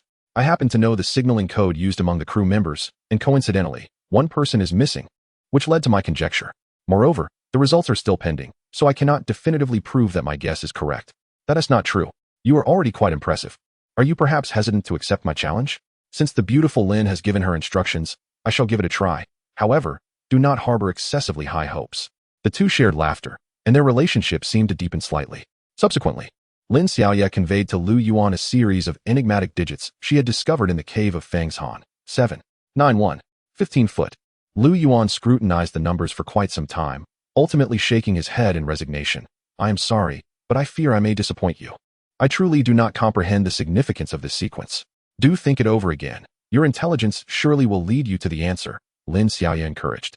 She believed that since this sequence was left by the perpetrator, it must carry special significance, perhaps even serving as the key to unraveling the case. Despite her efforts to interpret it through various languages, including English, Japanese, Korean, Italian, French, and Latin, she found no fruitful outcome. She had also explored connections to the periodic table of elements, physical laws, Mendelian genetic codes, and musical notes, yet could not form a coherent word or sentence. Lu Yuan shook his head once more, indicating his inability to assist. Although they had not uncovered any useful clues, Lin Xiaoya's admiration for Lu Yuan grew deeper. As he demonstrated proficiency in multiple languages and a broad understanding of diverse fields such as biology, chemistry, and music, suddenly, Lin Xiaoya realized that her mentor, Luo Bin, was not as formidable as she had imagined. Meanwhile, far away on the grasslands of Inner Mongolia, Luo Bin sneezed unexpectedly and rubbed his nose. Are you catching a cold? Little Luo? You should drink more warm water, Zhang Liang expressed his concern. It's nothing. Perhaps someone is simply thinking of me, Luo Bin replied. Is this the clue to your case? Lu Yuan inquired, gazing at the numbers. Lin Xiaoya nodded. It seems so. I believe it to be a cipher. If we can decipher it, it will undoubtedly aid in the investigation. All right, since you deem it useful, I shall dedicate some time to it when I can. I hope to assist you. Whether the speaker harbored intentions or not, the listener felt a warmth in her heart at that moment. Just then, Lin Xiaoya received a call from the police station. After the conversation, she stood there in disbelief. Wow, you are incredible. The police acted immediately on the clues I provided. Within 2 hours, they successfully solved the case and rescued the hostages. Lin Xiaoya exclaimed, leaping with joy. However, in her exuberance, she accidentally bumped her left arm, causing a sharp pain that nearly brought her to tears. Lu Yuan gently guided Lin Xiaoya to sit down, expressing concern. Why act like a child and hurt yourself? Mind your own business, she retorted, though her fierce tone was undermined by her turned head, unable to meet Lu Yuan's gaze. She distinctly felt her heart racing. Oh no, is this the sensation of infatuation? By the way, Teacher Lu, you exclusively teach forensic courses at school, right? Your fondness for forensics, is it influenced by Professor Zhang Liang? To divert Lu Yuan's attention from her unease, she hastily shifted the topic, hoping to glean some information about Zhang Liang from him. Professor Zhang has indeed had a profound influence on me. However, my fascination with forensic science did not stem from him, for I had already developed an affinity for it prior to our acquaintance. Professor Zhang possesses an extensive expertise in forensic science, and our academic discussions often leave me utterly engrossed, providing me with invaluable insights each time. It's rather peculiar that two grown men can engage in conversation to the extent of neglecting their own well-being. I hope Professor Zhang doesn't harbor any odd quirks, Lin Xiaoya remarked, deliberately probing. This tactic was learned from Luo Bin's psychology lessons. Sometimes, to elicit a response from someone, one must utter deliberately strange statements to guide them along one's desired path. Lu Yuan chuckled and waved his hand dismissively. Don't jest about Professor Zhang. After a moment's contemplation, he added, there is one matter that may or may not be considered a quirk. What is it? Lin Xiaoya inquired. Her excitement instantly peaked. Chapter 60. A prairie adventure. On several occasions, I observed Professor Zhang engaging in a game of chess against himself, with his left hand competing against his right. Is this considered a peculiar habit? Lin Xiaoya looked at Lu Yuan with disdain. What sort of eccentricity is that? Perhaps Professor Zhang simply could not find an opponent and had to play against himself. Perhaps, Lu Yuan shrugged. Think again. Is there any other quirk? You seem quite intrigued by Professor Zhang, he remarked with a smile. I merely enjoy gossip, she replied. Seeing Professor Zhang so serious all the time makes me curious about any peculiar habits he might possess. The next time he reprimands me, I can seize the opportunity to tease him. It appears that even a beautiful police officer is human and enjoys a bit of gossip. Let me ponder further. He seems to exhibit obsessive-compulsive tendencies, meticulously calculating time for every task and insisting on precision to the last detail before feeling satisfied. Would that qualify as a quirk? Lin Xiaoya was momentarily at a loss for words. What kind of quirk is that? Later in the evening, upon returning to the police station, Lin Xiaoya was immediately surrounded by a crowd. Shaolin, impressive. I heard you orchestrated the resolution of a kidnapping case from 1,000 miles away in the blink of an eye. Remarkable, Xiaoya. I understand you deduced Director Dai's location solely based on a few paper airplanes. You fought through your injuries and achieved such a significant accomplishment. This makes us feel quite humbled. At this moment, Lin Xiaoya finally understood that the driver's words rang true. Indeed, praise is the most inexpensive yet the finest form of encouragement. Hearing her colleagues shower her with compliments made her nearly forget her surname, Lin, and filled her with a profound sense of happiness. Upon returning to the task force office, her team members continued to extol her virtues. Wu Chang approached her, nodding in satisfaction. Well done, Shaolin. A woman can certainly match a man. You have surpassed expectations. He drew a parallel to the ancient tale of Hua Mulan, who took her father's place in the army, now mirrored by Lin Xiaoya solving cases with remarkable prowess. The cascade of accolades deepened her admiration for Lu Yuan, who had expressed a desire to remain low profile and not be drawn into the police department's limelight, advising her to say nothing upon her return and to claim the credit for the achievement himself. Although Lin Xiaoya was elated today, the task force had made little progress. The code-breaking team had been working tirelessly for 2 days on the numerical sequence 7, 9, 1, 15, yet they had yielded no results. Other avenues had also proven fruitless. The surveillance room was staffed around the clock, with personnel tirelessly scrutinizing footage in search of valuable leads, but to no avail. In a bid to mobilize public support and harness collective strength, the police had repeatedly increased the reward for information. While many came forward with tips daily, subsequent investigations revealed no significant insights. Those who had previously discovered the body underwent thorough inquiries, all of whom were cleared of suspicion. There are a total of 15 disposal sites, each vigilantly watched, yet their efforts are in vain. 2 days have passed since the week-long appointment between Luo Bin and Secretary Bai, leaving only 5 days remaining. As the workday drew to a close, Lin Xiaoya noticed that Wu Chang had yet to leave, so she lingered in the office for a while. However, In the end, Wu Chang did not seek her out, and when only she remained in the office, she tidied her belongings and prepared to leave.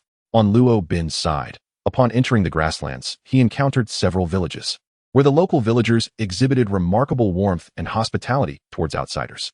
Each village typically comprised a handful of families, with a maximum of a dozen or so. During mealtime, the villagers would gather together, serving wine and lamb to welcome their guests. Luo Bin took the opportunity to inquire about the contents of the audio tape. Unfortunately, that day yielded no progress, and he was unable to gather any information regarding the nursery rhymes recorded on it. The following morning, the two resumed their quest for the villages. Along the way, Zhang Liang posed a question. Little Luo, there is something I've been meaning to ask you. I am genuinely curious about what you are truly seeking. It seems somewhat hasty to venture into the grasslands based solely on a nursery rhyme. Setting that aside, even if you believe there may be significant clues here, what exactly is it that you wish to investigate? Senior Zhang, it has been over 20 days since the case began, and we remain without any breakthroughs. If we continue with our previous investigative methods, it is unlikely we will yield any results.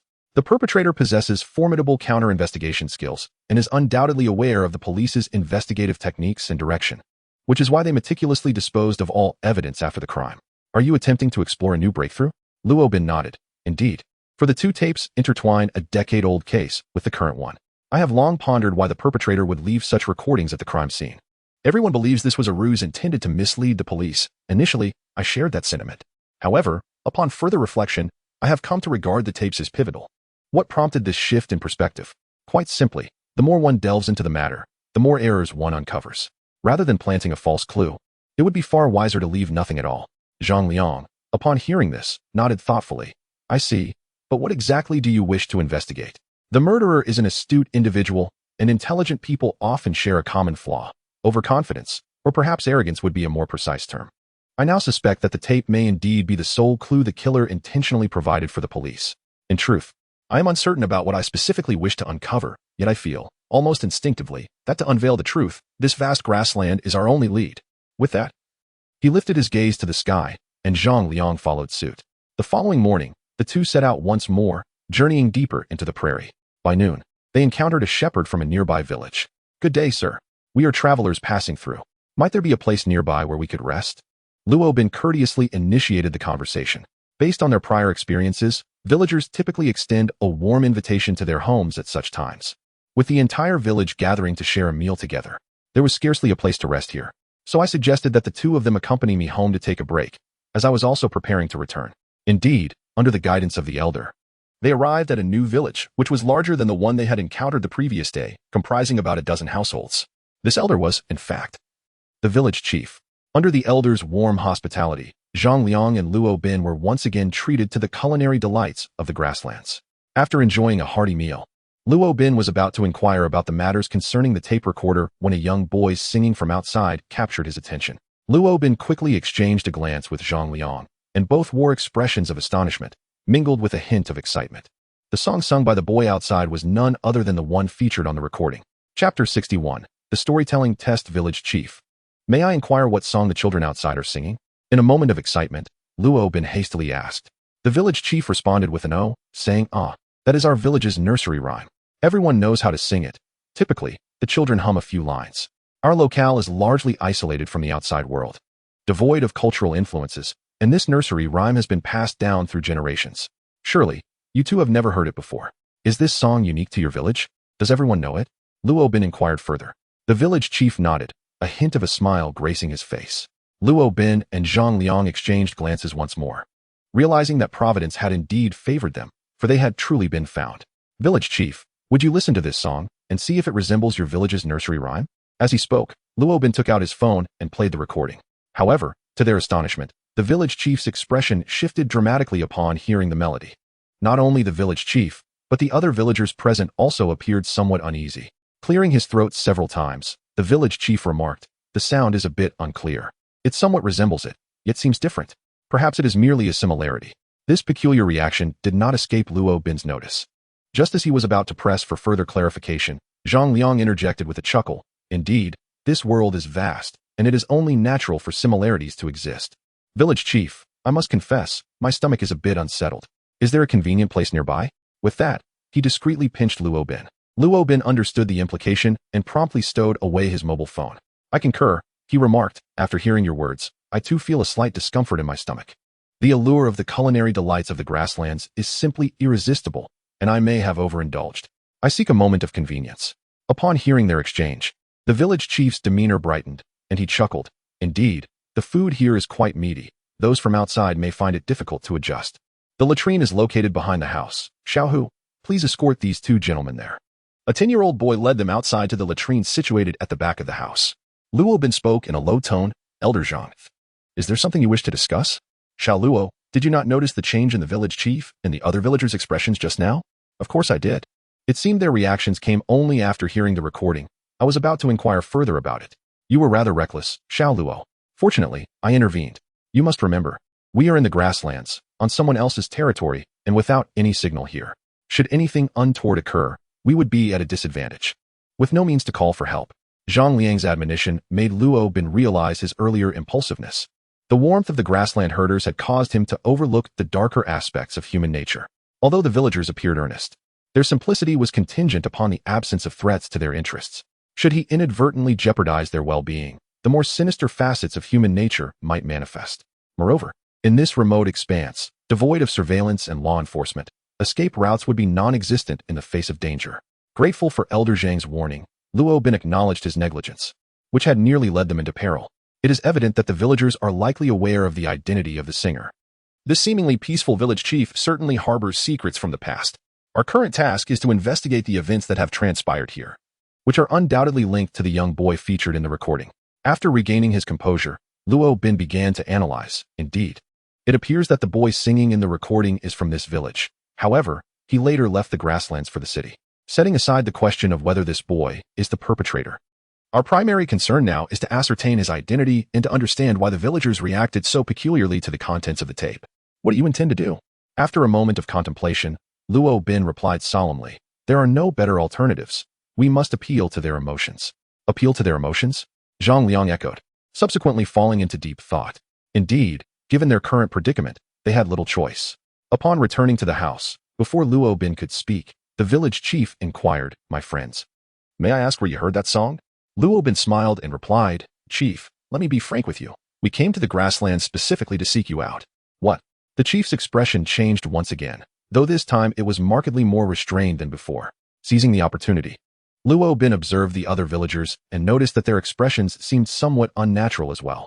Then Luo Bin hurriedly continued, this song is from a recording tape, which is the most cherished possession of a dear friend of mine. Initially, we did not comprehend why he held the tape in such high regard. However, one day, a tragic incident occurred. A fire suddenly broke out in his home. He had the opportunity to escape, but, in a frenzied state, he dashed back inside. We all assumed he returned to retrieve money or valuable items, but to our astonishment, he emerged with only these two tapes. Tragically, he suffered severe burns in the blaze and ultimately succumbed to his injuries. Upon finishing, Luo Bin lowered his head and discreetly wiped away a tear, his tone imbued with profound sorrow. Perhaps due to the vividness of Luo Bin's narration, the village chief and the villagers were deeply moved. The village chief sighed. Did your friend pass away? Luo Bin nodded. Yes, I was his closest companion. In his final moments, he entrusted the tapes to me, repeatedly uttering the words hometown. Hometown. It was then that I realized the recording was a manifestation of his longing for his roots. Thus, I ventured to the grasslands, seeking to uncover his homeland, fulfilling his last wish. In truth, this tale was riddled with inconsistencies and could hardly withstand scrutiny, as it was a spontaneous fabrication by Luo Bin, who surmised that the boy must have originated from this village, prompting him to concoct such a story. Yet, even this imperfect narrative elicited a continuous shake of the head and a sigh from the village chief, who appeared profoundly saddened. Two friends, you have indeed arrived at the right place. The song you just heard is the village's lullaby, and it is highly likely that your companion hails from our village. After a brief moment, the village chief spoke in a grave tone. Luo Bin immediately feigned surprise. Is it true, chief? Is this really my friend's hometown? I apologize. Dear friends, my earlier words were spoken with intent, as there is a matter that our entire village is reluctant to mention. We have wronged that child, and I concealed the truth. Yet, unexpectedly, that child not only harbors no resentment towards us, but also holds such fondness for their homeland. I am utterly ashamed. The chief lamented, covering his face as he wept uncontrollably. Luo Bin and Zhang Liang exchanged glances, astonished that the secret had been revealed so effortlessly. Chapter 62. Significant clue. The old village chief wept for a considerable time before beginning to reminisce about the events of years gone by. This incident transpired over 20 years ago. Our villagers had, for generations, tended sheep upon the vast grasslands, never venturing beyond their confines. Marriages occurred solely among neighboring villages, rendering us almost isolated from the outside world. However, that year, an unsettling occurrence took place, one that we are reluctant to discuss. A peculiar incident unfolded in our village when a villager inexplicably succumbed to a sudden ailment, attacking the sheep and savagely biting them to death, yet showing no inclination to consume the carcasses. This episode was accompanied by excessive salivation. It was a child who first discovered the afflicted individual, who then attempted to assault the child. Luo Bin cast a glance at Zhang Liang, who pondered for a moment before softly responding, "It must be the symptoms of rabies." Subsequently, the villagers rallied together to rescue the child and subdued the afflicted person. Yet, not long after, that individual met a particularly gruesome demise. According to the village chief's account, there was no doubt it was rabies. Once the symptoms manifested, death was inevitable. However, during the struggle to restrain the afflicted person, one villager sustained a bite on his arm. At that time, we expressed our concern for him, insisting he refrain from work and rest at home, fearing he too might fall ill. After a while, when he showed no signs of illness, we breathed a sigh of relief. Yet, soon after, tragic news reached us. This villager had indeed succumbed to the disease. At this juncture, the village chief painfully closed his eyes, and several elder villagers followed suit, their expressions heavy with sorrow. The incubation period of rabies is prolonged, during which the disease may manifest unexpectedly, and once it does, it is invariably fatal. The inhabitants of the grasslands are largely unaware of the nature of rabies, let alone the existence of a rabies vaccine. What happened next? Luo Bin inquired softly. Subsequently, we managed to subdue him. This villager had a son who was playing on the grasslands, oblivious to the turmoil at home. Shortly after we restrained the villager, he succumbed to the same fate as the afflicted individual before him. It was then we noticed that his wife bore distinct bite marks on her arm. We all understood that this illness is transmissible through bites, and once it manifests, death is inevitable. Furthermore, it can induce the afflicted to attack others. Thus, the village chief left his final words unspoken, yet Luo Bin had already surmised the ensuing events. By sheer coincidence, as we were confronting the woman, the little boy returned, witnessing the scene unfold before him. At that moment, I wished to explain to the child, but he fled in a frenzy. We pursued him for quite some time. Yet he continued to run, and despite our relentless chase, we never caught up to him. As the tale reached its conclusion, Luo Bin felt increasingly convinced of his earlier suspicions. This boy was likely the perpetrator of the dismemberment case from a decade prior. The recording was deliberately left behind as evidence for the police. Should the authorities follow the clues in the tape, they might uncover this village, and the events of that year would resurface. In the boy's mind, the entire village was responsible for the murder of his parents. Rather than suggesting that he intentionally left clues for the police, it would be more accurate to say he orchestrated a scheme to compel them to solve the tragic case of his parents from years ago. Should the authorities uncover the truth, he would, as a reward, also be discovered. However, it was unforeseen that the gruesome incident from a decade ago, known as the 313 dismemberment case, ultimately left the perpetrator unaccounted for, while the truth buried in the grasslands remained concealed for decades. This line of reasoning is logically sound, yet it gives rise to a new dilemma. The victim in the dismemberment case bore no connection to the events in the grasslands. Why then would the boy choose a female student, known for being a target of bullying, as his victim? Luo Bin could only surmise that it was intrinsically linked to the boy's subsequent life. The clues have become increasingly evident. The boy had been running, ultimately escaping the grasslands, and no one knew the trials he had endured. Chronologically, the boy would now be in his 20s, having orchestrated the 313 murder and left behind a tape to guide the police to the grasslands. Regrettably, the case from a decade ago faded into obscurity, prompting him to take action once more, similarly leaving behind a tape. Village chief, do you recall the name of this boy? Luo Bin inquired urgently, for this was the most crucial lead. The village chief, taken aback, responded, "Isn't he your closest friend?" "I merely wished to confirm," Luo Bin replied awkwardly, scratching his head. The village chief nodded. "Indeed, perhaps the name you know differs from what we call him. Here, he is simply known as Ernyo." Luo Bin was taken aback. He had initially believed that he could trace clues through names, yet he had overlooked a significant detail. The people of the grasslands have little need for names. For instance, the village chief is simply named Xiaohu. Just as Luo Bin was about to inquire further, the chief's next words invigorated him. However, a year prior, some officials from the city came to conduct a population survey and left behind certain records. I have kept Nioer's file, which includes a photograph of him. At that time, Nioer was around 10 years old. Allow me to retrieve it. You may see if he is your friend. Upon hearing this news, Luo Bin was nearly elated enough to leap with joy. With a photograph, the investigation would become considerably simpler. And since the city's records would also be archived with the relevant departments, they could be accessed at any time, thus providing pivotal leads. Moments later, the village chief produced a wooden box and extracted a piece of paper, which he handed to Luo Bin. Zhang Liang leaned in to take a look, and the file revealed the following information. Name, Nio Air. Date of birth, June 1986. Blood type. Oh, most importantly, the file contained a photograph of Nio Air. When Luo Bin and Zhang Liang beheld the image, they were both rendered speechless. Although the photograph was in black and white, the boy's face simultaneously brought to their minds a singular individual, Lu Yuan. The child does not bear an absolute resemblance to Lu Yuan, yet there exists a similarity exceeding 50%. Reflecting upon Lu Yuan's age, it is comparable to that of Luo Bin, aligning well with this age group. Indeed, a young boy may undergo certain transformations as he matures, and a 50% likeness is consistent with biological considerations. Zhang, are you thinking of the same person as I am? Luo Bin inquired in a low voice. Impossible, absolutely impossible. This child is such an exceptional talent. He cannot possibly belong to him. Zhang Liang vehemently shook his head, his eyes filled with disbelief. Luo Bin replied solemnly, I also find it hard to believe. This file cannot be falsified. We can retrieve it from the database. Even if Air Nio has changed his name and all his information, one thing will remain unchanged. Zhang Liang lifted his gaze to meet Luo Bin's eyes. They both uttered simultaneously, blood type. Chapter 63. Not the same person. What are you two friends discussing? The village chief inquired. Can you recognize if Air Nio is your friend in the photograph? Luo Bin suddenly realized. Ah, it resembles him. It must be my friend.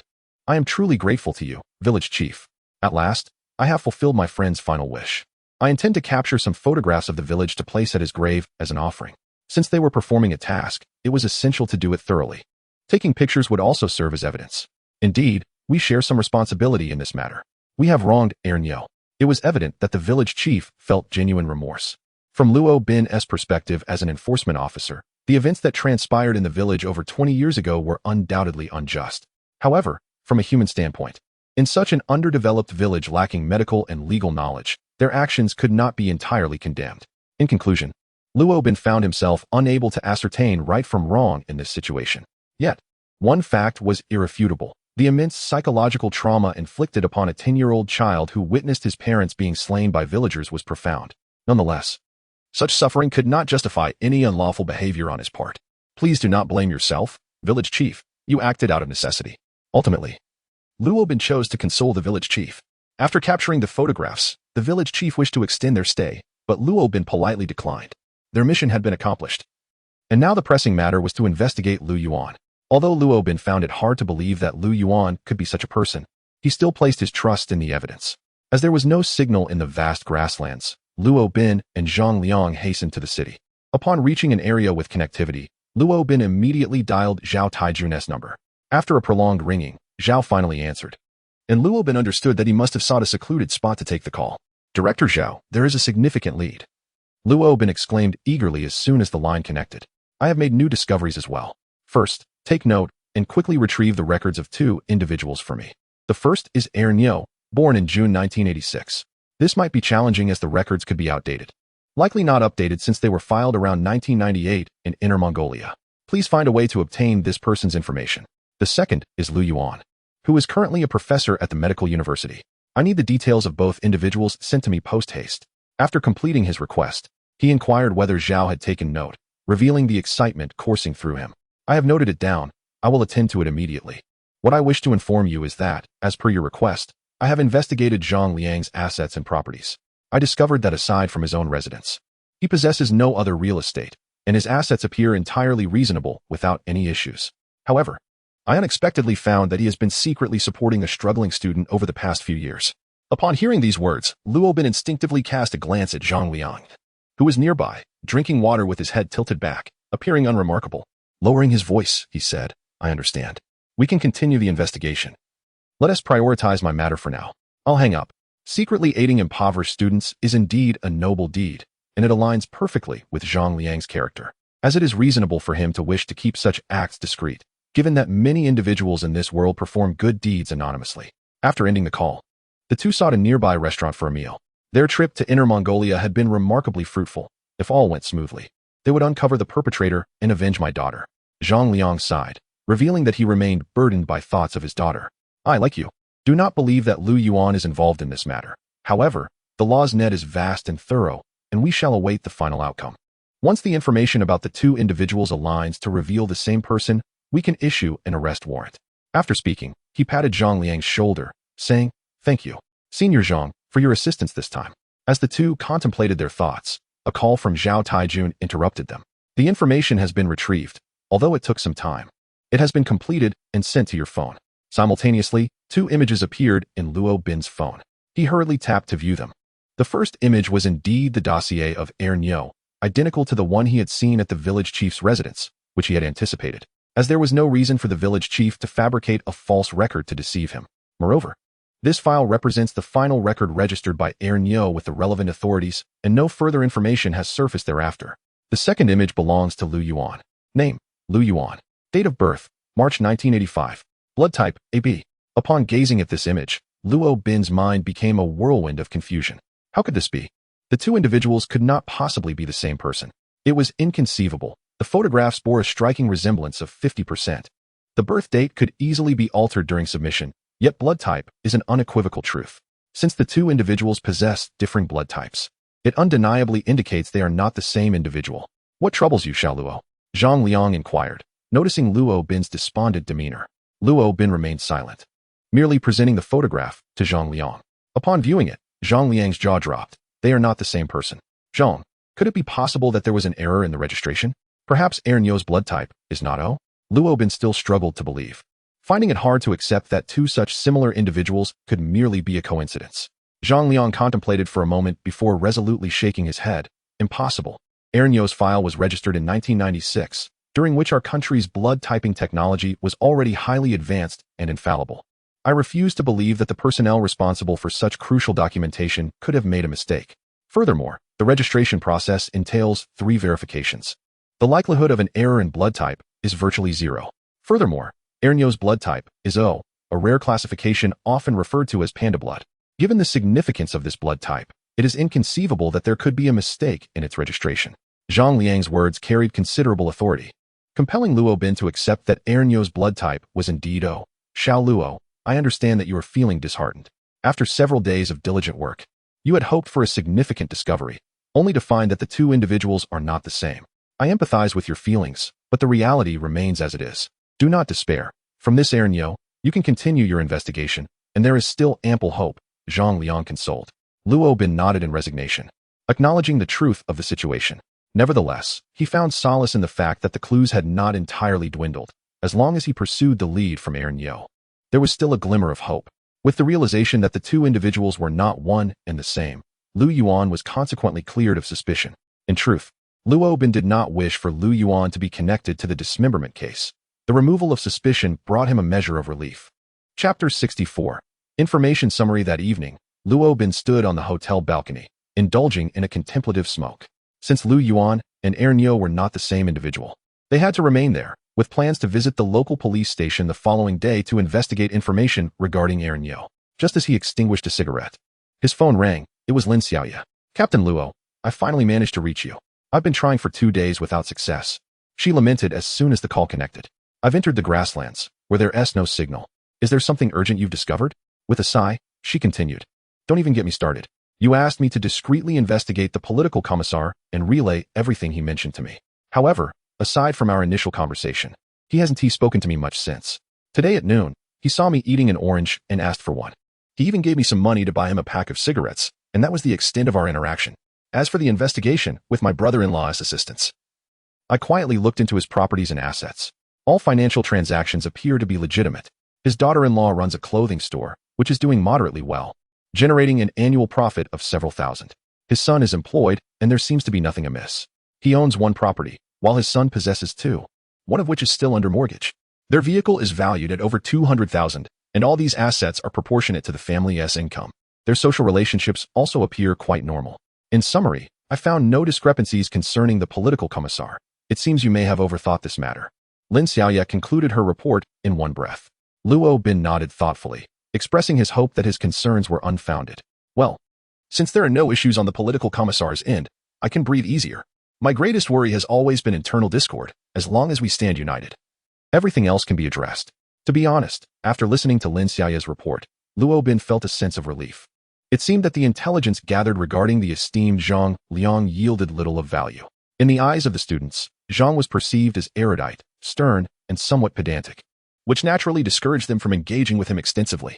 I also uncovered a few snippets of gossip, suggesting that Professor Zhang harbors obsessive-compulsive tendencies. Maintaining a strict adherence to time management, he plans meticulously and insists on completing tasks within his designated time frame. Additionally, it is said that he enjoys playing chess with himself, pitting his left hand against his right. Lin Xiaoya, a diligent scout, reported all gathered information with remarkable accuracy. Well done, Xiaoya. You even managed to uncover Professor Zhang's little idiosyncrasies. That deserves commendation. After offering praise, Luo Bin's thoughts drifted to Lu Yuan.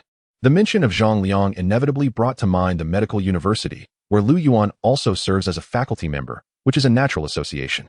Just as Luo Bin was about to inquire whether Lin Xiaoya had encountered Lu Yuan at the medical university in recent days, she preemptively remarked, Captain Luo, I have discovered someone even more impressive than you.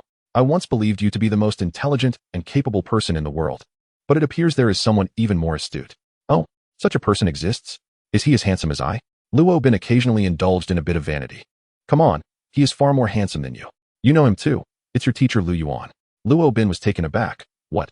Have you encountered him these past few days? Indeed. Yesterday I disguised myself as a student to gather intelligence at the medical university, and unexpectedly, Teacher Lu approached me. He is exceptionally astute. Upon seeing my student ID, he immediately deduced I was on a mission. Not only did he assist me with my tray when he noticed I was struggling, but do you know that he solved the case merely from a paper airplane? On the other end of the line, Lin Xiaoya spoke animatedly. For nearly the next 10 minutes, she elaborated on the day Lu Yuan cracked the case, interspersing her narrative with various personal reflections, all while in an exceedingly exuberant state. After listening attentively, Luo Bin nodded seriously. Indeed, this Lu Yuan is remarkable. I previously only knew him to be intelligent and knowledgeable, but I had no idea he possessed such acumen and depth of knowledge. However, there is one crucial detail you might have overlooked. What detail? Did you not notice that Lu Yuan has a girlfriend? Huh, what? How did I miss that? Didn't he say he was single? This rascal deceived me. To Luo Bin's surprise, Lin Xiaoya became quite agitated, prompting him to laugh heartily into the phone. I was just teasing you. How would I know if he has a girlfriend? However, I did notice someone has developed feelings for him. It was then that Lin Xiaoya realized she had been played by Luo Bin, her irritation prompting her to consider hanging up. Wait a moment. Luo Bin hastily intervened, advising, there is no shame in harboring affection for someone. However, given Lu Yuan's intelligence, you must exercise caution and thoroughly understand him before making any decisions. You wouldn't want to find yourself sold out by others without realizing it. Who asked for your opinion? Lin Xiaoya muttered before abruptly ending the call. Perhaps Luo Bin was being overly sensitive. The documentation could hardly be falsified. Since their blood types differed, they could not possibly be the same individual. From the moment she met Lu Yuan, the various indications seemed largely unrelated to the dismemberment case. Should Lin Xiaoya truly find a harmonious match with Lu Yuan, it would indeed be a union destined by the heavens. Luo Bin's earlier words served as a reminder from a mentor to Lin Xiaoya, suggesting that it is never detrimental to remain vigilant. The intelligence from both sides had now converged upon Luo Bin, who reclined upon his bed, methodically organizing all the case details. Numerous scattered clues existed, yet they remained unlinked. Following the events in the prairie village, it appeared that significant progress had been made in the case. However, everything still shrouded in mystery, with many perplexing aspects lingering in Luo Bin's mind, such as the 4 peculiar numbers discovered in the cave of Fong Mountain. Were they a sequence of codes, or merely random scribbles? Furthermore, regarding the car accident incident, given the absence of any evidence within the cave, why did the perpetrator attempt to harm the police, achieving neither success nor clarity in their direction, as if this were merely a scene scripted by a director? Additionally, Lin Xiaoya remained tormented by the question of whether Xian Mengting and Bai Shui had been violated by the murderer before their demise. These seemingly trivial and scattered questions appeared inconsequential, yet Luo Bin found himself perplexed by their significance. He harbored an unshakable intuition that unraveling these minor enigmas might lead him closer to the truth. Moreover, the most pressing concern rested with Zhang Liang, who resided in the adjacent room. Luo Bin's suspicions towards Zhang Liang had never ceased, although recent observations suggested that Zhang posed no apparent issues. Paradoxically, the more untroubled Zhang Liang appeared, the deeper Luo Bin's doubts festered. Lost in contemplation, Luo Bin eventually succumbed to slumber. The following morning, He set out to the local police station to commence his investigation into a person named Ernyo. Simultaneously, the investigation in Luftang City was progressing with great urgency. Chapter 65. A moment of enlightenment. Zhao Taijun initially followed the clues to investigate the impoverished student secretly supported by Zhang Liang. He began to delve into the student's background and soon discovered that this child, residing in an orphanage, possessed a bank account containing over 2 million in remittances accumulated over several years. Upon uncovering this information, Zhao Taijun realized the gravity of the situation and commenced a comprehensive investigation into the student's circumstances. He found that the child was merely a minor, only 13 years old and still in middle school. Subsequently, Zhao Taijun personally visited the orphanage where the student lived, only to learn that even the director was unaware of the child's bank account. According to the director, Professor Zhang had legally obtained custody of the child 3 years prior, yet the child continued to reside in the orphanage. Furthermore, Zhang had signed a confidentiality agreement with the director, purportedly to prevent the child from being distracted by this matter and hindering their studies. This reasoning seemed quite reasonable, leading the director to consent to the agreement. At this juncture, Zhao Taijun began to trust Luo Bin's instincts. His former comrade indeed appeared to be entangled in a troubling situation. Given Zhang Liang's age and income, the accumulation of over 2 million in savings over the years might be deemed normal. However, what raised suspicion was the question of why he would conceal such funds by transferring them to the account of an unfamiliar child. Upon further investigation, it was discovered that, under Zhang Liang's discreet manipulation, the funds deposited into the student's accounts had recently been used to purchase a property. This revelation prompted Zhao Taijun to initiate an inquiry into the matter concerning the house. While embarking on this investigation, Zhao Taijun also began to seek individuals to conduct a thorough examination of Zhang Liang's office and residence. At the medical university, Lin Xiaoya had just enjoyed lunch in the cafeteria with Lu Yuan. For the past few days, Lin Xiaoya had been present at the medical university daily, and Lu Yuan had been joining her for lunch almost every afternoon. Their mutual affection was evident. Although unspoken, Lin Xiaoya relished this feeling. After leaving the cafeteria, as they passed the playground, they noticed a police car stationed on campus. With a playful smile, Lu Yuan remarked, "I've noticed that since your arrival, our school has been visited by the police quite frequently. What on earth has transpired? You never mentioned it." "I am part of a special investigation team. Certain intelligence must remain confidential," Lin Xiaoya pouted, displaying more the demeanor of a love-struck girl than that of a police officer. "All right, I won't pry any further. By the way, I have been pondering the numerical code you provided me for the past 2 days, yet I remain utterly perplexed. I sincerely apologize for not being able to assist you." "No worries. I understand that this is not a straightforward matter. Even the code breakers in the police department are at a loss," she replied. As they strolled leisurely around the playground, their conversation flowed in a casual manner, punctuated by light banter. "Indeed, I have not seen Officer Luo these days. What are his thoughts on this set of numerical codes? I believe Officer Lu is quite astute. If I could engage in discussions with him, we might uncover new insights." Captain Luo seems at a loss as well. He has been exceedingly busy lately, leaving little time for such contemplations, unlike my own leisure. Upon mentioning Captain Luo, Lin Xiaoya's previously cheerful demeanor suddenly dimmed, as her thoughts turned once more to the case. Over half a week has elapsed, with only 2 days remaining. Uncertainty loomed over whether the case could be solved. At this juncture, Lu Yuan chose to remain silent, and the two continued their stroll across the playground. "Hey, Teacher Lu, come join us for basketball." A student engaged in the game called out to Lu Yuan. Noticing Lu Yuan's lack of immediate response, Lin Xiaoya smiled and urged, "Go ahead." She then found a shaded spot to sit and watch him play. It is a common inclination for girls to be drawn to men who excel at basketball. Lin Xiaoya already harbored a fondness for Lu Yuan, and witnessing him play a complete game only intensified her admiration. Meanwhile, on Captain Luo's side, after a day of investigation, the entire Inner Mongolia police system and database revealed no information regarding Ernyo. It felt as though he had simply vanished from existence.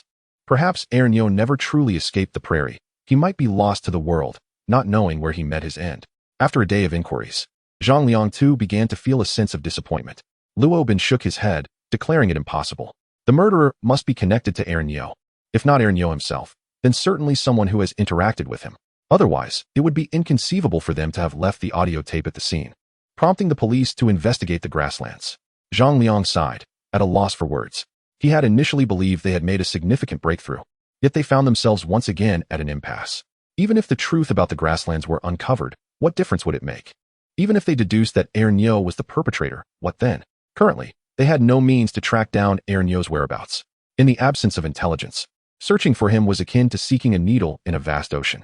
July 11th marked 28 days since the gruesome murder case of June 13th. Only 2 days remained until the appointed meeting with Secretary Bai. Luo Bin struggled to gain further insight into Ernyo's information, and the entire case once again fell into a deadlock. Lin Xiaoya called Luo Bin to report the situation. In truth, there was little to report, as there were no new discoveries today either. Captain Luo, when will you return? Only 2 days are left. The train ticket for tomorrow afternoon will get me to Lufting City by evening. Luo Bin gazed at the starry sky, feeling a deep sense of frustration. He sensed that he was tantalizingly close to the truth, yet it felt as though a thin veil separated him from it. This gossamer barrier, though delicate, seemed insurmountable, leaving him with a profound sense of helplessness and discontent. Alas, Lin Xiaoya sighed once more, having detected the melancholy in Luo Bin's tone.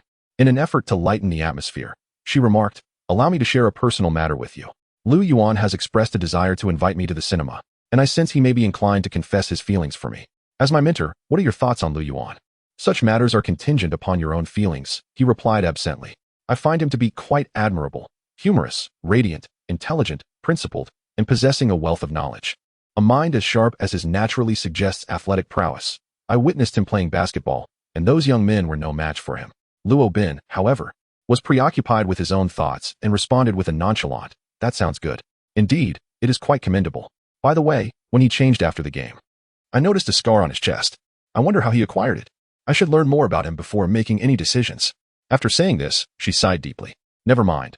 I initially intended to share something uplifting to encourage your spirits, but I find myself lacking in joy, so perhaps it is best left unsaid." Suddenly, an epiphany struck Luo Bin, as if a sharp sword had pierced through a thin veil of gauze. "Xiaoya, what did you just say?" Chapter 66. The Truth Revealed What? What did I say? Lin Xiaoya was suddenly taken aback. "No, that's not it. Did you just mention that you saw a scar on Lu Yuan's chest?" Luo Bin pressed urgently. "Yes, what's the matter?" Lin Xiaoya was even more perplexed. It was the first time she had heard Luo Bin speak to her with such intensity. "Do you remember what the scar looked like? How could I see it so clearly? I only caught a glimpse from a distance. I certainly couldn't stare at him while he was undressed. Besides," Lin Xiaoya suddenly recalled something and countered, "Captain Luo, why are you asking about this?" However, the line had already gone dead, and the busy tone echoed in her ear. After hanging up, Luo Bin immediately dialed Zhao Taijun. But just as he pressed the last digit, Zhao Tiejuan's call came through, a remarkable coincidence. "Xiao Luo, I have made a significant discovery," Zhao Taijun declared seriously as soon as the call connected. "I have a major revelation too. You listen to me first." "No, you listen to me." Silence ensued as Luo Bin composed himself. Zhao Taijun had always been patient with him, but this time he was eager to speak first, indicating that this discovery must be of great importance. Zhao Taijun fell silent for a moment, then spoke with a heavy tone. "I followed the trail of Lao Zhang's assets and discovered that he had adopted a child from an orphanage. This child still resides there, completely unaware of this fact. Moreover, Lao Zhang, in the capacity of a guardian, purchased a house for this child. Under normal circumstances, Luo Bin would not have considered this matter suspicious. However, Zhang Liang had always been a person of interest to him. The circumstances surrounding this adoption had been consistently concealed by Zhang Liang, raising doubts, and coupled with Zhao Tiejuan's grave tone, Luo Bin instinctively understood that Zhao Taijun had unearthed a shocking lead. I continued my investigation and located the house. Ultimately, within it, I discovered. At this point, Zhao Taijun paused. Luo Bin seemed to have already surmised the conclusion and did not urge him on, merely waiting for him to proceed. After a moment, Zhao Taijun added, "I found all the evidence. Luo Bin, I must inform you that the gruesome 613 dismemberment case was indeed orchestrated by Zhang Liang. The evidence is now almost irrefutable. You are currently in the presence of the perpetrator of the 613 dismemberment case, and you are in grave danger. I command you to apprehend him immediately. I will contact the local police to effectuate his arrest." Luo Bin remained silent. He had anticipated this outcome in his mind, although lacking any concrete evidence. Yet, upon learning the truth, he felt an unexpected sense of calm. "Luo Bin, are you listening?" "I am," he replied. "Director Zhao, do you mean to affirm that Senior Zhang Liang is indeed the perpetrator of the 613 dismemberment case?" The room contained all the incriminating evidence of the crime. Although it had been cleaned, we discovered extensive traces of blood, and the weapon bore similar evidence. The water meter in the residence showed signs of having been tampered with, indicating a significant amount of water usage without any corresponding readings. All the evidence has been sent back to the precinct for analysis, and results are expected shortly. Additionally, human organs were discovered within the refrigerator. This fundamentally establishes Zhang Liang as the perpetrator. No one could have anticipated that he clandestinely acquired a property using deceitful means and transformed it into a scene for dismemberment. Who would have imagined that this was his chosen site for such heinous acts? Director Zhao, let us postpone the arrest of Zhang Liang for now. There are still numerous unanswered questions in this case, suggested Luo Bin. Why concern yourself with such matters? Any uncertainties will be clarified once the criminal is apprehended. Moreover, your current situation is precarious. You are in the presence of a remorseless killer, Zhao Taijun retorted angrily. Luo Bin remained composed, responding calmly, Director Zhao, please do not be agitated. I have made a significant discovery and require your assistance in investigating a few matters. Please take note and ensure that any test results from your end are communicated to me promptly. After ending the call, Luo Bin found it difficult to regain his tranquility. Approximately an hour later, Director Zhao called again. The results of the examination have been released. Zhang Liang's fingerprints and DNA were discovered within the premises. The analysis of the bloodstains indicates the presence of two individuals. The DNA comparison confirms that one set belongs to the first victim, Bai Shui, and the second set to the second victim, Xian Mengting. Additionally, the internal organs found in the refrigerator also belong to Bai Shui and Xian Mengting. But what about the third victim? Was there no DNA evidence found for the third victim? This is what Luo Bin is most concerned about. No, but this is no longer the focal point. The existing evidence sufficiently implicates Zhang Liang as the perpetrator. It is quite possible that the third victim was murdered elsewhere. We should prioritize the capture of Zhang Liang. After this, Zhao Taijun prepared to end the call to notify the Public Security Bureau in Inner Mongolia for assistance in the apprehension. Director Zhao, hold on a moment. Let me finish my point. How is the investigation I asked you to conduct progressing? This is an entirely different matter. I understand your concerns. You suspect Lu Yuan to be the murderer from the 313 case 10 years ago. However, these two issues do not conflict. First, apprehend Zhang Liang. And we can discuss this further, Zhao Taijun urged. Luo Bin smiled slightly. No, this is indeed the same matter. We have no evidence to implicate Lu Yuan. Let us set that aside for now. Please provide me with the investigation results regarding Lu Yuan. As anticipated, Lu Yuan had undergone a bone marrow transplant 16 years ago. Given the limited number of such procedures performed in the country at that time, I had to leverage connections to uncover this information from medical archives, a fortunate coincidence indeed. However, you are correct in stating that we lack evidence to substantiate Lu Yuan as the murderer. This has been the conundrum I have pondered. Even if we could confirm that Lu Yuan was indeed the heir Nyo from that time, we still possess no proof to categorize him as a suspect.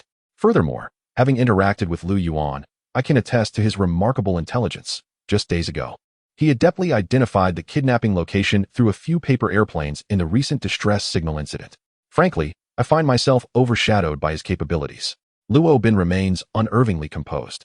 Zhao Taijun, in stark contrast, is visibly agitated, exclaiming, "You still have the presence of mind to discuss this? I am well aware of your thoughts. Suppose Lu Yuan is indeed the culprit. Given his intellect and counter-detection tactics, he would leave no trace behind. Moreover, a decade has elapsed, making it exceedingly challenging to secure a conviction for a case from 10 years ago. Are you attempting to provoke him into revealing a flaw?" "Precisely. Hence, Zhang Liang cannot be apprehended just yet. I intend to use him to draw Lu Yuan out." "You are being reckless. Why embark on such a perilous endeavor?" Zhao Taijun is at a loss for words to express his feelings. Although the case has been solved, he feels not a shred of joy within. Chapter 67. The disappearance of Lu Yuan. Director Zhao, please remain calm. This is the final moment of our operation. I hope we can align our thoughts and avoid any mistakes at this critical juncture. Luo Bin discerned that Zhao Taijun was somewhat unhinged. He could empathize. Discovering that Zhang Liang, who had fought alongside him for so many years, was indeed the perpetrator of the 613 case, was a profound shock to Zhao. Luo could almost envision the turmoil within Zhao's mind, pondering that had they resolved the 313 dismemberment case back then and delivered justice for Zhang Liang's daughter, today's tragedy might have been averted. Regret, sorrow, powerlessness, and a sense of loss enveloped Zhao Tiejuan's heart. After a lengthy pause, Zhao finally regained his composure and took a deep breath. "Speak. What is your plan?" "I have a ticket for tomorrow's noon train. I should arrive in Iltang City by evening. You will meet us at the station, and only bring Lin Xiaoye. Have her summon Lu Yuan as well. Once we arrive, I will find a way to expose his vulnerabilities. Do you have confidence in this?" "About 80%. Thus, an unspoken understanding formed between the two men, and they refrained from further conversation. Lying in bed, Luo Bin's mind was far from idle. It was now confirmed that Bai Shui and Xian Mengting had indeed fallen victim to Zhang Liang. According to Lin Xiaoye's earlier assessment, the three cases linked to 613 likely involved two distinct assailants. It appeared that Lin Xiaoye's intuition was correct. The The murderer of the third victim was very likely Lu Yuan, the true culprit behind the dismemberment case from a decade ago. Previously, numerous enigmas could be elucidated upon the revelation that Zhang Liang was the perpetrator. The transformation in Zhang Liang's demeanor following the occurrence of the third incident was nothing short of dramatic. He shifted from a state of indifference to one of unusual proactivity. The emergence of a new killer, signified by the third case, undoubtedly indicated to Zhang Liang that the true culprit from a decade ago had resurfaced. However, there remained a perplexing question for Luo Bin. Why did Zhang Liang exert such effort during the investigation of the second victim, Xie Mingting's crime scene? Strikingly, it was Zhang Liang himself who unearthed the crucial clue related to the red soil. If Zhang Liang was indeed the murderer of Xie Mingting, what motivated him to assist in uncovering such a significant lead? Moreover, Luo Bin distinctly sensed that he was being followed at that time. Who could that individual be? Could it be another killer? Yet, it could not have been Lu Yuan, as he was present at the school simultaneously, thereby eliminating him as the driver who collided with Luo Bin. Assuming Lu Yuan were the second murderer, the question remained, who was the driver responsible for the crash? Given that Lu Yuan had an alibi, with years of investigative experience, Luo Bin was acutely aware of a fundamental principle. When all impossibilities have been ruled out, whatever remains, no matter how implausible, must be the truth. Thus, it was certain that the individual who drove the car into him was someone Zhang Liang had orchestrated. Reflecting upon that moment, the circumstances indeed appear suspicious. Had Zhang Liang not skillfully managed to stabilize the vehicle, the consequences could have been dire, as if he had anticipated the impending collision. Thus, the car accident served merely as a misleading clue, designed to compel one to persist in the investigation of Fang's Han, while simultaneously exonerating Zhang Liang from suspicion. Indeed, few possessed the ingenuity to devise a means of survival in such dire straits. However, should one ensure the safety of the head, this method may be worth pursuing. When contemplated through this lens, the rationale becomes coherent. Therefore, the cave in Fang's Han was a ruse orchestrated by Zhang Liang, intended to divert the police's attention and conflate the culprits of the two cases into a single entity. The emergence of the Fang's Han cave undoubtedly solidified Luo Bin's resolve to investigate the grasslands of Inner Mongolia. All of this was but a scheme devised by Zhang Liang, whose ultimate aim remained the uncovering of the truth behind a decade-old case. In a certain light, Luo Bin bore no animosity toward Zhang Liang. Rather, he was profoundly moved by the latter's unwavering determination to seek the truth for his daughter. Without Zhang Liang's guidance, Luo Bin might never have uncovered the matters concerning the grasslands. The following morning, as Luo Bin and Zhang Liang partook of breakfast, Luo Bin refrained from divulging the truth he had uncovered regarding Zhao Taijun, thus maintaining the status quo in their relationship. At that moment, Zhao Tiejuan's call abruptly interrupted them. Luo Bin, it's bad news. Lu Yuan has gone missing. What? Luo Bin immediately grew anxious, dropping his chopsticks and exclaiming, an action that caught Zhang Liang's attention. I instructed Lin Xiaoya to inform Lu Yuan about picking you up this evening. However, when Xiaoya called, her phone was unexpectedly turned off, and the school could not be reached either. I immediately sent someone to the school to search, but Lu Yuan was nowhere to be found. We even checked his home, but there was no one there. After inquiring around, it became apparent that no one had seen him since last night. Continue searching, and inform me immediately upon discovering any leads. After hanging up the phone, Luo Bin felt a sense of unease. What exactly was happening? Why would an issue arise at such a critical moment? It was inconceivable that Lu Yuan could be aware of this matter. No one knew of Mai and Zhang Liang's trip to Inner Mongolia. If Lu Yuan were indeed the perpetrator, he would certainly surmise my presence upon learning that Zhang Liang had arrived in Inner Mongolia, yet he could not possibly know. Suddenly, Luo Bin thought of Lin Xiaoya. Could it be that Lu Yuan had already sensed something and had been deliberately approaching Lin Xiaoya these past few days merely to gather information?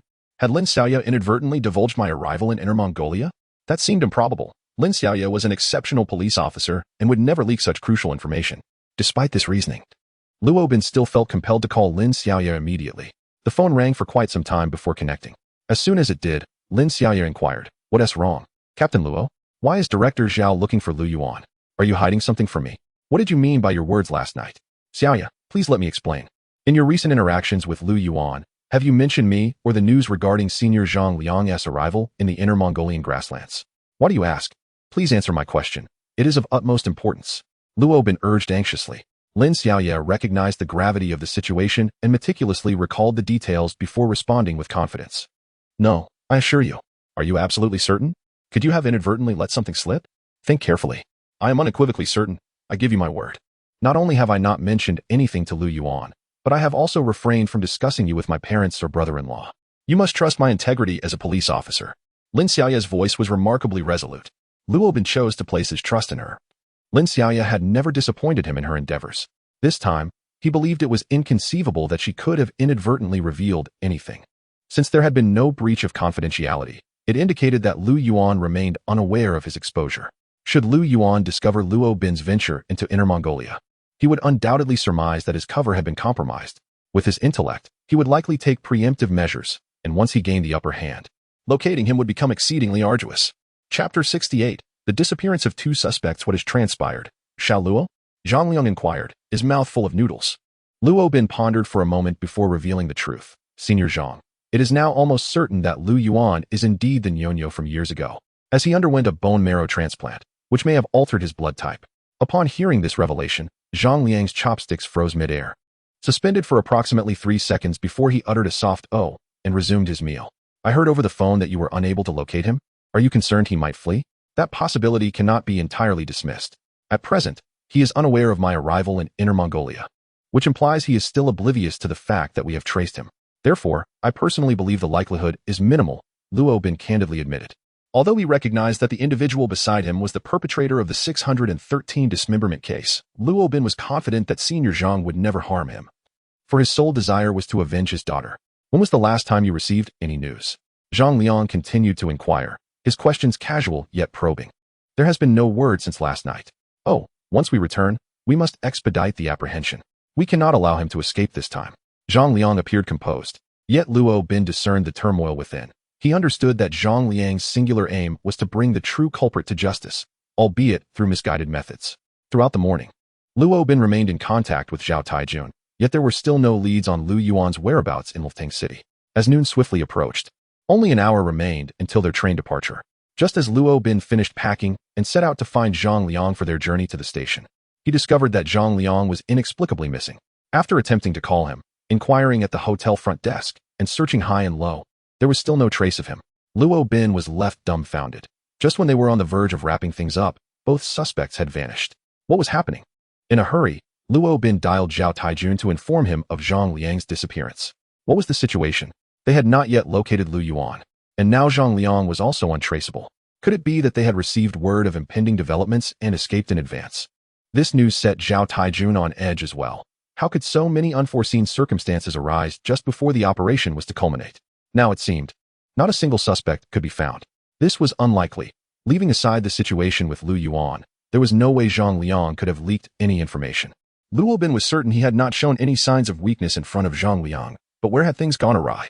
While both men were engulfed in their own worries, Luo Bin began to mentally sift through all possible scenarios.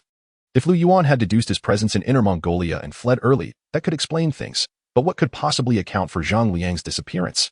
Moreover, this trip to Inner Mongolia was shrouded in secrecy.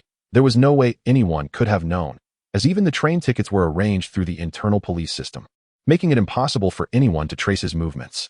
Aside from himself and Zhang Liang, only Zhao Taijun and Lin Xiaoya knew of his arrival in Inner Mongolia. These two individuals were his most trusted confidants, and there was no possibility they would divulge any information. However, at that moment, Luo Bin suddenly froze, realizing he had overlooked a crucial figure. In addition to Zhao Taijun and Lin Xiaoya, there was another person aware of his journey to Inner Mongolia, his ex-wife, Fan Siyao. Director Zhao, swiftly send someone to my ex-wife Fan Siyao's residence and ascertain her whereabouts immediately, he commanded urgently. What is the matter, Xiao Luo? Zhao Taijun was still bewildered by the unfolding situation. Quick! Luo Bin shouted, abruptly ending the call. His hands trembled as he began to input Fan Xiao's number into his phone. Although the number was not saved in his contacts, the 11 digits were etched in his memory. After entering the numbers, he meticulously double-checked for accuracy. There were no mistakes. With a resolute press of the call button, he fervently hoped for her to answer. Please pick up, please pick up, please pick up. A foreboding sensation gripped his heart, urging him to will the call through. Yet, mere seconds later, the voice on the line plunged his heart into despair. We're sorry, the number you have dialed is currently unavailable. Despite his careful calculations, he had neglected Fan Siyao. That fateful night at his home, Luo Bin had inadvertently let slip a secret, thus revealing that she was indeed the third person privy to his arrival in Inner Mongolia. Given Lu Yuan's intelligence, if he harbored any suspicions about having ventured to Inner Mongolia, he would undoubtedly seek to verify the truth. He would certainly refrain from revealing any signs of doubt in front of Lin Xiaoya. Thus, Fan Xiao presented herself as his most advantageous option. as it was entirely plausible that Lu Yuan would approach her to obtain information regarding Luo Bin's journey to Inner Mongolia. The mere thought of this incited a flicker of dread within Luo Bin. Lu Yuan was a remorseless killer, a potential psychopath. Could it be that Fan Xiao had already fallen victim to his sinister grasp? 20 minutes later, Zhao Taijun called. I regret to inform you, Luo Bin. But it seems Fan Xiao has also gone missing. We have investigated her residence and workplace, and neighbors have inquired about her. Since last night, it appears no one has seen her. With that, it felt as though the heavens had collapsed upon Luo Bin. A multitude of images flashed through his mind. If Lu Yuan were indeed the perpetrator, this cold-blooded fiend would surely be indifferent to the weight of another life on his conscience. If Fan Xiao had truly met her demise because of him, he would never find solace in his existence again. He had already failed her once. Could he bear to fail her a second time? His previous negligence towards his daughter weighed heavily upon him. Wait a moment, his daughter. Yes, the crux of the matter lay with her. In contemplating his daughter, Luo Bin suddenly recalled the reason behind Zhang Liang's disappearance. Zhang Liang had a singular purpose from the very beginning, to avenge his daughter. In other words, he was utterly unconcerned with his own life or death. So why would he flee at this juncture? Moreover, he was already in the advanced stages of cancer, with little time left to live. Therefore, it could not be said that he was running away. So why had he vanished? There exists but one possibility, to confront Lu Yuan. After enduring countless hardships to uncover the truth from a decade past, his motivations surely extend beyond mere legal retribution against the murderer. He undoubtedly seeks to exact vengeance in his own manner. Yet, where could he possibly locate Lu Yuan? After all, Lu Yuan resides in Luftang City. Where might Zhang Liang venture? In that fleeting moment, Luo Bin suddenly recalled something and shouted into the phone at Zhao Taijun. The grasslands. Director Zhao. It must be the grasslands. You must find a way to increase personnel in the grasslands. I suspect both Lu Yuan and Zhang Liang have gone there. Having uttered these words, Luo Bin dashed to the roadside to hail a cab, racing towards the grasslands. All along, he had overlooked Lu Yuan's true sentiments. In truth, Lu Yuan is human too, possessing his own emotions. If Zhang Liang is willing to commit heinous crimes for the sake of his daughter, then Lu Yuan, upon realizing his own exposure, must harbor a final desire to avenge his parents. Chapter 69 The True Truth in the Depths of the Prairie. A boy is singing not far from the village, his voice clear and resonant, surrounded by a flock of sheep. In the distance, a traveler approaches, dressed warmly with a hat atop his head and a scarf wrapped around his neck. He stops beside the boy, who ceases his singing and gazes up at the man. The man extends his hand in greeting, but the boy does not respond. Then, the melody that had just escaped the boy's lips flows from the man's mouth. The boy reaches out, clasping the man's hand, and they share laughter as they stroll towards the village. Grandpa Village Chief, we have a guest. Outside the village, children run joyfully, exclaiming.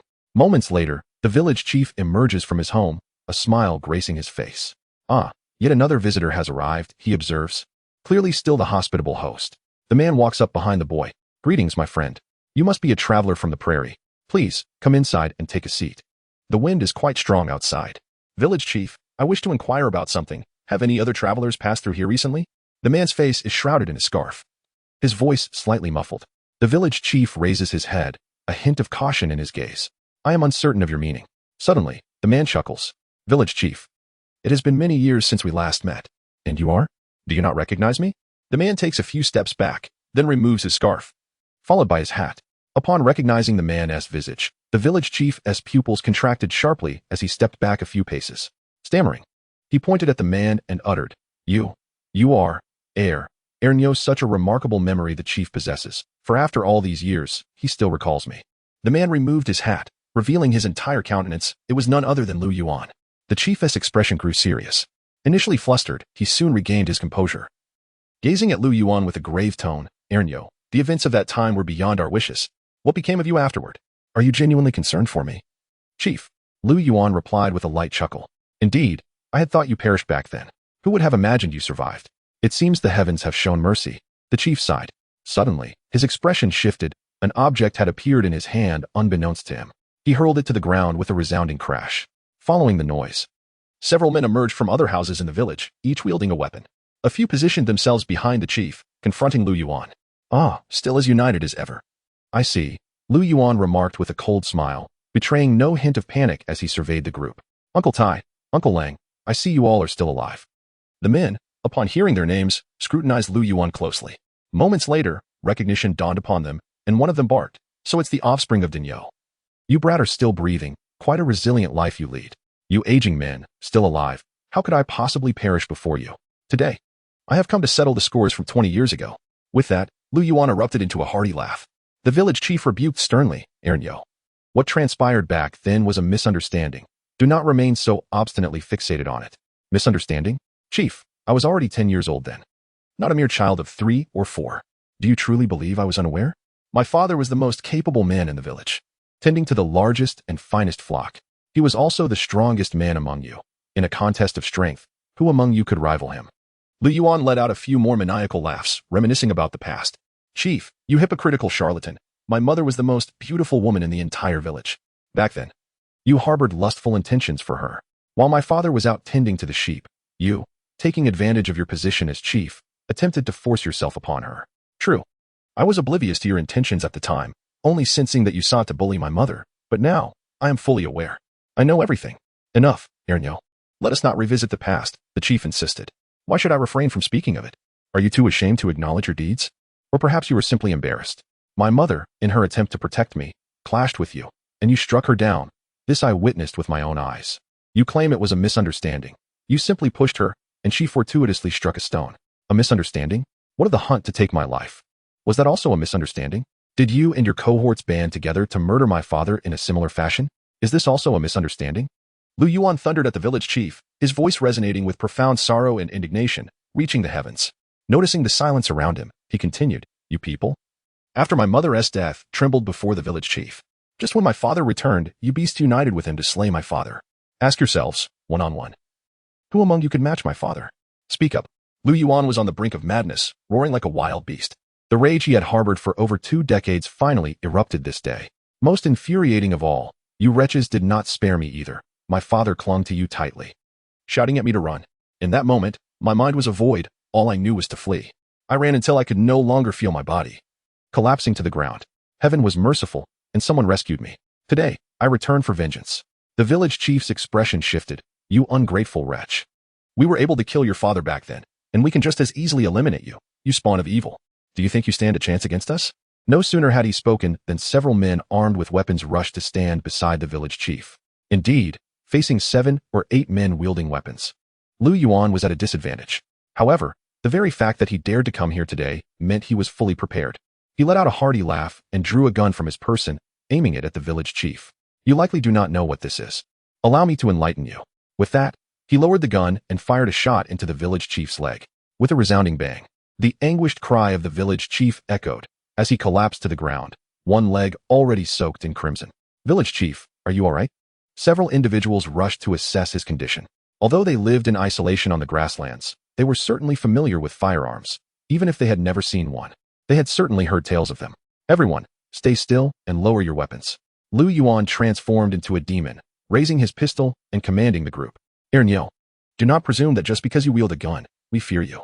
Are we truly intimidated by a single individual among us? Lu Yuan smiled faintly, with a hint of disdain, and then pulled the trigger at the one who had spoken.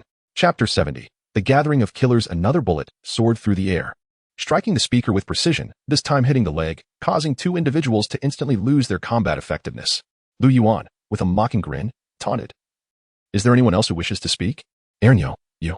One person managed to utter a few words before another gunshot rang out, and he collapsed to the ground. You truly have something to say, don't you? Ha ha. He then burst into a raucous laugh. His laughter, wild yet tinged with a hint of sorrow, resembled a demon from the depths of a hellish abyss. Following the injuries of 3 individuals, the rest finally grasped the terror of Ernyo, particularly the fearsome gun in his hand. No one dared utter another word. Uncle Tai, I remember when I was young. You were the one who cared for me the most. Every mealtime, you would always ask if I was full. The man referred to as Uncle Tai remained silent, even as Lu Yuan addressed him directly, too frightened to speak, fearing that another gunshot might claim him next. Uncle Tai, do not be afraid, you may speak. I promise I won't shoot. How about this? Since you were so kind to me in my childhood, now I ask you for one more favor. Call everyone from the village over here, and tie them all up with ropes. Ernyo, what exactly do you intend to do? Uncle Tai inquired, his voice trembling. Good question. What I intend to do? A decade ago, I meticulously orchestrated events to draw the attention of the authorities to this matter, only to be profoundly disappointed. Those officers proved utterly inept, failing to uncover the truth. Initially, I intended to settle accounts with you all after fulfilling my desires, but a recent occurrence piqued my interest. prompting me to leave yet another trail for the police. Regrettably, while they managed to find this place, upon witnessing that you were all still unscathed, it became evident that you had concealed the truth from that fateful time. Upon reflection, it is only natural that, after all these years, you have crafted a flawless justification for your past actions. With that, Lu Yuan raised his hand and fired a shot into the air, then bellowed at Uncle Tai. What are you still doing here? Do you want me to take matters into my own hands? Uncle Tai trembled in fear. Ernyu, please. Calm down. Do not be so agitated. Do not call me that name. It nauseates me. Hurry and bind everyone here. Under Lu Yuan's threat, the villagers were gathered and tied up, with Uncle Tai bound as well. As Lu Yuan surveyed the villagers before him, a glimmer of fervor sparkled in his eyes. Today, he would finally avenge his deceased parents. He removed his coat and retrieved a box from his bag, pouring the liquid contained within around the group. The village chief immediately recognized the substance as gasoline. Ernyu, the villagers are innocent. Do not act so ruthlessly. It was I who harmed your parents. If you seek vengeance, let it be directed solely at me, and spare the others. There are children here. They are blameless. Lu Yuan was blinded by hatred, consumed by a singular desire to eradicate everyone in his path and incinerate this place, believing that only through such acts could he avenge his parents. If the police and the law could not bring you to justice, then today, I shall act as the avenger. A terrifying smile crept across Lu Yuan's face as he fixed his gaze on the crowd, slowly raising his firearm. With a mere pull of the trigger, this group would be engulfed in flames, and the village would be reduced to ashes. At that moment, an incongruous voice broke through the tension. Do you truly believe you are worthy of enacting justice? Who is it? Lu Yuan swiftly turned, his guard heightened. A somewhat stooped figure emerged, and upon recognizing the newcomer, a smile spread across Lu Yuan's face. Professor Zhang, I must admit a degree of admiration for you. After 10 years of investigation, the first to find me is indeed you. Zhang Liang slowly raised his head, his visage appearing several years older. I find myself feeling inadequate. A decade of time has passed without uncovering your true identity. You were one of my most favored prodigies. Why must it be you? Tell me, why must it be you? His voice was tinged with anger. Lu Yuan aimed his pistol at Zhang Liang. Professor Zhang, I have always held you in high regard. Today, I seek nothing but vengeance for my parents. It would be wise not to impede me, for I am untroubled by the prospect of claiming another life. Zhang Liang, undeterred, advanced step by step, shedding his coat to reveal a body laden with explosives. From the moment a decade ago when you took my daughter's life, I vowed to capture you with my own hands. After 10 long years, the heavens have finally favored the determined. Today, I can finally avenge my daughter. The legal system is utterly insufficient to judge a beast like you. Only your complete obliteration can serve as fitting punishment for your malevolence. At this moment, Zhang Liang had completely cast aside his own life and death. Lu Yuan erupted into a boisterous laugh, one that was both arrogant and scornful. He laughed for a good 10 seconds before finally ceasing, casting a derisive gaze at Zhang Liang. Professor Zhang, what right do you have to condemn me? Did you not also take the lives of 2 innocent beings with your own hands? Are you not a monstrous fiend yourself? What gives you the authority to judge me? Indeed, I have committed heinous crimes, and I am prepared to face the consequences, fully aware of my actions. I do this to uncover the truth of that fateful day. Today, I shall perish alongside you. With that, Zhang Liang retrieved a lighter from his pocket, preparing to ignite it. Given the amount of explosives strapped to him, it was sufficient to level the surrounding area for hundreds of meters. Senior Zhang, just as Zhang Liang was about to strike the match, a voice suddenly echoed across the open grassland. Luo Bin was seen sprinting toward them from a distance. Xiao Luo, do not come any closer. Zhang Liang shouted with all his might. Yet, Luo Bin appeared to be deaf to his pleas, continuing his reckless advance. Upon seeing Luo Bin arrive, Lu Yuan smiled faintly. This is becoming increasingly interesting. Senior Zhang, Lu Yuan, both of you must stop and calm down. Breathless, Luo Bin bent down, gasping for air. Xiao Luo, you shouldn't have come here, Zhang Liang urged anxiously. He had come with a mindset of fatalism to confront Lu Yuan, unwilling to entangle Luo Bin in this dire affair. Captain Luo, it is a pleasure to see you again. Lu Yuan greeted Luo Bin with a smile. Before the 2 men, one wielded a firearm while the other was festooned with explosives, surrounded by spilled gasoline and dozens of bound captives. The scene instilled a profound sense of caution in Luo Bin. Captain Luo, now that you have found your way here, it seems you are aware of the entire truth, Lu Yuan remarked. Luo Bin nodded solemnly, responding, Senior Zhang, please remain calm. There are innocent lives at stake here. Innocent? Lu Yuan retorted sharply. Not a single one of these individuals is innocent. Chapter 71. The resolution of the riddle. Luo Bin hurriedly endeavored to soothe his emotions. Lu Yuan, calm yourself. I surmise that your parents' demise is linked to them. I also deduce that the truth from that time may not be as simple as they professed. However, what has transpired is irrevocable. Our nation possesses laws, and we do not hold the authority to dictate the lives of others. You must trust that justice will ultimately prevail. Law, punishment. Lu Yuan scoffed, his laughter laced with disdain and derision, prompting Zhang Liang to join in his mirth.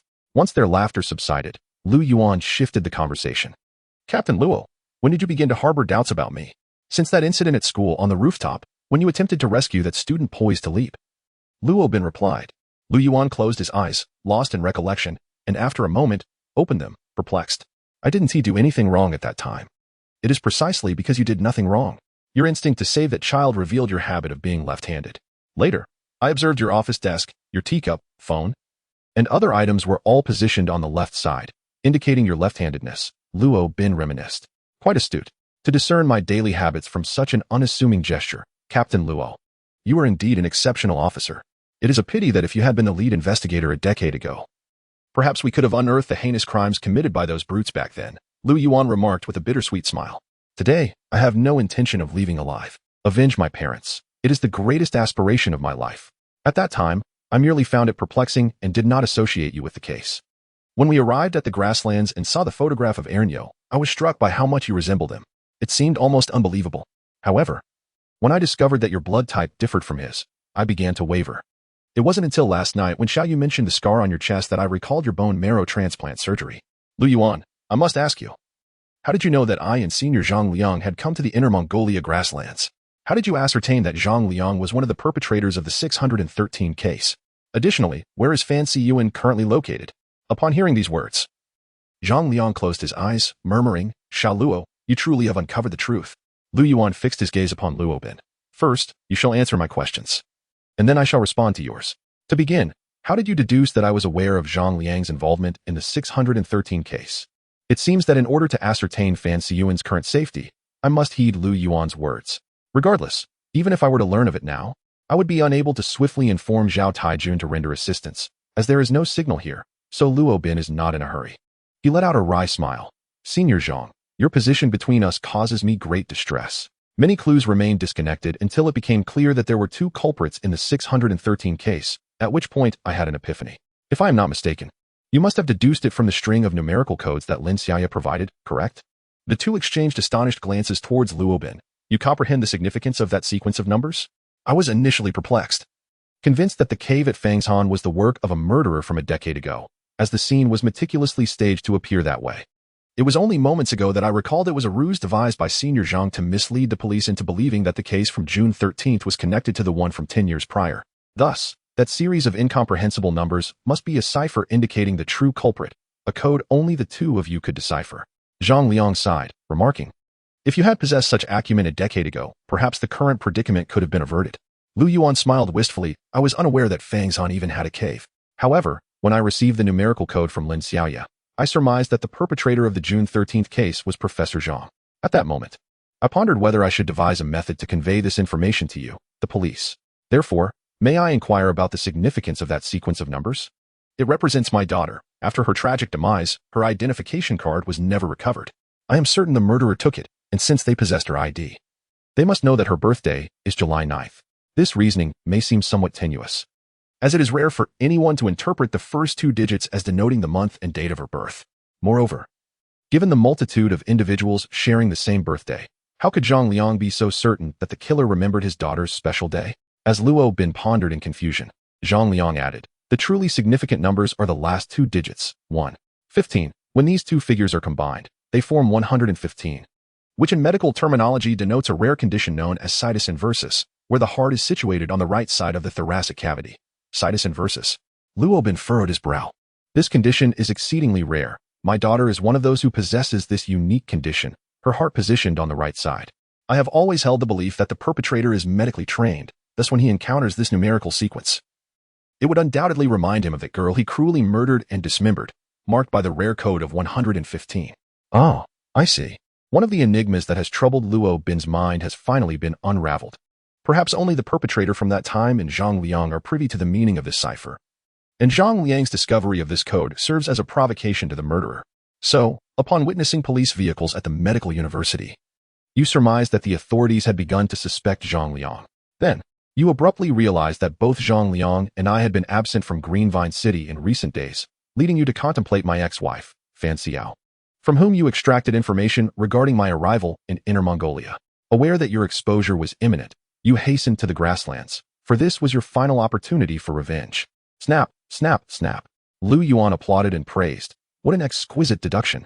Captain Luo is indeed an astute individual. It is as if one is witnessing the events unfold live. Rest assured, your ex-wife is not in any peril. Perhaps in your eyes, I appear to be a remorseless fiend, yet I only eliminate those who deserve it. After uttering this, a shadow of melancholy flickered across his gaze as he sighed. If only I had met you sooner, perhaps so many unfortunate events could have been averted. He then lifted his gaze to the heavens, offering a self-deprecating smile. Alas, there are no ifs. Why did you murder the third victim? Captain Luo demanded. To provide you with a clue, he replied. I observed someone mimicking my methods from a decade ago, and seeing your police force at a loss, I decided to play along. I replicated my previous approach and took another life, leaving behind undeniable evidence. If I had not acted thus, would you have been able to find me? He concluded with a triumphant grin. Chapter 72, Confrontation Beast. How can you still be laughing? Luo Bin exclaimed. Lu Yuan laughed even more heartily, pointing at Zhang Liang. Captain Luo, if I am a beast, then surely this man is one as well? He emulates my methods from a decade ago, merely to force my hand and avenge his daughter. Luo Bin remained silent, utterly at a loss for how to respond to this assertion. He may seek vengeance for his daughter, but I have also committed countless acts in pursuit of retribution for my parents. Have you not heard that the enmity between parents and children is unrelenting? What fault is mine? Lu Yuan thundered, his voice echoing across the vast grassland. Though his words appeared to hold some semblance of logic, they were fundamentally misguided. Such a deceptive argument might sway the faint-hearted, but it bore no weight before Luo Bin. Do not indulge in alarmist rhetoric. There is no audience for you here. The situation has escalated to this point entirely due to your own actions. A nation is defined by its collective identity, with the state preceding the family. You have transgressed the laws of the nation in pursuit of your familial desires. Have you considered that the people you have slain also had families? Their kin are innocent. None of those I killed were innocent. Those women deserved their fates. Outwardly they appeared glamorous, yet their hearts were steeped in darkness. Even at a tender age, they bullied their classmates. Tell me, which of them was innocent? Lu Yuan retorted vehemently. And what of my daughter? She is a good child, excelling academically and possessing a reserved nature. She has never bullied anyone. Tell me, why did you kill my daughter?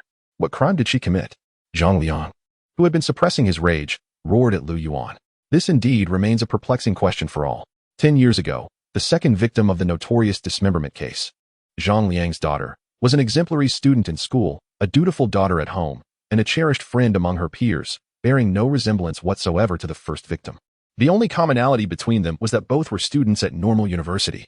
Lu Yuan, with a brazen gaze fixed on Zhang Liang, gradually responded, your daughter also bore guilt. Her greatest sin was her brilliance. It is ironic, indeed. In a case that shocked the nation, not a single officer suspected me. The only one who did was an inconspicuous student. Is that not a profound irony? And so, you killed her?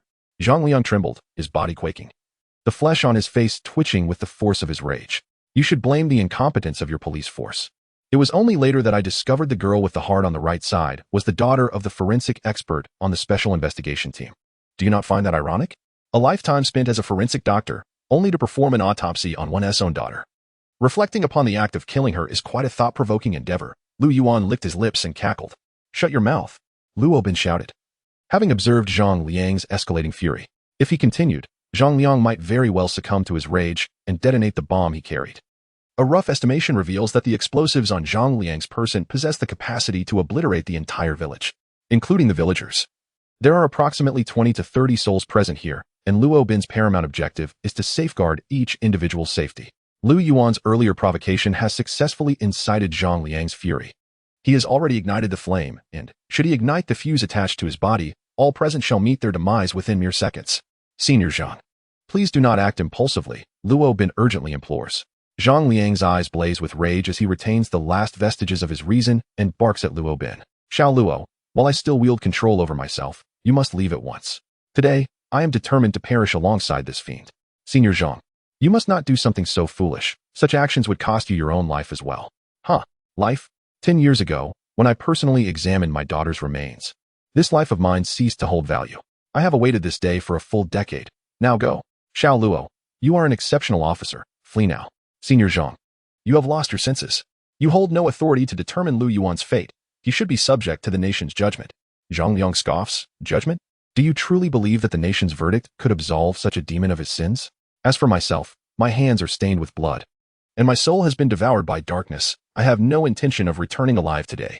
But there are over 20 villagers here. Do you wish to drag these innocent lives down with you in your quest for vengeance? Luo Bin exclaims. Upon witnessing the quarrel between the two individuals, Lu Yuan observed with a bemused smile, harboring no intentions of returning alive. His purpose for the day was solely to exact vengeance for his parents. While Zhang Liang sought retribution for his daughter, both men were consumed by an all-encompassing hatred, finding themselves with no avenue of retreat. As Zhang Liang fell silent, Luo Bin continued to counsel him. Senior Zhang, you are an experienced officer, a forensic expert, and subsequently, a teacher. As a police officer, a doctor, and an educator, you have embraced 3 of the most noble professions. I understand the anguish that resides within you. I, too, have lost a daughter. As a father, I am acutely aware of the pain that accompanies such a loss. However, regardless of the circumstances, you cannot pursue vengeance for your daughter in this manner, especially when it involves so many innocent lives. Zhang Liang's lips parted slightly, as if he were about to speak, yet ultimately, no words emerged. Senior Zhang, when I first joined the police force, you imparted wisdom to our cohort of young officers. Do you recall what you once shared with us? Perhaps it has slipped your mind, but I have retained every word, as have all my peers who were present.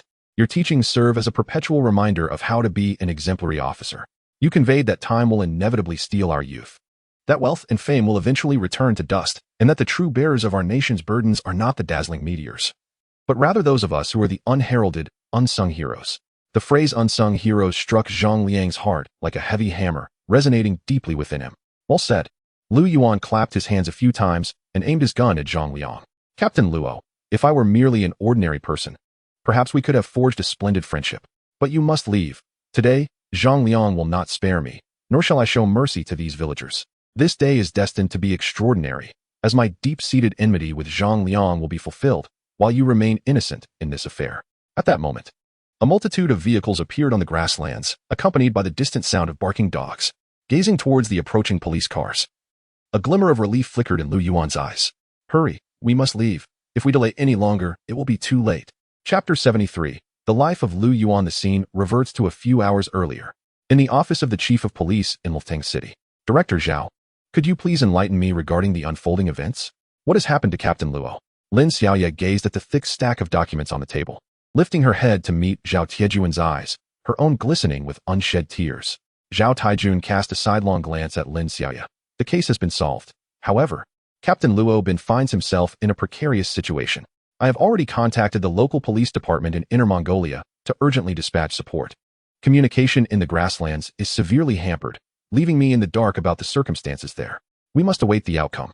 Lu Yuan. Lin Xiaoye's lips parted slightly, uttering only these 2 syllables, refraining from continuing further.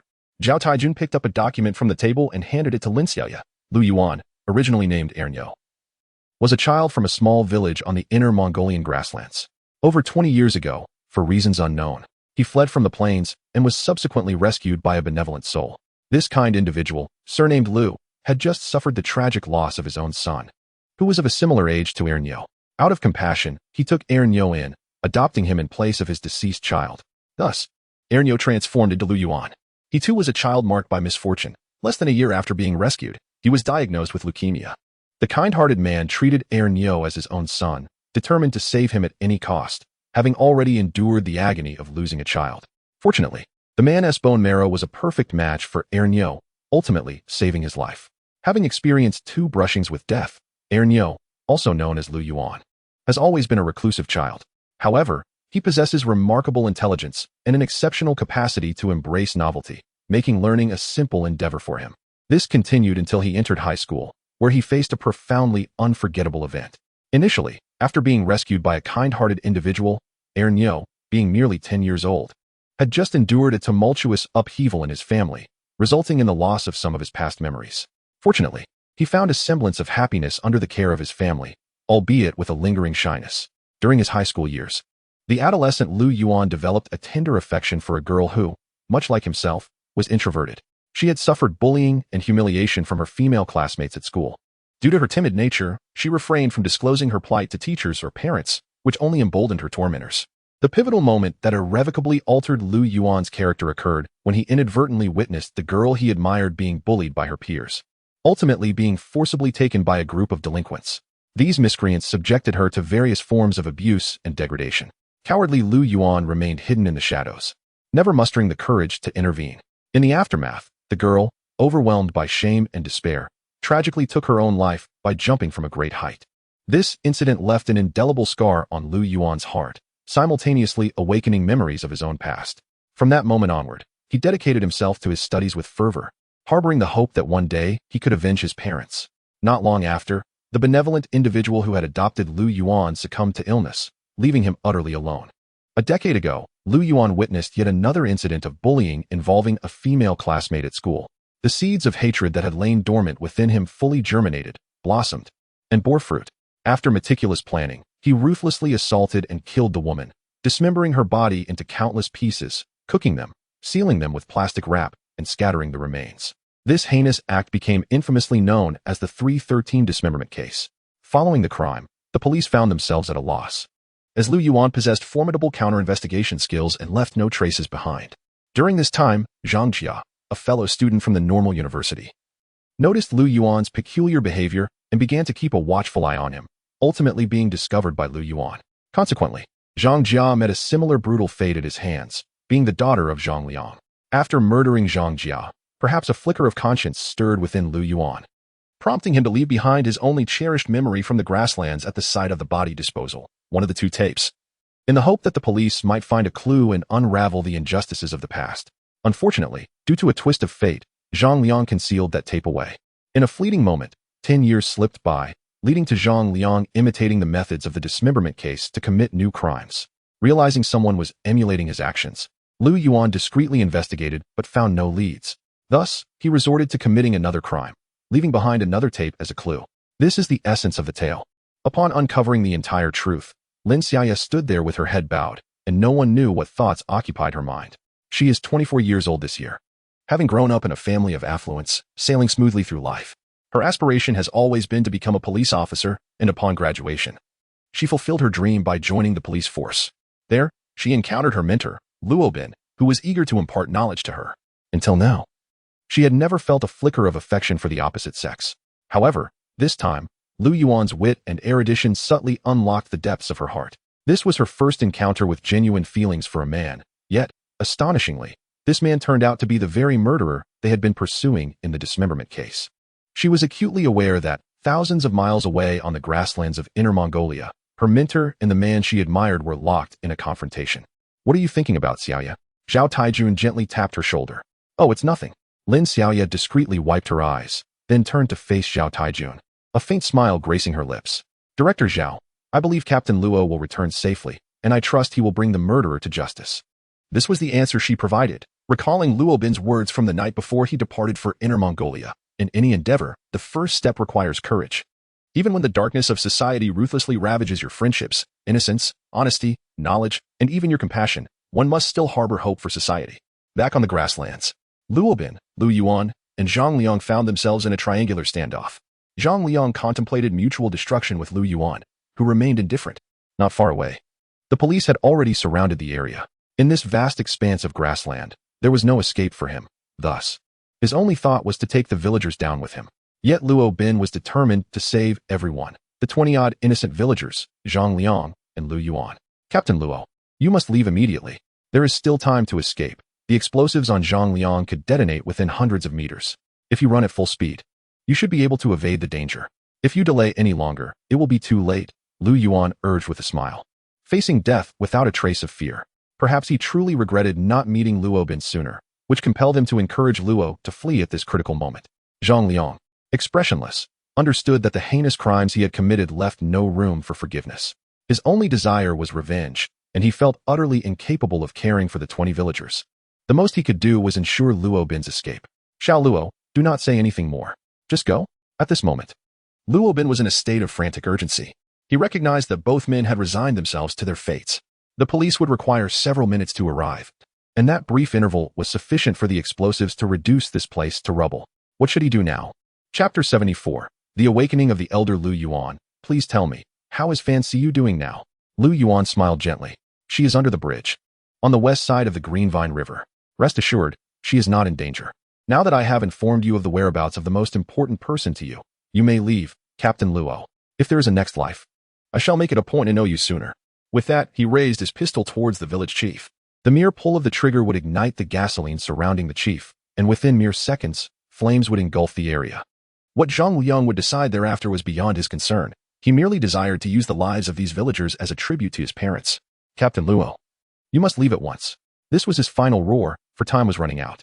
However, Luo Bin showed no intention of departing. At this critical juncture, he had made up his mind. He was determined to save everyone in this place. Lu Yuan had resolutely set his heart on vengeance, and it seemed that Luo Bin's earlier words had stirred something in Zhang Liang. Therefore, Luo Bin still aimed to persuade Zhang Liang first. If he could convince Zhang Liang not to detonate the explosives he carried, there would still be a chance for redemption. Senior Zhang, do you wish for me to leave as well? Go quickly, Xiao Luo. Zhang Liang glanced at the police team in the distance. They would arrive in just a few minutes. He had not anticipated surviving this day, nor had he considered disregarding the lives of these villagers. However, as the police drew nearer, the prospect of detonating the explosives would inevitably lead to greater harm.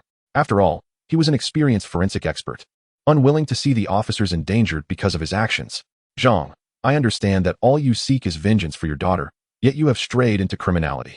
You must recognize that when one errs, it is not through avoidance, but through courage that one should confront their mistakes. Please, cease this path. Do not compound your errors. Zhang Liang turned, seemingly oblivious to Luo Bin's words, reigniting the lighter in his hand and advancing step by step towards Lu Yuan. Ha ha ha, come forth, Professor Zhang. Today, I shall not resist. Allow you to avenge your daughter. For today, my great grievance shall also be avenged. I shall die without regret. Come, let us annihilate them all. Lu Yuan had succumbed to madness, committing the most reckless act of his life. Instinctively, Luo Bin sought to intervene as Zhang Liang approached Lu Yuan. Captain Luo, do not come any closer. Lu Yuan immediately aimed his firearm at Luo Bin. You cannot prevent this chaos. The area is saturated with gasoline and explosives. If you wish to survive, flee immediately. Do not blame me for the warning unheeded. Luo Bin had no choice but to halt, calling out to Zhang Liang, Senior Zhang. Do not persist in this folly. Have you forgotten the oath you took upon joining the police force to protect the nation and its people? You have mastered the art of healing, is it not to save lives? Yet Zhang Liang continued his relentless approach towards Lu Yuan, as if nothing could dissuade his determination to embrace death. In the distance, the police team drew closer, the barks of the police dogs growing ever nearer.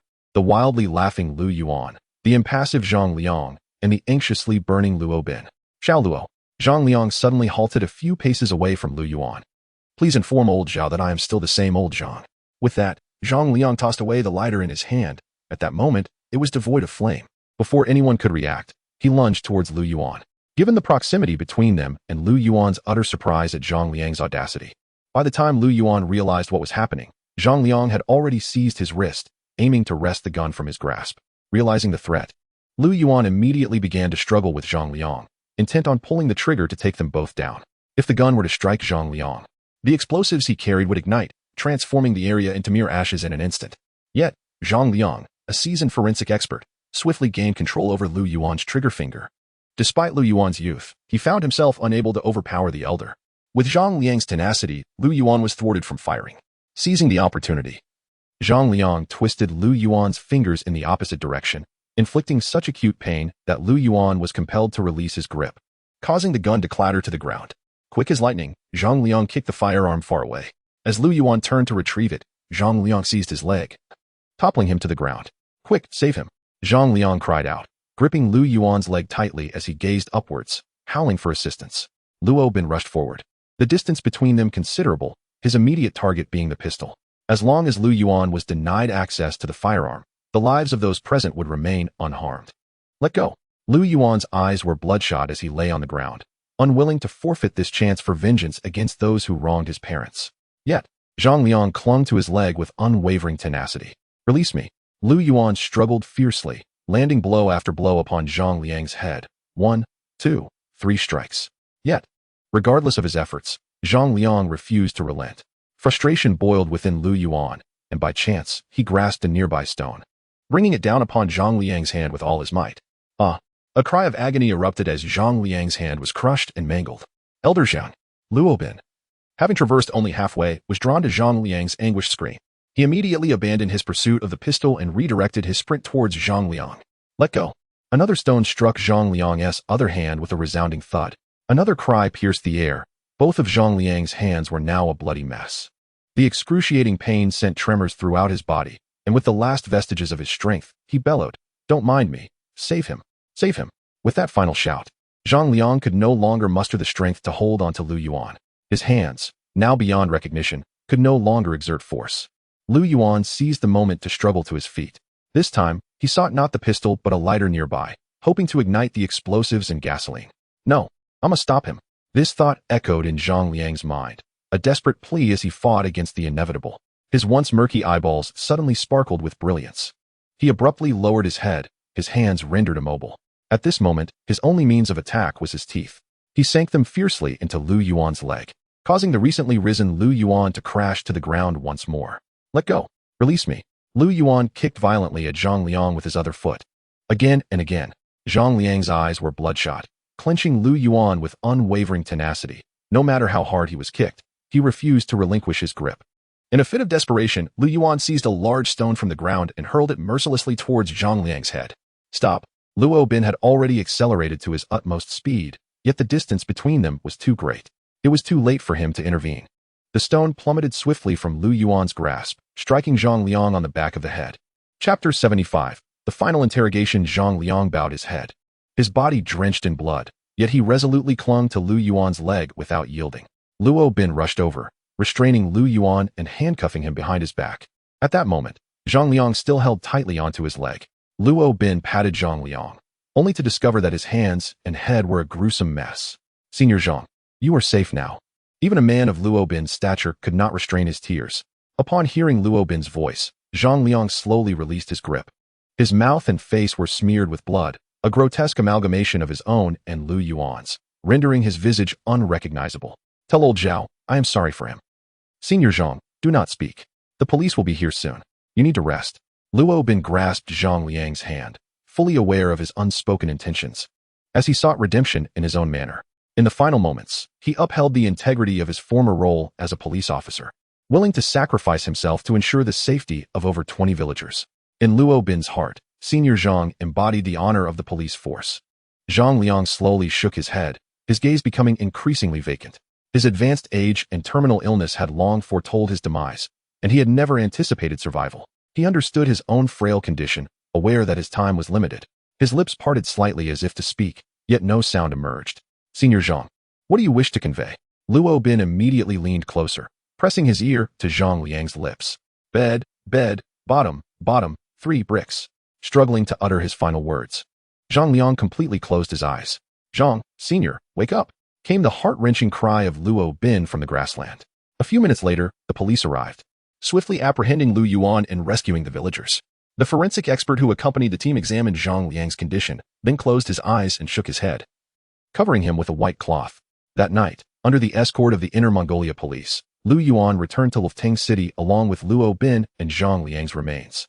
They arrived in Lufteng City on July 13th at 7 a.m., precisely 1 month after the grisly 613 dismemberment case occurred. At the police station, Lu Yuan underwent a final interrogation, but regrettably, he remained utterly silent throughout. Outside the interrogation room, Zhao Tianjun appeared helpless as he faced the newly arrived Luo Bin and Lin Xiaoya. "Let me interrogate him," Luo Bin said impassively. "Captain Luo, allow me to join as well," Lin Xiaoya interjected, grasping Luo Bin's hand. After a moment of silence, Luo Bin nodded. Just before entering the interrogation room, he suddenly turned to Zhao Tianjun. "Director Zhao, the last words of Zhang, Sr. were 3 bricks under the bed. Please send someone to investigate his residence and see if there is anything beneath the 3rd brick under the bed." Zhao Tianjun nodded, and Luo Bin and Lin Xiaoya turned to enter the interrogation room. Upon their entrance, Lu Yuan's expression noticeably shifted. "You may choose to remain silent, but we can still convict you with no confessions," Luo Bin stated, his demeanor unyielding. Lu Yuan let out a cold laugh, stating, "I am more familiar with the law than you are. What evidence do you possess to convict me? You have no tangible proof to accuse me of being the murderer. At most, you could charge me with intentional harm while armed, as well as kidnapping and attempted murder, which would result in only a few years of imprisonment." Lin Xiaoya slammed her hand on the table, locking her gaze onto Lu Yuan's eyes. "Teacher Lu, why does it have to be you? Are you aware of how deeply I admire and respect you? Why must it be you?" In the face of Lin Xiaoya's inquiry, Lu Yuan sneered. "Don't be foolish, Officer Lin. From the very beginning, My sole intention was to draw closer to you.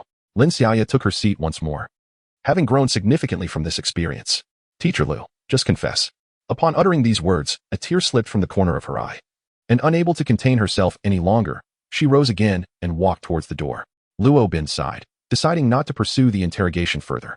He understood that given Lu Yuan's disposition, he would never confess unless he so chose. The best they could do was charge him with other offenses. Yet the case from 10 years ago, the 313 incident, remained unresolved. As he reached the doorway, Lu Yuan suddenly called out to him, "Wait a moment, Captain Luo." Luo Bin halted and glanced back at Lu Yuan, noticing the glimmer of tears in the corners of his eyes. "Is there anything else?" Lu Yuan did not respond, but instead glanced towards the room ahead and the corner of the wall. Luo Bin realized he was indicating that, under surveillance, there were certain things he could not express freely. One cannot fathom the source of Luo Bin's audacity as he clandestinely produced his mobile phone in the shadows of the interrogation room to place a call to Director Zhao. "Director Zhao, trust me, please disable the surveillance in the interrogation room for just 1 minute." He activated the speakerphone. "Luo Bin, you are aware that we lack the authority to do so. Just half a minute, merely half a minute will suffice." After a moment's hesitation, Zhao Tiejuan's voice resonated through the receiver, "Be quick about it." No sooner had the words escaped his lips than the call was terminated, and the red light of the surveillance camera extinguished. Lu Yuan wasted no time and promptly declared, "Captain Luo, I am willing to confess.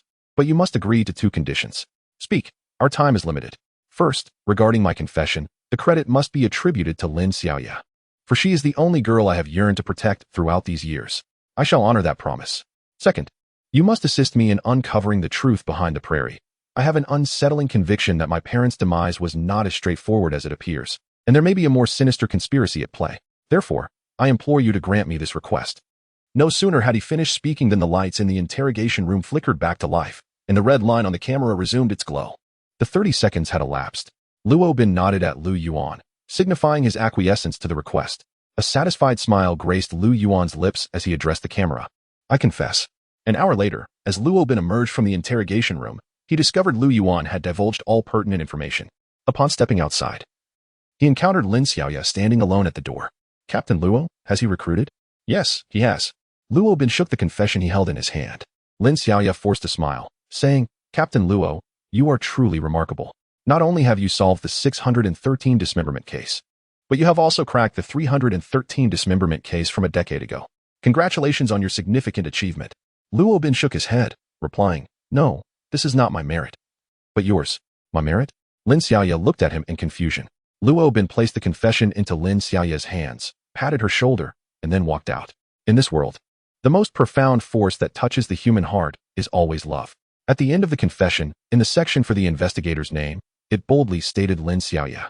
Chapter 76. The unsolved case of the neighboring city. In the afternoon, the entire police station was abuzz with joy. The sensational 613 dismemberment case had finally been resolved, and unexpectedly, the long-standing 313 dismemberment case from a decade ago was also brought to a close. During the commendation ceremony, Director Zhao praised the entire major crimes unit, with particular emphasis on Lin Xiaoya, who, as a newcomer to the special investigation team, played a pivotal role in the case's resolution.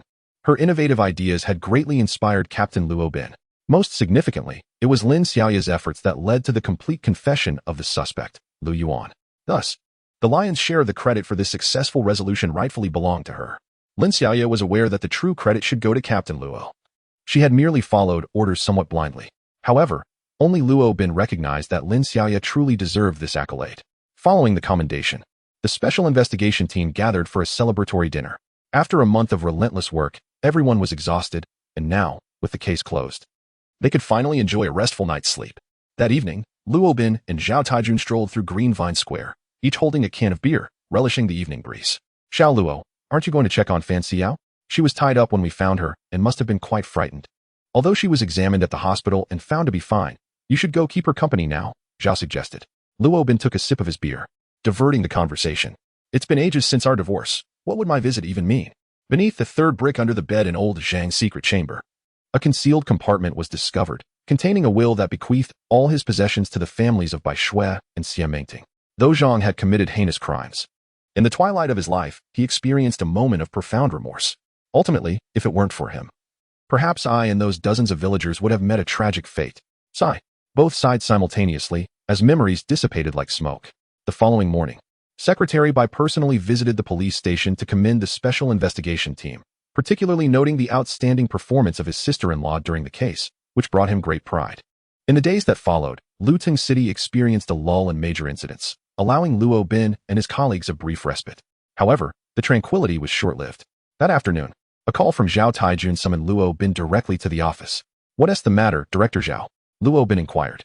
Zhao Tiejuan's expression was grave as he gestured for Luo Bin to come closer. On the computer screen were several images depicting a chaotic grassy landscape, featuring a bloodied corpse. Even more unsettling was the fact that the corpse was headless. Though the clothing was soaked in crimson, it was evident that it was an entirely white outfit. Another set of photographs revealed a similar scene, a white garment, drenched in blood, yet similarly devoid of a head. What on earth is happening? Last week, an unsolved mystery unfolded in the neighboring city of Hongjing, prompting the police to promptly initiate an investigation. However, the results were rather inconclusive. Just as the pressure mounted on the public, another headless corpse was discovered yesterday. Luo Bin expressed his confusion, questioning Zhao Taijun about the relevance of the neighboring city's case to his current research. Zhao Taijun glanced at Luo Bin and replied, "What? Are you suggesting I have nothing better to do just because I'm well-fed? The director specifically requested your involvement. Otherwise, why would I have summoned you? Did you think I invited you here merely for a meal? Fame often brings undue attention. And Luo Bin had recently garnered a measure of notoriety for solving a particularly vexing dismemberment case, making him a target for the director's scrutiny. It hardly seemed appropriate for him to intervene in the affairs of the Hongjing police. After all, wouldn't he that undermine the efforts of their criminal investigation team? Moreover, he was unfamiliar with the circumstances there, which would inevitably hinder the efficiency of the investigation. What if they failed to resolve the case? It would be quite the embarrassment. Enough of your complaints here. If you have grievances, take them up with the director. I've already committed to this on your behalf, so keep any issues to yourself." Zhao Taijun remarked with a knowing demeanor. Luo Bin was left speechless. It turned out he was merely being informed rather than consulted. And decisions had already been made on his behalf. There was little more to discuss. Meanwhile, the Hongjing police had publicly declared that should Captain Luo agree to assist, all available resources, including local precincts, would be mobilized to support his efforts. Furthermore, the chief of that precinct, Huang Jigang, was a personal friend of Zhao Taijun, who assured him of unwavering support. "These are merely formalities. In Greenvine City, I am but a captain of the criminal investigation team. When I assume the role of a task force leader in another city, it would be quite a surprise if the local detectives were to yield to my authority. Even with Director Wang's support, the primary forces in case handling are not under his command. It is essential to earn the respect of the team beneath me. I must take a few more individuals with me. First and foremost, I need to ensure my team is adequately strengthened." No, that will not do."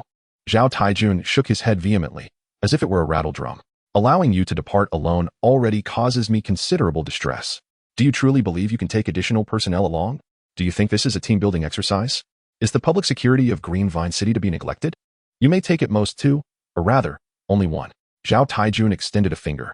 Luo Bin smiled wryly, recognizing the apparent trap laid for him. However, there was no alternative. He understood that Zhao, nicknamed the Iron Rooster, would fully support him while he operated within Greenvine City, but would be exceedingly stingy elsewhere. "Very well, I shall take only Xiaoya with me." Luo Bin knew that further discussion would be futile and ceased his attempts to persuade. "All right.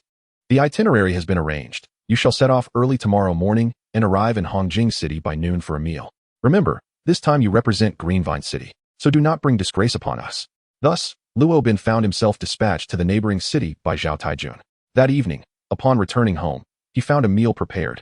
Yet the house was devoid of company. Typically, Fan Xiao would come over daily to cook for him, only to leave once the meal was prepared. As tomorrow heralds a journey to the neighboring city, Luo Bin pinned a note on a piece of paper. "I shall be leaving tomorrow and may not return for a short while. If you wish, you may move back in. Your belongings remain untouched, stored in the attic's cabinet." The following morning, Lin Xiaoya set off with Luo Bin, her heart brimming with joy. As Zhao Taijun had mentioned, they enjoyed a meal at the city bureau's canteen before proceeding directly to Director Wang's office. "Luo Bin, I must tell you, it took quite some persuasion with old Zhao before he agreed to lend you to me. The resolution of this cold case now relies entirely on you." Director Wang greeted Luo Bin with enthusiasm. After exchanging pleasantries, Luo Bin promptly addressed the matter at hand. "Director Wang, I assure you that I will dedicate myself fully to this case. Let us commence without delay. Come, I will take you to the Special Investigation Team's office," he said, leading him to a room at the end of the 4th floor of the police station, where the words "cold case" were inscribed on the door. Chapter 77. The new task force. Upon the arrival of Director Huang, All members of the task force stood to acknowledge him. Huang gestured for them to be seated, and Luo Bin and Lin Xiaoya followed closely behind him. As they entered, Luo Bin immediately sensed several piercing gazes fixated upon him, particularly one that felt as sharp as a blade, as though it could slice through him. Following the source of this intense scrutiny, he noticed a young and strikingly handsome man, who, based on his position, likely held a significant status within the task force. Allow me to introduce these two individuals, Luo Bin and Lin Xiaoya, who have recently cracked the dismemberment case in Enigmatic City. Let's extend them a warm welcome. With that, applause erupted, yet Luo Bin could discern that the expressions directed at him were far from amicable. This was quite understandable, as he was an outsider brought in to assist with the investigation, inevitably casting a shadow on the local criminal investigation team's capabilities. After all, every law enforcement officer harbors a hint of pride. Wang Bin, came the call. It was revealed that the youthful figure was named Wang Bin. Luo Bin. This is our chief of criminal investigations and the deputy leader of the unsolved case task force. Interestingly, both your names share the character Bin. I trust you will get along splendidly. He continued, turning to the others to formally announce, Luo Bin will serve as the leader of this unsolved case task force, and I expect your full cooperation with him. Understood? Yes. The group responded in unison. However, despite the enthusiastic reply, Luo Bin was acutely aware that not all of them were inclined to accept him, particularly Deputy Leader Wang Bin. Luo Bin, I must trouble you here, as I have a meeting to attend and shall not disturb your proceedings any further. Director Huang, please carry on with your work. I assure you that I shall dedicate myself fully to solving this case. Very well. Huang Jigang responded affirmatively twice before departing from the office. Once he left, the atmosphere in the office shifted dramatically, becoming rather hushed, with no one uttering a word. After a brief moment, Luo Bin took the initiative to break the silence. Let us begin with introductions. I shall go first. My name is Luo Bin, and as you have just heard, I am the leader of this special task force. Though this is our first encounter, I believe we share a common objective, and I look forward to a fruitful collaboration. Upon finishing his introduction, Luo Bin smiled and nodded at them, yet curiously, none of the individuals in the office returned the gesture. Luo team, it appears these individuals are testing your authority, murmured Lin Xiaoya, her lips barely moving as she spoke. Luo Bin offered a faint smile in response, choosing not to engage verbally, but instead signaling to Lin Xiaoya. Greetings, everyone. My name is Lin Xiaoya, and it is a pleasure to meet you all. I hope for your kind assistance in the future. After Lin Xiaoya concluded her introduction, several seconds passed before the others began to introduce themselves. I am Wang Bin, a forensic expert, one stated. Dong Jia, also a forensic expert, announced another. A serious-looking middle-aged man wearing glasses. Young Chun Yuan, another chimed in. The speaker was a young man, slightly overweight, with a pair of expressive large eyes. Perhaps sensing the awkward atmosphere, he attempted to lighten the mood with a corny joke. However, he was met with a chorus of bewildered stares, prompting him to awkwardly laugh and quickly amend his statement. Just kidding, I am Lu Lei from the appraisal team. The stark contrast in his demeanor amused Lin Xiaoya, who couldn't help but burst into laughter. Lu Lei, feeling rather embarrassed, noticed the beauty's smile, which inexplicably flushed his cheeks. I am Zhang Jun from the technical department. I am responsible for intelligence gathering. The others followed suit, introducing themselves, yet apart from Lu Lei's loquacity. The rest spoke as if each additional word would cost them dearly. This reticence left Luo Bin feeling quite uncomfortable. He understood that achieving success in the case required collective effort, not the toil of a single individual. This was the first challenge he had anticipated, the issue of internal cohesion. The words of Zhao Taijun echoed in his mind. You are representing Enigmatic City. Remember your identity. It is the director of Hongjing City who has requested your assistance. I know the criminal investigation team possesses a certain arrogance, and you will inevitably face their exclusion. Your ultimate goal is to solve the case, but do not forsake the dignity of the Enigmatic City Bureau. I offer you 8 words. Be humble in character, yet ambitious in action. With pleasantries now concluded, he added, I am easy to get along with, you will see. Wang Bin, please update me on the current status of the case. Luo Bin approached directly, taking a seat while retrieving a notebook and pen, ready to document the details. Indeed, Wang Bin acknowledged, though internally he felt a sense of discontent towards Luo Bin. However, he would not compromise on the matter at hand. The incident transpired a week prior, under a grand tree in the hospital's rear courtyard, where a headless corpse was discovered. The grim discovery was made by Aunt Wang, who was responsible for maintaining the cleanliness of the premises that morning. Terrified, she discarded her broom and fled a considerable distance before reporting the incident to the authorities. Upon their arrival, the police promptly cordoned off the scene for evidence collection and immediately reviewed surveillance footage from the surrounding area. Currently, the gathered information indicates that the deceased bore signs of having been assaulted, though none of the injuries were fatal.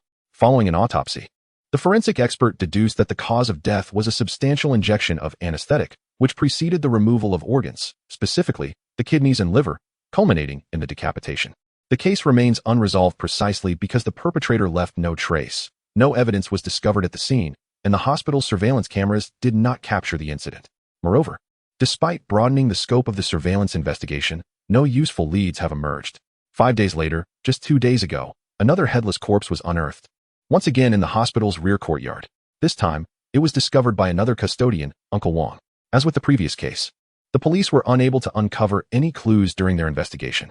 What about the identities of these two individuals? Luo Bin inquired. Dong Jia introduced. Both victims were nurses at the new hospital. The first victim, Lu Mei, a 23-year-old newly graduated intern, had her kidneys removed. The second victim, Wang Wan, aged 29, was married and had a 3-year-old son. Her liver had been excised. As he spoke, Dong Jia handed over the victim's files. Luo Bin glanced at the documents. Both victims appeared quite attractive in their photographs. There was no evidence that the deceased had suffered sexual assault during their lifetimes. Neither victim had engaged in sexual relations, thus eliminating the possibility of a prelude of sexual violence before their murders. If the perpetrator had assaulted them prior to killing, there would likely have been some form of skin contact, potentially yielding DNA evidence. It now seemed that this avenue was not viable. In cases of serial murder, when leads are scarce, the initial step is to ascertain the commonalities among the victims. Luo Bin checked the time and turned to Wang Bin, instructing him to ask the families of Lu Mei and Wang Wan to come to the police station at 4 in the afternoon. Chapter 78.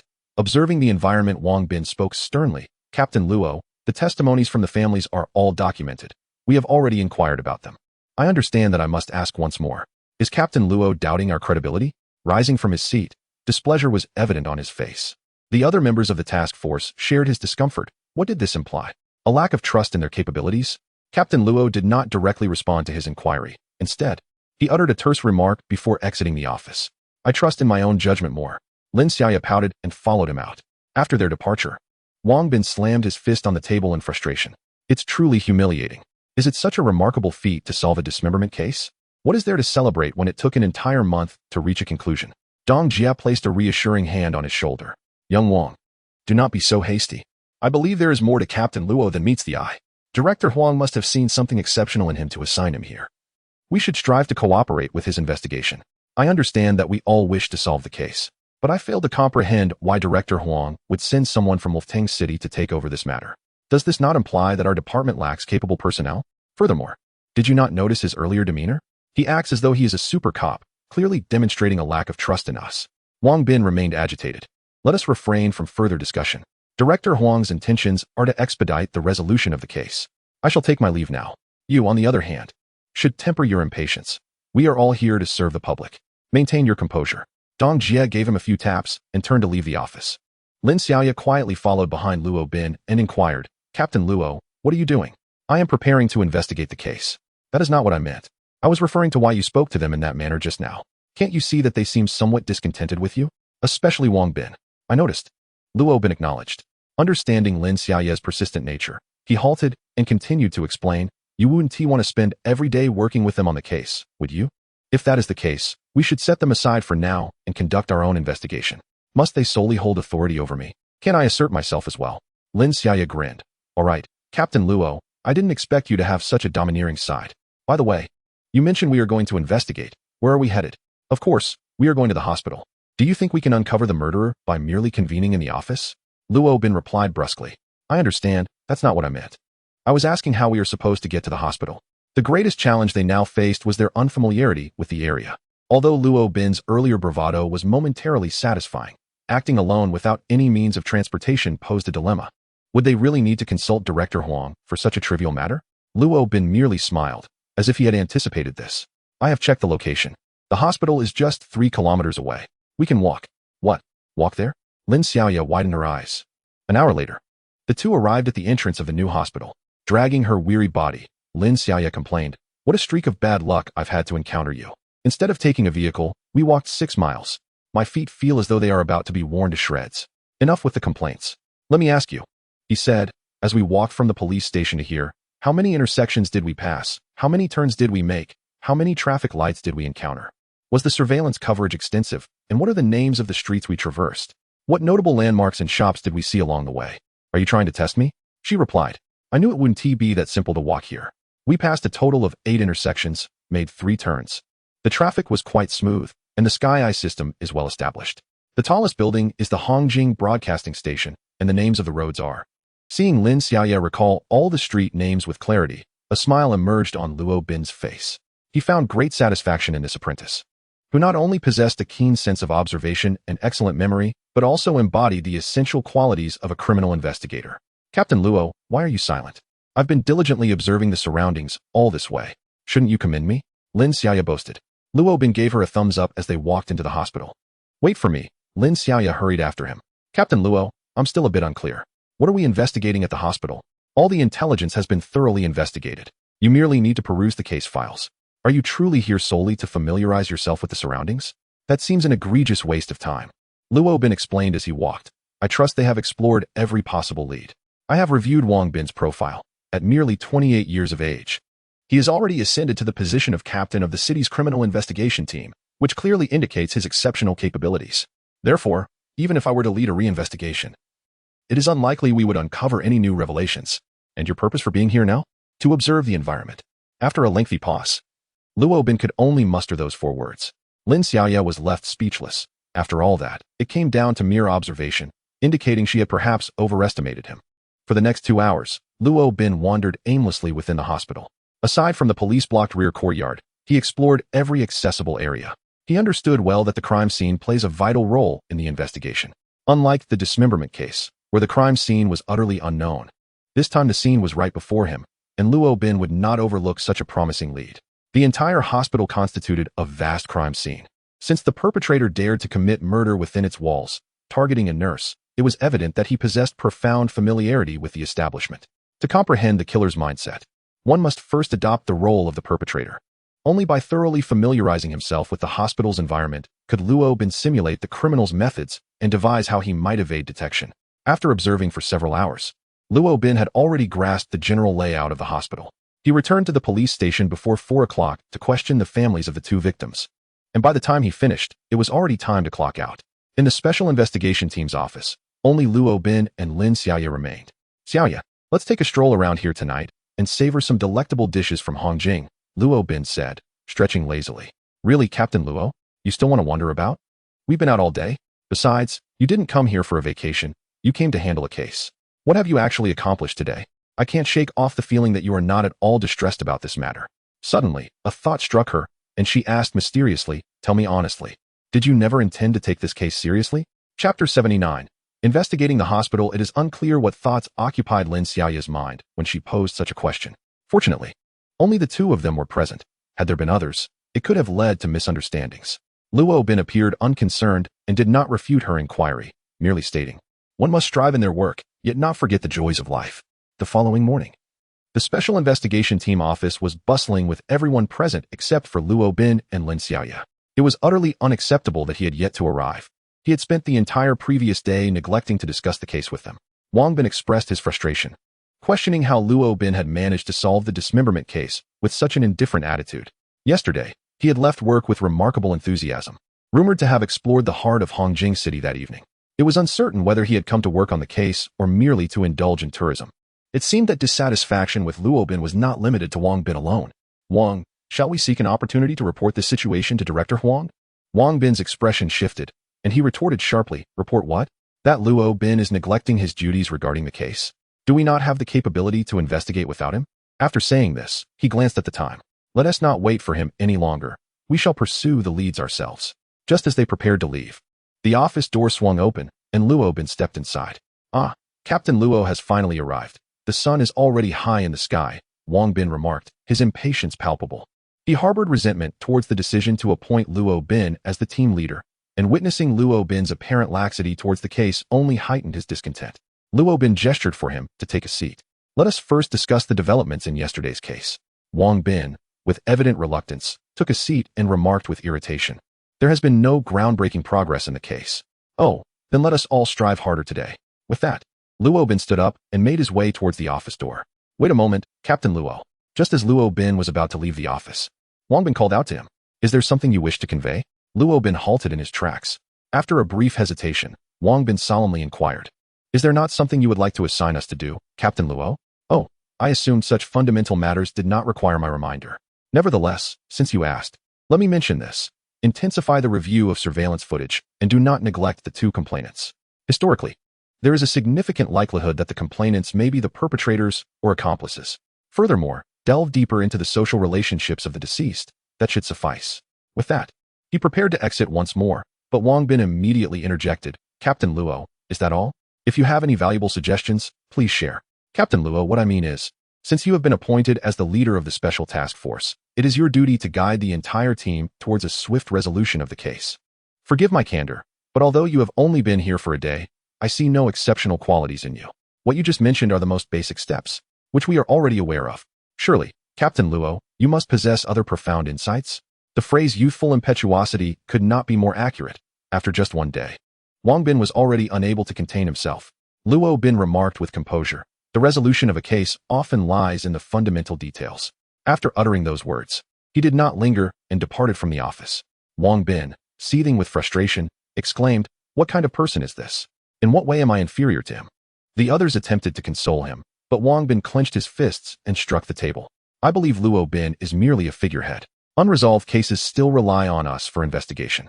Lao Zhang, Lao Li, you two split up and keep an eye on the two complainants.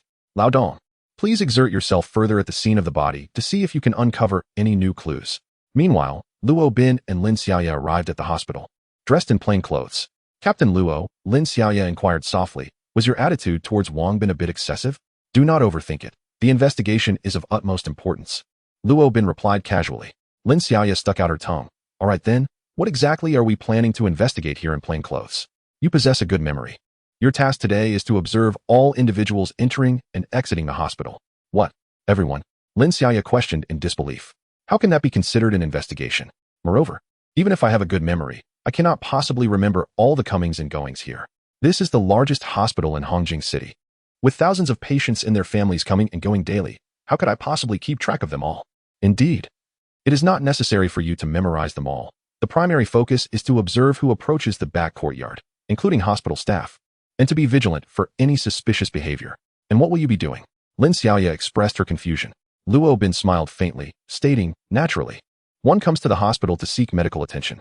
After parting ways, Luo Bin entered the emergency department of the hospital to register.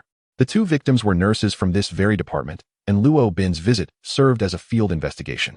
His primary objective was not to gather intelligence on the victims, as the police had already amassed sufficient information. Disguised in plain clothes, he knew he would not uncover any additional insights. Instead, his main purpose was to assess the impact of these two incidents on the hospital staff and patients.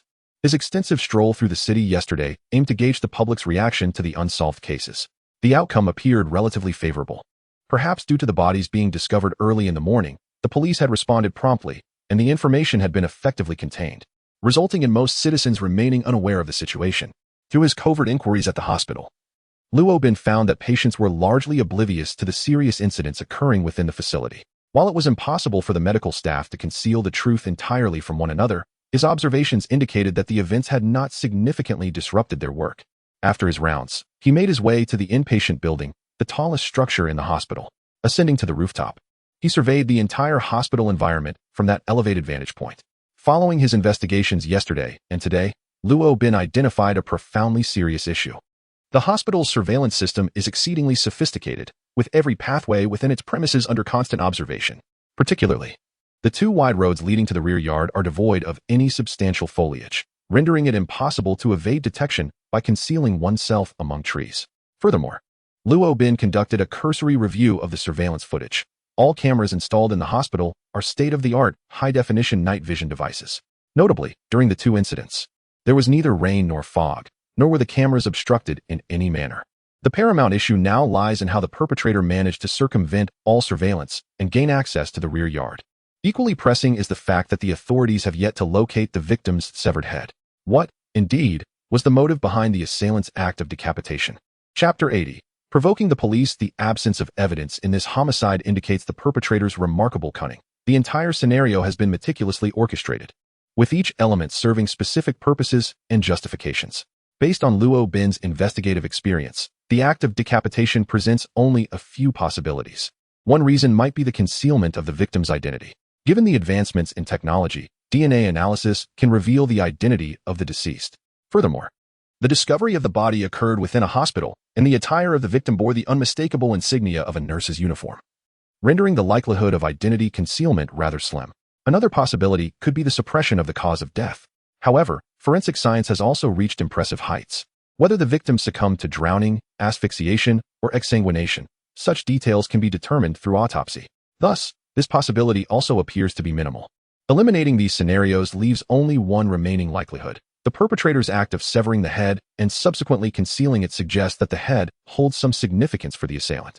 The police, without requiring further elaboration from Luo Bin, have steadfastly continued their search for the severed head.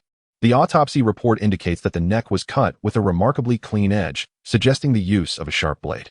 It has been preliminarily concluded that the assailant is likely male, as a female would lack the requisite strength to achieve such a precise decapitation. Additionally, the presence of bite marks on the neck and the volume of blood at the scene indicate that the victim was decapitated shortly after death. Luo Bin surmises that the act of decapitation would result in a considerable amount of blood, which would undoubtedly splatter onto the perpetrator.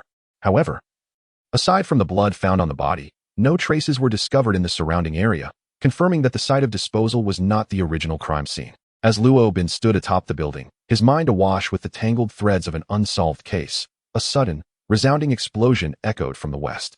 Turning his gaze in that direction, he discerned a thick plume of black smoke rising several kilometers away. Being on the rooftop afforded him a clearer view, and coupled with the deafening noise, he immediately surmised that an explosion had likely occurred in that vicinity. Perhaps a factory had suffered an unfortunate mishap. He silently hoped that no lives had been lost. Luo Bin was not well acquainted with the surroundings, and his primary mission was to unravel the mystery of the case at hand, leaving little room for distractions. After descending, he returned to the emergency department building, which had 3 entrances, the main door and 2 smaller side doors. The main entrance was monitored by security personnel and surveillance cameras, which he chose to bypass, opting instead for the smaller doors. According to police investigations, both victims had been working within the building on the day of their disappearance. Yet surveillance footage revealed no signs of them exiting. Whether they left the emergency building voluntarily or were taken away by the perpetrator was pivotal to the investigation. The smaller doors were similarly equipped with cameras, but the recordings yielded no evidence of their exit. Luo Bin lingered near the 2 side entrances, contemplating how they might have departed the building. Regrettably, after circling the emergency department 3 times, he found no clues. Lighting a cigarette, he took a contemplative drag, reflecting inwardly. This is indeed a perplexing case. As he strolled along, inhaling the dense smoke, his mind pondered the method by which the perpetrator had transported the victim out of the emergency building. Lost in thought, he reached the wall adjacent to the outpatient building when a sudden gust of wind caused him to lose grip on his cigarette, which tumbled to the ground. With a resigned shake of his head, he extinguished the smoldering end beneath his shoe and bent down to retrieve it, intending to dispose of it in the nearest trash bin. As he lowered himself, his peripheral vision caught the shadows cast by the buildings on either side, converging ahead at an acute angle. In that moment, a peculiar thought sparked in Luo Bin's mind. He glanced upward at the emergency building and then downward at the outpatient structure, a strange idea forming in his mind. He hurried over to inspect the situation by the outpatient building and soon discovered a patch of grass near the wall, noticeably flattened as if heavy objects had pressed down upon it, with some blades deeply embedded in the earth. Crouching down for a closer examination, he stood up and directed his gaze towards the emergency building, a smile playing at the corners of his mouth. Eager to verify his hypothesis within the emergency building, his phone rang just then. "Luo Bin, where are you?" It was a call from Director Huang. "I'm investigating leads at the new hospital." "What's up, Director Huang?" Luo Bin noted the seriousness in Huang's tone. "You need to return to the precinct. There's something you might assist with." After hanging up, Luo Bin wasted no time and made his way back to the police station. In the director's office, several individuals were gathered, including Wang Bin. "What's going on, Director Huang? Now that you're all here, let us take a look at this." Huang Jigang pointed at the computer. Luo Bin leaned in closer, as the screen displayed a video featuring an individual clad in a hood, seated before the camera. "Listen well, Director Huang. I shall grant you a single day to prepare 20 million in cash, unmarked bills, to be gathered by 5 o'clock this evening. I will contact you punctually at that hour, and I trust you will refrain from any tricks." The recent explosion was merely a warning. This time, it occurred at an abandoned factory. "I am acutely aware that without demonstrating a semblance of compliance, your police force will not acquiesce. I have planted a bomb at the largest school in Hongjing City, and should you fail to amass 80 million by 5 o'clock, you will witness a rare display of explosive artistry. Allow me to reiterate, Do not attempt any subterfuge. I seek only the money and do not wish to cause you undue trouble. However, should you disregard my demands, I would not oppose orchestrating a perfect performance. The video was pre-recorded, with the audio processed, and the background remained starkly blank, leaving no clues to identify the suspect. Where was this discovered? Approximately an hour ago, an explosion occurred at a derelict factory to the south. Upon the arrival of the fire brigade, they stumbled upon an ornate box inscribed with the words to Director Huang Jigang. Proceed at your own risk. Suspecting foul play, I immediately dispatched personnel to retrieve the box, which contained a smartphone and this video. Huang Jigang gestured towards a box in the office, adding, "It has been examined. There are no fingerprints on the box." It turns out that the recent explosion was not an unfortunate incident at a factory, but rather a deliberate act of sabotage at an abandoned facility. Explosions represent a grave form of criminal activity within urban law enforcement, given their extensive potential for harm and the significant panic and disruption they instigate among citizens. Encountering perpetrators of such explosions is often the most daunting challenge for the police. Luo Bin replayed the video, meticulously scrutinizing every action and utterance of the perpetrator. After viewing it, he furrowed his brow in deep contemplation. You are all elite members of the police force. Let us discuss how to address this unforeseen crisis, he urged. Chapter 81. Diverting the tiger from its mountain. I perceive this individual not as a mere prankster. It is evident that he comes prepared. With over 6 hours remaining until 5 o'clock in the evening, he merely stated that a bomb has been planted in the largest school, without specifying which institution. The most prominent educational establishment in the city is Hongjing University, ranked among the top 5 in the nation, where students embody the hopes of the future, and the faculty and staff serve as the backbone of the country. Such a place must not encounter any calamity. Wang Bin furrowed his brow and remarked, regardless of the truth in this person's claims, we must urgently contact the bomb disposal unit to commence a search at Hongjing University, while simultaneously evacuating the crowd. Additionally, we must prepare a substantial sum of money to prevent the perpetrator from committing any heinous acts. The prospect of gathering 80 million in cash, especially in non-consecutive denominations, is far from simple. However, we find ourselves in a reactive position. We must adhere to his demands and deploy all available police resources to swiftly uncover this individual's whereabouts. Personally, I believe we should begin our investigation at the explosion site, Wang Bin analyzed earnestly. Despite his youth, Wang Bin's assessments and judgments represent the most prudent course of action under the present circumstances. The others shared their perspectives, each maintaining a heightened state of alert. For this is no trifling matter. Should an incident truly unfold, particularly at a place like Hongjing University, the repercussions would be unimaginable. Since the perpetrator did not state that crowd evacuation was prohibited, the act of evacuating the crowd cannot guarantee absolute safety. Moreover, if Hongjing University were indeed to be bombed, the repercussions would be substantial. Luo Bin, do you have anything to add? Huang Jigang glanced at the taciturn Luo Bin. At this moment, Luo Bin was intently studying a map of Hongjing City. Director Huang, do you not find the entire situation rather peculiar? What seems strange? Everyone turned their gaze towards Luo Bin. The actions of the criminal, if it were motivated by financial gain, he could easily target a wealthy individual through intimidation or kidnapping to acquire money. To put it more bluntly, with the capability to orchestrate such a large-scale explosion without leaving any trace, he could have simply robbed a bank. Why would he choose such a foolish method of directly challenging the police? Luo Bin's remarks plunged everyone into contemplation, and upon reflection, it indeed seemed to be the case. The psyche of such a criminal cannot be deduced through the rationale of an ordinary person. Perhaps he finds this pursuit exhilarating, Wang Bin countered, harboring some skepticism towards Luo Bin. While that possibility cannot be dismissed, consider this. The perpetrator has not even mentioned how we should deliver the money once it is prepared. Furthermore, threatening with a school explosion raises the question of why he would divulge such an obvious clue about targeting the largest school. Would it not render us even more passive if he chose to say nothing at all? Furthermore, he neither mentioned the prohibition of bomb disposal nor the disallowance of crowd evacuation. When you piece the entire situation together, don't you find the behavior of this perpetrator rather peculiar? Huang Jigang nodded in agreement. Your observation indeed raises some intriguing questions, but where lies the peculiarity? Everyone concurred that there was something odd, yet they struggled to articulate precisely what was strange. I have a sense that this criminal's aim is not driven by monetary gain at all. Just as the group was deep in contemplation, Luo Bin's insight illuminated the room. Indeed, that is the impression I have. It appears this perpetrator's objective is not financial in nature. But what could be the true intention? Could it be that he is merely toying with the police?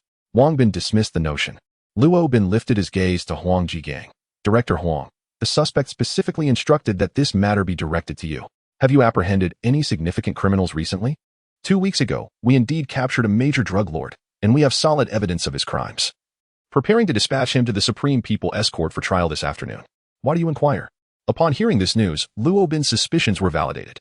He pointed at the map. I have observed that not only is Hongjing University located in the eastern part of Hongjing City, but also the first middle school and the first primary school are situated there, while the police station is positioned in the western part of the city. The distance between these locations is considerable. Are you suggesting that the perpetrator's intention is not monetary, but rather to target the convoy transporting the drug lord this afternoon? Is this a strategy to lure the tiger from its mountain lair? Huang Jigang immediately grasped Luo Bin's intent. Luo Bin nodded affirmatively. I believe this possibility is quite significant. What appears to be a clever ploy by the adversary is, in fact, fundamentally flawed upon closer examination. If they were truly seeking money, there are far simpler methods than this. I am inclined to think that the information subtly conveyed by the perpetrator suggests the presence of a bomb at a school located to the east of Hongjing City. How would the police respond in such a situation? They would undoubtedly mobilize a considerable force to search for the bomb, while simultaneously preparing the money, just in case. Wang Bin's actions are a logical deduction. Theoretically, the police's response would indeed be as such. 80 million in cash is not only a substantial sum, but also a massive physical presence. How does the perpetrator intend to retrieve the money? Does he not fear that the police will neutralize the bomb while setting a trap for him when handing over the cash? Thus, this line of reasoning is utterly untenable. After making this observation, he pointed to the map and continued, I have also examined it. Not only are there schools, but several major banks in Hongjing City are also situated toward the east. The time provided to us is exceedingly limited, indicating that the perpetrator's aim is to keep the police preoccupied while his true intention lies with the convoy transporting the drug lord this afternoon. Huang Jigang contemplated the map thoughtfully and remarked, this indeed sounds like a mad scheme. If I am not mistaken, the perpetrator has likely set up an ambush nearby, waiting for our police force to mobilize. Whether it involves bomb disposal or fundraising, a considerable deployment of officers is required.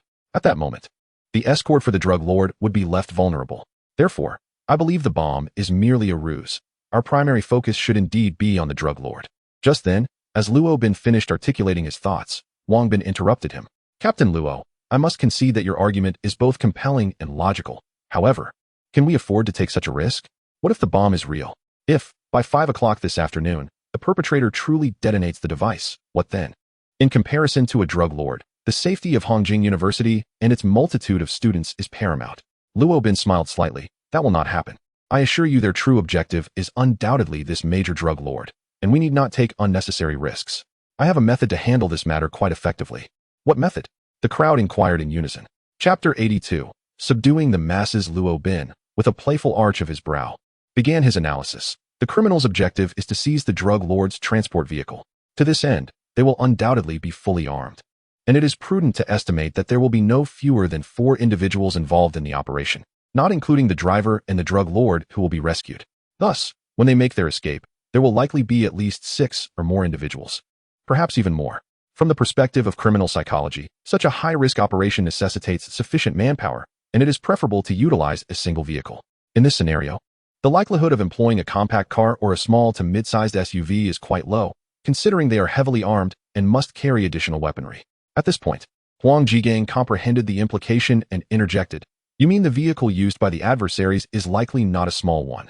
Rather, a van or a business vehicle would be more probable. The possibility of a van is also low, as they will require speed. Therefore, I believe they will opt for a medium-sized business vehicle. Luo Bin elucidated further while gesturing towards the map. I deduced that their strike location is likely to be in this area. The group turned their gaze to the map, exclaiming, the Ocean Square? Indeed, he affirmed. This location is densely populated and teeming with a mix of individuals, facilitating their actions and creating chaos among the crowd.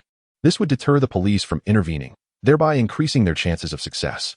Additionally, the surrounding tall buildings provide ample opportunity for them to conceal themselves prior to the operation, and I suspect they may have snipers lying in ambush to serve as cover. This place is the optimal point for their assault. This is all attributable to Luo Bin's understanding of the terrain in the city center.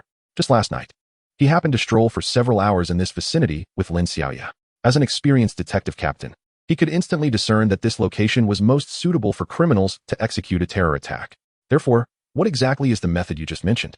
With several hours remaining until 5 o'clock in the evening, I propose we take immediate action, deploying more police vehicles to Hongjing University to create a false impression. while simultaneously allowing undercover anti-terrorism officers to search for suspicious commercial vehicles near Ocean Square. The nearby high-rises should also be inspected for any signs of snipers lying in wait. And we must discreetly relocate the anti-terrorism armed forces to this area. Listening to Luo Bin's analysis, everyone felt as if they were watching a movie. Although every point sounded entirely plausible, as those responsible for public safety, they were understandably hesitant to take such risks. Noticing the group's hesitation, Luo Bin replayed the previous video, explaining as they watched. From a psychological perspective and the analysis of criminal body language, this individual exhibited a slight sway in his right shoulder while recording the video, indicating a lack of confidence.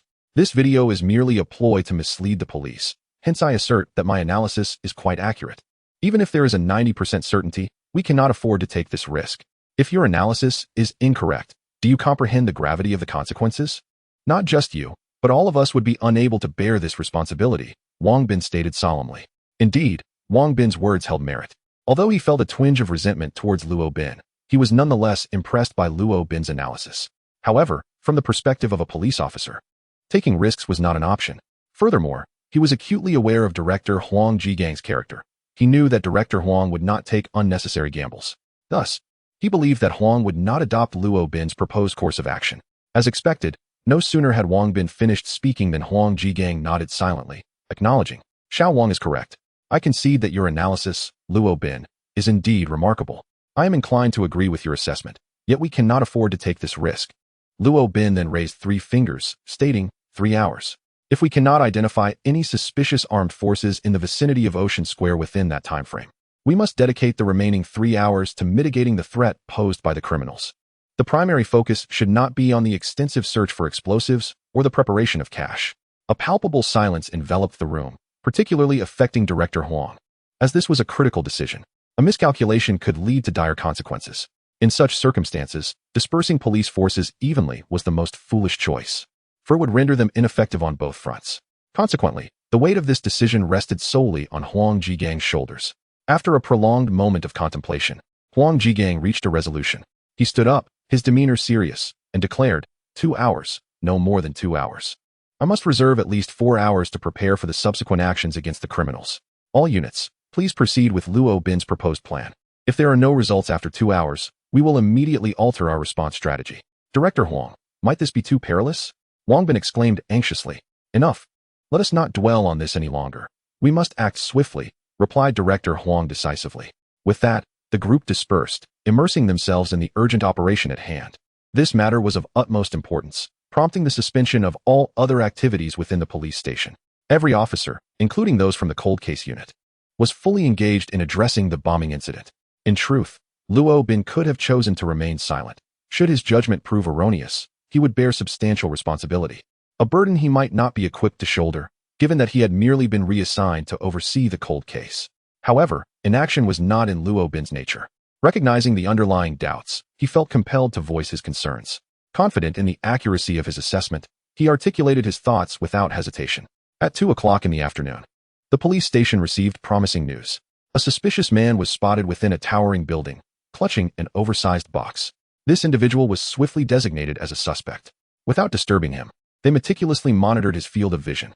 Soon after, a business vehicle with black papered windows was discovered in an alley not far from Ocean Square. The suspect was apprehended, and during interrogation, it was revealed that the explosion was indeed orchestrated by them, aimed at rescuing a drug lord, and the alleged bomb was nothing but a fabrication. The notorious drug lord was successfully escorted to his destination without any unforeseen incidents. In the execution of this operation, the police achieved a resounding victory, incurring no losses and avoiding any panic among the populace, marking a truly remarkable triumph. During the commendation ceremony, Director Huang personally praised Captain Luo Bin, acknowledging that it was Luo's meticulous nature and keen insight that rendered this operation remarkably effortless. Captain Luo, I must admit, I had my doubts about you previously, but now I am genuinely impressed, Wang Bin remarked, a hint of embarrassment evident as he scratched his head. It was nothing short of extraordinary. It was said that Captain Luo discerned the primary objectives of the criminals and their approximate hiding areas merely from a video and a map of Hanjing City. Truly a master detective. Chapter 83. Discovering new clues following the recent bombing incident. The task force's attitude towards Luo Bin underwent a significant transformation.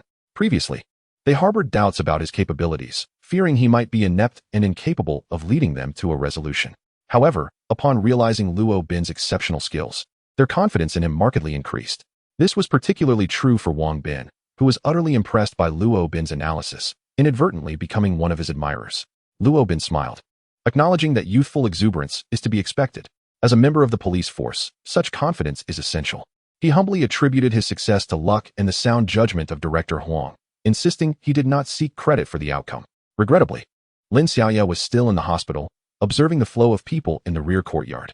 Had she known about the task force's newfound respect for Luo Bin, she would undoubtedly have been astonished. With the bombing case now settled, Luo Bin redirected his focus to the headless case, which remained his primary concern. Wang Bin, summon the forensic team to accompany us to the hospital. I discovered something there this morning that I didn't have the opportunity to investigate further before returning, he instructed. Yes, Captain Luo, Wang Bin replied. Upon arriving at the hospital, Luo Bin promptly proceeded to the area between the two buildings where he had identified an issue earlier.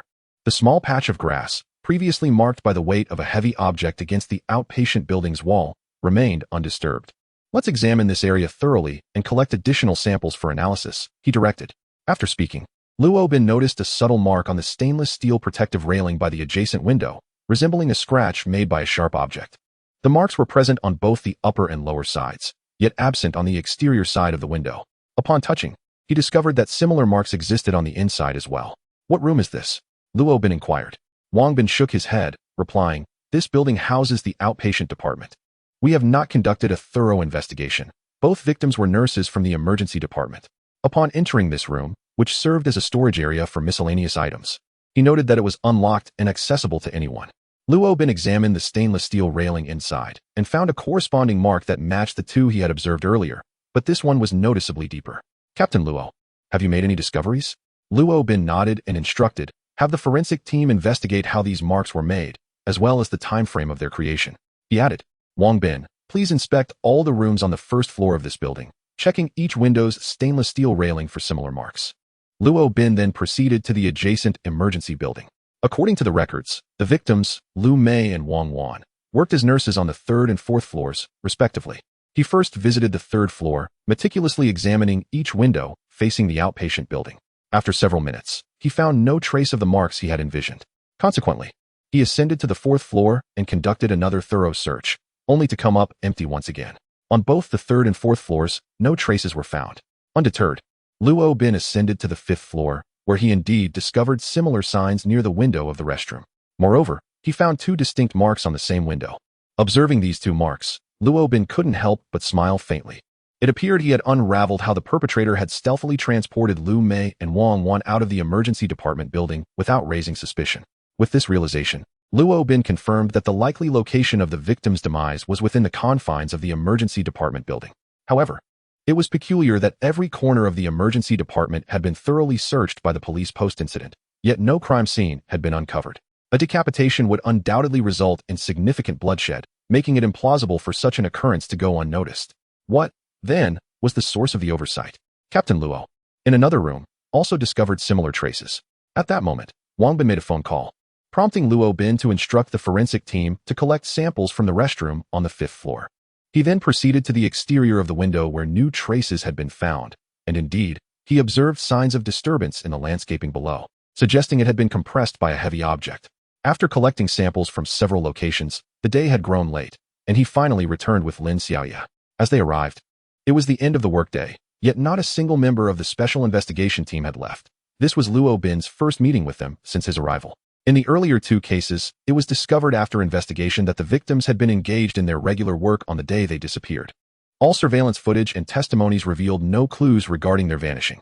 Even more perplexing was the appearance of their bodies in the hospital's backyard the following morning, a seemingly impossible occurrence. Luo Bin addressed the crowd, explaining, "Today, I found something between the emergency building and the outpatient building of the hospital. Lu Lei, please elaborate." Yes, Lu Lei from the forensic team stepped forward. We found minute traces on the windows of two storage rooms in the outpatient department. According to our analysis, these marks were made by fine iron wires. The green belt outside both windows shows signs of being compressed by heavy objects. The results from the ground samples indicate the presence of faint bloodstains beneath both windows, belonging to the two victims. Additionally, Similar ligature marks made by iron wires were discovered by the window of the fifth-floor restroom. The crowd gasped in astonishment. If the two deceased were indeed inside the emergency building, how could bloodstains appear outside the outpatient building's windows? As the audience pondered this mystery, Luo Bin operated the computer, and a simulated diagram of the hospital's two buildings appeared on the large screen. He pointed at the diagram, explaining, the distance between these two buildings is over 10 meters, with an 8-meter-wide passageway in between. On either side of the road are green belts, and to prevent climbing, all ground and second-floor windows are fitted with comprehensive security grills, making it impossible to exit through the windows. Above the third floor, there are semi-integrated anti-theft windows. However, the hospital's floors are higher than those of ordinary residences, with each floor exceeding 4 meters. The windows on the third floor are nearly 10 meters above the ground, making it virtually impossible for a living person to leap from such a height. Even if a corpse were to be hurled from above, it would generate significant noise and leave substantial traces. Therefore, the question remains, how did the two victims, whether alive or deceased, exit the emergency building? The faint marks of fine wires become crucial in this investigation. As Luo Bin spoke, he operated the computer, connecting the window on the first floor of the outpatient department to the window of the fifth-floor restroom with a red line. Upon seeing this horizontal line, everyone in the task force understood. Captain Luo, are you suggesting that the murderer, in the restroom on the fifth floor of the emergency building, used some means to conceal the deceased, then tied wires to the window of the outpatient department on the first floor, employing an arc to transport the body out of the emergency department? Wang Bin exclaimed in astonishment. Chapter 84. Gathering Intelligence Indeed. This is the only explanation for the bloodstains of two distinct victims found by the windows outside the outpatient building. When the bodies fell, they struck the ground, leaving marks on the grass as if pressed down by a heavy object, while simultaneously creating faint traces of the victim's blood. Luo Bin nodded in agreement, indicating that the scene of the crime must have been within the emergency building, for a living person could not have orchestrated such an act. Wang Bin immediately contemplated the implications of this realization. Luo Bin, satisfied, nodded again, affirming precisely. I have also noted that the stretch of road between the two buildings falls within a blind spot of the surveillance cameras. The perpetrator cleverly exploited this to transport the victims out of the emergency building, creating the illusion of a mysterious disappearance. The crowd gazed at Captain Luo with admiration. He truly lived up to his reputation. Within just a day of arriving in Hongjing City, he not only assisted the police department in resolving a significant bombing case, but also made a critical breakthrough in the headless case. This, after they had spent an entire week without any leads. However, despite this, how did the assailant manage to transport the victims' bodies to the backyard? It is crucial to note that both access routes to the backyard are under constant surveillance, with no blind spots. Just as astonishment gripped the group, Lin Xiaoya doused their excitement with a splash of cold reality. This is a very practical concern. The surveillance coverage at the sole entrance to the backyard is extensive, leaving no areas unmonitored. Luo Bin shook his head in resignation. At present, I am uncertain about this matter. The case must be approached step by step. Our focus is directed towards 3 main avenues. Wang Bin, you will primarily investigate the whereabouts of the deceased's head, LV Hong. You will concentrate on examining the hospital as a whole, particularly identifying any alternative routes leading to the rear courtyard in conjunction with the surveillance coverage. The actual crime scene, located within the emergency building, is under my purview. Any significant breakthroughs in any of these directions will undoubtedly have a monumental impact on the progression of the case. This concludes today's meeting. Let us all strive for excellence tomorrow. Understood, Captain Luo. The group responded in unison, rising to their feet, startling Lin Xiaoya, who stood nearby. Captain Luo, why do these individuals seem to have transformed? Why are they no longer directing their focus towards you? Lin Xiaoya inquired softly after the others had departed, still unaware of the explosive incident that had transpired earlier in the day. Luo Bin smiled faintly. Why concern ourselves with such matters? Today, I need you to monitor the rear courtyard for any developments. Any discoveries there? Lin Xiaoya asked, her curiosity piqued. The hospital sees a constant influx of individuals daily. However, few venture into the rear courtyard, as it primarily consists of the hospital's large storage facility and cafeteria. Generally, patients do not frequent that area. Upon reviewing the surveillance footage, I noted a few individuals who frequently access the rear courtyard. Which individuals? Lin Xiaoya queried, retrieving a piece of paper from her bag. Yesterday, I observed the entrance to the eastern side of the rear courtyard throughout the day and identified several individuals entering the area. After some inquiries, I was able to ascertain their identities. Throughout the course of a single day, the security personnel made a total of 6 visits to the backyard, each time in pairs. They changed shifts 3 times. However, one individual remained present during all 6 occasions. This individual, Lu Ming, has been engaged as a security guard at the hospital for 2 years, having earned the position of a small team leader due to his commendable performance. Was he there every time? Luo Bin inquired, his brow furrowing with confusion. Lin Xiaoyan nodded affirmatively. Yes, the others were assigned to partner with him, changing every 2 visits. But he was the only one present throughout all 6. Apart from Lu Ming, there is also an elderly gentleman known as Wang, who has some hearing difficulties. Despite my numerous attempts to call out to him, he seemed unresponsive. Upon further inquiry, I learned that he has been performing various menial tasks at the hospital and is nearing 60 years of age. How many times did he visit the backyard today? Luo Bin pressed on. I observed him entering through the eastern entrance 3 times, once in the morning, once at noon, and once in the evening, yet I did not witness him exiting. He must have departed via the western entrance. I doubt that this Mr. Wang could be the culprit. He appears somewhat stooped, and his gait seems unsteady and slow. Luo Bin nodded in silence, choosing not to elaborate further. Another individual of interest is a middle-aged man named Lu Kong, who delivers vegetables to the hospital cafeteria. This man possesses a rather intriguing demeanor. When I attempted to strike up a conversation with him, he appeared rather shy. It is quite amusing that a man of his age would exhibit timidity in the presence of a young woman. Surely, my ethereal beauty must have instilled in him a sense of awe. Alas, my striking features seem to leave me with nowhere to hide. One cannot help but wonder where Lin Xiaoya derives her confidence. As she speaks, she takes out a mirror, admiring her reflection with an air that is rather infuriating. Had Luo Bin not been her partner for a considerable time, he might have retorted sharply. She then adds, it seems I've gained a bit of weight recently. Do you have any effective methods for losing it, Captain Luo? Indeed, the answer lies in eating less and exercising more. It appears your workload is rather light. Tomorrow, I want you to patrol between the 2 entrances, remaining vigilant at all times. This approach will not only enhance your intelligence gathering, but will also aid in your weight loss. Luo Bin responds curtly. Lin Xiaoya pouts, Captain Luo. Why do you always assign me such tasks? I wish to be on the scene investigating cases. Continuously gathering intelligence is dreadfully dull. Is there no method for losing weight without resorting to dieting? There are indeed alternatives. If you simply reduce your carbohydrate intake, our bodies require energy from 3 primary sources.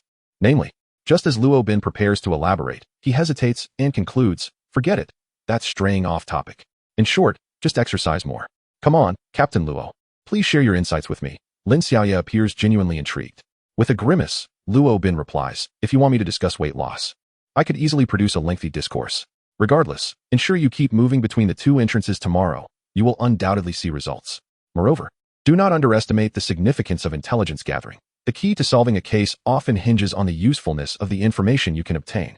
After this round of persuasion, Lin Xiaoya finds herself at a loss for words. Early the following morning, Luo Bin and Lin Xiaoya arrived at the hospital. As before, Luo Bin was dressed casually, his primary objective being to uncover more valuable clues within the emergency room building. The overt leads had already been investigated by the police, prompting Luo Bin to seek insights from a different perspective. Today, he aimed to gather information regarding the 2 victimized nurses through the patient's accounts. Outside the break room, Luo Bin's attention was drawn to a middle-aged man in his 50s, a patient hospitalized due to cervical spine misalignment. Logically, he should have been discharged long ago. Yet he had remained there for over 10 days, which meant he had been present since before the first victim's tragic demise. The reason Luo Bin focused on this individual was straightforward. He was known for his loquacity and had a penchant for engaging in conversation. Thus, Luo Bin intended to approach him as an ordinary person, hoping to glean some information related to the nurses. Chapter 85. Peculiarities of the Hospital. Uncle Zhang, fetching water. Are we? Luo Bin approached with a most natural smile. Huh? Oh, indeed. Uncle Zhang turned to glance at him, seemingly unfamiliar with Luo Bin, and inquired, young man, I don't believe we've met before. Are you a patient or a doctor here? Evidently, he was one who enjoyed conversation, a trait that facilitated their dialogue. Luo Bin chuckled lightly. How could I possibly be a doctor? My grandfather is hospitalized here. I believe I encountered you during my last visit. Perhaps you have forgotten. Is Uncle Zhang feeling better now? Allow me to assist you. With that, he stepped forward to help Uncle Zhang fetch water, displaying genuine enthusiasm. Seeing the young man's fervor, Uncle Zhang felt quite pleased. Ah, this lad is truly commendable. Your grandfather is fortunate to have such a filial grandson. After exchanging a few casual remarks, Luo Bin assisted Uncle Zhang back to his ward for some rest. The room was a shared one, with another bed occupied by an elderly gentleman who appeared even older. Luo Bin inquired, Uncle, has anyone from your family come to visit you? I am perfectly fine on my own. I hardly require care. It is quite comfortable here, being looked after, with food and shelter provided. Though I must admit it can be a tad dull at times. It seemed that this uncle was deliberately prolonging his hospital stay in pursuit of insurance money. Luo Bin chose not to concern himself with the man's intentions and continued the conversation in a light-hearted manner. You have a point, uncle. It can indeed be a bit monotonous here. It seems you have been here for quite some time. Have any amusing incidents occurred that you could share with me? I would love to relay them to my grandfather when I return. Luo Bin seemed to be quite to the uncle's liking, as the uncle, beaming with joy, said, Young man, let me share with you. While I have not encountered anything particularly amusing, I have certainly stumbled upon quite a few peculiar occurrences. Please, take a seat and allow me to recount my tale slowly. A few nights ago, I was awakened by a series of thudding sounds outside, reminiscent of someone clomping about in heavy shoes on a wooden floor. Yet, the noise seemed to emanate from beyond my window. Unable to sleep, I opened the window to peer outside, but the darkness enveloped everything, rendering me blind to my surroundings, while the thudding continued unabated. An odd sound indeed. Luo Bin refrained from interrupting, urging him to proceed.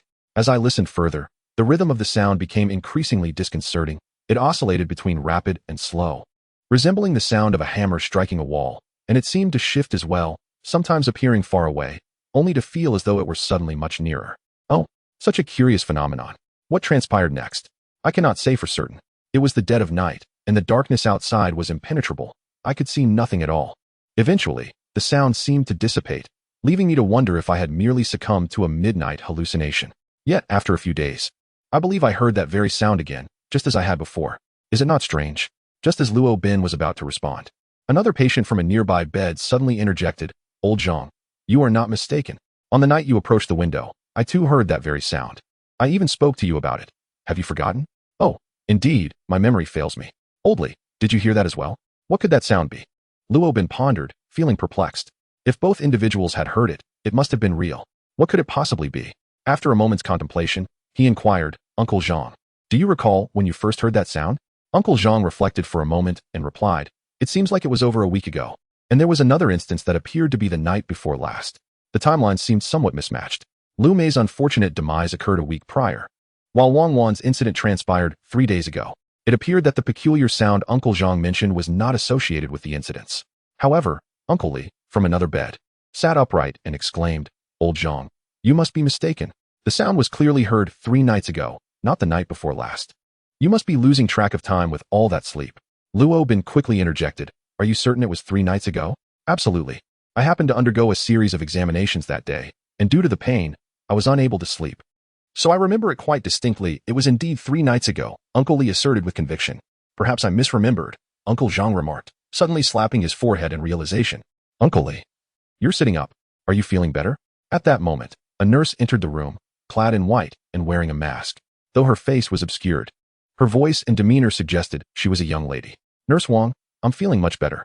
Are you here to check my temperature again? I truly appreciate your efforts. Do not say that. It is our duty. The nurse diligently took the temperatures of the 2 gentlemen, while Luo Bin observed from the side. The nurse was attentive, even assisting Uncle Li in lying down, as his condition was rather grave, prompting her to show him extra care. A few minutes later, the nurse departed, and Uncle Zhang, watching her retreating figure, smacked his lips, remarking, That young nurse is quite a lovely girl, indeed, with a splendid figure. Luo Bin felt a wave of disbelief wash over him, thinking, You old lecher. Uncle Li, you just said also, were there other nurses tending to you previously? Indeed. There were 2 others before, Uncle Zhang replied. The first was Nurse Lu. Her voice was the sweetest. She would always call out Uncle Zhang, and her little hands were truly delicate, almost as if they could squeeze out water. Truly, Uncle Zhang was incorrigible, not only scheming insurance fraud, but also making advances toward the young nurse. Were it not for the investigation at hand, Luo Bin would have liked to give him a swift kick. And why hasn't Nurse Lu returned? Oh, about 10 days ago, they replaced her with Nurse Wang, and I haven't seen Nurse Lu since. Nurse Wang is quite commendable as well, with an exceptional physique. And she is even more attentive than Nurse Lu. As he spoke, a rather mischievous smile graced his lips. Luo Bin rubbed his nose, at a loss for words, as he had nearly pieced together the grim reality. The nurses referred to by Uncle Zhang, Lu and Wang, were none other than the victims of the unsolved case. Lu Mei and Wang Wan. 3 days ago, a new nurse named Wang took over my care. I cannot fathom the situation at this hospital. After spending over 10 days here, I have already encountered 3 different nurses. I wonder if I will soon be introduced to a 4th. Speaking of which, the young women of today possess an undeniable charm. How I wish I had been born 3 or 4 decades later. Uncle Zhang, this old lecher, began to indulge in his fanciful thoughts. Beside him, Uncle Li, a more reasonable man, sighed and remarked, Old Zhang, at your age, What on earth are you preoccupied with? Just as Luo Bin was about to interject, Uncle Li's next words left him utterly astonished. I don't know if you've heard, but Xiao Lu has passed away. Chapter 86. Haunted? What? Nurse Lu has passed away? Old Li, do not speak carelessly. Uncle Zhang appears completely unaware of this matter. Luo Bin's astonishment stemmed from the fact that Uncle Li was aware of their demise. Previously, during his investigation at the hospital, the patients seemed oblivious to the situation. How did Uncle Li come to know? Why would I deceive you?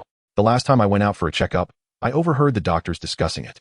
Little Lu has indeed died. Otherwise, why would we suddenly need to change nurses? I just wonder how little Wang is doing, Uncle Li elucidated. So that was the reason. It appears that there were indeed many discussions among the medical staff. It couldn't be that sinister, could it? Nurse Wang must have been reassigned due to unforeseen circumstances. Although Uncle Zhang is somewhat of a lecher, his nature is fundamentally good. Uncle Li, what did the doctors say about how Nurse Lu met her end? Luo Bin, now a bystander, was aware from years of investigative experience that what people discuss privately often diverges from what is reported to the police. Such private discussions tend to be more imaginative. Uncle Zhang, intrigued, urged, yes, Old Li, do share. Uncle Li struggled momentarily to sit up. Luo Bin quickly assisted him. Once seated, Uncle Li began to gossip. You may find it hard to believe, but I heard those doctors saying that little Lu was often flirting with the director. Flirting with the director? Luo Bin exclaimed in astonishment, noting that he had not encountered any such terminology in the documents. The director here, named Wang Quan, is a prominent professor in the country, renowned within the research institute, and has made significant contributions to the nation. Moreover, Director Wang is already in his 60s. It seems implausible that he would be involved with a girl in her 20s. Indeed, I heard the doctors discussing this matter, though they did not specify how Xiao Lu met her demise. They merely implied that her relationship with the director might be connected to her death. Luo Bin tentatively remarked. Surely not. Director Wang is a well-respected figure in our country. Who can say? Today's young women are entirely different from those of our generation. Furthermore, I overheard the doctors mention that the day before Xiao Lu's death, someone saw her arguing with a young man. However, they could not identify who he was. It was a woman who claimed to have seen it from upstairs, but from such a distance, she could not ascertain if it was indeed Xiao Lu, although the figure appeared similar. Uncle Li, do you recall which woman mentioned this? I cannot say, Uncle Li replied, reflecting momentarily before turning to Luo Bin. Young man, you seem quite invested in this matter. Luo Bin waved his hand nonchalantly. I'm merely curious. Curiosity can be a perilous pursuit, Uncle Li cautioned. By the way, I heard you mention that you came to visit your grandfather. Which ward is he in? He is not on this floor, but rather in the ward upstairs. I find myself meandering aimlessly out of boredom. Luo Bin casually concocted an excuse. Uncle Li nodded in acknowledgement, saying, Young man, if you are staying in the hospital tonight, remember to avoid the vicinity of the elevator on the 5th floor. It is quite cursed there. Cursed? What does Uncle Li mean by that? Uncle Zhang, who had remained silent for a long time, immediately interjected. Indeed, young man, heed his warning. The 5th floor is truly cursed. It is said that at night, one can occasionally hear the mournful songs of women. In short, everyone hospitalized is aware, it is best for you to steer clear of that area. In a place like this, there are too many vengeful spirits. It is wiser to believe in their existence than to dismiss it. That place is haunted. What an astonishing piece of news. In this day and age, how can anyone still claim such strange occurrences in a hospital? The lamenting songs of women? It certainly sounds a bit spine-chilling, yet Luo Bin naturally did not believe in the existence of ghosts. Have you all heard it with your own ears? He retorted. I have merely heard rumors. Who would dare venture there in the dead of night? Uncle Zhang chuckled, but suddenly his expression shifted to one of tension as he muttered. Ah, yes, you mentioned Nurse Lu has passed away. Coincidentally, the ghostly rumors began circulating around the same time. I had not recalled it until you mentioned it. Alas, despite your advanced age, you still harbor a fear of ghosts. Even if it were indeed the spirit of young Lu, it would pose no threat to us, provided one has lived without guilt. I find myself wishing that the authorities could uncover the circumstances surrounding Lu's untimely demise. Such a young woman, what a tragic loss. Uncle Zhang sighed, expressing, indeed, Lu was quite kind to us. It is truly a pity. From the conversation between these two gentlemen, it is evident that Lu Mei was considerate towards them. The police testimonies also reveal that Lu Mei possessed a pleasant disposition, and given her youth, it stands to reason that she would have no adversaries. What manner of person could possibly harbor a motive to take her life? Throughout the morning, numerous rumors were gathered. Two peculiar sounds were reported during the time frame of the incidents. After the first victim's death, a haunting female voice echoed through the 5th floor corridor, and there were whispers of an affair between Lu Mei and the dean. It was also noted that Lu Mei had quarreled with a man shortly before her passing. Regardless of the veracity of these claims, each must be thoroughly investigated. After a moment of contemplation, Luo Bin resolved to speak with the dean first. Prior to visiting the dean's office, he placed a call to Wang Bin, requesting him to look into whether the deceased, Lu Mei, had a boyfriend. Wang Quan, a gentleman in his 60s, has, by all accounts, reached the age of retirement. Yet, he has made significant contributions to medicine throughout his life and remains steadfast at the forefront of the hospital even at such an advanced age. It is said that he personally performs surgeries on patients each month. Luo Bin holds a deep respect for such a venerable figure. Upon arriving at the office, Luo Bin introduced himself, and the dean greeted him with great courtesy. Luo Bin, I have seen your news reports. The dismemberment case in Lufeng City was handled remarkably well. At such a young age, you managed to solve such a challenging case, and you also cracked the dismemberment case that shocked the nation a decade ago. Truly impressive. The dean's praise was exaggerated, for in comparison to your contributions to the medical field, my achievements are hardly noteworthy. Such sentiments should not be expressed, the dean replied, for we are merely fulfilling our roles in society, contributing from different positions. I have complete confidence in your handling of the unsolved cases at the hospital. Should you require any assistance, I will wholeheartedly support your efforts. Luo Bin nodded, finding Dean Wang to be exceptionally amiable upon their first meeting. However, as an experienced detective, he was not one to place his trust entirely on first impressions. After a moment of contemplation, Luo Bin decided to be forthright. Dean, I have a question I wish to discuss with you. Chapter 87. The ex-boyfriend regardless of his aura or personal demeanor. Dean Wang exuded a sense of comfort that profoundly affected Luo Bin. It even stirred within him an impulse to forego his inquiry, yet ultimately, he mustered the courage to proceed. I have heard that the deceased, Lu Mei, may have had an inappropriate relationship with you, he stated. Immediately, Luo Bin added, Please do not misunderstand, Dean. I harbor no suspicions against you. I merely wish to address some rumors I have encountered. Out of respect for you, I chose to confront this matter directly rather than investigate obliquely, and I hope you do not take offense. The dean chuckled heartily. Not at all. I appreciate your straightforwardness. You pose your question directly, and I shall respond candidly. Should you find my answers unsatisfactory, you are welcome to continue your inquiries. Conversely, if my responses meet your expectations, there shall be no need for further investigation. This approach indeed enhances efficiency, and I have no reason to take offense. Rather, I am grateful for your trust. Lu Mei, I recall her somewhat. She was brought to our institution on her very first day by my own hand. This occurred last year, as she is the daughter of a relative of an old classmate of mine. At the time, we were in need of nurses, and my classmate recommended Lu Mei. Having reviewed her resume, I agreed to her employment. After speaking, the director chuckled heartily. Luo Bin, do not assume that I am partial. Given Lu Mei's initial qualifications, her placement as an intern nurse at our hospital strictly adheres to regulations. I followed the hospital's procedures entirely. She was brought to the nursing station, where the head nurse personally conducted her interview before her admission. You're too modest, director. It is within your rights to arrange for a nurse's entry into the hospital. However, I wonder if this friend of yours might inform me, so I can verify the details, Luo Bin replied. Certainly, the director said, as he retrieved his mobile phone and a piece of paper. He inscribed a phone number and a name, then handed it to Luo Bin. After Lu Mei's admission, I had little opportunity to meet her. Earlier this year, the hospital experienced a severe influenza outbreak, during which several nurses became infected. To mitigate the spread, I approved a temporary leave for them. During that time, with a shortage of nurses, Lu Mei, as an intern, bravely fought on the front lines, working tirelessly for over 10 hours a day for an entire week until the other nurses recovered. I observed her commendable performance and therefore granted her a special approval for permanent status, a process that typically requires 6 months for interns at our hospital, yet she accomplished it in merely 3. Luo Bin took the note and nodded. Thus, many within the hospital believe your relationship with her is rather extraordinary. It is quite normal for others to engage in discussions. However, her professional capabilities and work ethic have garnered the approval of the majority of physicians. My prior endorsement for her permanent position aligns with regulations, and all of this can be verified. Furthermore, approximately a month ago, one morning I encountered her while on the road and invited her into my car to accompany me to the hospital. Perhaps this incident has sparked some gossip among others. After recounting this, the director reminisced. I recall that morning vividly. I had just refueled and finished breakfast near the gas station when I spotted her. Consequently, we arrived at the hospital together. Allow me to retrieve the receipt from the car, which will confirm the date, enabling you to verify my innocence. Luo Bin chuckled lightly. Director Wang, you jest. I harbor no doubts about you. I understand that this is a matter of work necessity. My clarity in this regard is merely to assist you, ensuring you do not stray in your inquiries. This encapsulates all my interactions with Lu Mei, and I hope it aids you in your investigation. Upon bidding farewell to the director, Wang Bin received a timely phone call. Captain Luo, Lu Mei's parents are unaware of whether their daughter is in a relationship, and her colleagues at the hospital have not mentioned any boyfriend.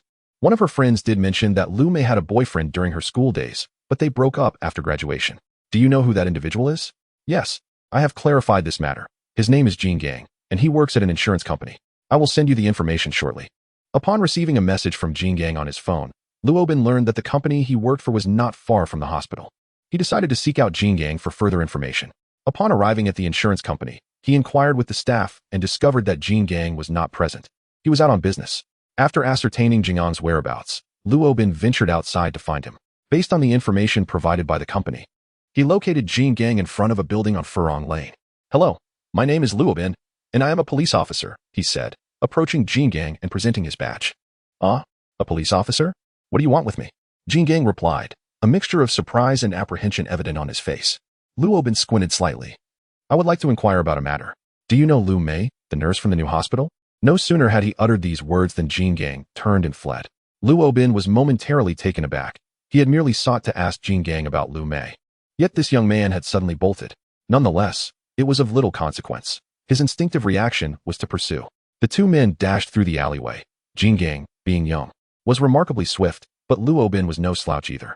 As a police officer, maintaining physical fitness was paramount for apprehending suspects. After a couple of minutes, Luo Bin managed to catch up to Jin Gang at a street corner. Why are you running? Luo Bin called out. Officer, I understand my mistake. I truly did not mean to cause any trouble. I had no idea Lu Mei would report me. I assure you, it was unintentional, Jin Gang pleaded, resembling a contrite child caught in wrongdoing. Luo Bin furrowed his brow, sensing that something was amiss. The fact that Jin Gang had mentioned Lu Mei had reported the incident suggested that his plea for mercy was unrelated to her murder. However, it was evident that some event had transpired between them. Nonetheless, one could not dismiss the possibility that Jin Gang was intentionally misleading him to divert suspicion from himself. Thus, Luo Bin produced the handcuffs from his person and secured Jingang's wrists, inquiring poetically, "Pray tell, how did you come to take her life?" This question rendered Jin Gang momentarily speechless. As he exclaimed, "What are you saying? How could I have killed her? Are you deliberately provoking me?" "I was merely..." His words trailed off, as if a realization struck him, and he suddenly erupted into laughter. You must be sent by Lu Mei to deceive me into revealing the truth, right? I advise you to release me at once. Impersonating a police officer is a crime. If you do not free me shortly, I shall call the authorities myself." It appeared that Jin Gang was indeed unrelated to Lu Mei's demise. He remained oblivious to her tragic fate. Yet, the mystery surrounding the truth he alluded to piqued Luo Bin's curiosity. "There is no need for you to contact the police. Let us proceed directly to the precinct." Chapter 88. The dishonest individual. Upon arriving at the police station, Jin Gang was utterly taken aback, as it dawned on him that the individual before him was indeed an officer of the law. Luo Bin was well aware that Jin Gang was not the perpetrator behind Lu Mei's demise. The logic simply did not align. Jin Gang was merely Lu Mei's ex-boyfriend, and even if he harbored resentment, how could he be implicated in Wang Wan's death? Hence, Luo Bin brought him to the precinct solely to avoid squandering time. Recognizing that Jin Gang was rather cunning, and that confronting him directly in the police station would compel him to speak the truth. "Now tell me, how did you kill Lu Mei?" Luo Bin initiated with a bold inquiry. "What do you mean, kill Lu Mei? When did Lu Mei die?" Jingang's panicked expression further corroborated Luo Bin's suspicions. Seizing the opportunity, Luo Bin pressed, "Are you still attempting to conceal something? It would be best to come clean." Intimidated by Luo Bin's tone, Jingang's legs weakened, and he nearly faltered. "Officer, I truly did not commit murder. I genuinely know nothing." "Then why did you flee when you saw me?" Luo Bin demanded sharply. "I ran because..." "Oh, it's all a misunderstanding, officer. Did Lu Mei really die?" Jin Gang lifted his gaze to Luo Bin, a hint of disbelief in his eyes, as the news was overwhelmingly shocking. With a stern expression, Luo Bin urged, "Enough of the nonsense. Speak quickly. The situation is this. Lu Mei and I were classmates and previously dated. After graduation, we parted ways and hadn't seen each other for over a year. Recently, I happened to encounter her on the street, and that is all there is to it." "Then why did you run?" As the hesitant Jin Gang stammered, Luo Bin, unwilling to squander any more time, stood up with the intention of departing. "If you do not confess honestly, I shall have to confine you first, and the truth will eventually be uncovered." "Wait a moment, officer," Jin Gang stuttered, swallowing hard. "I shall speak. After encountering Lu Mei on the street, I noticed she had become even more beautiful than before, and I wished to rekindle our past romance. However, she was unwilling. Therefore, I invited her to dinner, and in her drink, I surreptitiously added a sedative, intending to." At this juncture, Jin Gang paused, raising his gaze to gauge Luo Bin's reaction. Noticing his expression remained composed, he continued, "Yet, she was exceedingly cautious. Upon sipping the drink and feeling a bit lightheaded, she immediately ceased drinking and called her friend to come and collect her. This is why I fled. I feared she had reported me to the authorities. Do you know what her current occupation is? Have you seen her since this incident?" After this occurrence, I sought to explain myself to her, but she had blocked my number. Upon inquiring, I discovered she was working as a nurse at the new hospital. I then went to the hospital to find her, but she insisted that I refrain from bothering her any further. Undeterred, I sought to clarify matters, only to be met with her ire. She warned me that should I trouble her again, she would contact the police and have me arrested. That is the essence of the matter. Having listened attentively, Luo Bin inquired, "Do you recall the day you visited her at the hospital, and where exactly you met?" "It was on the 10th of this month that we agreed to meet at the open space in front of the hospital cafeteria, where a large tree stood prominently, towering over the others. The discovery of the first headless corpse occurred on the 14th, while Lu Mei's time of death was recorded on the night of the 13th. Jin Gang and Lu Mei had met on the 10th, implying that Lu Mei fell victim shortly after their encounter. From a temporal perspective, Jin Gang indeed appears somewhat suspicious. However, there are no other compelling indicators that suggest he fits the profile of a suspect. Officer, when did Lu Mei die? You must clarify this. It truly has nothing to do with me, he insisted. Ask fewer unnecessary questions. Reflect on your meeting that day. Did she exhibit any peculiar behavior? Jin Gang pondered for a moment, then resolutely shook his head. Nothing seemed amiss. She was just like before. Generally amiable, yet when angered, she would unleash a torrent of words as if fueled by gunpowder. However, I knew her sharp tongue concealed a kind heart. I never imagined she would meet such a fate, alas. After speaking, he raised his gaze, panic-stricken, to Officer Luo Bin. Officer, I speak only the truth. You must believe me. I have been punctual at work every day and remained at home each night without wandering. My roommate can vouch for me. Luo Bin waved his hand dismissively. I will investigate your claims. For now, proceed to the lobby and confess to the police about where you procured the sedative, detailing everything without omission. The testimony provided by Jin Gang corroborates the statements made by Uncle Lee. However, at present, this remains merely his subjective account. Even the words of the dean must be verified before Luo Bin can place his trust in them. Although today's investigation may not have significantly advanced the overall case, it has provided Luo Bin with a new direction to pursue. Around 5 o'clock in the afternoon, the special investigation team returned to the police station to compile the results of the day's efforts. Captain Luo, since the occurrence of the first case, I have not ceased my search for the missing head. Regrettably, it has been nearly half a month with no progress. Wang Bin expressed with a hint of remorse. Luo Bin nodded, acknowledging the challenge. This endeavor is akin to searching for a needle in a haystack. It is not an easy task. Moreover, if the perpetrator has concealed the head within their own home, our search becomes even more arduous. Is it truly possible for someone to hide a severed head in their own residence? How grotesque! Lin Xiaoya exclaimed in disbelief. I encountered a similar case a few years ago, where the murderer concealed the victim's head in their refrigerator. It was only discovered when the killer's mother, while retrieving something, stumbled upon it and, in horror, called the police. Otherwise, how would we have ever found it? Lin Xiaoya swallowed hard, her imagination conjuring vivid images of opening her refrigerator each day only to be greeted by the sight of a severed head. Although there are blind spots in the surveillance between the two hospital buildings, access to the backyard can only be gained through those two entrances, which would inevitably expose the individual to the monitored areas. Beyond this, no other normal routes have been identified. The survey results remain as passive as before, with everyone caught in a deadlock, shrouded in darkness ahead. At this juncture, Wang Bin proposed, should we consider issuing a reward through online platforms and media, urging the public to provide clues?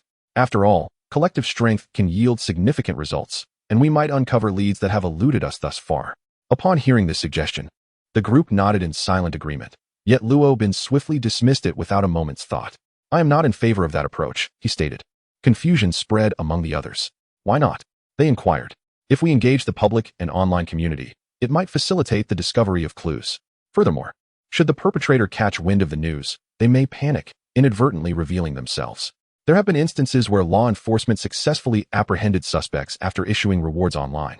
Thanks to the collaboration between the police and citizens, Wang Bin countered.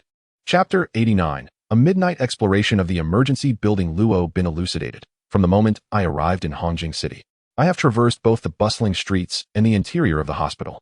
I discovered that the news surrounding this headless case has been meticulously suppressed. The populace remains utterly oblivious to its occurrence. In such circumstances, it is prudent to keep the public uninformed, as societal panic could exacerbate the troubles faced by the police department. The dismemberment case serves as a poignant example. During that time, the police station was inundated with calls. And Zhao Taijun, along with the entire task force, operated under immense pressure to resolve the case.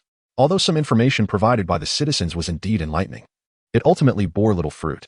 Noticing the perplexed expressions on the faces of those present, Luo Bin continued to clarify. This case differs significantly from those you have encountered previously.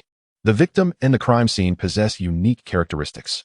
Hospitals and nurses are regarded by the public as sanctuaries of salvation and angels of mercy. Should news of a homicide, especially one so brutal, emerge from this setting, do you not think the public would be gripped by fear? Setting aside the repercussions of public opinion, the new hospital stands as the largest medical facility in Hongjing City, boasting the most comprehensive medical equipment and personnel.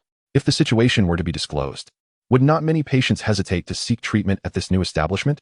Consider the potential ramifications and the profound impact it could have on the entirety of Hongjing City.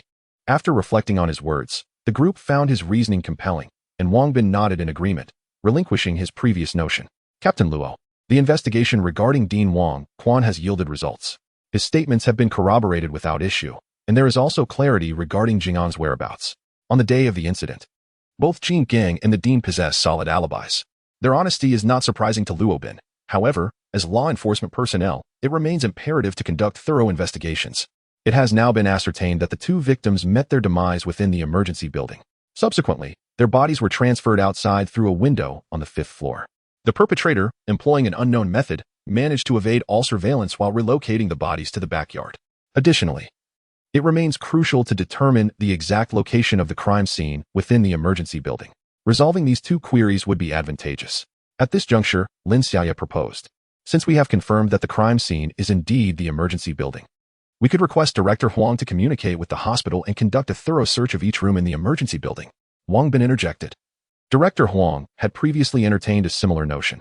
However, considering it is a hospital, while we have searched most rooms, there are certain areas that cannot be searched indiscriminately, such as the controlled substances storage, operating rooms, and sterile wards. Director Huang has sought approval from higher authorities, but given the low likelihood of finding evidence, the request was denied. Luo Bin nodded in agreement, stating, I trust that there will be no issues within the hospital. Such critical areas are heavily secured, accessible only to specific authorized personnel. It is implausible for the perpetrator to have gained entry into those locations, thus rendering further police searches unnecessary. The crowd fell into silence once more. Their predicament was such that the entire situation did not seem particularly strange, yet they found themselves unable to grasp the crucial clues. It was akin to everyone knowing the answer to a problem, but being oblivious to the method of solution. Noticing the time, Luo Bin clapped his hands together and said, All right, we shall conclude today's meeting here. Everyone should head home early to rest. We have more work to tackle tomorrow. So it is imperative that you all recuperate and maintain your best state. Understood. Wang Bin, please stay behind. After the others departed, only Luo Bin, Wang Bin, and Lin Xiaoya remained in the office. Xiaoya, do share any discoveries you may have made today? Lin Xiaoya pouted, her expression showing displeasure as she replied, Following your instructions, I traversed back and forth at the two entrances all day. Aside from the time taken for meals, there were not many individuals entering the backyard. It was much the same as yesterday. The security personnel entered 6 times, in pairs, alternating every 2 shifts, while Lu Ming still managed to go all 6 times. Aside from the cleaning lady, Lu Kong who delivers meals, and a few nurses who fetched medications, no one else entered the backyard. Moreover, the number of medical staff who went to the backyard for lunch was not substantial, and yes, the director also ventured to the backyard. Wang Bin elucidated that there exists a modest canteen in the hospital's backyard, designated for the provision of complimentary lunches and dinners to medical personnel. However, many healthcare workers prefer the allure of fast food establishments or takeout, as such options offer greater variety. Consequently, the number of individuals dining in the canteen is rather limited. The director, known for his frugality, habitually partakes of meals there. Director Wang is truly a venerable elder, Luo Bin remarked with admiration. Amidst his contemplation, Luo Bin turned to Wang Bin and inquired about the security guard Lu Ming and the delivery man of vegetables. We have spoken to the security personnel following the incident. Yet Lu Ming was not subjected to a thorough investigation. The vegetable delivery man has been supplying the canteen for over a decade. In his youth, he was involved in an accident which rendered his right leg somewhat unsteady. He resides not far from the hospital and possesses a small stall where he repairs shoes and zippers, supplementing his income by delivering vegetables to the hospital. Lin Xiaoya nodded in agreement. Indeed, that man walks quite slowly. So, he does not sell vegetables himself? Luo Bin countered. He was originally a shoemaker, but following the accident that impaired his leg, he struggled to find better employment. He has continued to manage his stall, but his living standards have risen. Such repair services have become increasingly rare, leading to a significant decline in his business. Thus, he has taken up the part-time role of delivering vegetables for the past decade and more. After listening to Wang Bin's introduction, Luo Bin did not say much. After a few seconds, he remarked, "Tomorrow, have your subordinates continue searching for leads on the missing persons. You will accompany me to the hospital to investigate that security guard." And, he paused mid-sentence, casting a half-smiling glance at Lin Xiaoya. "Tonight, the three of us shall venture into the emergency department of the hospital." Exploring the emergency department at night. How splendid. This is precisely the kind of endeavor I have longed for. Ever since childhood, I have fantasized about donning a dark cloak like the heroes in television dramas, soaring across the rooftops under the shroud of night, Lin Xiaoya exclaimed with enthusiasm. Wang Bin twitched his lips, uncertain of how to respond. Luo Bin chuckled, "Well, tonight is indeed the moment for you, the valiant heroine, to showcase your skills. I have learned something peculiar at the hospital today, on the 5th floor of the emergency department. There are reports of a woman's sorrowful cries echoing through the corridor at night, a phenomenon that has only arisen since Lu Mei's demise. I have resolved to investigate further." Upon hearing this, Lin Xiaoya suddenly felt a wave of trepidation. She touched her forehead and said, "Captain Luo, to be honest, I am feeling a bit unwell today. My forehead feels somewhat warm. It would be best for me to rest early." Chapter 90. Are there no ghosts in this world? Luo Bin gently touched her forehead. Then his own, puzzled, "It's not hot. It was just that at times it felt feverish while at others it was icy cold, surely a precursor to illness. Perhaps I shouldn't go tonight. I should return early to rest properly. Didn't you just say we must rest well to work better?" Wang Bin nearly burst into laughter beside them, but he managed to stifle it with steadfast resolve. "Xiaoya, are you truly unwell?" Luo Bin asked, feigning surprise. "Yes. I feel dizzy again at this moment," she replied, deliberately swaying as if unsteady on her feet. Luo Bin's expression turned serious. "This won't do. If you're feeling unwell, we must go to the hospital. As it happens, we need to go there tonight. Let us go together. I tell you, young people must not neglect their health. Timely medical attention is essential." At this point, Wang Bin could no longer contain himself, turning away to stifle his laughter, his entire body shaking with mirth. Lin Xiaoya looked at him in exasperation. "Captain Luo, you truly lack consideration for my feelings. What good would it do to give me an out? Enough of this chatter. Let us first have dinner, then we shall head to the hospital." Luo Bin laughed heartily, having seen through Lin Xiaoya's little ruse. "Please, Captain Luo. You spoke so ominously just now. It frightens me," Lin Xiaoya said, her tone filled with grievance. "Frightened of what? Ghosts?" Lin Xiaoya nodded, casting a pitiful glance at Luo Bin. It is indeed peculiar. Confronted with the gruesome sight of dismemberment, one remains unperturbed, yet the mere notion of a ghost evokes fear. In truth, Luo Bin is aware of Lin Xiaoya's trepidation towards apparitions. There was a previous case where the victim's remains were discovered in an unkempt burial ground, and the report was made during the night. At that time, Lin Xiaoya had just joined the police force, and Luo Bin discerned her timid nature. Initially, he thought she was merely frightened by the dead. However, he later realized that her true fear lay not with the deceased, but with ghosts. Thus, seizing this opportunity, he aimed to alleviate her fear of the supernatural. There is nothing frightening about humans. They possess merely 2 eyes and a mouth. However, the essence of a ghost is profoundly unsettling, as it eludes visibility. Lin Xiaoya waved her hand, shaking her head resolutely. "Officer Lin, there are no ghosts in this world. You need not worry, especially since I am accompanying Captain Luo." Wang Bin, having enjoyed a hearty laugh, approached to offer consolation. Yet, Lin Xiaoya persisted in her denial, stating mysteriously, "I know we ought to trust in science, but I genuinely fear ghosts. I have encountered one before." Noticing the incredulous expressions directed at her, she hastened to elaborate. "Truly, when I was in high school, just before the college entrance examination, our dormitory would study late into the night with flashlights. One night, well past midnight, as we grew weary and prepared to rest, I stepped into the corridor for some fresh air, intending to return and continue studying. Can you guess what I saw?" Luo Bin gazed at him with a faint smile, while Wang Bin, eager to alleviate her embarrassment, interjected, "What did you see?" "I noticed a figure pacing back and forth in the corridor of the building opposite. At first, I thought it might be a classmate, but the longer I observed, the more peculiar it became. The figure moved slowly, seemingly cradling something in its hands. Most disturbingly, a light emanated from its mouth. Although I couldn't discern its face, I distinctly saw its eyes glowing as well. Tell me, if eyes can radiate light and a beam issues forth from its mouth, what else could it be if not a ghost?" Terrified, I immediately fled back to my dormitory. Since my roommates were asleep, I dared not disturb them and quietly peered outside through the window. To my dismay, The figure had vanished. What else could it be if not a ghost? Lin Xiaoya recounted the tale vividly, even mimicking her expression from that moment. Stop overthinking it. Surely there are no ghosts in this world. It was merely a student reading in the corridor at night, and the light was likely from a flashlight. Or perhaps you were simply too fatigued and misinterpreted what you saw, Wang Bin reassured her. How can you say that? No one's mouth and eyes can possibly emit light. I was not tired at all. I observed clearly that the figure's hands were empty, without a flashlight.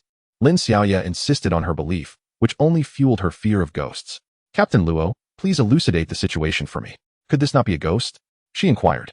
Wait, where is Captain Luo?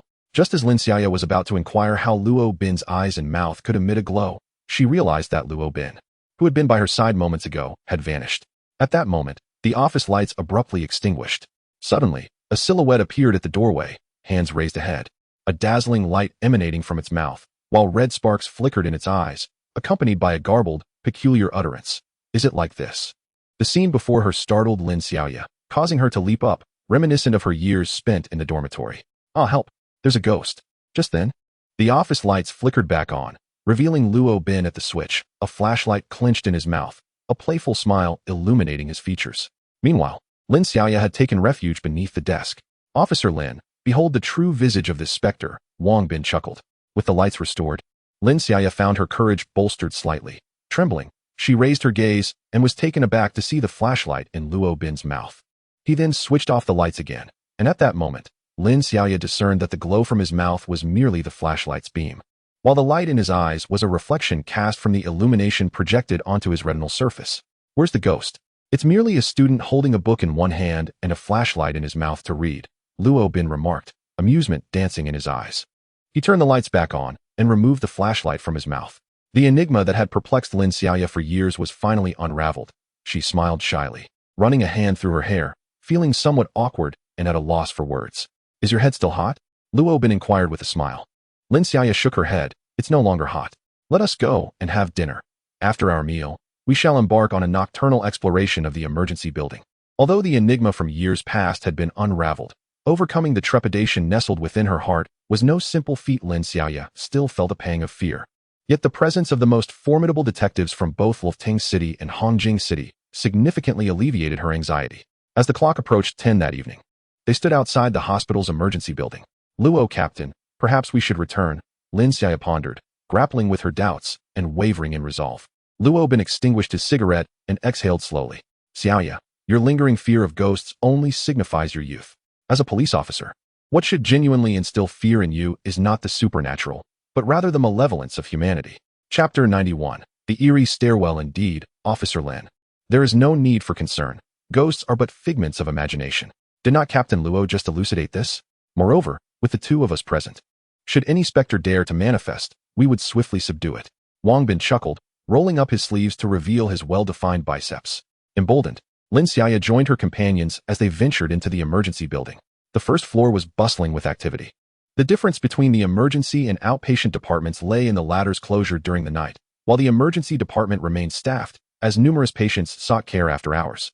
The trio ascended to the 5th floor via the elevator, where the atmosphere was markedly quieter. Luo Bin scanned the environment, noting the surveillance cameras strategically placed along the hallways. Having informed the hospital in advance, he was able to access the monitoring feed from the stairwell corridor on his phone. The footage revealed a scene of normalcy, devoid of any irregularities. Since the majority of individuals opted for the elevator, there were no cameras installed at the stairwell entrance. Luo Bin explained, we have thoroughly inspected the stairwell. No anomalies were detected. Wang Bin emerged from the stairwell, his presence reassuring Lin Xiaoya. With two men here, it is unlikely any ghost would dare to appear. That is a valid point. Let us explore other areas for now, Luo Bin suggested, waving his phone. The three individuals arrived outside the elevator, a mere few meters from the staircase, requiring a couple of turns to navigate. Through the surveillance footage on their phones, they could clearly observe the conditions of the corridor. Engaging in casual conversation while pondering the case, they were unaware that it had already grown late. Reaching 11:30 in the evening, Lin Xiaoya stifled a yawn, remarking, it's quite late. Surely no ghosts will appear now. Luo Bin glanced at the time, hesitating momentarily before suggesting, perhaps we should head back. You've both worked hard today. It's no trouble at all. I'm delighted to accompany Captain Luo. Wang Bin replied with a smile. Luo Bin initially came with the hope of encountering some ghostly occurrences in the corridor, but even if nothing transpired, he was unbothered. He pressed the elevator button, preparing to return. The elevator ascended slowly, halting at the 5th floor, accompanied by a series of creaks as the doors opened.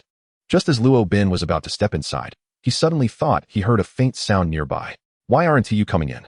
Lin Xiaoya, already in the elevator, asked with a puzzled expression. Luo Bin immediately shut his eyes, straining to listen. Although the sound was indistinct, he was certain he heard singing, ethereal and insincere, tinged with a hint of sorrow. He abruptly opened his eyes to find Wang Bin gazing at him intently.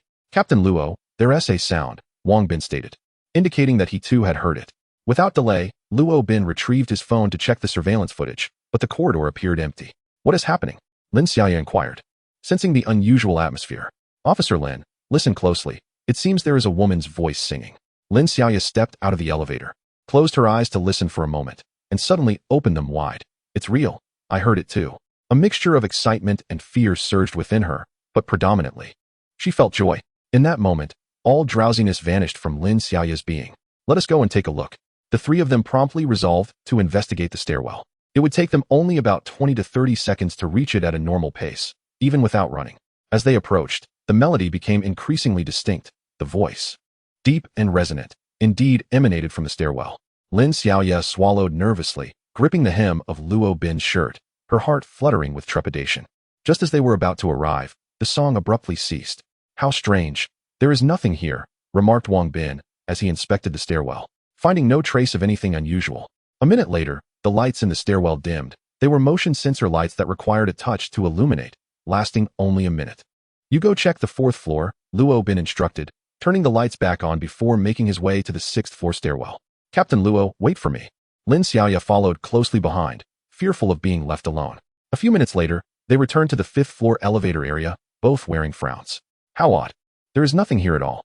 Lin Xiaoya quivered and asked, "What exactly are you looking for?" "Of course, we are seeking the source of the singing. Are we on a treasure hunt?" Luo Bin teased. Wang Bin added, "Even if it is not sung by a person, it could have emanated from a recording device or a mobile phone. However, none of these devices have been located, which is indeed rather peculiar." As the two pondered deeply, Lin Xiaoya ventured, "Could it possibly be a ghost?"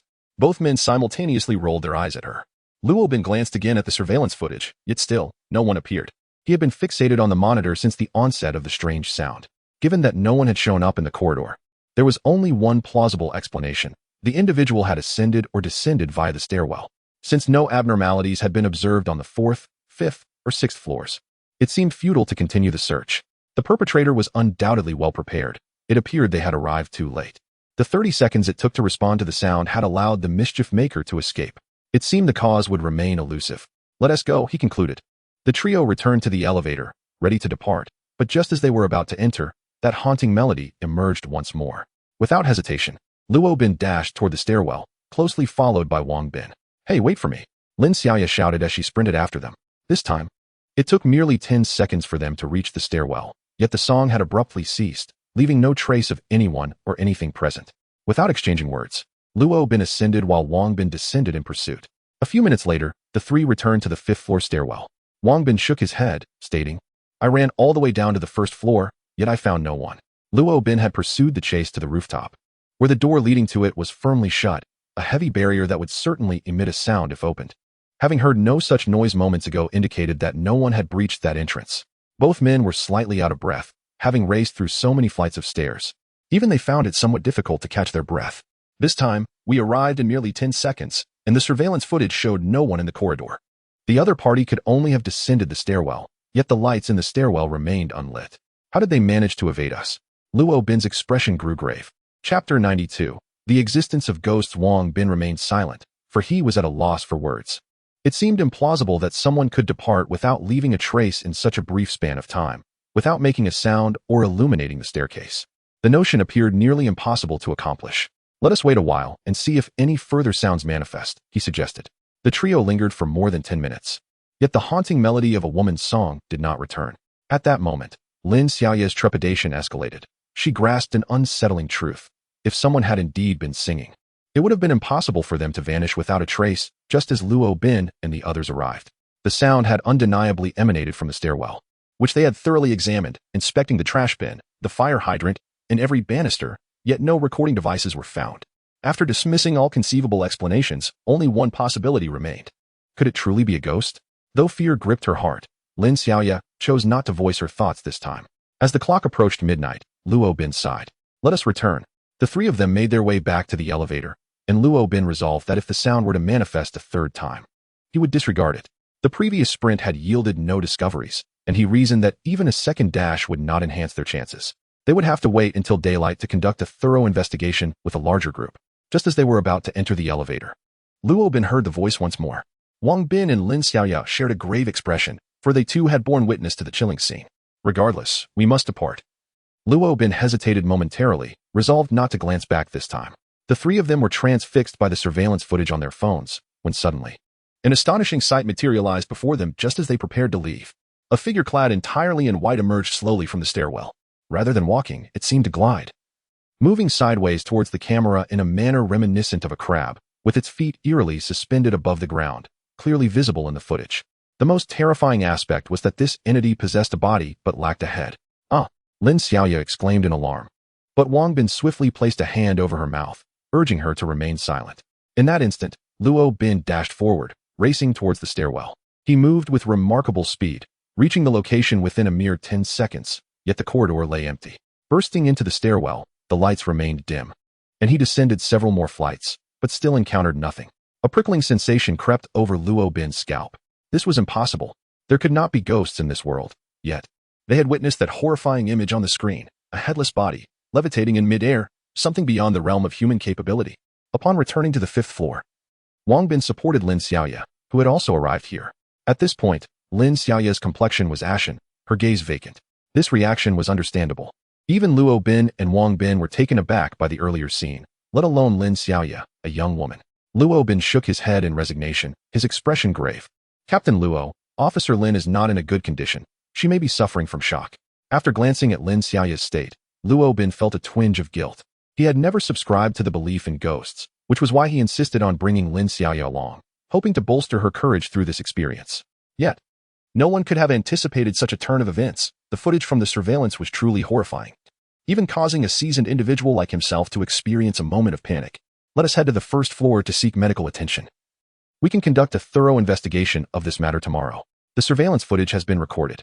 Without lingering in indecision, Luo Bin abandoned the notion of further investigation. Recognizing that Lin Xiaoya's condition was precarious, her face had drained of color, and the effects of extreme fright could indeed lead to serious repercussions. He wasted no time and promptly took Lin Xiaoya to find a doctor on the 1st floor.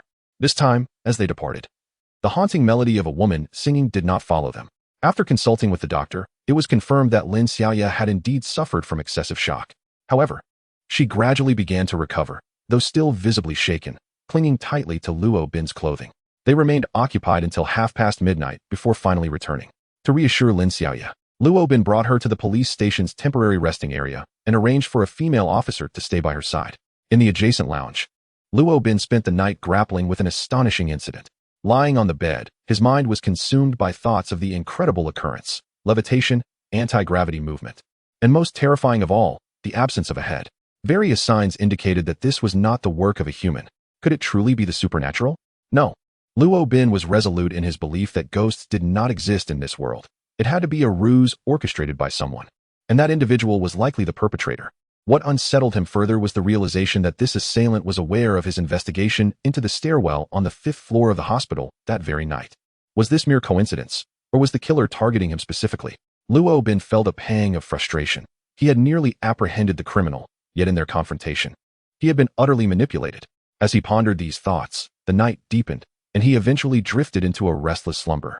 The following morning, Luo Bin did not awaken naturally but was stirred by the persistent ringing of his phone. Groggily, he glanced at the screen and saw that it was Director Huang calling. Checking the time, he was astonished to note that it was only 10 minutes past 6. Such an early hour for a direct call from Director Huang indicated that something significant had transpired. As soon as he answered, he was met with the director's anxious voice. Luo Bin, quickly gather your team and head to the hospital. We've just received a report of a 3rd decapitation case. The operator contacted me directly. I will reach out to others immediately, but you must go to the scene now. With a jarring clatter, Luo Bin's grip faltered, and his phone slipped from his hand, crashing to the floor. The 3rd beheading case has unexpectedly occurred, having just departed from the hospital at 12:30. It is now only 6 o'clock, and yet a new headless murder has been discovered within such a brief span of hours. The murderer, audaciously, has claimed another life right before my eyes. Slamming his fist upon the table, Luo Bin is engulfed with a sense of guilt. It appears that the perpetrator's mockery of him the previous night was not a personal vendetta, but rather a premeditated plan to commit murder, with Luo inadvertently interfering in the execution of that plan. The assailant, undeterred, chose to frighten him off before resuming his lethal intentions. Such arrogance is utterly shocking and reprehensible. Luo Bin splashed water on his face and hurried to the crime scene. The forensic team had already arrived and was collecting samples. As he was about to enter the scene for a closer inspection, he suddenly noticed an individual nearby, raising a phone to photograph the unfolding events. "Seize him," Luo Bin commanded sharply. Chapter 93. The third victim. A few police officers rushed forward upon hearing the commotion and apprehended the individual who had been filming. Luo Bin approached sternly, inquiring, "What are you doing? Are you not aware that this situation is not meant to be recorded?" As he spoke, he seized the man's phone, intending to delete the footage, only to discover that the individual was not recording a video, but rather live-streaming the incident. "Officer, I had no idea filming was prohibited." The man replied innocently. "Cease the broadcast immediately," Luo Bin commanded. The police had been striving to contain the news, apprehensive that it might incite public panic and exacerbate social unrest. They had not anticipated that a bystander would broadcast the event live. After issuing the command, he turned to a nearby officer and instructed, "Quickly contact the Internet Monitoring Agency to coordinate with the streaming platform, ensuring that all data from this broadcast is sealed and prohibited from dissemination. Take this individual back to the station and hand him over to the appropriate personnel for further handling." Glancing at the clock, Luo Bin noted that the man had been live-streaming for over 20 minutes. He wondered whether they could contain the situation in time. Should it spread online, it could lead to significant complications. Once the man was escorted away, Luo Bin could no longer contain his frustration and admonished the officers nearby. "How could you allow such a critical oversight in securing the scene?" The chastised officers bowed their heads in silence. Noticing the bloodshot eyes of one officer and observing that the number of personnel on site was limited, with most preoccupied with their tasks, Luo Bin recognized that the suddenness of the incident had strained their resources. "Get back to work, but remember to take care of yourselves," Luo Bin said, offering a reassuring pat on the shoulder. The police, though ordinary individuals, bear a greater weight of responsibility simply by donning their uniforms. Upon arriving at the crime scene, Luo Bin meticulously surveyed his surroundings, discovering a scene eerily reminiscent of the previous two cases. Once again, it was the hospital's rear courtyard. The victim devoid of a head and drenched in blood, and from the attire, it appeared she was a nurse from this very institution. "Captain Luo," greeted Dong Jie upon seeing his superior. "What is the situation?" "The deceased is female, and preliminary assessments suggest she died within the last 8 hours. The exact cause of death will only be determined following further examination." The implication of the timing struck Luo Bin with a surge of anger. The tragedy had unfolded after he had arrived at the hospital at 10 o'clock the previous evening. The audacity of the murderer to commit such an act in his presence was infuriating. After circling the scene, he noted the body was positioned beneath a tree, akin to the previous two disposal sites. Although not identical locations, they shared the commonality of being situated beneath a tree in the courtyard, not far apart, all within areas obscured from surveillance cameras. While the forensic team collected samples, Luo Bin wandered to the landscaped area beside the outpatient department building. Soon, he discovered marks on one of the window's protective bars, evidence of wire having been used, confirming that the same method had been employed to transport the body from the building. After several hours of labor, the scene was processed, and the body was taken back to the police station. As Luo Bin contemplated the layout of the courtyard, he found his mind adrift in thought. At 8:30, in the Special Investigation Team's office at the police station, the discovery of the corpse was made by the hospital's sanitation worker, who was also the second individual to find the body. Last night, one of the nurses on duty, named Wang Fangjing, was missing. DNA comparison has confirmed that she is indeed the deceased. Upon hearing this news, Luo Bin was taken aback. "Wang Fangjing?" He quickly seized her file and examined it, recognizing the sweetly smiling girl in the photograph as the young nurse he had encountered just the day before in the wards of Uncle Zhang and Uncle Li. A pang of guilt surged within Luo Bin. Had he been able to discern the issue sooner, perhaps this tragedy could have been averted. As a police officer, the realization that a murderer had struck right beneath his nose, claiming the life of someone he had just met, felt akin to having iron wires twisted violently within his heart. The deceased, Wang Fangjing, aged 24, was a new nurse at the hospital. The cause of death was asphyxiation, with the time of death estimated to be between 10 and midnight the previous night. Notably, the head tissue was missing, while other bodily tissues remained intact, showing signs of having been beaten and bound. As Dong Jie recounted the details of the victim and the time of death, Wang Bin slammed his fist onto the table in frustration. As a fellow police officer, his sentiments mirrored those of Luo Bin. The time frame of 10 to midnight was when they had all been on the 5th floor of the new hospital. The realization that the murderer had operated under their very noses struck Wang Bin as a profound psychological blow. The hospital surveillance is currently under scrutiny, and the social connections of the deceased are also being investigated. As it stands, it appears that the same cunning perpetrator is behind the previous 2 headless cases. The atmosphere within the special investigation team has grown exceptionally tense, as the first 2 cases remain unresolved and now a third has emerged. However, at this moment, Luo Bin's greatest concern is not the case itself. While he was engulfed in worry, the door to the office of the special investigation team swung open, revealing a serious-faced Huang Jigang. Observing the expression on Huang Jigang's face, Luo Bin realized that his worst fears had indeed come to pass. "Excuse me for interrupting," Huang Jigang began. "There has been a minor incident at the crime scene today. A young patient, who came to the hospital for medication due to a cold, managed to capture footage of the police investigating the deceased because the scene was not properly secured. To make matters worse, he was live streaming at the time. And this individual is a moderately well-known streamer. Despite it being early in the morning, his live stream attracted thousands of viewers, meaning that thousands witnessed the unfolding events of the case. Although Luo Bin promptly contacted the Internet Monitoring Department in an attempt to halt the dissemination of this information, many among those thousands recorded the live content and have since proliferated it across the internet. As of now, this incident has gone viral online and has even trended, causing widespread panic throughout Hongjing City. All our efforts over the past 10 days to contain the news have been in vain. Just moments ago, Secretary Li from the province called me, emphasizing the urgency to resolve this case swiftly. Do you understand? Understood. Although everyone responded with enthusiasm, their confidence was rather tenuous. Huang Jigang glanced at Luo Bin and then at the others. I will bear the pressure from above. Your sole focus should be on solving the case. If you have any inquiries regarding the investigation, feel free to approach Luo Bin, as he will take full responsibility. Now, I must take my leave. With that, Director Huang turned and departed. His primary intention for this visit was to instill a sense of urgency within the task force. A modicum of pressure would yield greater motivation, while simultaneously demonstrating his support for Luo Bin. Director Huang was astute, fully aware of how to manage personnel. Since Luo Bin's arrival in Hongjing City, he had largely refrained from interfering with the task force's operations. Understanding the delicate position he occupied as the director, Luo Bin felt uneasy, as did Huang Jigang himself. Chapter 94. A mind as sharp as a hair. For the time being, the matters concerning the hospital were set aside, with the primary focus shifting to investigating the social connections of the third deceased. Simultaneously, thorough inquiries were to be made with the family members. As of now, 3 heads had gone missing, and the pursuit of these severed remains could not be neglected. The examination of surveillance footage also required relentless scrutiny. There was no necessity to broaden the search area, but rather to meticulously review the video footage from within the hospital itself. After issuing the directives, the team members divided their tasks and commenced their respective actions. Wang Bin, hold on a moment, Luo Bin called out, halting Wang Bin in his tracks. Delegate your current responsibilities to someone else and accompany me to the hospital. We need to clarify the haunting incident that remained unresolved last night. This time, Lin Xiaoya was not summoned. As she had been quite frightened the previous evening, Luo Bin decided it best for her to rest today.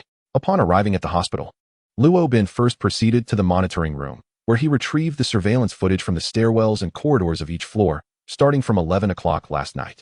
After a thorough examination, it was evident that during the hour leading up to their departure at midnight, no one had appeared in any corridor. Given the naturally sparse foot traffic in the stairwell corridors, coupled with the late hour, the absence of suspicious individuals, or even any individuals at all, was not surprising. However, the footage captured a headless apparition floating in the corridor on the 5th floor at midnight. The staff members viewing the footage alongside them were left utterly stunned. Luo Bin instructed that this particular recording was to remain confidential and prohibited from dissemination, as any breach would entail legal repercussions. Captain Luo, what is your perspective on this matter? Last night, we may have narrowly missed encountering the perpetrator. This individual is both intelligent and cunning. However, I firmly believe that there are no specters in this world. The culprit must have employed some trickery to deceive our senses, and I am convinced that, regardless of the method, evidence will undoubtedly remain. Our task now is to unravel the ruse behind the perpetrator's deceit. The 2 individuals ascended to the 5th floor stairwell. Due to the inadequate lighting last night, they may have overlooked certain details, so they resolved to conduct a thorough search by daylight, hopeful of uncovering new revelations. They began with a broad investigation, meticulously examining areas where items could be concealed, such as the fire hydrants, but found no signs of tampering, nor even traces of disturbance. A layer of dust had settled atop. After all, given the infrequent foot traffic in this stairwell, It was only natural for dust to accumulate over time. They scoured the stairwell of the entire building for half an hour, yet discovered nothing amiss.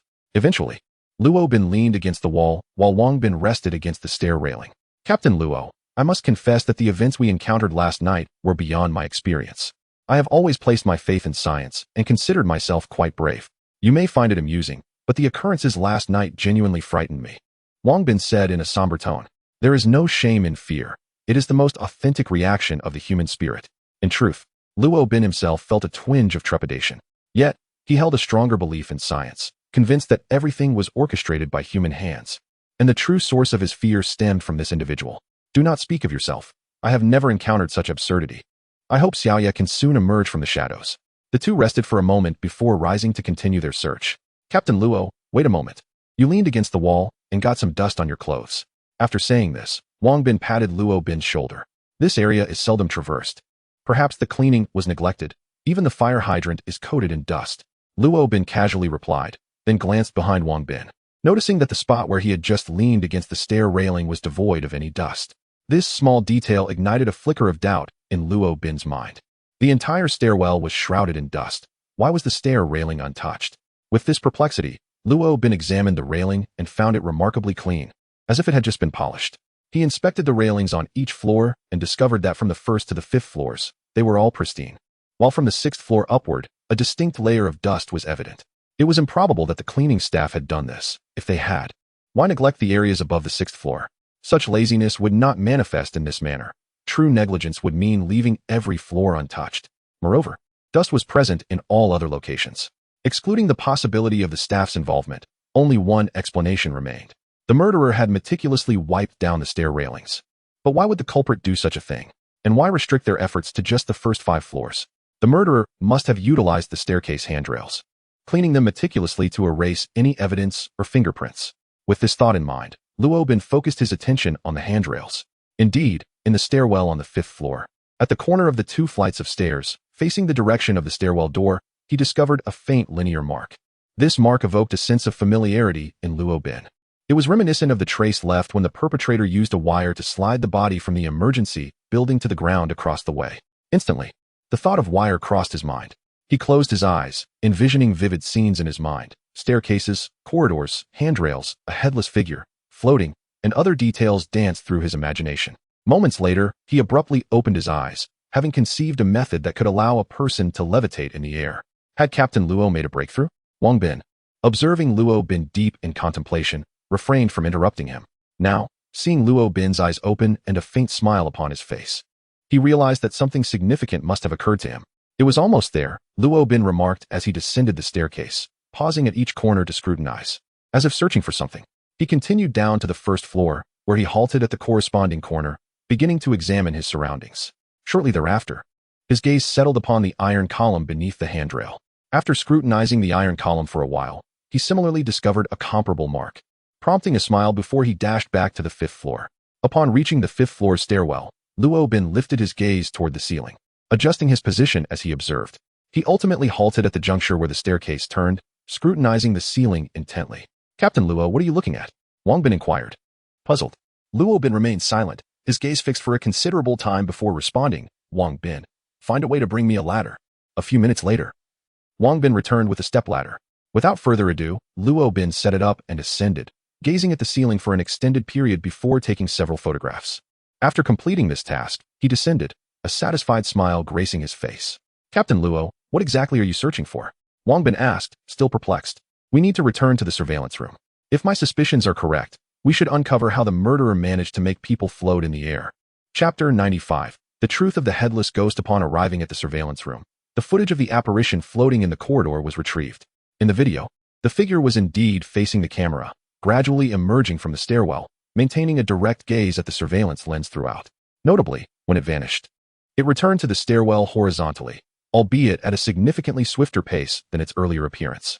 Captain Luo, is there an issue with this footage? Look closely, Luo Bin urged. The individual in the video lacks a head, presenting merely a body and limbs, all obscured by clothing. Consequently, from the video's perspective, it appears devoid of any three-dimensionality. Prompted by Luo Bin's observation, Wang Bin scrutinized the footage for a moment, stroking his chin. Indeed, the absence of a head and limbs denies us any reference points. which initially masked any irregularities. Yet, upon closer inspection, it seems merely a flat image. Precisely, Luo Bin affirmed. What we are witnessing is not a human form, but rather a model. To entertain a bolder hypothesis, it could merely be a flat panel or even a lightweight cardboard, cleverly employed to deceive the eyes of all observers through the surveillance. Ah, I see, Wang Bin exclaimed, enlightenment dawning upon him.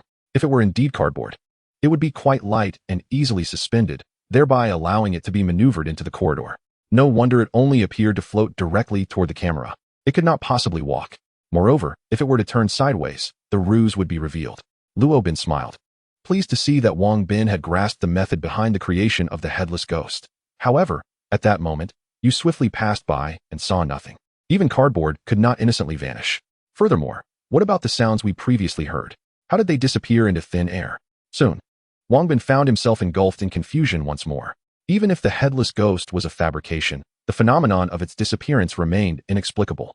Luo Bin, well aware of the answer, chuckled and said, do you remember how the murderer transported the body out of the emergency room building? Yes, Wang Bin replied. They utilized wire to achieve an extraordinary feat over a distance of several meters. Indeed, Luo Bin affirmed, the method employed for this headless ghost is remarkably similar. However, due to the lightweight nature of the cardboard, the murderer likely used a fine yet resilient thread, perhaps fishing line. As they conversed, the two ascended to the stairwell on the 5th floor, where Luo Bin began to elucidate the technique to Wang Bin, pointing out traces at the scene. First, a long thread was tied to the shoulders of the headless ghost's cardboard, ensuring it remained still. Next, a small pulley was secured to the rooftop. If the color was chosen wisely, it would be difficult to detect at night. The line was then threaded through the pulley and drawn down to the corner of the handrail, extending all the way to the 1st floor. Thus, a rudimentary yet efficient disappearing contraption was created. As long as someone on the 1st floor pulled the fine thread with force, the object bound on the 5th floor would be yanked back. Once it surpassed the position of the stair railing, it would plummet at a vertical speed that Luo Bin could never hope to match. Regarding the melodies from the 1st and 2nd occurrences, the solution is rather straightforward. One merely needs to substitute the headless figure with a miniature MP3 player, enveloped in a layer of inconspicuous paper, ensuring that even if it is noticed, it draws little attention. After listening to Luo Bin's explanation, Wang Bin was left in profound admiration. Captain Luo, you truly possess remarkable skill. The minutiae you have discerned are astounding. However, Luo Bin did not share in the elation. Despite having unraveled the method of the perpetrator's trickery, he recalled that Wang Bin had pursued a suspect to the 1st floor the previous night, yet found no one there, nor did the surveillance footage reveal any presence. The enigma of how the culprit and their implements vanished remained unresolved. Nonetheless, they had made significant progress toward the truth. Should they continue their investigation to uncover how the assailant executed their vanishing act, they might well be on the cusp of solving the case. Glimpsing the time, he realized it was already noon, and news from the police station regarding Wang Fongjing had begun to surface. Concerned for Lin Xiaoya's well-being, Luo Bin decided to return to the precinct. Upon his arrival, he found Lin Xiaoya waiting at the entrance. Xiaoya, are you feeling any better? Lin Xiaoya shook her head. I am fine now. Her pallor suggested that she was aware of the recent incident at the hospital, and as an officer, she could not help but feel disheartened by such news.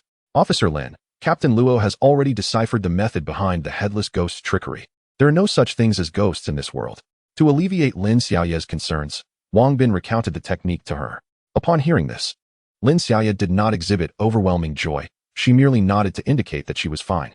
At that moment, Luo Bin received a phone call and promptly headed to the special task force meeting, the call having been placed by Huang Jigang. Upon returning to the office, the three noticed the presence of an additional individual, one whose stature seemed to overshadow even that of Director Huang. With everyone gathered, it became evident that this impromptu meeting was convened for a significant reason, and it was Secretary Yi who would address the assembly. The unfamiliar figure turned out to be the secretary of Hongjing City. Upon realizing his identity, the members of the task force understood the gravity of the situation. Even Secretary Yi had deemed it necessary to attend personally. Secretary Yi began with some formalities, and then shifted his tone. While I acknowledge the hard work you all have put in these past few days, the progress of the investigation has regrettably been rather sluggish. Today, we have encountered some unexpected developments. The new hospital is the largest medical facility in Hongjing City, and the emergence of such circumstances has sparked widespread public alarm within just a few hours. Throughout the day, all patients have sought treatment at other hospitals, and even some inpatients at the new hospital have requested transfers. Although patients possess the autonomy to choose their place of treatment, the new hospital boasts the finest facilities and equipment in the city. This situation poses a severe challenge for both the patients and the healthcare institutions within Hongjing. Merely within the span of a morning, we are witnessing patients queuing without access to medical care, a critical issue, as healthcare institutions are vital components of any city. There have already been 3 incidents of doctor-patient disputes reported directly to my office. Secretary E exuded an aura of authority, compelling all present to bow their heads in silence. The current predicament undeniably stemmed from the police department's failure to adequately manage information, albeit it bore no direct relation to the special investigation team.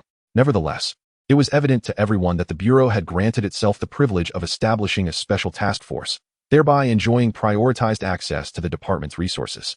In times of crisis, they too must bear the weight of accountability. Furthermore, discord had arisen within the new hospital, leading to a significant exodus of nurses. With no replacements available, it is alarming that such a large institution finds itself devoid of medical personnel. Do you comprehend the gravity of this issue? The assembly fell into deep contemplation, recognizing that the root of the matter lay in the investigation team's failure to resolve the case in a timely manner. Had they acted swiftly, this unfortunate situation could have been averted. Thus, they must accept their share of the responsibility. Chapter 96. I want to be an undercover agent. Although Secretary E did not utter harsh words, the atmosphere weighed heavily on each member of the special investigation team, particularly on Luo Bin, who had been dispatched from another city. If they failed to solve the case, not only would Zhao Taijun face immense pressure, but he would also be unfairly branded as negligent. As these thoughts occupied his mind, Secretary E.'s gaze shifted towards Luo Bin. I do not intend to assign blame, he began, but from this point forward, you must devote yourselves entirely to the investigation. You are all elite members of the police force. And with Captain Luo Bin from the criminal investigation team of Wolftang City here to assist us, we must prove ourselves and not allow the police force of Wolftang City to look down upon us. Understood? While the sentiment seemed reasonable, Luo Bin felt a discomfort brewing within him. Once Secretary E completed his address, he exited the office, followed closely by Director Huang, leaving only the members of the special investigation team behind. Noticing the silence, Luo Bin gestured for them to focus. Let us first discuss the circumstances surrounding the deceased.